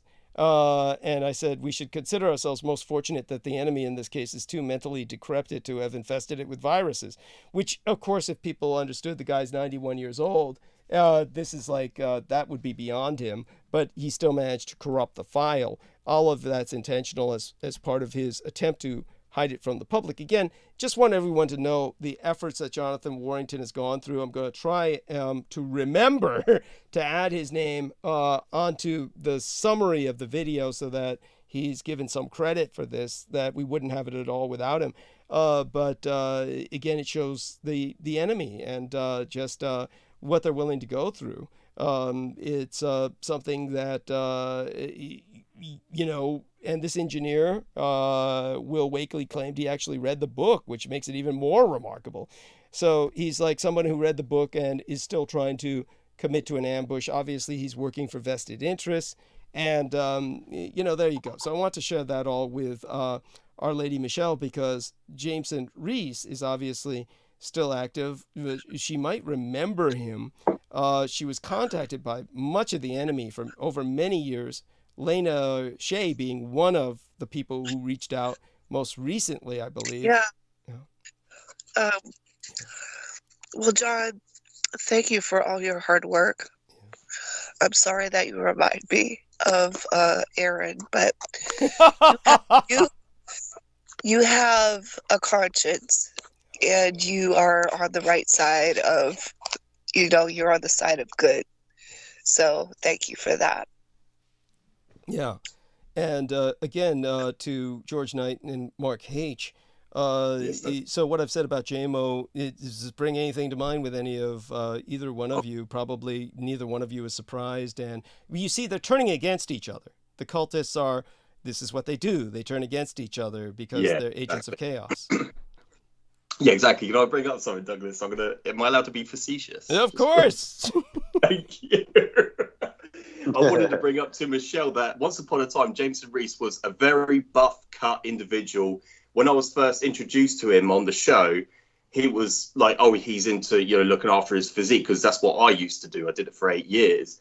And at the end of it, before he disappeared and severed, he was fat as anything. He just became all flubbered because he met Salmon Shake and he started eating all the ice cream together. And Jameson used to eat it from particularly Salmon's arsehole. Yes. They used to hump each other whilst playing Resident Evil. That's Jameson Reese. Yes. All over. Yeah, that's right. They were. Okay.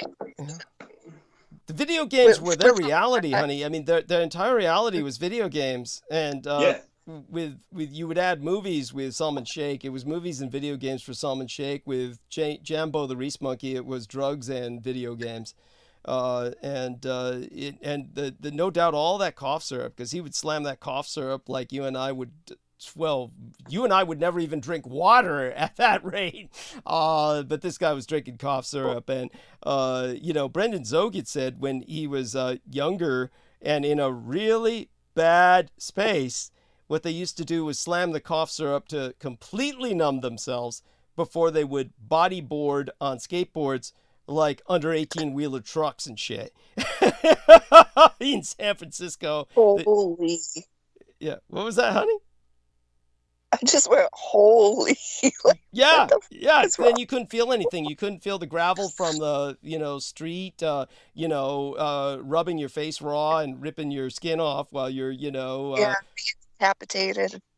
Yeah. Yes. Yeah. And like he said, that's the worst possible space to be in. But that's where Jambo the Reese Monkey spent I can't believe he's alive. But like Brendan Zogit said, he's not really. It's like he's got gin just basically inhabiting the shell and shit. But it's all flab and fat now, and it's and the guy would like blame me for his cats always being sick and dying when he's calling up all these entities through occult rituals, and they feed off the cats, the most vulnerable life form and shit, and then he blames this Douglas is cursing my cats. I'm like, he will pay for this, and then he raises more entities, and it's like he had Michael Aquino inhabiting his body, he claimed, and I believe it to be so because he began to manifest the symptoms of intestinal cancer. He began to shit blood and bitch about it on Facebook. And, here's this guy talking like this where, I'm shitting blood. It's Douglas doing this to me. And somehow convinces a bunch of cunts in Canada to run off with him when he severs with me and just basically turns towards the enemy. You got Maria Gregorich and this other Canadian cunt just said, oh, yes, Jambo, we'll follow him, and ran off with him. It never ceases to amaze me. Like, what do they think he's where do they think this is going to wind up? And, you know, it's just like with Salman and Pac-1 Morales. I mean, we could make jokes about their names, Slam and Shake, Poke-1 Morales. I mean, even their very names are kind of indicative of something a little underhanded. But these guys ran off with him. Did they think that this was going to wind up with some kind of happy marriage like my son has with the man we call Sugar Daddy? Did they think that anything beneficial would come of this liaison? That's exactly what baffles me, and that's what I ponder over. What were they trying to achieve or gain from going with Jameson? It's the same with the other gang stalker. Yeah. Like, what are they going to get from him? Nothing. Yeah, thank you. I mean, what? He has nothing to offer. No, it's nothing to offer. I don't think they were thinking. Maybe it's just a matter of birds. Oh, no, they do think. They're just idiots. Oh. Yeah. I mean, they think they're thinking. Like George says, they think they're thinking. I think it's that. I think they think they're thinking, and it's just birds flocking together, birds of a feather flocking together. Oh, yes, another screen share. They think they're thinking, but they're really squawking. Yes, yes. So here we are with the... let's take a look at Brendan Zoget. So one of the things that Brendan Zoget had to share, and I hope you can all see this. This will scroll up a little bit because, of course, he's been celebrating. He's a practicing Vedic Hindu. So, of course, I'm getting lots of images that involve lots of swastikas. Obviously, lots of swastikas in the Asian Indian religion. And they're rotating in the right direction, just so people understand the quote-unquote Nazi direction.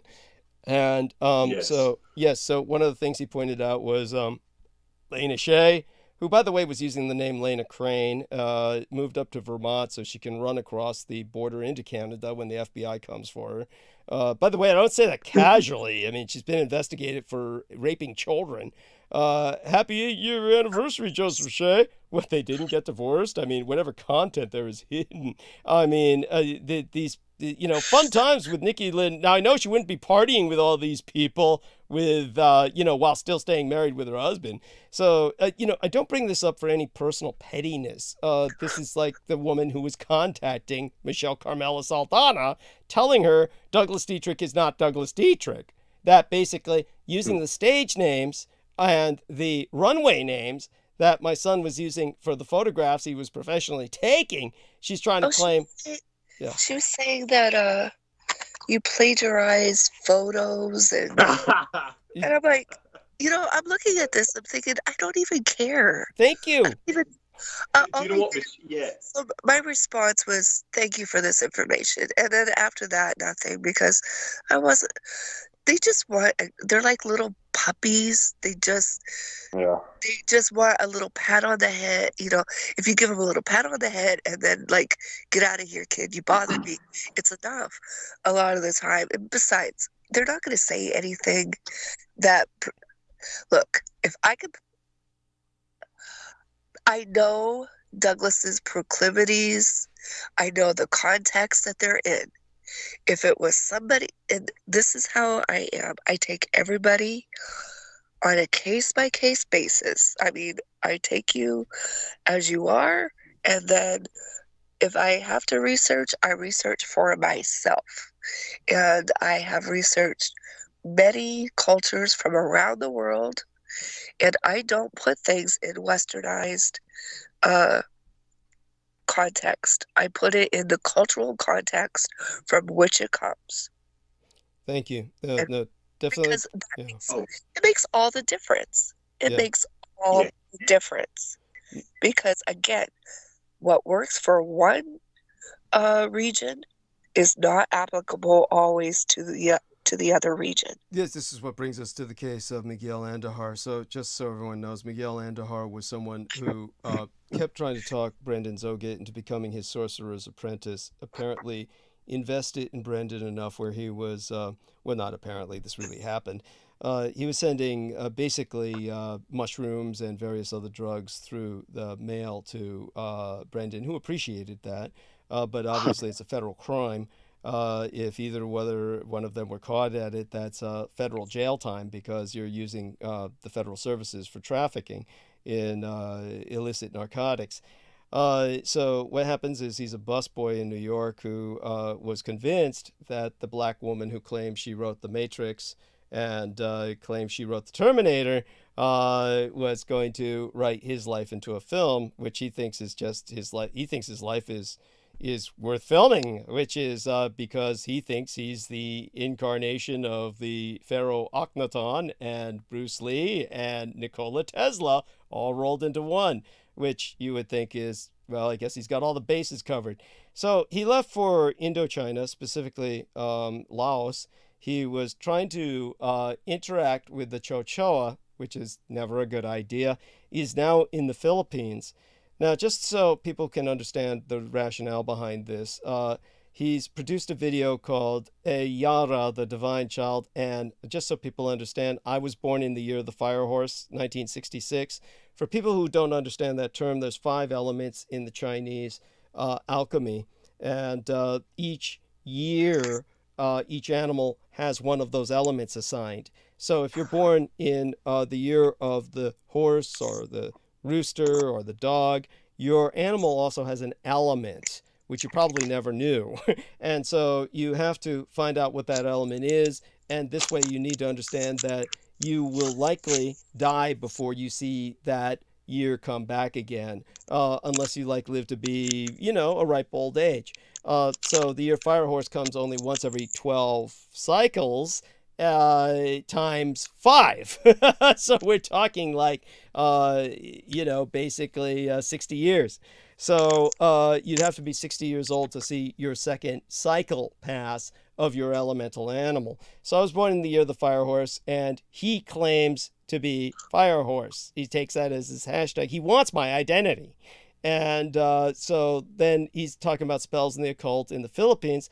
Now you might notice a raven's head here. For people who might remember, that's my family's totemic animal because it's the totemic animal of vampires. Just so people know, it's not bats, because that's Hollywood shit. The vampire bat is a creature of the New World. The animal of Europe that was affiliated with vampires was the voron, or the vukodlak, the raven that grew addicted to basically human cadavers during times of war or plague. That's the European vulture, essentially, or fulfills that role, is the voron, the raven. So he's holding the head of a raven, claiming Douglas Dietrich will be killed by this ritual.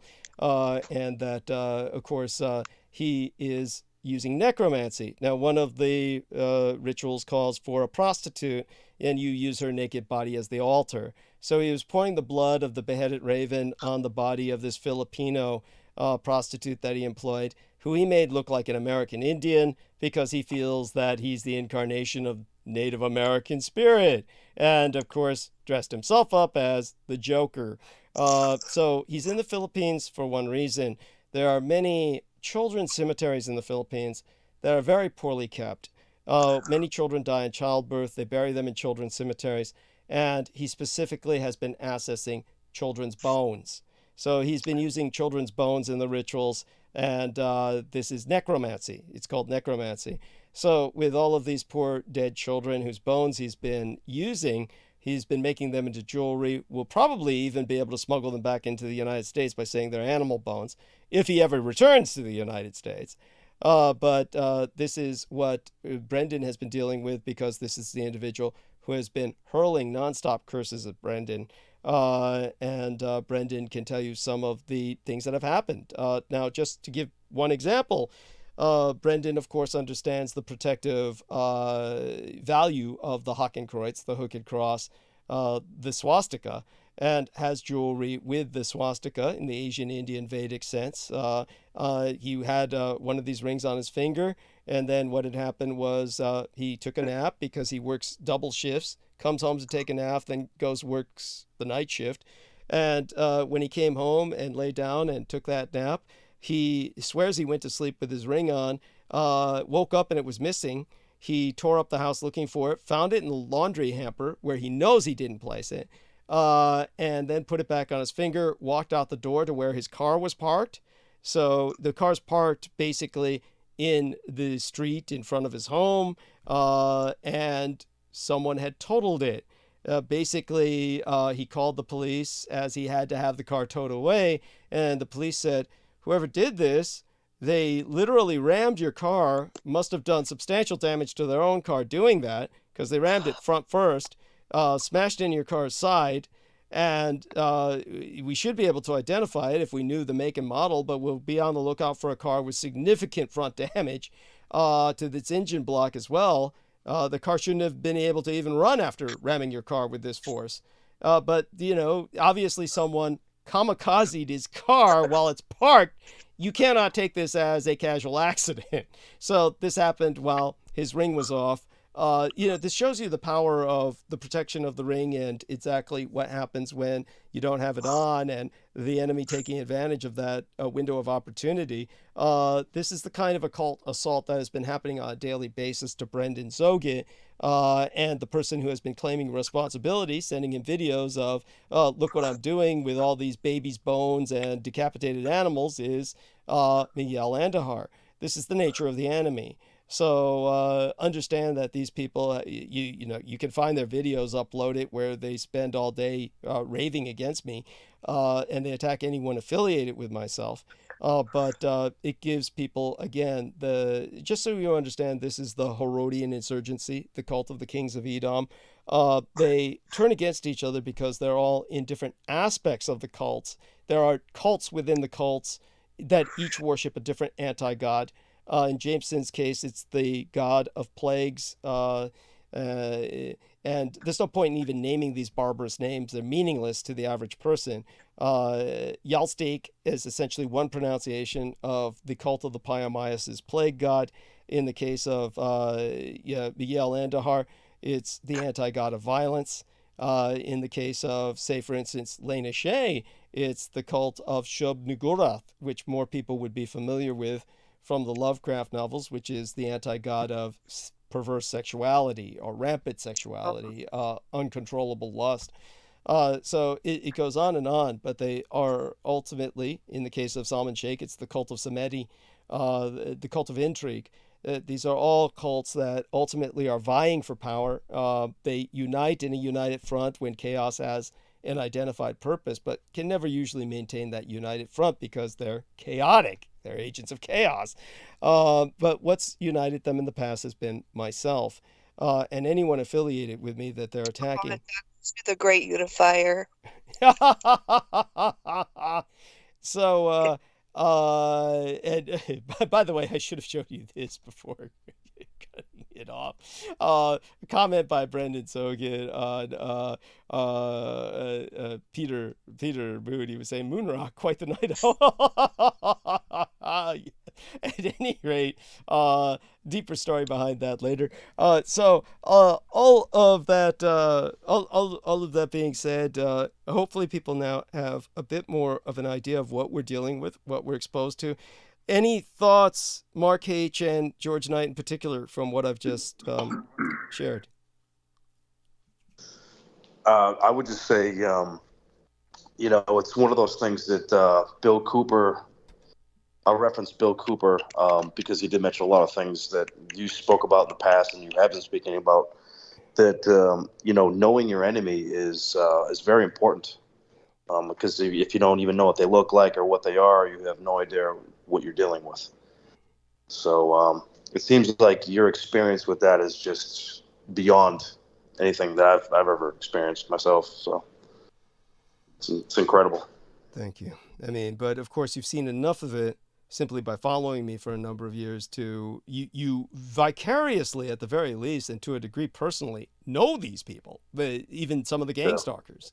In a sense, vicariously more in your case. George Knight knew them more personally, was interacting with them more personally. But as George and I can share, he did his best to avoid them. I mean, George, you can tell them about Salman Sheikh was trying to visit you several times. Well, yeah, Douglas, that was it. He tried to rendezvous with me, and I was like, what?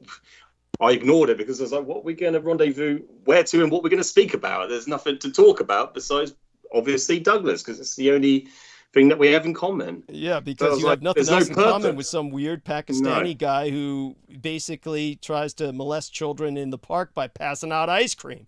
Go on. Yeah, exactly. And to be honest with everyone that's listening right now is I don't really associate or affiliate myself with anyone other than Douglas. I don't really talk to anyone. I've said to Ian West that I'll have a conversation with him because he reminds me of my other friend Georgie, who lives literally just up the road from me. So yeah, that was literally because he's like a harmless big teddy bear, and so I just want to have like a fun conversation with him that will make me laugh.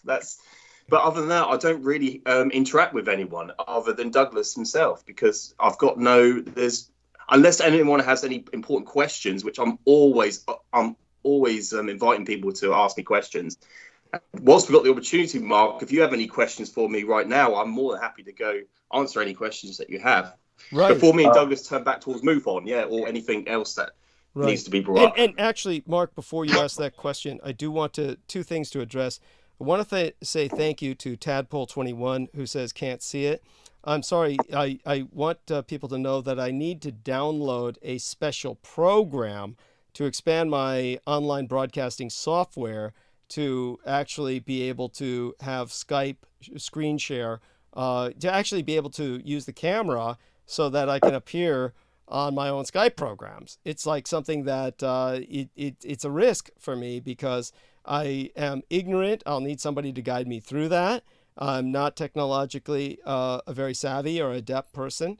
And so we'll see what we can do in the future. But for now, people just have to understand that what I'm seeing is seen by several other people on the call. And people are always welcome to contact me and ask if they can join in on the call. I mean, I always allow the majority of people in on calls with me. I never knew anything about Ian West, and I just kind of let him join in on the call. And then got to know him better after that. I haven't regretted it because, he actually has been beneficial in a number of ways. He's helped out Michelle Carmela Saldana, so he does his best. He's earnest. Obviously, he falls for a lot of the conspiracy crap, but at least it's redeemable. As for the other thing that I do want to bring up so that people understand, some of what we're dealing with at this point. I forgot exactly what that was. So just an object lesson there. Don't do drugs. We'll turn to Mark H now, and he can ask those questions to George, and I'll eventually remember what the other thing was I wanted to bring up. Christina Jo Hart, we were talking about. Oh yeah, that was it. Christine. Thank so you. When our man George Knight, he hasn't finished his thoughts about that. Yeah, when George Knight was. So did I actually say that, or are you just psychic? She's psychic. So George Knight. But I don't know. Yeah, George Knight was saying he doesn't. Yeah, George Knight was saying he doesn't interact with too many people, but he was attempting, based on my insistence, to interact with Christine Joanna Hart. And what Christine Joanna Hart was saying was that basically, okay, so let's share the screen here with what she was asking me about with George Knight was basically, here we are. Christine Joanna Hart. So let's take a look at this. Basically, one of the things she was asking was, let me see here. She was talking about the creepy guy with dark glasses, and she's talking about this guy who I'm not even going to name, same guy attacking Marina Sarin, and then she said, George wanted to talk to me. I suggested we do it on your show, but I think that's when I'm sleeping. Yes. And then she's pointing out, George Knight was saying, apologies, didn't make it last night. Wanted to check in on you. Hope everything's, yes, maybe weekend. That would be perfect. Me too. I'll ask him. Well, the issue is that she basically, I don't think, has the show she used to have. I don't think so. Basically, what she's doing now, I think her only real exposure on media now is basically working with me. So that's why she then asked about this. Are we not doing another show? Did people complain? I said, of course we'll continue productions. Everyone loves what we're doing, except the enemy, of course. She says, okay, good. Then there was a strange little thing. Russia, are you? Okay, I have no idea what to make of that. It's bizarre.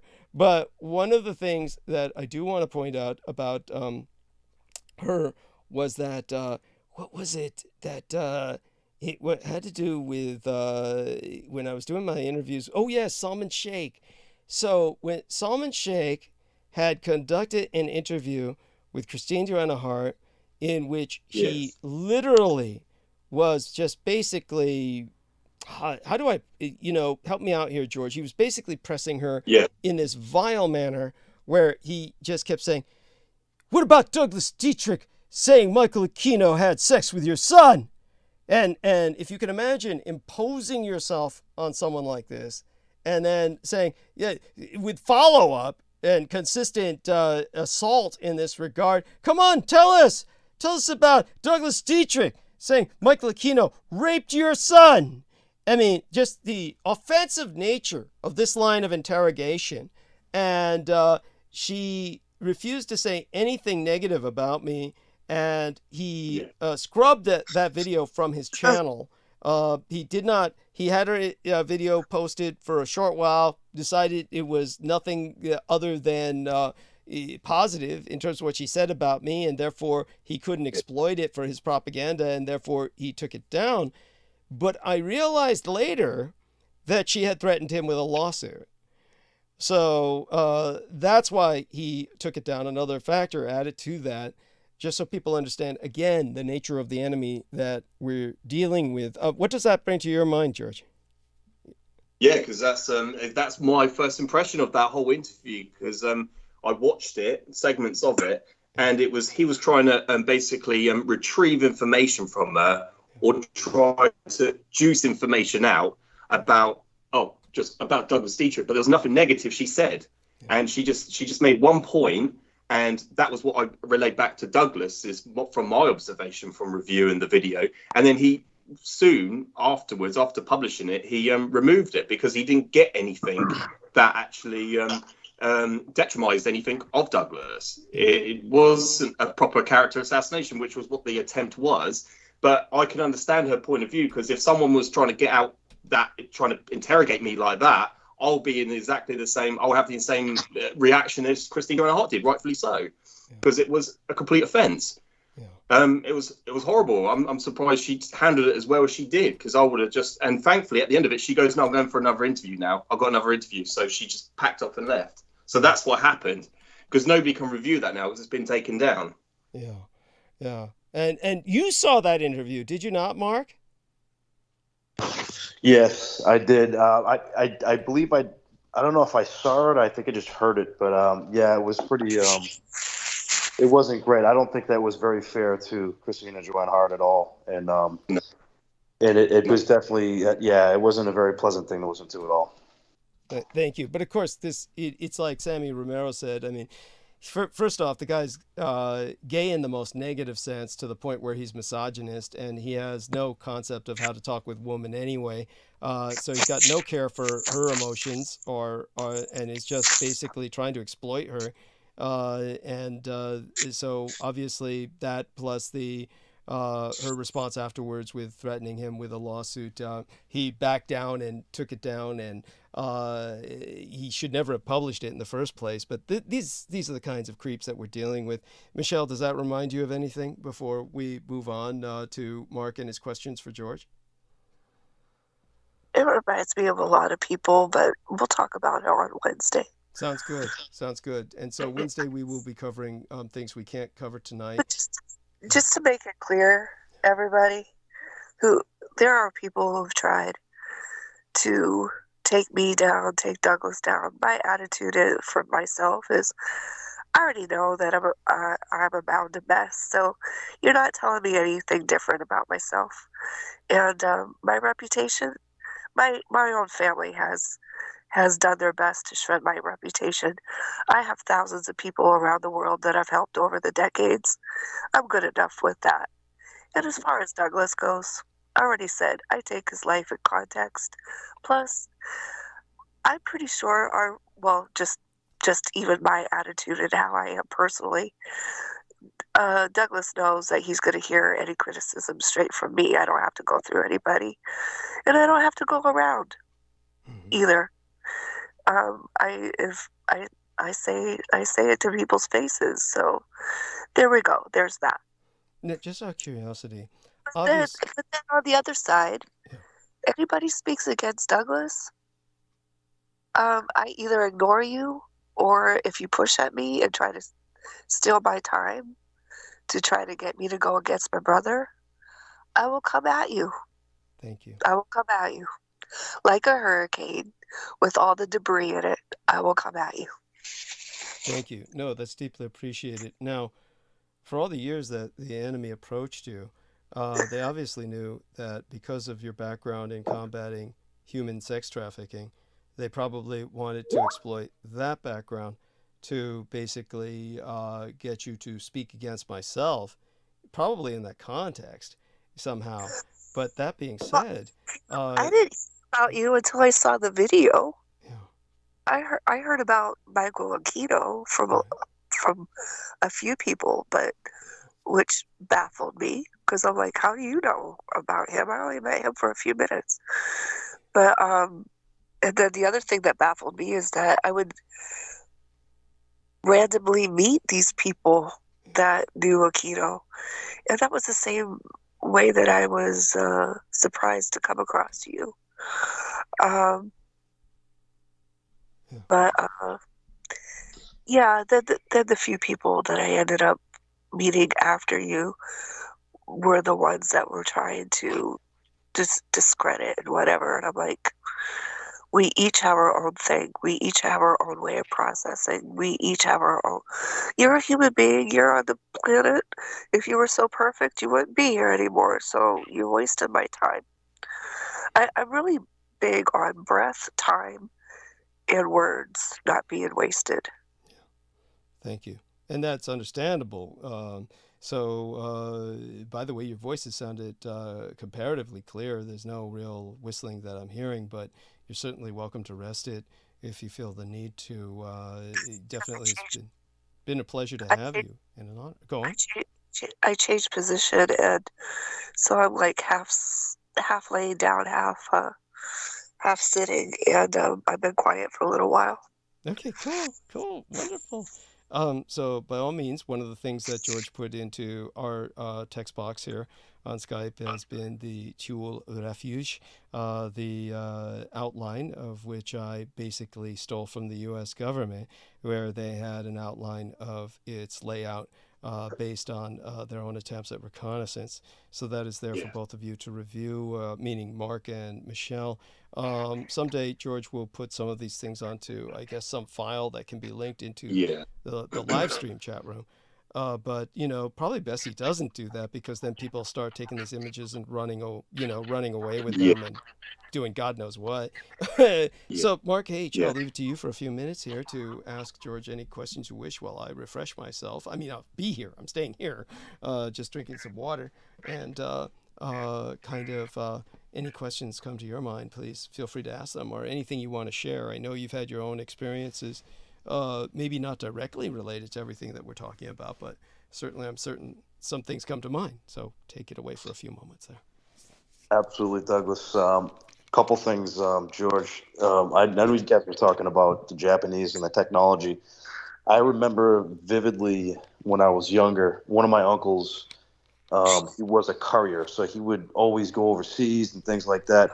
I didn't know that at the time because I was so young, but this was at a time where, technology in the U.S. was just bunk. It wasn't really like, anything spectacular. And he would come home with some crazy stuff, man. Like he would have DVD players, mini DVD players. This was like back in the mid 80s or something like that, Mm-hmm. And it was all from Japan, So it's like, how can you claim that, it just doesn't make any sense, they're not. They clearly have the technology. It's not. They didn't steal it from anybody. So I just wanted to touch on that. But another thing I was going to ask you was, speaking for myself, I've sort of recently sort of taken more of an interest in my Anglo-Saxon heritage for some reason or whatsoever, and from where that part of the family was from was probably the most heavily with the DNA with the Anglo-Saxons. And what I was going to say was, what do you think? Do you agree with Douglas as far as, there was no great escape, where Hitler realized it was sort of like the same people, so he let them escape. Oh, with Dunkirk, yeah, no, it was definitely he allowed them to. What the British will allude to is that it was some form of great escape, or it was to escape basically the complete loss of life at Dunkirk.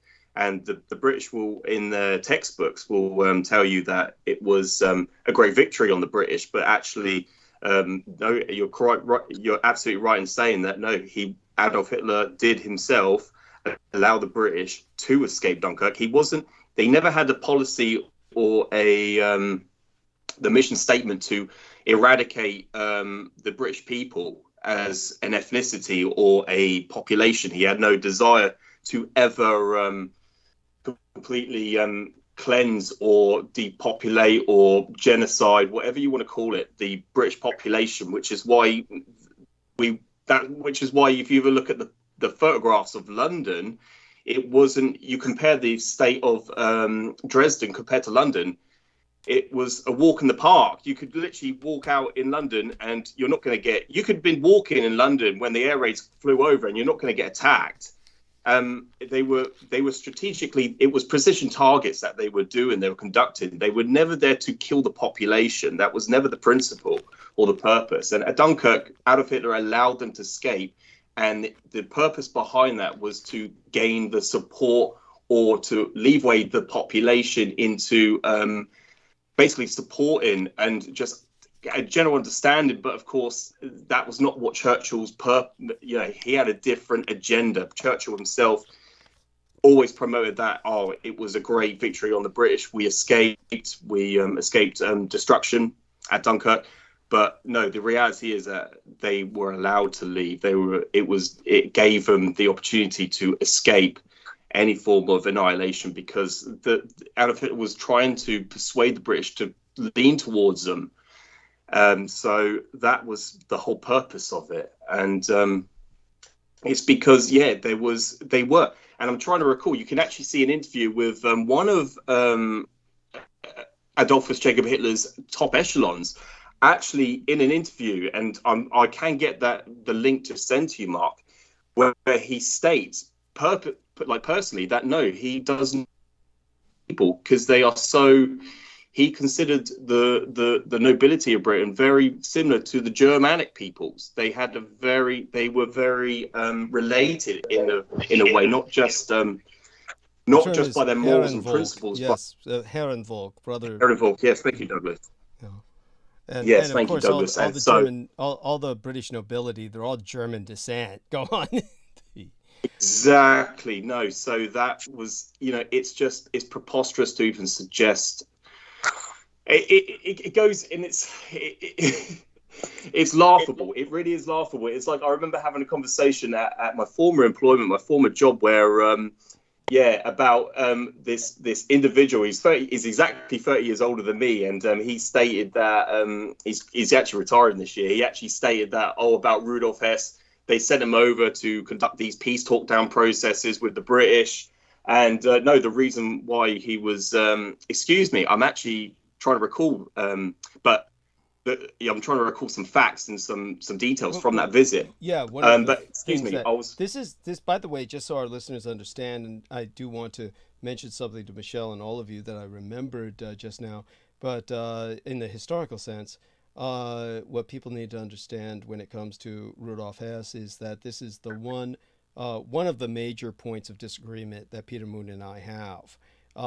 Peter Moon and I, basically Peter Moon has conducted some individual research. Understand, he was an outsider trying to look in, like many other independent researchers. He wasn't like myself, military librarian dealing with actual collation and destruction of actual documents, dealing with these phenomenon from a completely different perspective, an insider looking out. And so his conclusion that he's quite married to, he basically concludes that that Wilhelm Hess was in, excuse me, Rudolf Hess. I was thinking of Kaiser Wilhelm because we were speaking earlier about the British being related to him. He and the Queen during World War I were like cousins. That this truly made World War I a fratricidal conflict, which is what Hitler found so tragic. But Churchill, on the other hand, wanted to look at the Germans as a completely different race to be exterminated. So that was very much the British agenda as opposed to the German agenda. When it comes to Rudolf Hess is what Peter Moon believes based on his readings, and this includes some readings by a man who basically claimed that he had rescued Martin Bormann or helped Martin Bormann escape. By the way, I do not accept that narrative. No. I do not accept that narrative. Peter Moon does. And Peter Moon accepts the narrative that this individual went to the Swiss and convinced them to turn over certain records or documents, which, of course, again, I'm highly skeptical of it. Peter Moon will also tell you, based on what is historical fact, that the Americans kept trying to get at Emperor Hirohito's accounts in Switzerland, but were never allowed anywhere near them. But just to show people there might be something the Swiss would do on the European side simply because the Swiss are neutral and they are a bit more vulnerable in Europe itself. So God knows. But the one thing that must never be forgotten is that Switzerland was very Nazi sympathetic and that they had units that were on the Eastern Front in terms of observers. At the very least, these were observers, might have even been participating in combat at the special forces level, but the Swiss were obviously not going to have any sympathy with communism and were very afraid of communism sweeping Europe. So for obvious reasons, they're the ultimate capitalists. So when it comes to the Swiss, their sympathies were with the Germans, and they speak the German language. So the idea of them doing something that would be antithetical to the Nazis is hard to believe. That being said, the other thing that Peter Moon feels is that the man in Spandau prison was Rudolf Hess, and that, he demonstrated remarkable evidence that he was Rudolf Hess through his conversations and whatnot. Now, this is not what many other people have reported that I know of, which they were saying that the man in Rudolf Hess was not, the man in Spandau prison was definitively not Rudolf Hess, that he was someone who did not behave as if he knew anything Rudolf Hess knew, that he seemed to be mentally barely competent, that he was like a double who was taking Hess's place, and that ultimately they murdered him to hide that secret. Now, George and I can give you further detail on this. Yes, so take it from there. Yes, exactly, Doug. Yeah, when my uncle, his name is Henry Kempster, he actually was stationed at Spandau prison. He actually personally guarded that man who was in that cell, who was, supposedly Rudolf Hess.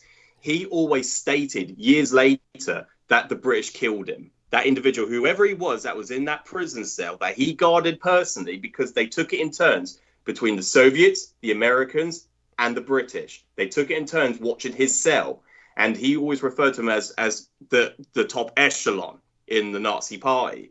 And so the man that was in that cell, he admitted the British killed him because that's what they were discussing about how they're going to take this man out. And it was the British actually were responsible for killing that man who was in that cell. And no, the reason for it is because it was to stop this man from talking, that he was not the real Rudolf Hess. It's so obvious. And that is just, and my uncle is living proof. And I have not been in communication with my uncle for several years now. I would love, before he dies, to have that conversation with him so I can get that information and record it. I need to get that on record. Yeah. Because it's so important that that gets published. Please. So I do want to. That is one of my agendas, is to get that done and to record him. Because even if he, whatever, he feels towards me, I just want that from him. And that's just something I want to request from him, because that's something that's so important for my life and what I need. And it needs to be out there about what he has stated, because that is living proof. Because someone who was actually there, who actually had conversations with that man, who knows that the British did what they did to hide the evidence. Yes. And so it's so important. And yeah, that's something on my agenda, Douglas. It's just knowing how to communicate with him. And I think I have to do it for his children, who are much older than me. I have to do it that way. But that's something I want to do before he dies, because he has got some health deterioration issues. So yeah. I mean, don't we all? I mean, doesn't everybody as years pass exactly. on? By the way, I want to thank Troy Bellamy, who's in the chat room, and he asked the question, your thoughts on the premises and theories put forth in the series Hunters, starring Al Pacino, and writ by Jordan Peele. Id est, Hitler escaped via the rat line to South America. Thank you for asking that question, Troy Bellamy. I will return to that question. I was going to ask that too. Okay. So I'm really thankful that somebody else asked that as well. Thank you. I will return to that. I wanted to bring something up in front of Michelle before I forget it, because, if I don't bring these things up, they dribble out of my ears. And so what I did want to relate to everyone, because this is important, is that to give people a sense of the ironies in my life and the synchronicities, dealing with all of the gang stalkers that I was bringing up earlier. One of these synchronicities that ultimately returns to that topic, very similar to what happened with the occult siege that Brendan Zogit has been suffering, is that years ago there was a store in San Francisco that people can look up, Fields Books in San Francisco. And Fields Books in San Francisco was world famous as an occult bookstore. So you had this occult bookstore in San Francisco that was an institution, had been there forever. Just so people understand, the greater Bay Area, the greater San Francisco Bay Area, was once considered the most literate place on earth.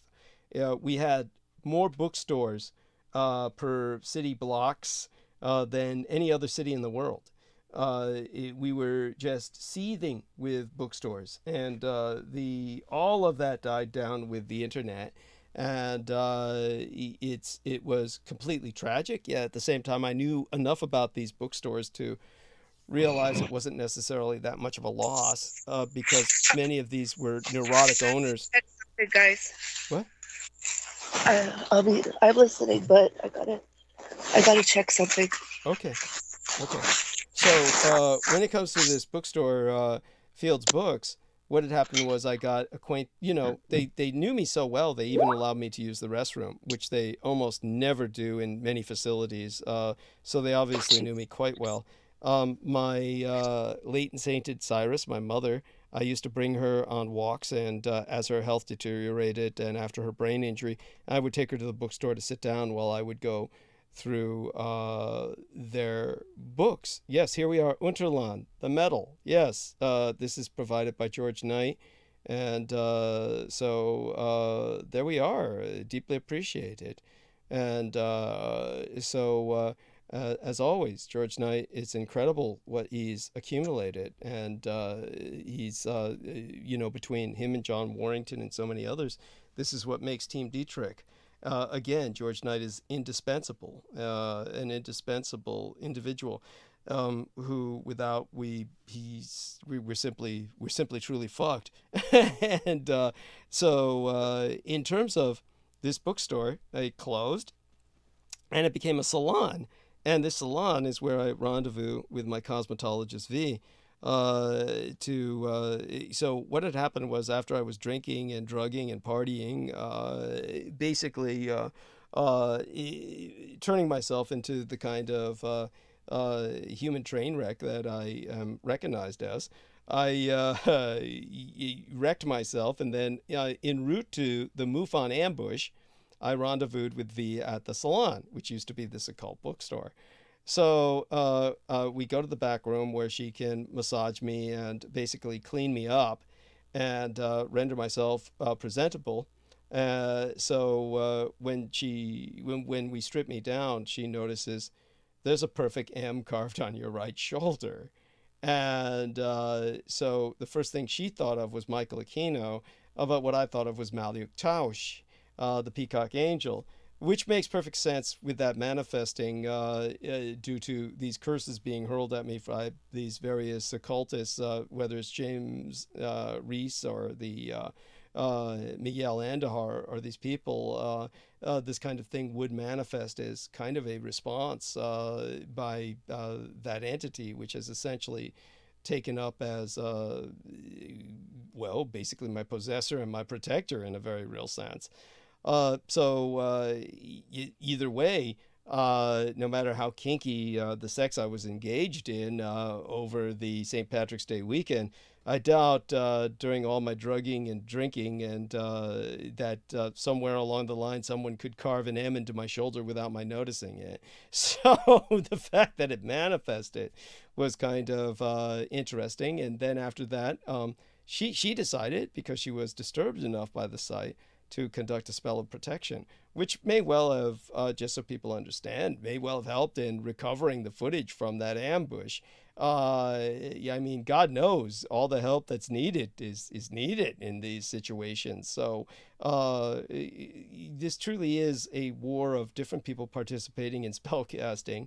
And I think what most people might have the greatest amount of trouble with in terms of dealing with the whole Douglas Dietrich phenomenon is the amount of magic that's involved. But I do hope everyone notices Douglas Dietrich and George Knight and Mark H. I'd like you both to speak to this, because I think both of you might have different impressions that could add some depth to this.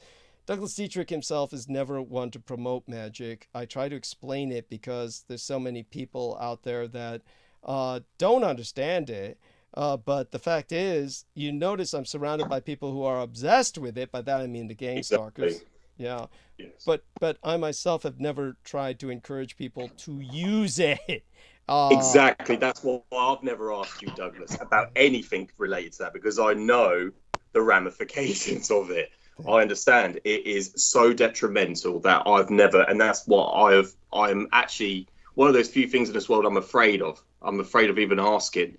It's something that you don't play with, as far as I'm aware of and I'm concerned of. That is what I tell people: do not play with these things. Do not. If you're not, and it's just like, it's the same thing. You wouldn't hand a handgun to a 2-year-old for the same reason you wouldn't play with magic, or you wouldn't usher in or invoke anything that you do not know how to control or even understand it, because people don't understand it. So it's the same thing. It's the same logic. You don't give these tools of destruction to people who are immature and not competent enough to use it. So sorry, that is what I just have to say about it, Douglas. Thank you. That's what I've never asked. Thank you.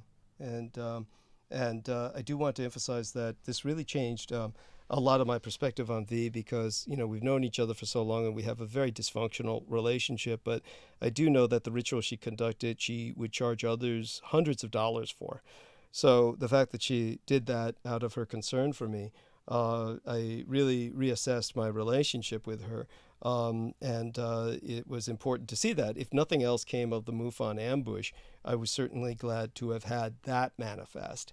And but that being said, when it comes to this kind of occult warfare, people conducting protective spells and casting curses and the like, I think that a lot of people have a real hard time with this. And it may cause a lot of people to dismiss everything I say, because they think this is pure psychotic indulgence of people. They wouldn't just pin it on me, as Douglas Dietrich is imagining all of this. They could see, obviously, through all of these other gang stalkers involved, that these people are obvious believers in the occult. But I think they would just kind of dismiss the entire phenomenon, like Douglas Dietrich and his gang stalkers, as, wow, this is just some crazy train that I can't handle or deal with or contend with. And probably it turns a lot of people just away. But I would suspect that in someone's case like Mark H., you probably have an intuitive understanding of the reality of all this. So you understand what we're speaking of, and it doesn't freak you out to the point where you dismiss everything else that we're exposing, or perhaps you could articulate that in your own way. Absolutely. Well, I know, Douglas. Like, you're very specific about certain things. You've been very specific about things when you speak. So I know it's most of what I can see is very valid. And I know, speaking of, this magic and things like that, and that's something that's very enriched in, where I grew up. And from what I can really say, and it's really just about responsibility. If really what you put out is what you truly want, you need to accept responsibility for your actions. You'll have to pay for it one way or the other. So, and the same goes with trying to help somebody, try to heal somebody and do things like that. When you go out of your way to put some energy on somebody to do a certain thing, you need to accept the responsibility for doing something like that. It'll all come back around somewhere or another. The energy has to go someplace. So, these people that are using and using and wasting, I guess it's not wasting energy, but it has to go someplace. It's just, you just really need to make sure it's the right thing. And I think what George is saying is correct. I agree with it. It's very, even if you have all this power, you're buzzing, your frequency is buzzing like a bee. What do you really, are you going to really take responsibility for something that's going to be impactful of so many people? It's something to really take into consideration. So. Thank you. Yeah, definitely appreciate it. I do understand that. I believe I know exactly what's happening with these many of these gang stalkers. Is that much of this energy? Well, it basically consumes them. I mean, it's like a nuclear reactor in meltdown. Right. So, Michelle, Well, yeah. did you? Yeah, I'm sorry. Go on. Yeah. Mark. Yes, I'm back. Oh yeah, but I'm Mark was back. going to say something. Mark, Oh, were you sorry. going to say something? I was just going to say one last thing before Michelle speaks. I think a lot of it too is, from my impression is, some of these individuals, and I'm not speaking about individuals that you've been involved with or they're attacking you or whatever. Just in my perspective or experience is that, they're really just kind of low vibration, just kind of desperate individuals, and they want any kind of satisfaction or to be a part of anything. And to be rewarded in any way possible. They just want to be rewarded, and they'll do whatever to do that. And it seems like it's really kind of pathetic in a lot of ways.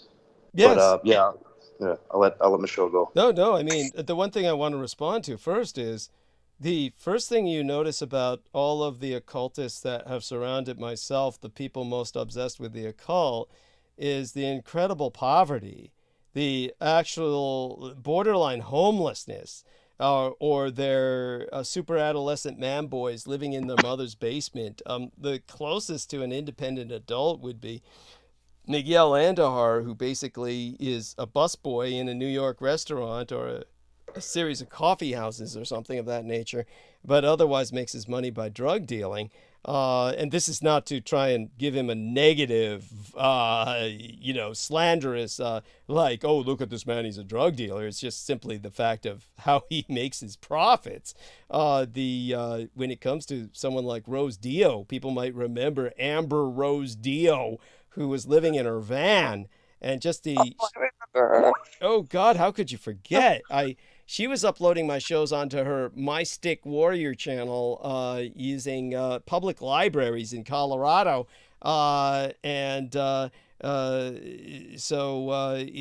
it's like she basically had 20,000 subscribers thanks to me at the time, because at that point I had come off of the stupid Coast to Coast AM, and I didn't know how to work YouTube or any of this shit, so it was through her. She got all the benefits off of that until, we severed, and then her channel crashed completely. So you can't find her now except as some lunatic in some corner of the internet. But she, was an impoverished person who lived in a van after she had basically started to become an operative against myself. She was rewarded a home. She now has a home in Colorado, which of course she never purchased because she had no money. But it goes to show you how the cult works and how the deep state awards the cultists who they feel have given them some kind of advantage. Our man George says, I found the 40-second clip of the man who spoke to Adolphus Jacob Hitler about the British situation. Please clarify on that. Provide us some. Yes, Douglas. With your permission, before Michelle comes on, am I allowed to play it? And it's just to answer Mark's question. She said, please do. Is that right? Yeah. Please do. Oh, thank you so much. It's so important. I hope you can all hear this very well. I'm just going to play it right now. Okay, thank you. This is the man who's speaking of when he had spoken personally to Adolf Hitler. So let me just, run it now. Thank you. For company. I had the occasion to talk to him without any other company. And I told him we will have the opportunity to attack London when London is covered by fog. Then we can fly with everything we have available, even with the Junkers 52, like we did in Warsaw. And he said, stop it. I don't want to hear this. The whole attack on England is against my opinion, against my willing. I could stop it. The English population is of such high class and they are so similar to the Germans that I hate to fight England. There you go. That's the end of the clip. Thank you. No, it's very important, and it brings to my mind something most people are unaware of. One of the things that they've scrubbed from common history is the fact that Adolf Hitler visited England, and this used to be in biographies of Adolf Hitler. You used to find legitimate published biographies of Adolf Hitler, and of course, he's one of the most talked about and written about people on earth, and yet most people cite only a few different biographies. So if you look long and hard through some of the original biographies, we're talking about the ones published around maybe the 50s or 60s or 70s, certainly not beyond that, then you would see some of these biographies mentioning the fact that he visited his brother, Alois Hitler, in England. And exactly. He had spent time in England and never forgot the British people, had felt that he had been very well respected there. Now, by the way, this is when he was a nobody. This was like after World War I and before he was truly involved in politics. It was might have even been before World War I, but I'd have to try and remember. But he was visiting his brother or half brother Alois Hitler, and who owned like a bar in England, and then moved back to Germany to open up a bar. By the way, no one ever talks about his brother either, because his brother was kind of like Billy Carter. He just is when Jimmy Carter became president, then Billy Carter started this controversy by opening a line of beer called Billy Beer. And he was advertising the fact that he was the president's brother. That was his selling point. And people were wondering if this was moral or legitimate, that the relation of the president could exploit him like that. Of course, that was nothing compared to the moral conundrum that we faced with presidents after that. But so Alois Hitler was kind of like that. He had this Alois Lager that he was selling in World War II because he was the brother of the Fuhrer. Nobody brings these things up. I think it's because it personalizes Hitler, which brings us back to the Hunters series, but I won't go there till after Michelle speaks. And Michelle, feel free as well to comment if you want to on the whole magical thing, the whole magical phenomenon, but go wherever you want it to go for, Well, for a few things, it's said that Hitler was a real family man. His family was his sore spot. He adopted somebody. He adopted one or two children. One was a girl. He had two nephews that were prisoners of war, and he cried. He just nearly broke from that. Especially when the one died. Yes, was executed. His nephew was executed by the Soviets. Go on. Yeah, and his favorite nephew. It broke him for a while, where he had like a nervous breakdown for a while. Then I wanted to ask you about the pockets of Germans in Colombia and Brazil and Argentina, and I know there's a pocket in Colombia that a guy named Otto, and I forget his last name, he started this whole cult farm thing, and he had Colonia collaboration. Devidad. Yes. I think so. Yes. He had a collaboration with the CIA, and it was the French that squashed that and called them out and put them to trial for war crimes or some kind of crimes against humanity or something. That my comment about what I call spiritual technology is I don't care what it is. It's the intention. If it's done for hate or to do harm, then, like a dollar is a dollar. It's the intent and the purpose on how you use it. Gravity is the same on whether you slide down a roller coaster or a slide in the park, a roller coaster, or push somebody or jump off a cliff or push somebody off of a building. It's just gravity. It depends on how you use it. So that's what I wanted to add about the use of technology. We're here to give love freedom. People call this a prison planet. Yeah, maybe so, but you know what? If Martha Stewart could turn a prison into a homemaker's paradise, well, then so can you, because that's how Creator created you. You were built from a garden again, a seed. You were planted in a garden. Just live it. And use your technology wisely with whatever that you were born into, whatever culture you were born into. And then don't be afraid to expose yourself to other spiritual technologies and pull other people that are very proficient in their spiritual technologies as part of your team when you're trying to get something done. I mean, I wouldn't be able to do my work unless I called on my worldwide network. Thank you for sharing. That's my 2 cents. Yeah. Inflation. It's a quarter. It's a quarter now. Yeah. By quarter, penny. Used to be penny for your thoughts or 2 cents for your thoughts. Now it's a quarter. Yes. Inflation.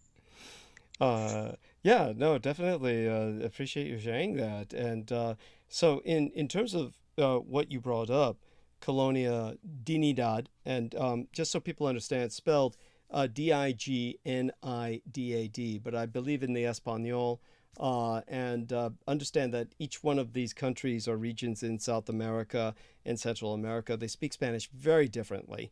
So how one may pronounce the Espanol in one nation would be very different sometimes from the way it's pronounced in another, or certainly they speak it differently, and sometimes have a hard time understanding each other.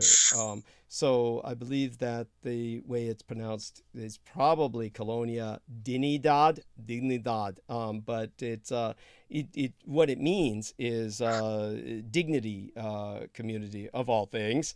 And the reason I kind of add that tone of voice is because obviously people claim that their dignity was stripped from them who were raised in that cult, which was founded in 1961. Just so people understand this. Now, that's a long time from 1945. And with the Catholic Church, I might add. The Catholic Church did have a part to play in it, yes. And their security system was like, we still don't have a security system on the market like their security system was. They used water for a sensor. Like somebody crossed the creek. Well, they did have speakers or some kind of wire sensors, trip wires, and a bunch of other electrical devices. They used electronic waves, but they also used the water. There was something about, I forget exactly now, but something about the water would send signals back to the security house.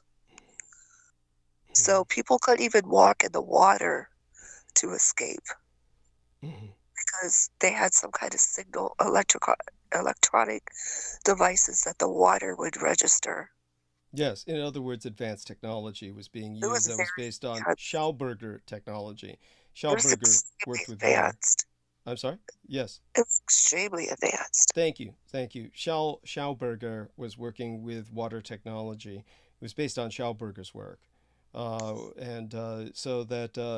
Okay, so to put that into some perspective, because it leads us back to the Hunters series, just basically Colonia Dignidad, what happened was that two of the, obviously there were some World War II era Germans, actual members of the former Nazi party, in this case involved with the stormtroopers, the brown shirts, or the Sturmabteilung, who were cooperating with the Roman Catholic Church and the CIA in this particular cult. It was a cult compound where many people were subject to MK Ultra type behavior modification.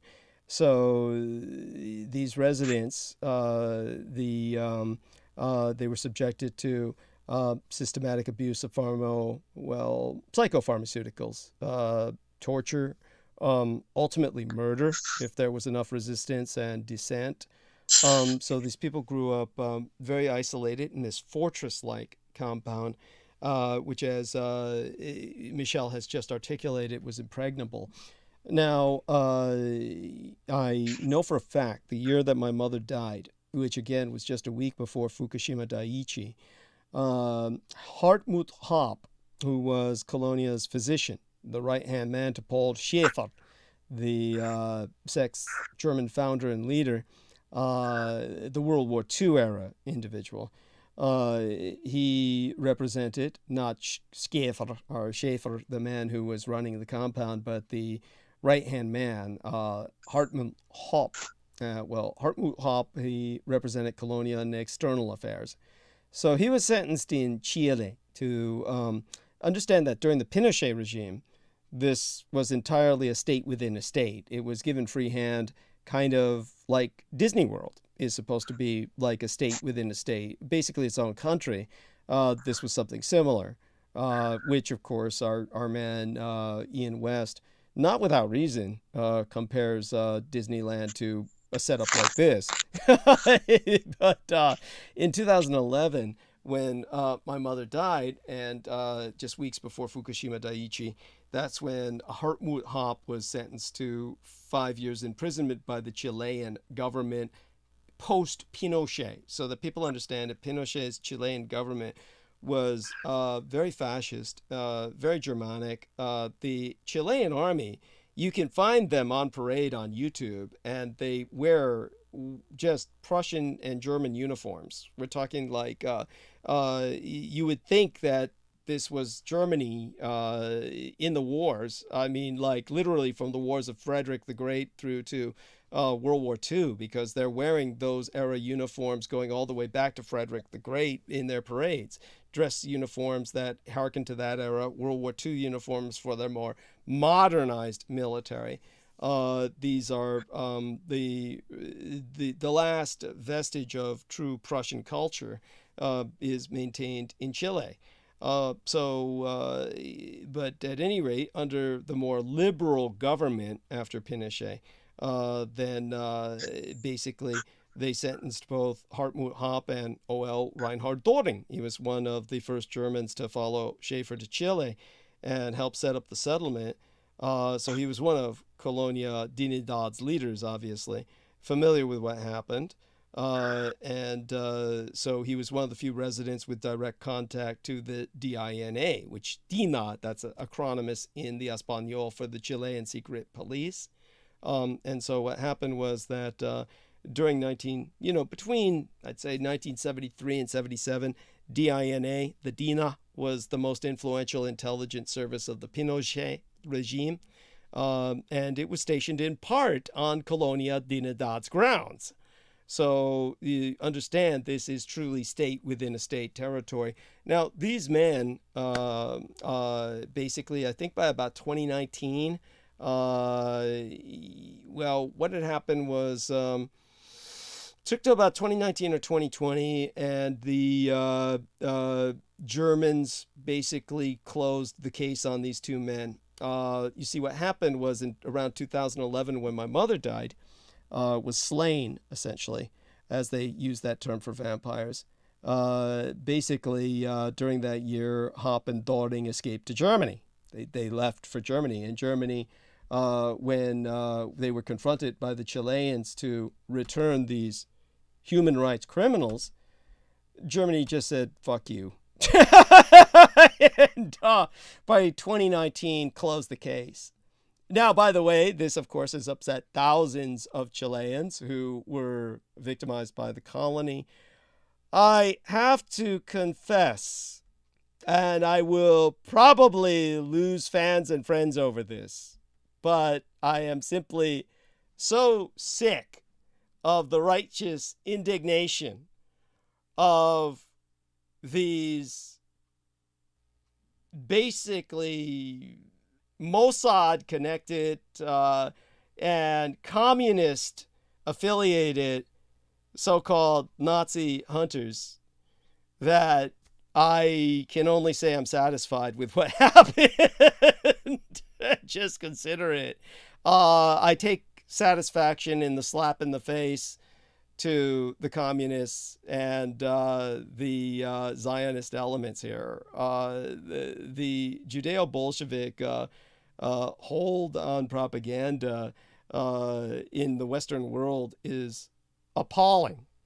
And so when you have regardless the horror of what took place at Colonia Dinedad, which I don't recommend anyone try to,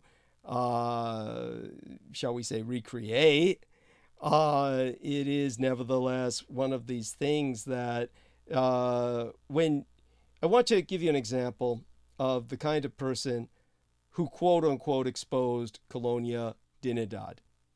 That's Peter Lavinda. Now, all anyone has to do is pick up a copy of the paperback book or hardcover. It's been republished dozens of times in multiple editions, probably in its 20th or 24th edition by now, of Unholy Alliance. Yes. Yeah. And Peter Lavinda wrote the book Unholy Alliance, and he opens the book with how he visited Colonia Dinedad. Now, it's a fucking joke, because he literally doesn't visit Colonia Dinedad. He literally is at the gate when basically the police come to investigate him and tell him to fuck off. And he gets a glimpse of Paul Schaefer, this bullet-headed old man who comes out to stare at him while he's kind of shoved off by the police, and then goes home. And is, so he opens the book with this, dramatizing it into this arc of narrative that's semi-fictitious, where he feels his life is threatened throughout this entire affair, which lasts him a few days, going into Chile, then going home. But he's writing about Nazi occultism.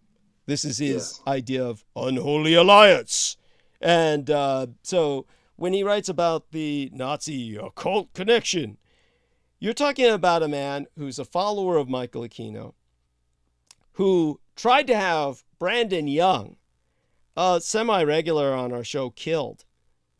This is an individual who is pure raw evil. And the one thing you can safely assume is because of his involvement with Michael Aquino, he's a child molester, a pedophile. By the way, Sammy Romero pointed out to me that after Aquino's death, the CID, the Criminal Investigations Division of the U.S. Army's paperwork on his remaining on their suspects list permanently, though he sued the U.S. Army to have his name stricken from the suspects list, the U.S. Army maintained it thereon to have some leverage or control over the son of a bitch, because he was such a rogue element, that after Aquino's death, it's finally on the internet. So Sammy Romero found it, and he said, the detail is completely just verifies everything I've ever said. So the detail talks about Michael Aquino's rape and molestation of hundreds of children, hundreds and hundreds, who identify him, describe what he did to them, and the people involved with him. And they all had names they forced the children to use. Mikey for Michael Aquino. I forgot, for Gary Willard Hambright. Mr. Gary, something simple as that. Lilith had a different name. One of these people shoving broken bottles up little girls' vaginas was Peter Lavinda. So if Peter Lavinda is saying what's going down at Colonia Dignidad is pure raw evil, consider the source. Whatever the Nazis are doing, think of the enemy that they're fighting. Think of who you're defending when you defend these Nazi hunters. One of the things Peter Lavinda was described as doing by children was shoving a baseball bat up little boys' asses so that their bleeding anuses would be much more wide open and receiving of his penis. These are the people who tell you how evil Hitler was escaping to South America and from there forth to Unterland. These are the people who tell you the Nazis are your ultimate enemy. If you want to stand by them, then fuck you too. Because you're so fucking stupid, you're no better than they are. The reason the Nazis were experimenting with MK Ultra, dealing with what they did with those children, was to learn how to deprogram those products of the American system. Those products of your Judeo-Bolshevik, communized West. We've seen what they've done to these victims. I talked to one of them, Christine Joanna Hart. I've dealt with many others. Michelle Carmela Saldana is one. Born in Taiwan, which is considered a renegade American territory by the Americans, a renegade province by the Communist Chinese. Everyone wants it. Nobody can have it because I helped the Dietrich Art-elect escape there. It was there that they had the entire facility recreated exactly to the specifics of that in which the Dietrich Art-elect was housed, minus all the body parts. So when it comes to Adolf Hitler's escape, if you ever see that series Hunting Hitler, one of its episodes is about Colonia Dignidad. The Colonia Dignidad colony has to do with Hitler's escape. Now, again, it wasn't founded till 1961, which means Hitler was visiting the surface world. That was one of the places which was his safe house. So when it comes to the Hunters series, this is another Judeo-Bolshevik attempt to rewrite history as this masturbatory, self-satisfying orgasm of unreality to make Zionist Judeo-Bolsheviks feel good about themselves, like Inglorious Bastards, where a bunch of tough-ass Jews go and kill Hitler and the top Nazi leadership, ripping up Nazi women and carving swastikas into German foreheads, scalping Nazis. All this shit to make themselves masturbatorily feel like they've won the war. Now, this is beyond unreality. This is psychopathology. Now, the same person involved with that flick went on to produce that Green Hell torture flick, which you had a bunch of people skinned alive by South American natives. Those are the people who made Inglourious Bastards. They made this film called Green Hell, or about this torture of a bunch of anthropologist films that was released in 2016. I think it might have had a different title, but it was something very similar. Let me look it up. Let me see. Green Hell movie or torture flick. I actually saw this film because I was forced to watch it by my son because of its connection to the Inglourious Bastards, and that the Jewish people who produced it were trying to make it an analogy or an allegory of what they consider to be Palestinians. So let me look up South America jungle movie torture. Let me take a look at this. Here we are. Green Inferno. So the Green Inferno was released in 2013. I did a review of it on Revolution Radio. It was about a group of student activists traveling to the Amazon to save the rainforest, and basically they get the plane basically crashes into the rainforest, and they find out how evil the people they're trying to save are. So it portrays the Amazonian Indians as skinning these people alive, eating them alive.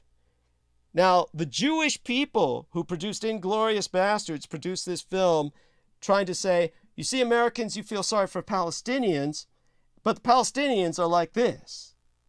So you try to save these people, but they'll eat you alive and skin you alive because they're just cannibal savages. So these are the people who say Hitler is evil, say that all indigenous people are evil. Because, Adolf Hitler considered Native Americans to be Aryan and was all for Native American rights. You can look that up. Don't take my word for it. It's historically verifiable. He had nothing but the deepest sympathy for the Native Americans who were exterminated by the whites. So, to the Jews, Native Americans are Nazis. In case you didn't fucking know. And they feel all of them should be exterminated, that those in the Amazon rainforest should be wiped out along with the rainforest itself. That's why the movie Green Inferno was produced by the people who gave you Inglourious Bastards. So, if you find all of this something to support, you're no better than a bastard yourself. A subhuman piece of shit who wants to wipe out the Amazon, all the indigenous people, and make yourself feel civilized by doing it. You make me fucking sick. Absolutely, Douglas. I So, completely agree. yeah, this is the,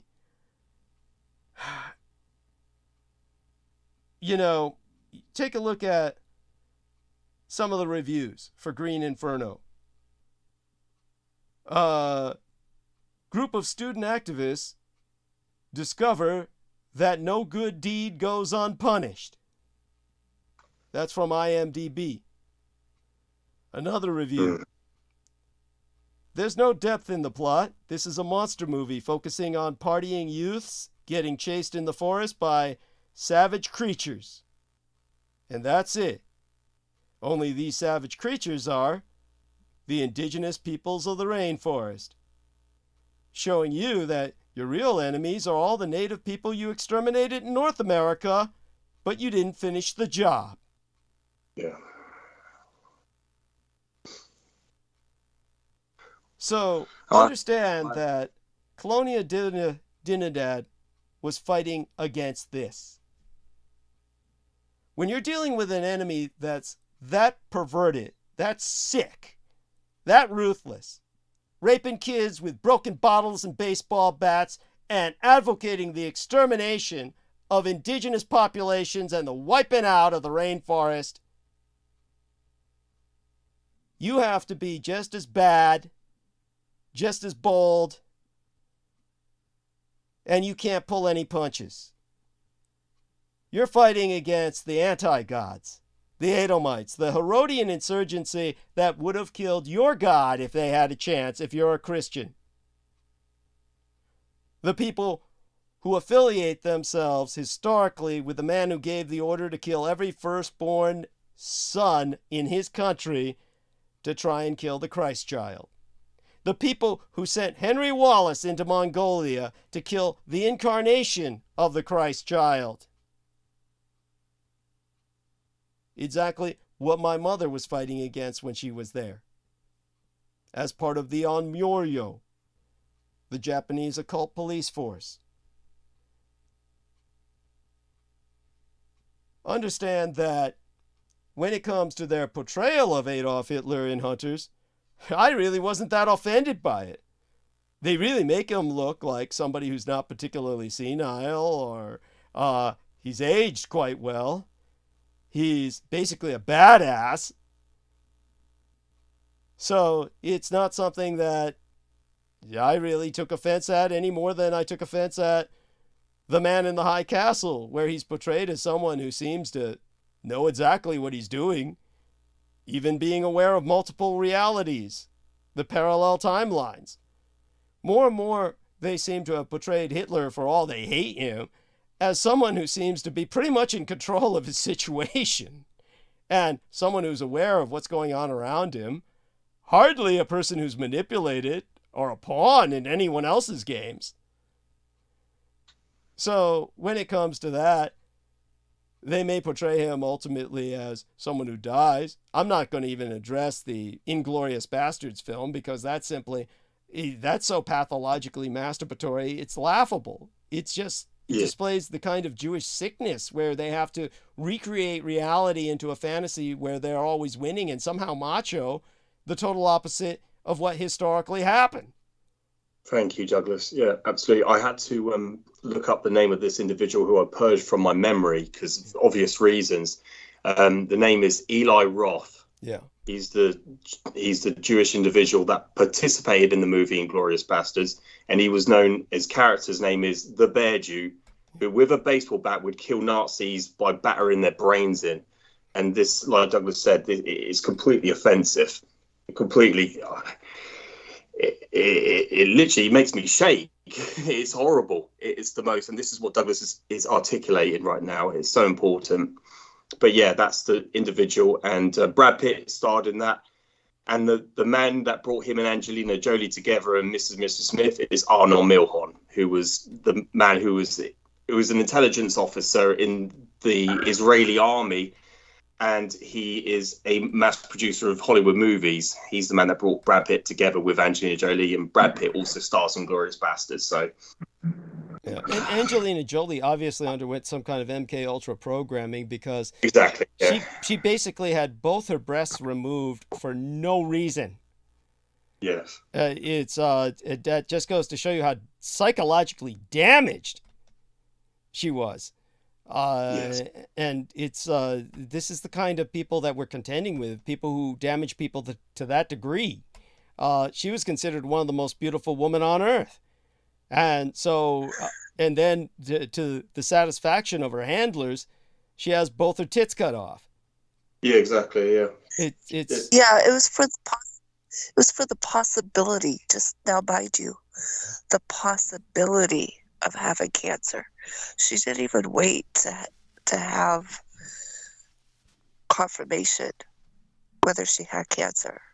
Yeah, it was this thing where she was told, it wasn't even that, honey. She was told that she had a genetic disposition based on her family towards a higher statistical probability of breast cancer than your average person. And then she cut both her tits off. That was, or had them surgically removed. Yes. So No, Douglas, there are a few things that I would like to give my 2 cents, well, 25 cents on, but I'm going to save that for our conversation on Wednesday. Sure. Yeah. Especially, my main comment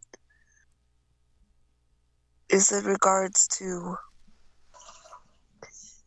the use of children in this war. Yes. And in these studies. You know, me being one of them, I have a lot to say about it. So I'll save it. I think it'll fit better in context in our next conversation. So with that, I'm going to say good night, gentlemen. Yes. And I thank you for this. I thank you for this evening. Thank you. And y'all have a good night. Love you all. Blessings to your families and your loved ones. Thank you. And Michelle, thank you for coming on. Yeah. Nice Thank you, speaking Michelle. to you. Look after yourself. Yes. Oh, and Mark, at Yeah. some point we're going to maybe if you have time next Wednesday on Friday, because I would still like to hear your thoughts about Douglas's conversation with Christy Joe. Absolutely, I'd be happy to.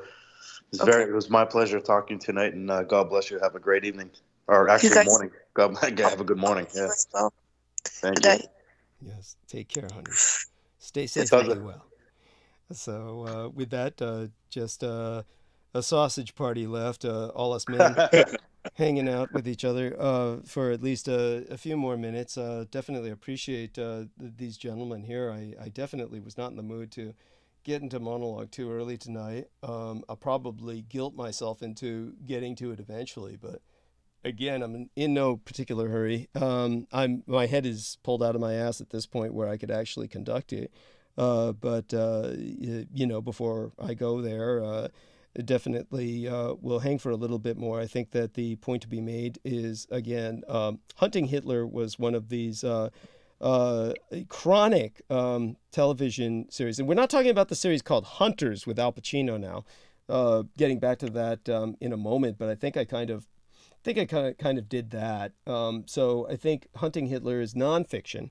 As George Knight pointed out, I think that was what you were watching when you saw that guy he's the guy who produced Hunting Hitler was the guy who was interviewed by Joe Rogan, right, George? Exactly. Yeah, that's what I watched, Douglas. Yeah, I watched just parts of that, which was, like I said, go back last year, it was actually when I watched it and I presented it on the show. He was just basically saying, Joe Rogan asked the question, what are we going to do about him then? What are we going to do about these Nazis in these Nazi colonies in South America? What are we going to do? We're going to go in there and take them out and kill them. And that's what he was asking him. I was like, my God, this is just insane. This is just the continuation of this perpetual war on the Reich and exile. This is just, this is what they want. They want you to kill them intuitively, instinctively on sight. This is the pathological behavior of the West. They have this pathological approach to the Reich, antithetical, and they want to annihilate them on sight. This is just the mentality and the programming of the mindset of the American and the British people. That's their ultimate question is, how are we going to kill them? How are we going to go in there and sort them out? It's like when I present about Taiwan, Douglas, when in Taiwan they still perform the Adler Crucio, the Roman salute. And when I presented this to people, I remember in my former employment, I presented it to a table of people that they still perform the Heil Hitler, the Roman or fascist salute. They perform that when they swear their officials into office or when they take oaths. And they perform the Adler Crucio because of them switching sides to the Axis in World War II. And this is how the National Republic of China established themselves on Taiwan, which formerly was known as Formosa, which belonged to Japan for exactly 50 years, between the years of 1895 to 1945. It was handed over to the National Republic of China. And the question they asked was, oh my God, what are we going to do about him? They're the enemy. We've got to kill them. I was like, no. Oh my God, I just walked away. That's the mindset that people have. And that's what Joe Rogan, if people watch the interview between him and the guy that produces the show, Hunting Hitler, which they produced hundreds of episodes Yeah, on, there's hundreds of episodes in there. And hundreds. Yeah. And by the way, just so people understand, when you do review that, which is, I'm not going to recommend against reviewing it. One of the things that you have to conclude is there's no theory about Adolf Hitler escaping. Adolf Hitler fucking escaped. I mean, and everybody knew it. It's just basically everybody saw him. He was seen everywhere. And the Allies were completely impotent because of all the reasons we articulated concerning the Nazi exodus, to stop this man or the Nazis from ultimately escaping to Unterland. Not that they didn't try to a degree.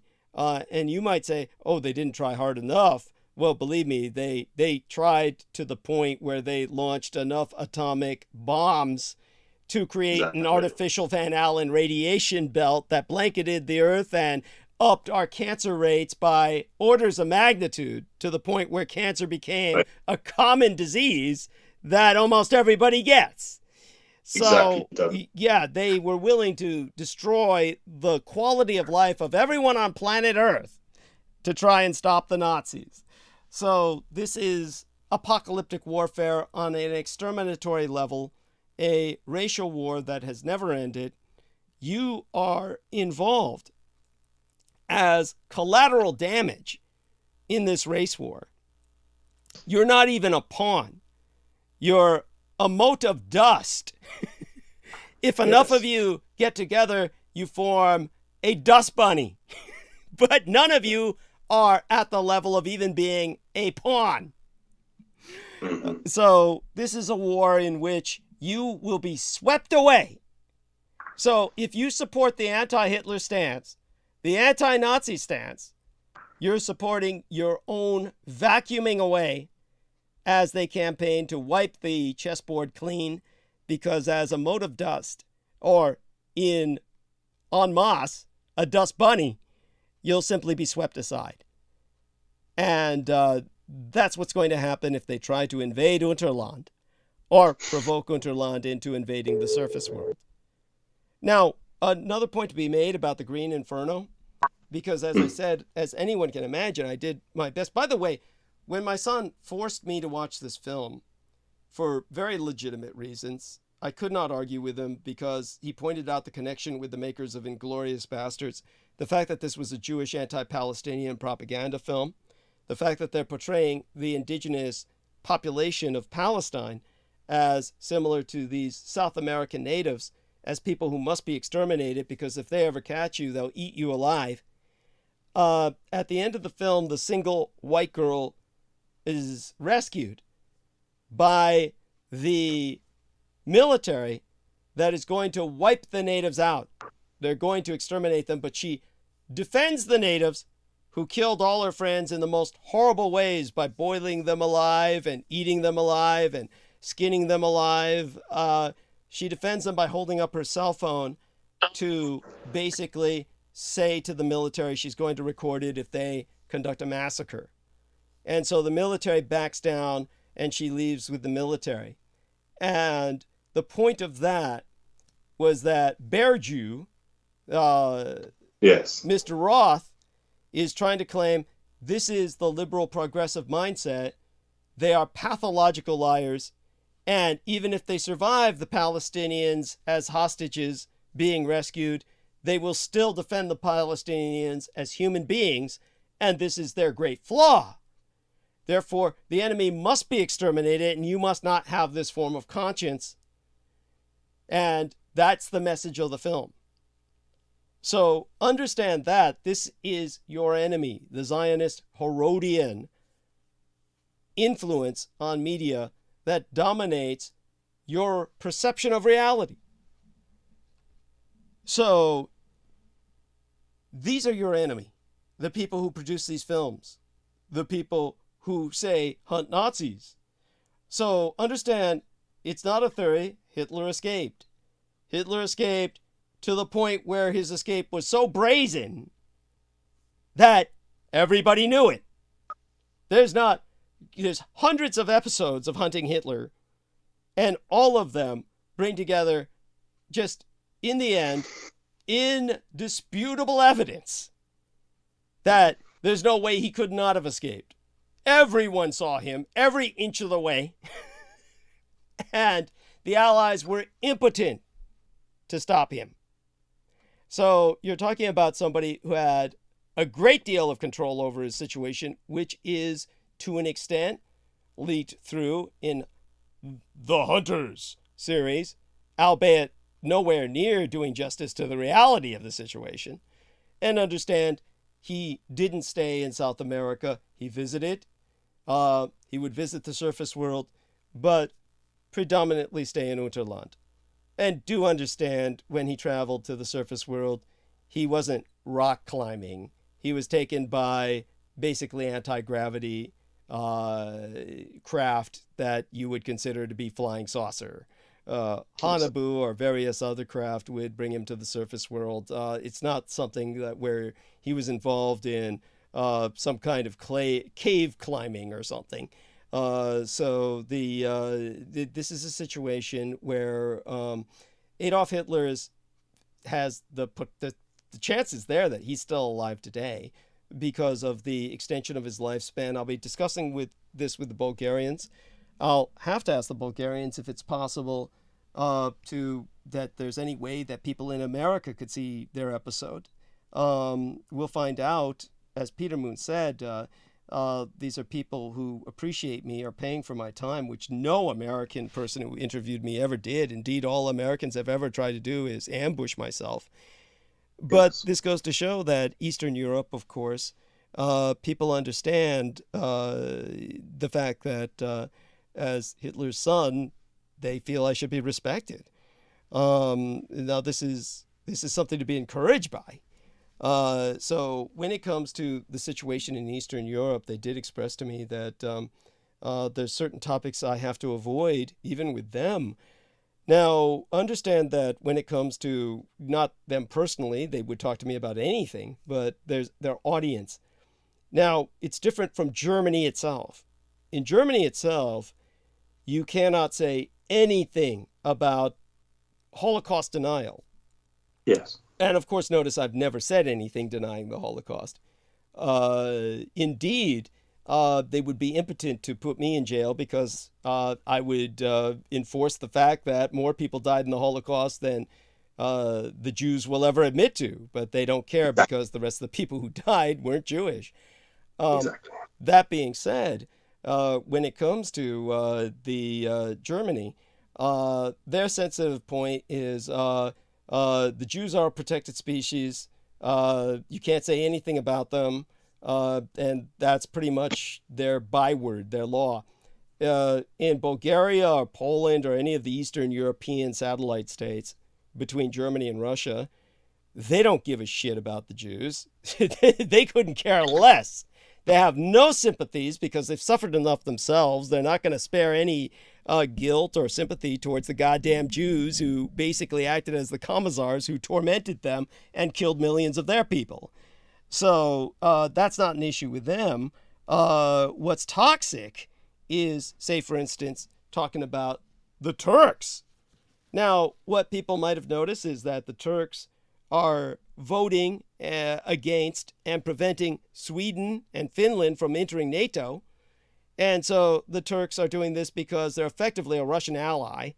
And the Turks are an enemy of the West. They should be immediately evicted from fucking NATO so they can bring in Sweden and Finland. So that being said, the big sensitive point when I'm talking to the Bulgarians would be Turkey and talking about the Turks, because they're overrunning Bulgaria and they're taking over the votes and voting in their politicians. So Bulgaria is left on the verge of its own population extinction. So the white population there is infested with designer drugs. They barely managed to stabilize and eliminate the AIDS problem, which was overrunning Eastern Europe, and heroin. And now it's designer drugs and underpopulation, the influx of Muslim migrants that threatens their identity. Now, bear in mind that it's a miracle they haven't gone in the Hungarian direction of becoming a Russian satellite state. But all of that is kind of going into nuance, that just to show you that there's things I cannot discuss with them because of these are considered toxic topics on their media. So I have to maintain talking about the occult, history, perhaps my own lineage, various things with them. It'll depend on the questions they ask. But they certainly wanted to know, and I told them about Hitler, the fact that in the 1940s, Dr. Theo Morel, who began to take his place as Hitler's doctor, is, if you take a look at him in Western history books, they'll say, oh, he's a quack. He was just this crazy alternative medicine freak who was not a respected doctor. And therefore, Hitler, being another crazy person, allowed this crazy man to do crazy things to him. So what they're talking about, which they never specify, yet if you look it up, you'll confirm everything I say is true, is that Adolf Hitler began to undergo massive blood transfusions. So when he underwent these massive blood transfusions, Theo Morel was monitoring the changes in his physiology, to the point where Theo Morel noted in his diaries, which were published and therefore accessible to the public, that Adolf Hitler's urine was turning beer brown. Now, of course, European beer is very brown. It's an ale. This was considered a positive. So for those of you who don't understand, what Dr. Theo Morel was performing was called the Bulgarian treatment. And this was the transfusion of vampire blood into Adolf Hitler to vampirize him and extend his lifespan. This would be one of the factors as to why he is potentially alive today. So when you see a series like Hunters, where they're trying to put it in your framework where you can comprehend it and understand it, they show Hitler as a fairly functional older man in the 70s and the 80s, and then have the fictitious conceit where he's captured to satisfy you.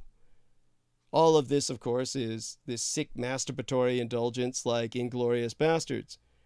What they're preparing you for psychologically is that if they come to invading Unterland because of their desperation to escape the surface world, because they're fucking it over by deforesting the Amazon and increasing global burning to the extent where the surface becomes effectively uninhabitable for the majority of human life, that you're going to encounter the fact that Hitler's alive. And therefore, they've got to keep up the propaganda. He's out there! He's out there! And you've got to be ready to confront him and his kind and kill them! This is the desperation of the Allies in a war that's never ended, and a war they likely cannot even possibly win. So if you support this effort, and I'm not speaking to Troy Bellamy personally, of course, I mean to the you as in the generic sense to everyone out there, again, not even my listeners specifically, but the generic you, the royal you of the surface world dwellers. If you support this kind of propaganda mobilization against an enemy that can ultimately wipe you out because they've essentially advanced. We were talking about how the West has considered the Asians to be subhuman, not human, effectively monkeys somehow imitating Western genius because Western genius is too lazy to exploit its own genius, apparently. The reality is that the 1,000-Year Reich in exile, the Germans displaced in Unterland, the Inner Aryans, the intraterrestrials, are by this point evolved to such a stage that they can quite rightly be considered no longer human in the definition that applies to you. So again, truly an alien race, as the Asians are ancient aliens, truly alien to Western comprehension. So the 1,000-Year Reich in exile is just as alien. At this point, no longer human in the strict definition of the term. So with that being said, it's the situation that's brought to mind by hunters and hunting Hitler and all of this, addressing it. Hopefully that puts it all in context. Now, of course, I need to refresh my voice. Let me drink my water here. Mark H. and George Knight will take over for several minutes. I'll be here. I'm listening, but definitely have to regain my voice if I'm going to do a monologue at all later.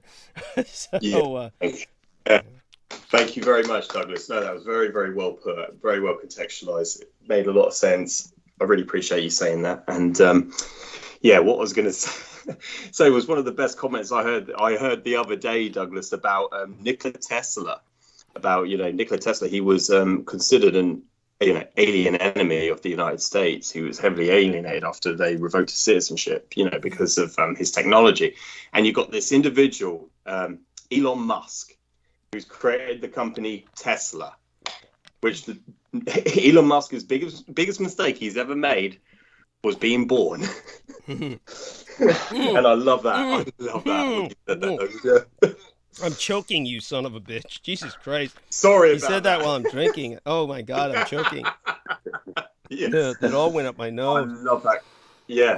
And it's really funny. The best comment I heard the other day was about Elon Musk. If his technology was truly Tesla technology, you wouldn't have to plug your fucking cars into the grid. Yes. You would be sucking out of just thin air energy, which is so true. Yes. Yeah. It's incredible. It's preposterous. Yeah. Oh my God. It's one of these things where I don't know if Brooke still has this kind of fascination with that Elon Musk guy. I think pretty much I helped her get over that by exposing the fact that he killed so many animals. It's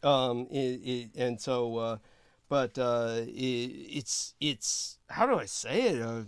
Oh God, I can't go on talking. So come on, you two take over. I mean, everybody knows my opinion on that son of a bitch already. Oh yeah. Partial to it, Douglas. Yeah, it's mutual. I mean, that guy, he lost more money in the shortest amount of time. He made the world records. He lost more money in the shortest amount of time than any other human in human history. It's like, how could anyone have any respect for that individual? Yeah, exactly. And how disrespectful to Nikola Tesla's name as well. He's just completely he's a disgusting individual. Anyway, I just thought I'll just bring that up because that comment I heard the other day, it's just amazing how it's completely nothing to do with Nikola Tesla's technology, what he's done. Like you have to plug your car into the grid to get electricity. That's not what Nikola Tesla was working with. Yeah. And it's completely, it's just completely preposterous. But Mark, do you have any questions? And you may have noticed, Mark, our man George provided an image with the German, obviously this is a German article written on the subject of Hitler in front of one of these models of the kind of saucer craft that would be carrying him in and out of Unterland, the kind of technology that would be used. So thank you. Very profoundly appreciated. Yeah, that's incredible, George. Thank you for providing that as well. It's funny, Douglas. I was actually I let my father listen to your show. That first show, the first interview you had with Christine Joanna Hart. Yeah. And he was definitely impressed in it. Impressed by it. So. I have some more context to bring back to him and some explain because he did have questions and I think you've pretty much answered them. So okay, wonderful. Yeah. Thank you. I appreciate it. Go on. Of course, Douglas. I'm gonna actually take off. I'm kind of fading away, but thank you so much, George and Douglas, and thank you so much for having me on tonight. It was great to speak with you both. It's always good to catch up with you, Mark. So feel free to drop by anytime you can. Thank you so much. And it was great to talk to Michelle as well. God bless everybody and have a great day. You take care. Bye for now. Take care. You take Stay care. safe and Thank be you. well. Thank you. And so that was Mark H., our gambling man. And and how are you holding up, George? Oh, very well, thank you, Douglas. Yeah, I'm happy to stay on for as long as you need me for, actually, because I'm in no rush. I'm in no rush because it's still early days, early doors. So I'm in no rush to move on or venture on with my day. So as long as I'll be happy to stay with you for as long as you need me for. Yeah, actually, because it's great to talk about these important topics. Thank you. No, I appreciate that profoundly. Was there anything else from the MUFON interview that came to mind that struck you as it comes up at this point in your memory? Anything else stick out? Yeah, no, Douglas. I had a lot of stuff earlier because, of course, I think it was about a couple of hours ago since we ventured off the subject with the MUFON interview with yourself. There's so many things to go over. Just certainly what I observed. It was just the whole when it came to that Will guy and he said I didn't record it, and it was like wow, yeah, and I had the same response as you did. I was like, oh wow, there you go. And it's like did you actually hear him say that? Yeah, he actually said, he goes, I actually didn't hit record. He goes, I forgot to hit record. And it's like, no, that was done, deliberately, completely deliberately. Okay, so he cut off the first part where I was addressing that, but then the subject must have come back up again later, I guess. Yeah, it was later on where it was right at the end when he said that, and he said that he just didn't hit record. He goes, I forgot to hit record. And he goes, sometimes that happens. And it's like, no, it doesn't happen. No, it never happened with anyone else. Happens. Yeah. Yeah, it just happens with Douglas because no, it's happened so many times. I think, did it happen with Sean Bond as well? He didn't hit record or something like that. I can't remember if it was during one of Sean Bond's interviews. It was the weirdest thing. It was like, let's just say I was so lucky that in those days, things have changed now with Skype. That wasn't done too long ago, and certainly people can find the Sean Bond interview on my channel, and it was basically just last year, I think. Yeah, it was last summer, Yeah. And but the point was that it was Skype recorded automatically in those days. If you conducted a call, it automatically recorded it and would just keep it in the cloud for about 3 months, and then it would fade away. And it's only thanks to that we recovered the Sean Bond interview. Sean Bond was not going to publish that interview. He basically what I did was, with the help of John Warrington, I downloaded it off Skype and we published it ourselves. And it was only after that Sean Bond then published it, because at that point he figured I might as well. And he tried to present it as an ongoing live stream, which is how Brooke Gibson discovered myself, was through the Sean Bond quote unquote live stream. And she kept trying to participate in the discussion in the chat room, and then couldn't do so. And she realized that Sean Bond was lying through his teeth and mispresenting this as a live stream when it was recorded. Got all pissed off. Well, there you go. And we'll see what happens in the whatever happens in the near future with her. But that was where she basically decided she wanted to fuck me. When she saw that Sean Bond interview. George Knight could give some really funny description here. It's just basically like George Knight could say, I was mentioning that, yes, the white race is basically the only ethnic group that can blush, that they have this blush effect. And that's when Sean Bond, by that point, whether due to, hitting back on the beer cans or whatever else, he was... Oh man, he was like, George Knight can describe it. He was just, he was blushing, beet red and shit. Kept stroking his pussy. Kept stroking his cat. kept appearing on the camera. Oh, that's that always sticks in my memory Oh of my that God. interview. Yeah, and his blushing. And the self-hugging. Self-hugging. Yeah. Don't forget. Yeah. Yeah, he's just hugging. Yeah, that's it, Douglas. And it's just really funny how, what people will, especially in the hypocrisy in this country is the white race will talk about everyone else of being coloured. They will refer to them as coloured people, but yet the white race has more colours than anybody else. Yes, they're pink when they're true. born. They're a rainbow colour. They Yes. truly are a rainbow colour. They can turn, purple. Yeah. They can turn green. They turn green or pale when they're unwell. Their skin turns grey when rigor mortis kicks in.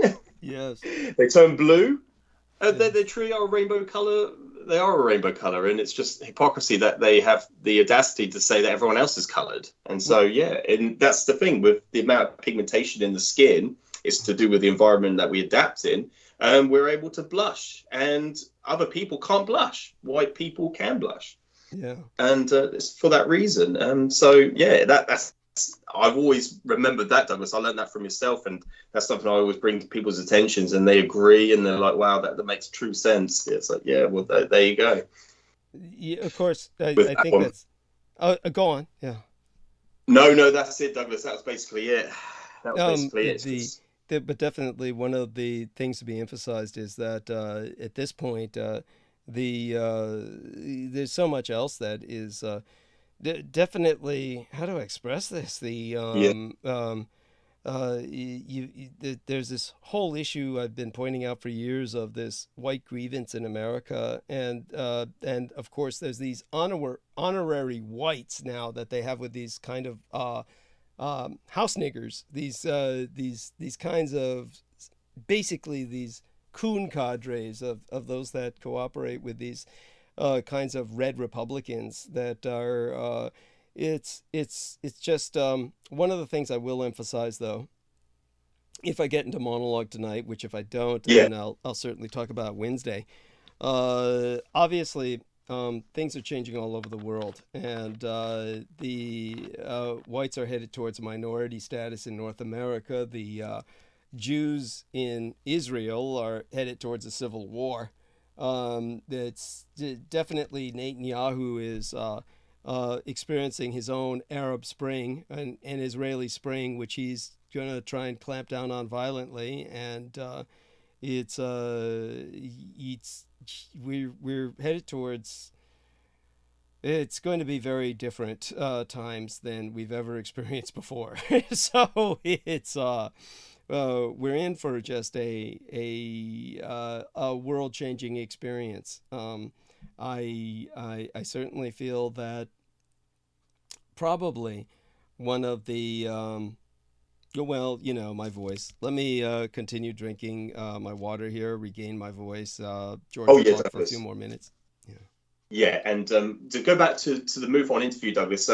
As you know, with myself, I can fully comprehend and understand everything you're saying, and everything in that interview, I could understand it fully, and I could completely fathom everything that was going on because I understand the situation, I understand everything from history that I've learned from yourself. But every interview that you do, or every video that you produce and present out there, something in that video resonates with me so heavily that it influences me to actually want to go out and publish a post on it, which was so important. It was when you referred to the balloon siege over the United States. It was when you presented that what China are doing, what the communist Chinese are doing, are presenting a threat over the home soil of the United States. They're projecting a threat over the United States, projecting what they can do to the United States, what the Japanese didn't do. And that was so important. And it's like every now and then you say things like that, which really resonate with me. And it's like, that's something, and that makes perfect sense. But it's getting that, me to fully understand it. And that made complete sense, which is why we've had this phenomenon with the Chinese spy balloon over the United States. And that just puts things into context, because I don't always catch everything on the transmissions. So I miss things out. So when I saw that, I was like, oh, there you go. I was going to ask Douglas that question. And so it was even like, you know, when I was hoping like the other night that I would ask you about Jack the Ripper also, but that's something we could go into another time. I was trying to get since you bring that up, yes. We'll see if we can look up that. Okay, so let's put this out there on the net, see what comes up. Okay, Jack the Ripper, and I'll try and give people the general story on that. So Jack the Ripper was a German merchant marine. German, right.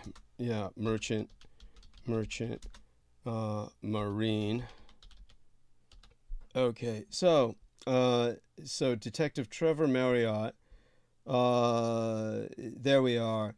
According to the English former homicide detective Trevor Marriott, Jack the Ripper was most likely a German merchant sailor from Karlsruhe named Karl Feigenbaum. There we are. Karl Ferdinand Feigenbaum, alias Anton Zahn. They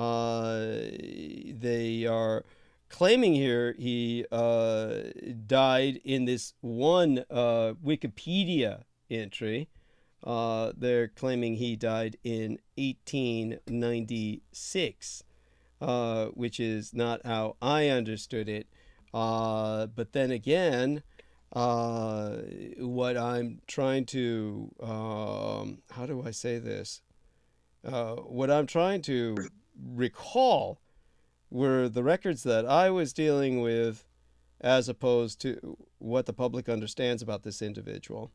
Yes. So in terms of when they claim he was born, this all could have been, of course, a lie so he could join the Merchant Marines at a much younger age. He probably lied about his age. And so let me take a look at something here and do the calculation that needs to be done. In terms of, okay, all right, give me a second here. And aside from all of that, just so people understand, the German merchant marine was apparently women were being slashed in a very similar fashion to what they to the way the prostitutes in London were being killed in cities in Argentina and wherever this German merchant marine was taking his shore leave. So what I'm going to do is I'm going to basically provide the search link here to our man George Knight in the messenger box, and he can kind of follow up, provide some other impressions of the situation. But this was my understanding of the situation as was explained to me by my mother, and was exposed to me by certain documents I was dealing with the Department of Defense, which, by the way, when I encountered them was the least important thing to me on my mind. I was never much of a ripperologist. The one thing that people can basically, their biggest Hitler Jack the Ripper connection that most people understand comes from the British Satanist who was the creator of The Watchmen. Let's see, Watchmen creator. So we look that up. Watchmen creator, and I'll put that into context. So Alan Moore. Alan Moore is a raving Satanist. You're talking about somebody who's truly a practitioner of Satanism. For those of you who don't believe me, you simply have to look at the son of a bitch. And at that point, if you don't understand this man is a Satanist by his appearance, I mean, the only thing this man hasn't done is glue silicone horns to his forehead, like some Satanists have gotten to the point of doing. But what Alan Moore did as a Satanist was propagandize against my biological sire, Adolf Hitler, by claiming that he was a product of the Jack the Ripper murders. So understand that the Jack the Ripper murders happened in the Victorian era, transferring into the modern era, and that the murderer in Alan Moore's conceit, his literary conceit, that he's conducting all of these murders in order to bring about the Antichrist. Now, what he's taking is the reality of the Nuremberg hangings that were meant by the Allies to bring the Antichrist into the world. And then instead, because they didn't have enough men to conduct the proper ritual, gave birth to the Arbinger of the Antichrist, Michael Aquino. And for those of you who say, oh, you've gone off the deep end, you hadn't heard this story before, understand that Michael Aquino was born dead. He was a blue baby. He was delivered dead on the night of the Nuremberg hangings. Then within an hour or two, which by the way is completely unnatural, most stillborn babies are blue babies who then quote unquote reanimate, do so fairly immediately, minutes after birth. If they're dead for hours, it's almost impossible to get, circulation going in that small body, or the problems should be obvious. It's self-evident. But he came back, and Michael Aquino always insisted, therefore he was not a human being. He was really an entity in possession of the baby's body. So there is no reason to argue with that, that I can see. Exactly, yes. Yeah. Such being said, Michael Aquino was what Alan Moore was basing the story of Hitler on. And so he was saying that Jack the Ripper was killing all of these prostitutes in order to bring about the birth of Adolf Hitler. So his comic book concludes with Hitler being delivered into this world as a result of the summonings of an Arbinger of world change by Jack the Ripper. Now, the historical reality is that Jack the Ripper was a German merchant seaman. The history of this man is completely hidden. We know this for a fact because the man served in World War I, and all of the records of his service were destroyed in the fire bombings of Germany that destroyed countless such records. But the German government, in searching for the life of this man, confirmed that all his records were burned in the Allied fire bombings. So no one knows when this man was born, but we do know when he died. We do know because Adolf Hitler told my mother while my mother was giving him a series of blowjobs, which was how she collected his sperm. This was when she was in Berlin as an interpreter that would be considered quite underaged by Western standards. Which, by the way, just so you know, legal age for sex in Spain until very recently was like fucking, what was it, George? Something outrageous. It was something like 9 or something. Yeah. And they recently raised it by quite a bit. But understand, the reason these European nations have this much lower sexual legal age concept was because of, look at their histories. War and plague, the average person did not live long. The idea of saying that you couldn't have sex with a girl until she was 18 would be beyond absurd. It's just, fuck that. You might as well say you can't have sex with a woman until she's 50. So it's, the concept of, basically, if she bleeds, she breeds. That was basically it. And so when it comes to Spain or European nations that are much more third world in nature, then it's even more understandable. Now, all that being said, the German merchant marine Feigenbaum did indeed exist. This much we know. His age, we do not know. We do not know when he was born. We do know wherever he went on shore leave, women were slaughtered in a very similar fashion to the prostitutes who died in London. From what Adolf Hitler told my mother, he knew this man was Jack the Ripper because he served with him in World War I and killed him when he caught him tearing apart some poor woman in France, gutting her one of the local prostitutes, and Adolf Hitler killed him himself. So the irony is, if this man were indeed conducting a series of ritual sacrifices in order to bring about a world-changing individual like Adolf Hitler into this world, and succeeded, and Adolf Hitler was born resultant his rituals, then it makes perfect karmic sense that Adolf Hitler would be the one to kill him. Exactly, yeah. And so, as for the in terms of the basics of the story, you have it there. But if I remember any other details, I'll certainly relate them. Oh no, thank you.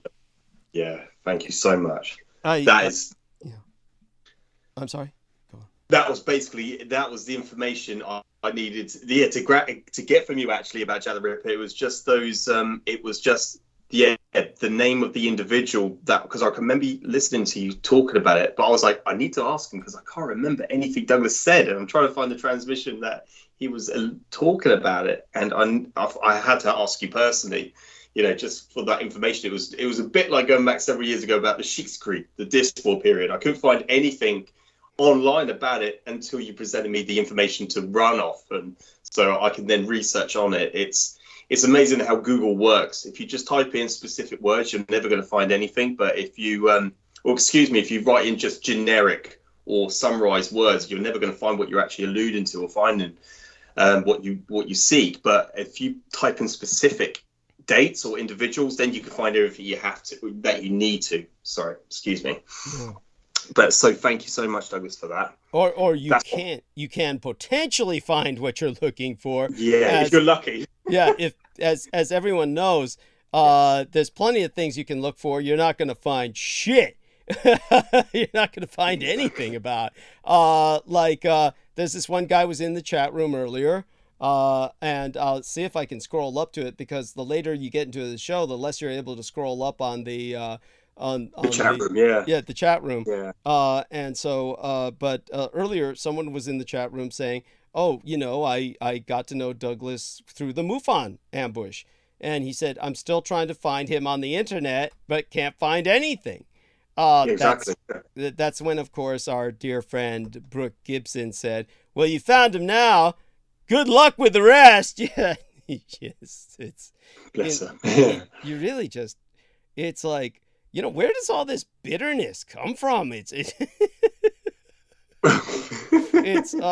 where, yeah, I mean, oh my God. So here we are, Tommy Carson. Tommy Carson says, "Welcome, B." He's saying that to Peter, because I'm sorry, he's saying that to Brooke. Brooke, the reason I'm saying that is because I'm looking at Brooke's face here saying, "I am new." I mean, so it's like, sometimes I just don't know where she's coming from. And obviously she's not new. She's a fucking moderator. So the very fact she's got the wrench next to her name shows that. So when she says "I am new," people should obviously see she's joking. But a lot of people just don't recognize that. Then she says, "Hello, Peter." That's, of course, because she's going to attack Preston Nichols. And so that's when Tommy Carson says, "Welcome, B. I'm semi-new. Discovered this cast about a week and a half ago after faux Ishikawa Rowell deception." Faux Ishikawa? What the fuck? And looking to find Douglas and Peter anywhere on the web. Smiling face.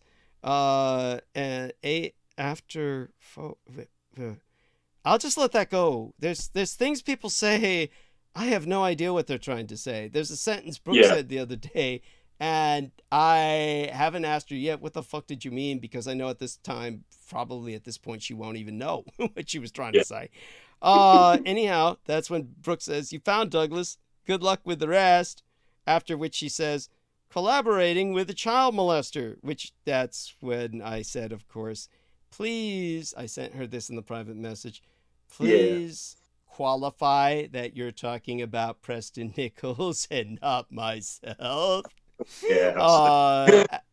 After which she, did qualify that later, but of course she just does everything in this snarky. It's just incredible. It's like, God, no wonder her kids are. It's like, the problem with is that her kids are like living with another kid. that's what's going on there. It's oh my God. It's like, do you remember how old she was when she gave birth to her kids? I mean, it couldn't have been that old. No idea, Douglas. I've not heard. I've never It heard must her have say. been probably like 16 or something, I would guess. Really young. Yeah, I'm you know, she can always spank me later over that, but yeah, it's gotta have been young. Yeah, there are, Douglas. There are cases in the UK where there are children as young as 11 years old when they start puberty. They're actually conceiving children. So there was this case I remember reading about a few years ago. This 11-year-old girl gave birth and the boyfriend was around about the similar age, a little older, and they ended up having a child and actually raising it. And both parents ended up, eventually it was the case where they were walking their child to school and then they were going to school. They were all in school at the same time. Oh my God! It's unbelievable, and it's just who like impregnated them? Who impregnated incest? Oh, it was just a boyfriend. It was more of the term that they use colloquially is like chads. They were basically advertised on this in the news. They were promulgated as chads or just what you want to call it, council estate run families, just from a poor background, and so they ended up just getting together and deciding to conceive a child and raise it, and then to get on to get a council house of their own, and they ended up getting a flat. And a few years later, it was a story about them, and it was the parents walked the child to school, and then the parents got off to school because they were still they were like the age of 15, 16 years old at that point. So they were actually. I'm speechless. It's crazy. I'm speechless. By the way, just so people understand, I've seen so much in my life. It's not that I'm morally appalled. I'm not. Yeah. I'm beyond that. By that I mean I'm beyond being morally appalled by something like that. It's just it's still disconcerting. It's still disconcerting, but it's definitely girls have been entering this sexual puberty where they can bear children at younger and younger ages. But I guess historically, child brides have always existed, and some have been impregnated at very young ages. But nevertheless, it seems to be with modern hormones or something, the effects of different pharmaceuticals getting in the water, that they're maturing faster and able to pop out babies faster. So it's somewhat alarming. It's just you don't know what to do with information like this. No. And yet at the same time, as I've explained, we're having a population crash in many parts of the world, the northern hemisphere of the world. So maybe this is a blessing in disguise. I mean, I'm looking at this from a strictly pragmatic perspective. Yes. So, maybe it's a blessing in disguise and will ultimately help rebalance population proportion. Certainly, just as an example of how foresightful the Germans were, you can look up an individual and you'll probably see assholes in the West writing only negative things about him. He's written about in many other languages, so it's definitely that you can check out if you read other languages. Some of these other languages might be just as, if they're Western influence, might be just as offensive. But let me see, Sorgel, Africa Lakes, Africa, and so Herman Sorgel. Well, I'm sorry? No, sorry, Douglas. I've looked it up, and it's just like, I don't even want to discuss that, actually, because I'm just looking at a list of all the youngest mothers in history in the UK, and some of them, they date back 200 years ago, going back to 10 years old. Women are 10 years old.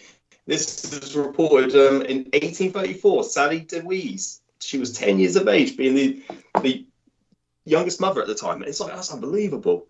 It's understandable only in the sense that the mortality rates must have been, your average person couldn't have lived too long. So, 40 at most. Yeah. So it's like, a woman, starting to give birth at that age is not surprising because uncommon. Yeah. It's one of those things that, but it's disconcerting. It's disconcerting. But, everybody has to understand that, it's one of these things where I would argue that the 18 years of age is ridiculous. Okay, we can't maintain this realistically. It's just everybody's fucking each other before then anyway, and everybody knows it. They get married at 16. They get married at 16. Yeah. So we've got to lower it to 16 or something realistic. But that being said, things will change with time. It's kind of like something like I saw probably in some comic book where they're showing Conan the Barbarian type. It was a Conan Barbarian type of comic, like trying to show the world in practically prehistoric times. And but they have these fantasy elements where people seem to be a bit more advanced in their technology, so it's more like Bronze Age or something. And this raider is raiding some village. Some young girl gets isolated from her family or the rest of the villagers, and he is basically subduing her, casually asking, how many summers have you been alive or whatever? And she gives the number. I forget what it was, but something like maybe 12 or 14. I mean, it's like, if that's supposed to outrage the reader, it shows a complete ignorance of history and the human condition in those days, because when you're gonna live if you're lucky to be 24 years of age, then she's basically middle-aged. So it's not something that should even evoke outrage in context of the period they're portraying. It's like probably in those days, girls were getting pregnant at the age of 10 all the time. So it's like, but anyhow, for those who don't know, Herman Sorgel, the surname was spelled Sorgel with an umlaut over the O. Herman, his first name. Herman Sorgel had outlined a plan where, if it were taken to its extreme, would create an inland sea in Africa, several inland seas, or Great Lakes, and drain a great deal of the Mediterranean in a land reclamation project.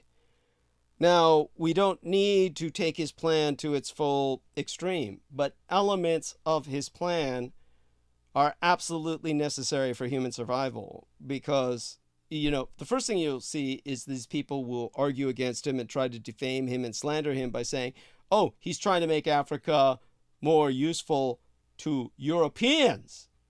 And this is an asinine way of looking at it. Basically, what we have to understand is that climate catastrophe on the surface world is such where we're going to see sea level rise. The idea is to take some of that water and displace it into these barren areas of Africa, which would make it beneficial to the inhabitants of Africa, where they would have navigable rivers and Great Lakes in Africa that would increase, the fertility of all of the land in the Sahara, are great deals of it, great tracts, they call it tracts, TRACT.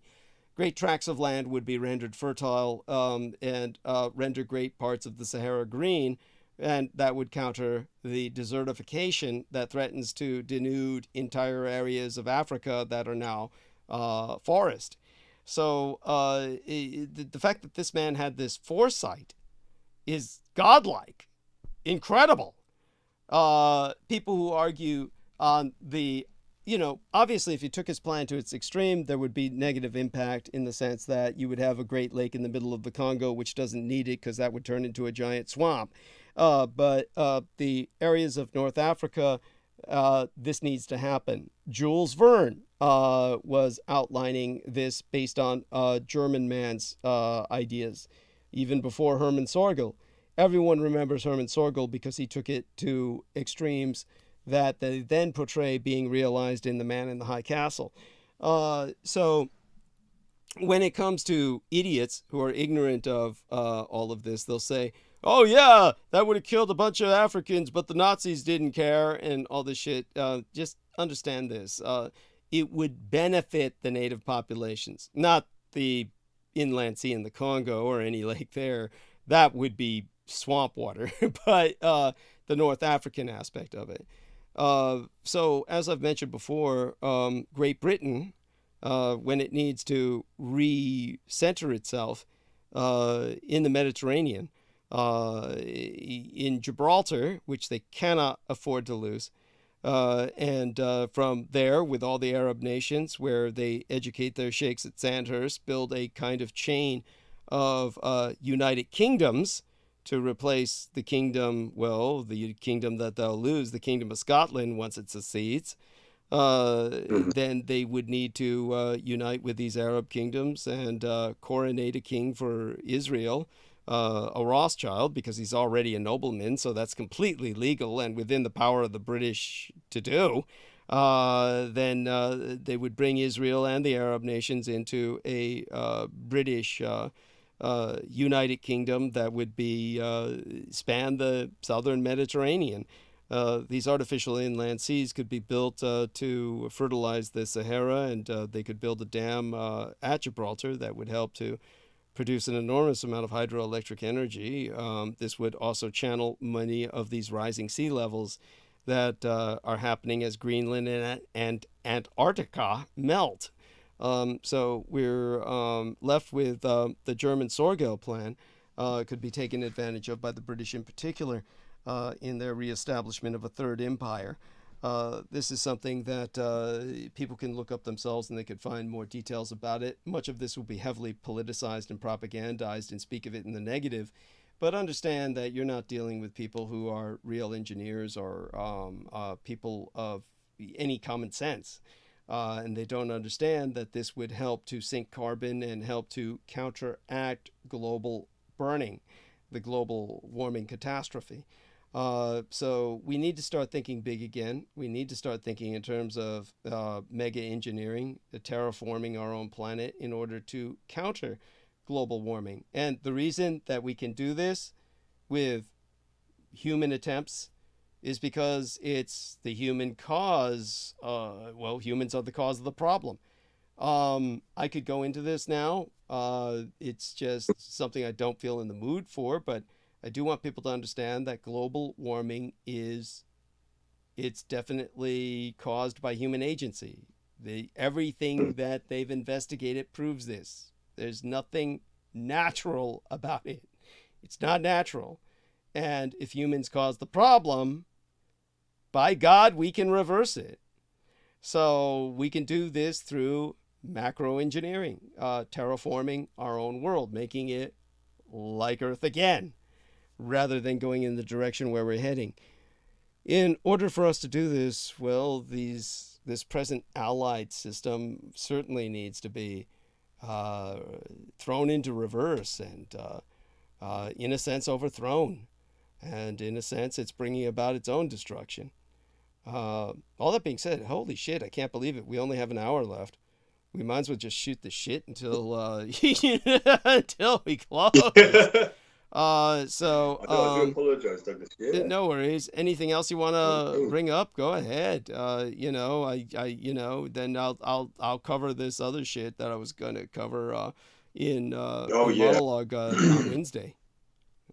Oh yeah, by all means, Douglas. I'm happy to we can have a discussion, or I'm happy to stay here whilst you talk or present or allude to anything that you wish, anything at all.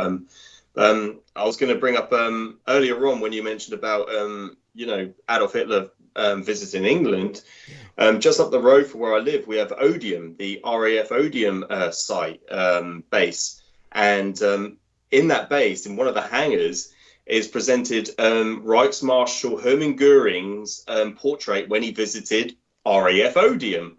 And in the hangar itself, in the daylight, you can actually, when you look up to the ceiling of the hangar, you can see the bullet holes where the Luftwaffe were firing their rounds at the hangar itself, and they've kept that, they've preserved that there. When anyone visits, they can see the bullet holes are still there. That's because Hermann Goering, when he was waging the war against Britain in the Battle of Britain, by himself essentially, he knew about RAF Odium, so he was targeted. And the portrait, there's a photo that is still there in a photo form, in a portrait form, that is presented on the wall in RAF Odium. It's still there to this day to show that he visited it and he knew about the base itself, and he actually targeted it. Wow. So it's amazing. And that's there for anyone to go and see. It's historical. When he visited Britain, he visited RAF Odium to look at the Royal Air Force in Britain. So he actually visited that site, and it's there. And the bullet holes are still there. They're still presented. So when it rains, it leaks. Yeah. Wow. It's incredible. No, it's a fact, yeah. So it's amazing. Now I think I should look it up, see if I can find any photographs of it so I can show you, Douglas. Yeah. But that's what I wanted to bring up earlier. But please, by all means, because like you said, we've only got an hour left. Whichever direction this is, your show, please. It's yours as far as I'm concerned. My voice is shot. Go on with talking about whatever you want to talk about. Certainly, I'm glad you brought up Jack the Ripper. I'll remember to discuss that with the Bulgarians. And in terms of the questions that they have to ask me, I asked them to send me a list of the questions. So hopefully they get that to me as soon as possible. And matter of fact, let me check my mail for that. But while I'm pondering such things, by all means, bring up anything you wish, anything else that comes to mind. We spoke of Rudolf Hess. We spoke of a number of important things.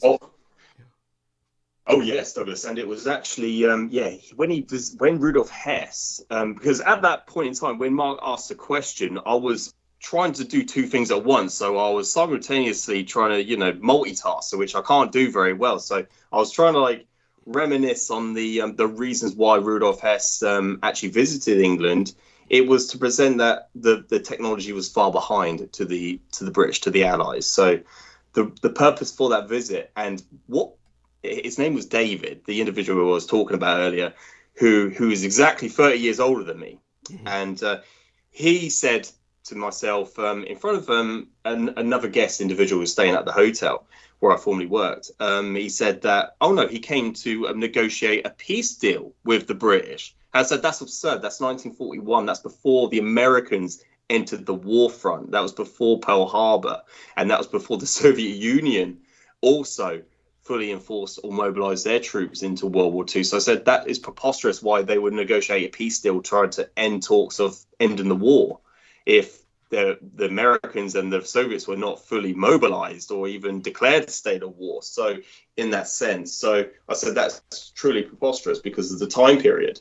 And so it's like that where people, they get their dates conflated, misinterpret, or just get their facts wrong. Well, I mean, the logic of it isn't that off in the sense that they probably assume that because Britain had declared war against Germany, Britain and France had declared war against Germany at that time, that he was probably, this is based on their assumptions. Their assumptions would be that he would be flying in to try and negotiate a peace with Britain somehow on a personal level, that somehow he could carry this off. Of course, this makes no sense in the sense of why he would suddenly decide to do that himself. But it's basically, I think, they try to figure out what they can, and so it's a speculation. But the reality is he was presenting himself to the Americans to present misinformation to them and basically get them into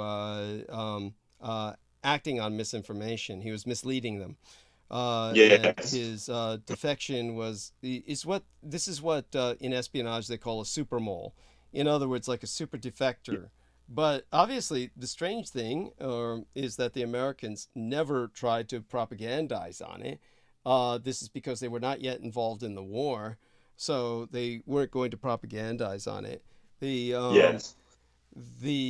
There was one incident that could have been incredibly damaging, which was Joseph Goebbels had an affair with a Czech actress, and his wife took all the kids, at least the younger ones, and he had a very large family, so there were still a lot of kids. She took them with her in a car and tried to basically get out of Germany, leave and go to Switzerland, or Austria might not have been united at that point, so I'd have to look it up, but she was basically trying to get out of Germany.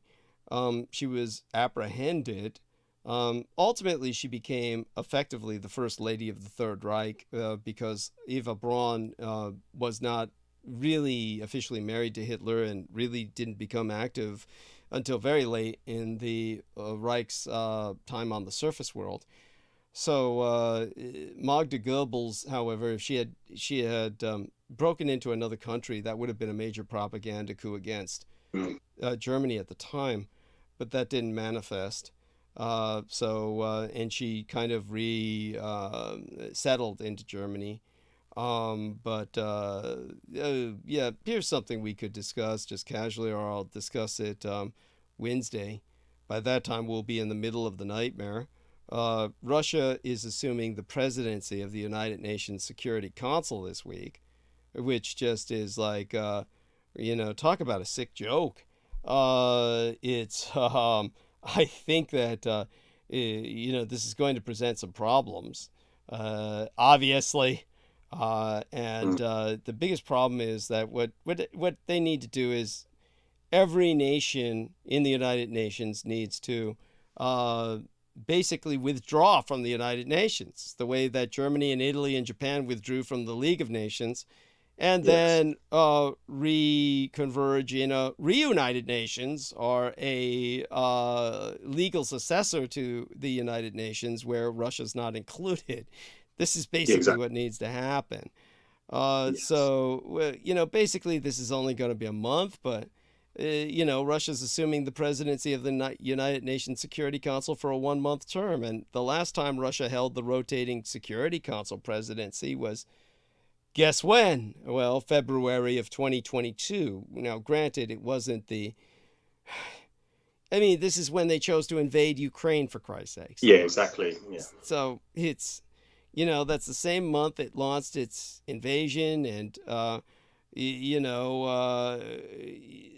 so, according to the United Nations itself, the primary responsibility of the Security Council is the maintenance of international peace and security. So we've got a rogue state that is going to take charge of the United Nations. Now, so, like I said, look, we need a drastic reorganization of the world. Britain, of course, needs to reinstate itself as a world power. It cannot do this without taking several measures that are simply common sense. They've removed themselves from the European Union, so the other nation that they need to develop close ties with is Norway, which never was part of the European Union. The British they basically squandered their North Sea oil opportunities. And because they squandered their chances in oil power, the fact that I brought up Norway is a nation that has taken advantage of its oil, successfully prospered by it. So if the British unite with Norway, first off, the Norwegians are Scandinavian. The Russians are the descendants of the Vikings that were river Vikings that went deep into Russia. the Russia needs to be defeated on the field of battle, and basically as they disintegrate into civil war, warlordism, the kind of chaos that is inevitable there, that needs to become the new British Raj, with the kind of oil and gas we have in Russia, Norway, the Arab states, which, as I said, the British could easily unite in a common United Kingdom front of their basically their nobility training at Sandhurst the way they do. They speak the King's English, not American English, but the King's English. Israel, of course, coronating a king for Israel, one of the Rothschilds, creating a Judeo-Arabic peace process that would be based in something that was truly just, as opposed to the clusterfuck we've got now, with North Africa and the Middle East and Israel and Norway and a Russian Raj. The British basically are the fuel block of planet Earth. They would never be short of gas and oil again. This would more than compensate for how they squandered their North Sea oil opportunities. That, and of course, basically, many of, as I've said, going further with America balkanizing,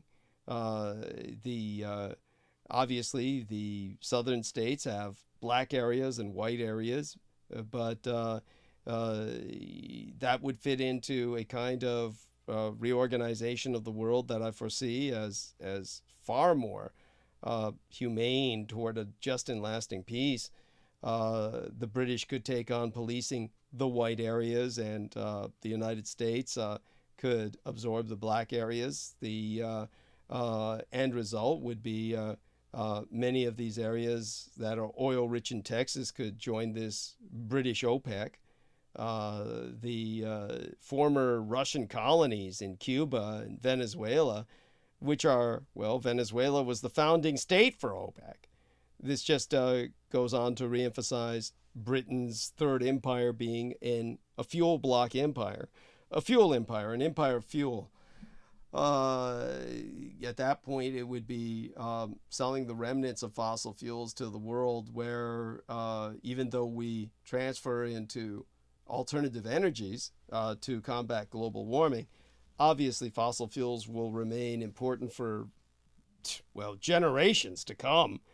This would be truly Britain's chance to use that oil to fund its space program. And as I said, each one of the major powers should lay claim to a separate planet and basically in the solar system kind of take that on as a colony for basically metal resources or hydrogen, various other sources that would be extracted from different planets.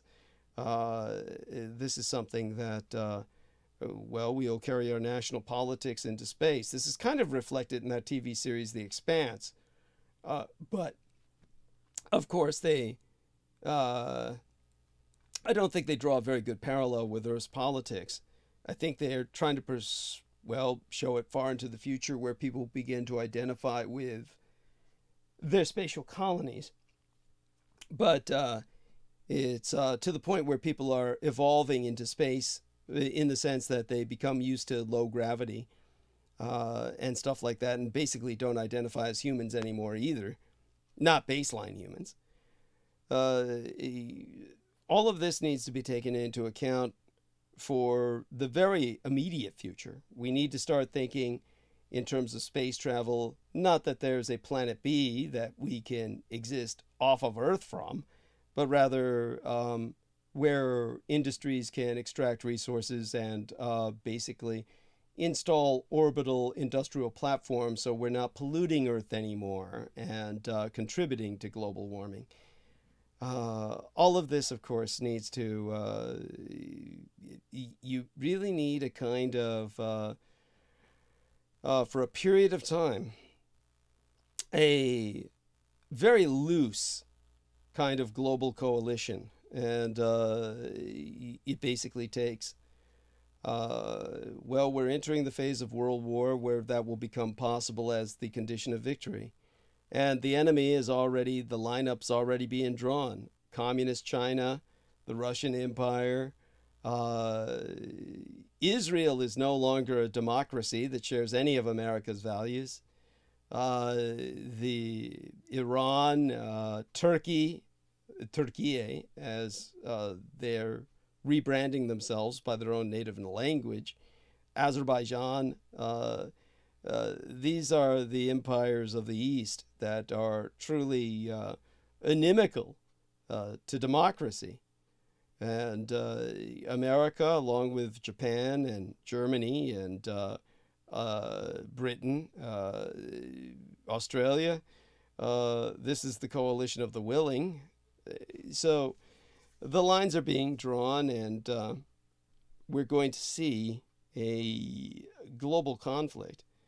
At this point in time, hopefully, some opportunity will arise where the need to consult myself for advisement by the successor government to the United States government, since there's very likely going to be a civil war here, will understand the importance of following my advisement in this geopolitical regard.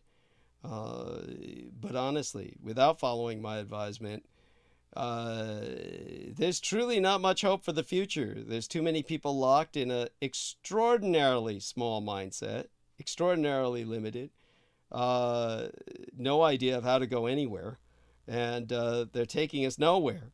You've got idiot multi-billionaires launching motherfucking rockets for no good reason other than to give people an orgasm in weightlessness. And you can't do anything productive in space without a state-sponsored mobilization of resources. Otherwise, we're literally going nowhere. These are just multi-billionaires in a race with each other for who's got the biggest dick. It's preposterous. So let me recover my voice again. George, take over for a bit of time. Honestly, some of what you found out about these young birth rates is disconcerting, but with the population crash that we've been having, like I said, maybe it provides a kind of hope. Yeah, no, I completely agree, Douglas. And it was something that you brought up as well with that interview with, when you brought up Werner von Braun and his brother Magnus. One the United States had, and the other one the Soviet Union had. They had one each. And what did they give the United States and the Soviet Union? They gave them nothing. They sabotaged their space programs. Or they gave them they gave them rocket programs that were extraordinarily limiting in yes. in their own right. It's one of these things that to qualify this, when Werner von Braun was giving Americans ideas about space stations that would be circular in nature, orbiting, creating their own gravity, these are practical ideas. They were never put into effect by the Americans. He gave them the ideas for extraordinarily powerful rockets that could, the Saturn V rockets, that could theoretically, the rocket could theoretically just keep on going based on bouncing off the gravity wells of the various planets in the solar systems to ultimately, conceivably bounce all the way to Pluto. The astronauts would have to be in suspended hibernation, but these are not impossible ideas. They're simply not practical ideas. But he knew that. But the Americans really weren't interested in really doing anything constructive. They were they knew the Third Reich had dominated space at that point. So all of this was simply missile technology to be weaponized towards their ICBMs. So they were thinking only in terms of that. And it's amazing how children were so completely enamored on the basis of what the adults who were responsible for these programs were feeding them, a propaganda lie that these rockets were somehow going to lead to colonies on the moon or other planets. It's tragic. Exactly. Yeah, and look where we are. We're 2023 now, and none of that has happened. Yeah, no, none of that has happened. We've Yeah. got multi-billionaires sending idiots into just so people know, the when you're riding up into the stratosphere to experience weightlessness on top of a bunch of highly explosive rockets loaded with highly flammable fuel, statistically, your chances of dying in a fireball are far higher than you're dying if you were base jumping off a cliff or a building. You are statistically safer base jumping off a cliff or a building than you are riding up to the stratosphere to experience weightlessness in a goddamn rocket. It's one of the most dangerous things you can conceivably do. So the fact that people are paying for that risk is this is Darwinian selection in the extreme. It's like, I've got this much money and I'm going to choose to strap myself on top of well, basically a bomb, a live bomb. I mean, it's literally crazy. This is where the wealthy are at, while the rest of us are earthbound and we're struggling to survive on a daily basis.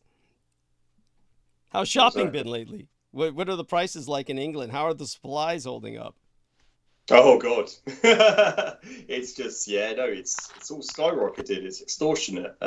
Everything's going up, and so when inflation goes up, everything else has to go up. So it's just constantly rising. There's no solution. It's just It's continuing. Any gossip about Rishi Sunak? Has he done anything particularly stupid lately? Oh yeah. Oh God, Douglas, yeah. Where to start with that individual? They're basically, the government's told the population, well, if you want to solve this whole crisis of living, you need to get yourself better jobs or work harder and longer, and that's their solution. And so what they're telling the people, and there's no alternative, there's no solution. So it's just by incompetent people. They just don't know what they're doing. They're basically walking around mindless. They're just spineless with no sense of morality, no empathy, just walking around, just parasites consuming everything around them. And so that's just what they got. There's nothing there. It's emptiness. There's nothing there. There's no logic, no critical thinking whatsoever. There's nothing nobody can do to come up with any ideas or solutions. It's truly, to me, it's disconcerting. To put it mildly, that's classic British understatement. It's gloomy. Yeah, not only the weather's gloomy, but everyone else is gloomy as well. It's just gormless. Gormless is a word. They're just literally just Muppets, just being strung along. And Rishi Sunak, all he keeps doing is just smiling, just keeps smiling away. When a homeless man comes up to him and asks him to fill his plate up because he's serving in a homeless shelter, and he goes, he's talking about, I would love to get into business, and he goes, oh, are you into business? He goes, no, I'm homeless, Rishi, I'm homeless. You understand? I'm homeless. I'm not into business. I would like to get into business, but I can't afford to because I'm homeless. And so that's this. And this individual was there laughing, smiling at him. Oh, you're homeless. Oh, yeah, you're at a homeless shelter, Rishi, serving food to homeless people. It's just, you honestly want to knock your head against the brick wall. It's just, that's the extent that we're living in. That's what we're, So to add to this frustration, when you think about, it's basically for about 40 years, for about 4 decades, the United Kingdom actually produced more oil than Norway. And yet Norway has gone on to establish the world's largest sovereign wealth fund, at over $1 trillion US dollars, and that they own a staggering 1.5% of all shares on the planet. The oil and natural gas fields of both these countries literally lay side by side. beneath the Yeah, North they Sea. are. They're level. Yeah. Yeah, exactly. And you've got this area of offshore production, which started in the 60s. It only really took off in the late 70s and early 80s. But what happened? What's No, exactly. your perspective on how England failed here? What's your understanding? Yeah, I can't. Yeah, no, Douglas. And all I can tell you is, you know, from what I've learned from yourself, particularly like the British were lacking behind with everything, even during World War II. It wasn't until after, it was post World War II when we started to have our offshore North Sea oil rigs. So we weren't actually, you know, drilling and getting offshore oil from the northern parts of Britain in the North Sea, particularly in Aberdeen. We weren't doing that till after World War II. And the British were so behind, and they fought a 400-year war with the Irish. It was just, so they were lacking so behind. And most people don't understand that it was post-World War II when we started to have offshore oil rigs. And so from between that period of time till the present day time where, you know, especially in Norway, they have all these oil reserves, and they are so economically more viable and more, you know, more efficient with their reserves, and especially, you know, with their oil refinery to subtract and also distribute it levelly around the world. It is just particularly in Europe, but I can't answer that question, Douglas. But that is, as far as I'm concerned and aware of, that is, Britain is so far behind, and I can only, you know, relate to my own job. What I do, you know, every day is, you know, with our technology, it is so behind compared to the rest of the world. To Asian nations, particularly Japan, they are so forward. They are so progressive, liberal progressive in their understanding and thinking of that. And Britain is relying on this old, redundant technology. It's a lost cause. Like, they're not thinking pragmatically. They're not thinking progressively. And so it's only at the last minute then they start to react. It's a reactionary, ideology that we live in this country. It's truly, yeah, it is. It's frustrating. And like what I'm doing now is, you know, we are part of a movement forward. We're moving forward to the new technological age of infrastructure, of rolling out fiber, where the rest of the world, particularly in Asia and in Eastern European countries, they're already ahead, decades beyond us. So they're already at that point, whereas we're so behind, and we always have been. And so, yeah, it's what you present, Douglas. Unfortunately, you know, for them, not for us, that is the only way forward. It's a solution, and we have to take your advice. They have to take your advice. It's inevitable. Otherwise, they're going to be basically plummeting into the free fall, which is what they are already doing. That they're going in free fall. But the fact is, you know, that the information that we present, and particularly what you've done with Peter Moon, with that MUFON interview, they want to scrub it. It's so frustrating. It really is demanding. You know, later on at your own convenience, review the earlier part of the show where I'm, you know, I'll timestamp it. Of course, it takes me a while to timestamp it, but you know, I usually do it within about 4 hours after the show. It takes a little while to timestamp, but you know, hopefully I'll get it done sooner this morning. So that should help. But then review the part where I'm talking about our victory over MUFON and getting this up from the son of a bitch and getting it up and published at all. And truly, we won a great victory here. I mean, at this point, the enemy is really losing. The enemy truly is. This was actually a breaking point for them. The fact that they weren't able to scrub this interview completely is something that is a turning point. So I really had no expectations that we would get this at all. Yes, you're right, Douglas. Yeah, your sorry, yeah, your first, excuse me, but yeah, your first, basically your, what do you want to call it? Your what you predicted before entering, you knew what was going to happen. Whereas, I think with Peter Moon, he wasn't aware. I think it was a little bit of ignorance and naivety from his part.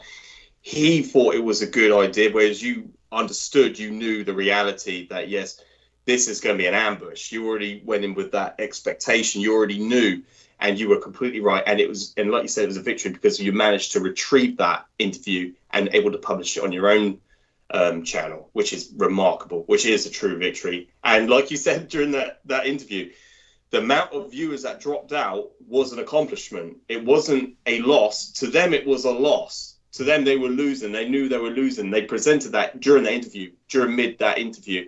Oh, we're losing our audiences because we're not talking about the MUFON issue or topic. And it's like, no, like you said, we are talking about MUFON. We're talking about the ufological phenomena. We're talking, everything I presented to you is related to the UFO phenomena, which is what your whole community is about. But we're only telling you we're presenting you the facts and the evidence. And to them, it was that they didn't want that. They wanted, the ET agenda. That's what they wanted. That's what they were seeking. So every time you talked about the supermassive dirigibles, or you talk about the Japanese issue, the Japanese atrocities committed against Japanese prisoners of war, that's not what they wanted to talk about. And so let's go back to Roswell. No, we are talking about Roswell. Yeah. Yes. And the insanity was they asked the questions. Now, can you see the screen share? I'm conducting a screen share right now. Wakely. I've got to remember his surname. I just know him as Will. Yeah, Will Wakely. Oh, Doug. Yes. Thank you, Douglas. So this was like 7 days ago, which feels like a year ago by now. This was on Monday, March 20th, 5:06 p.m. This goober sends me this letter, which he also sends to Peter. Doug, thank you for your good talk last night. We had the best attendance ever at 42. Then he starts saying, I must apologize again for not starting the recording until later in the meeting. It was not deliberate. I just get so involved at the start of the meeting that I forget to start it. Happens often to my embarrassment.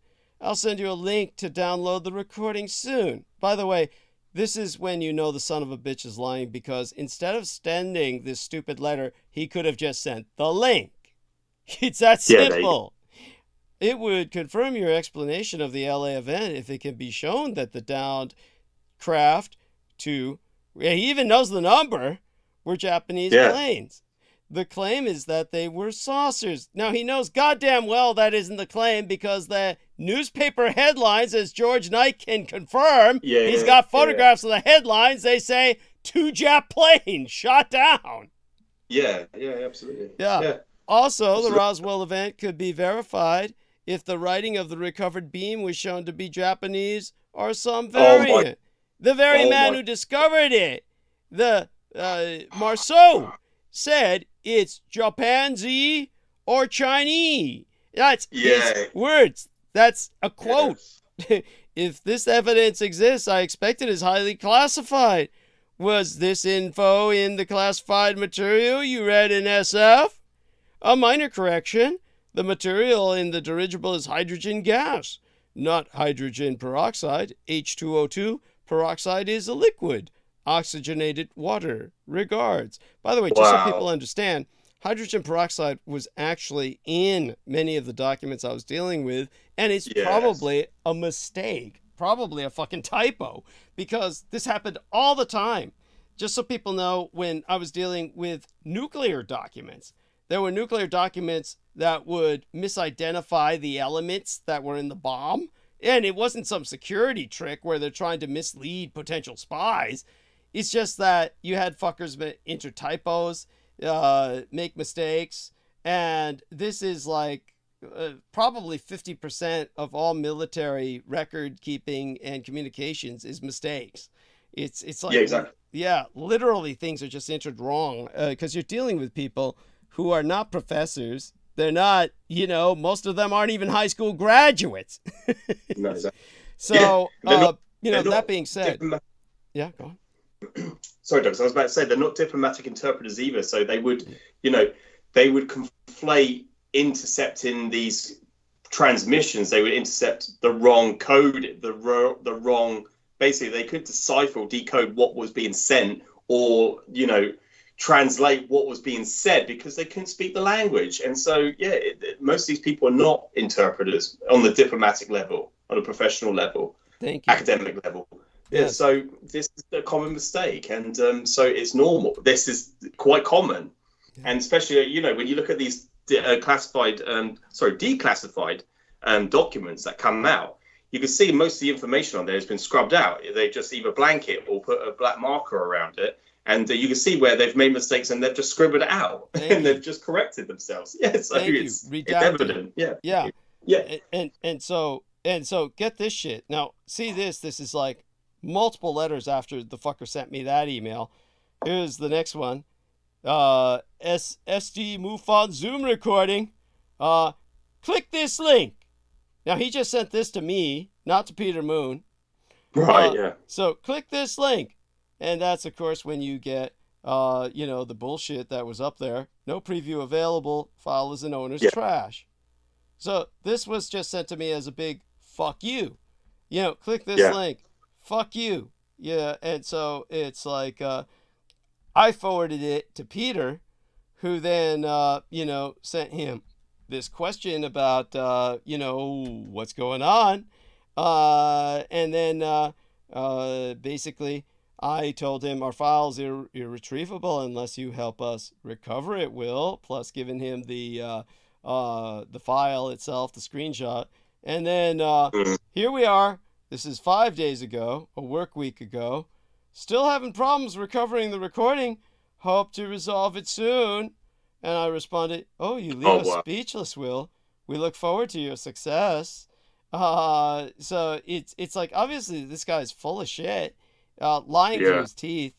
And basically then he finally, you know, Peter Moon, this is where the white man comes in. Have you recovered the recording yet? If it was indeed in the trash, this should be a very easy task. Peter, oh, I sent it to you yesterday. Did you not receive it? Here it is again. By the way, 3 days ago, this was after I had alluded to him. You know, it's a shame the things that could happen to you at your age. By the way, you'll hear that when you review the recording at your leisure. You'll hear what I said to him. Oh, yeah. That's when he turns it over, albeit a corrupted file. Basically, it's, you know, there you go. So everybody understand, just as an example that I'm sharing with our man, George Knight right now, just what kind of a clusterfuck this was, that this guy was just talking shit, talking out of his ass, taunting us, and having no intention of releasing this or publishing it, except under threat. He recovered it from his trash. By that time, the file is corrupted, or he corrupted it. Probably both. So it's, so we've had a great victory. The enemy was defeated to extent. The fact that we were able to even get half the goddamn video, what we got out of it, was, you know, enormous. And this is, make no mistake about it, this is historic. This is historic because that video is now proof that the enemy tried to erase me from reality, tried to censor everything. That you've got a deep state that has got false fronts like MUFON that act as gatekeepers to censor the truth. So your only access to the truth that you really have, in terms of so many subjects, ranging from the Third Reich to paranormal phenomenon, is myself, and our man George Knight can attest to the fact that he discovered me through research he was conducting into the Holocaust. Yes, exactly. Yeah, thank you, Douglas. Yeah, absolutely. and the amount of information that you present. And this is the thing that I couldn't understand with people, is because when I first discovered yourself and the amount of information that you presented, I was like, why would you want to go anywhere else to listen to this information where you've got so much substantial information to present? It was just overwhelming, and it was like I was hooked immediately, and I haven't been anywhere else since. And it's been 6 years now. Actually longer than that, 7 years. Yeah, so it's just been amazing. Now, thank you, and I can't, I'm eternally grateful for everything you've done. I can't thank you enough, and without you, I wouldn't know any of this. That's how important you are. And so, yeah, I can't understand when people do switch off and they don't want to listen to it. It's because it just makes perfect logical sense. It was just like when I listened to another video that you presented with that James Arthur Yanchik about the Roswell incident. I was like, of course it was Japanese. It just makes perfect sense. Just makes so much logical sense. How anyone can not accept that? How can anyone just go by that whole, there's these craft, the mechanical, the physical, they travel light years, interstellar, and they crash land on Earth at an army base. Of all things, who would buy that story? Well, it's even worse the way GI generation did. Yeah. They were the greatest generation that did what they were told. Yes. That was why they were... Thank you. Thank you. It was even crazier the way Stanton Friedman presented it. Stanton Friedman said that they crashed into each other. There were two craft that crashed into each other. And you talk about bad piloting. I mean, they must have been playing chicken, like literally trying to dare the other to veer off in a direct attack, and neither one of them backed down. And at this point, they went to high five each other. Yes. They went to high five with with their 4 digits. Just boom. Yes. They crashed. Yes. Yeah. I still can't believe that guy who started talking about contact in Brazil. It's like, oh, this was definitive. And yes, the little gray men and everybody was irradiated and shit. That in itself is racist. It's all Asians are irradiated. Basically, what it's saying is all Asians are irradiated, like they're all exposed from either the American atomic bombs or Fukushima or something. It's like exactly. So it just adds to the Sambo nature of it all. I'm left just like I said to Will, speechless. Obviously I'm not left speechless. We can go on about this, and we have, but well, I'm glad we did. The story's out now, and people understand.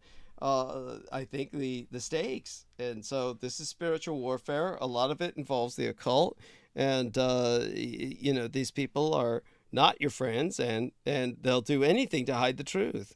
So you have to play dirty, and look at how dirty I played to get the truth out.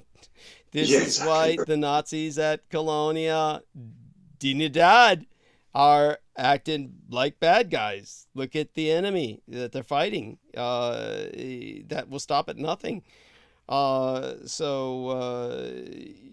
My biological sire, Adolf Hitler, was a very bad guy in a very bad place at a very bad time.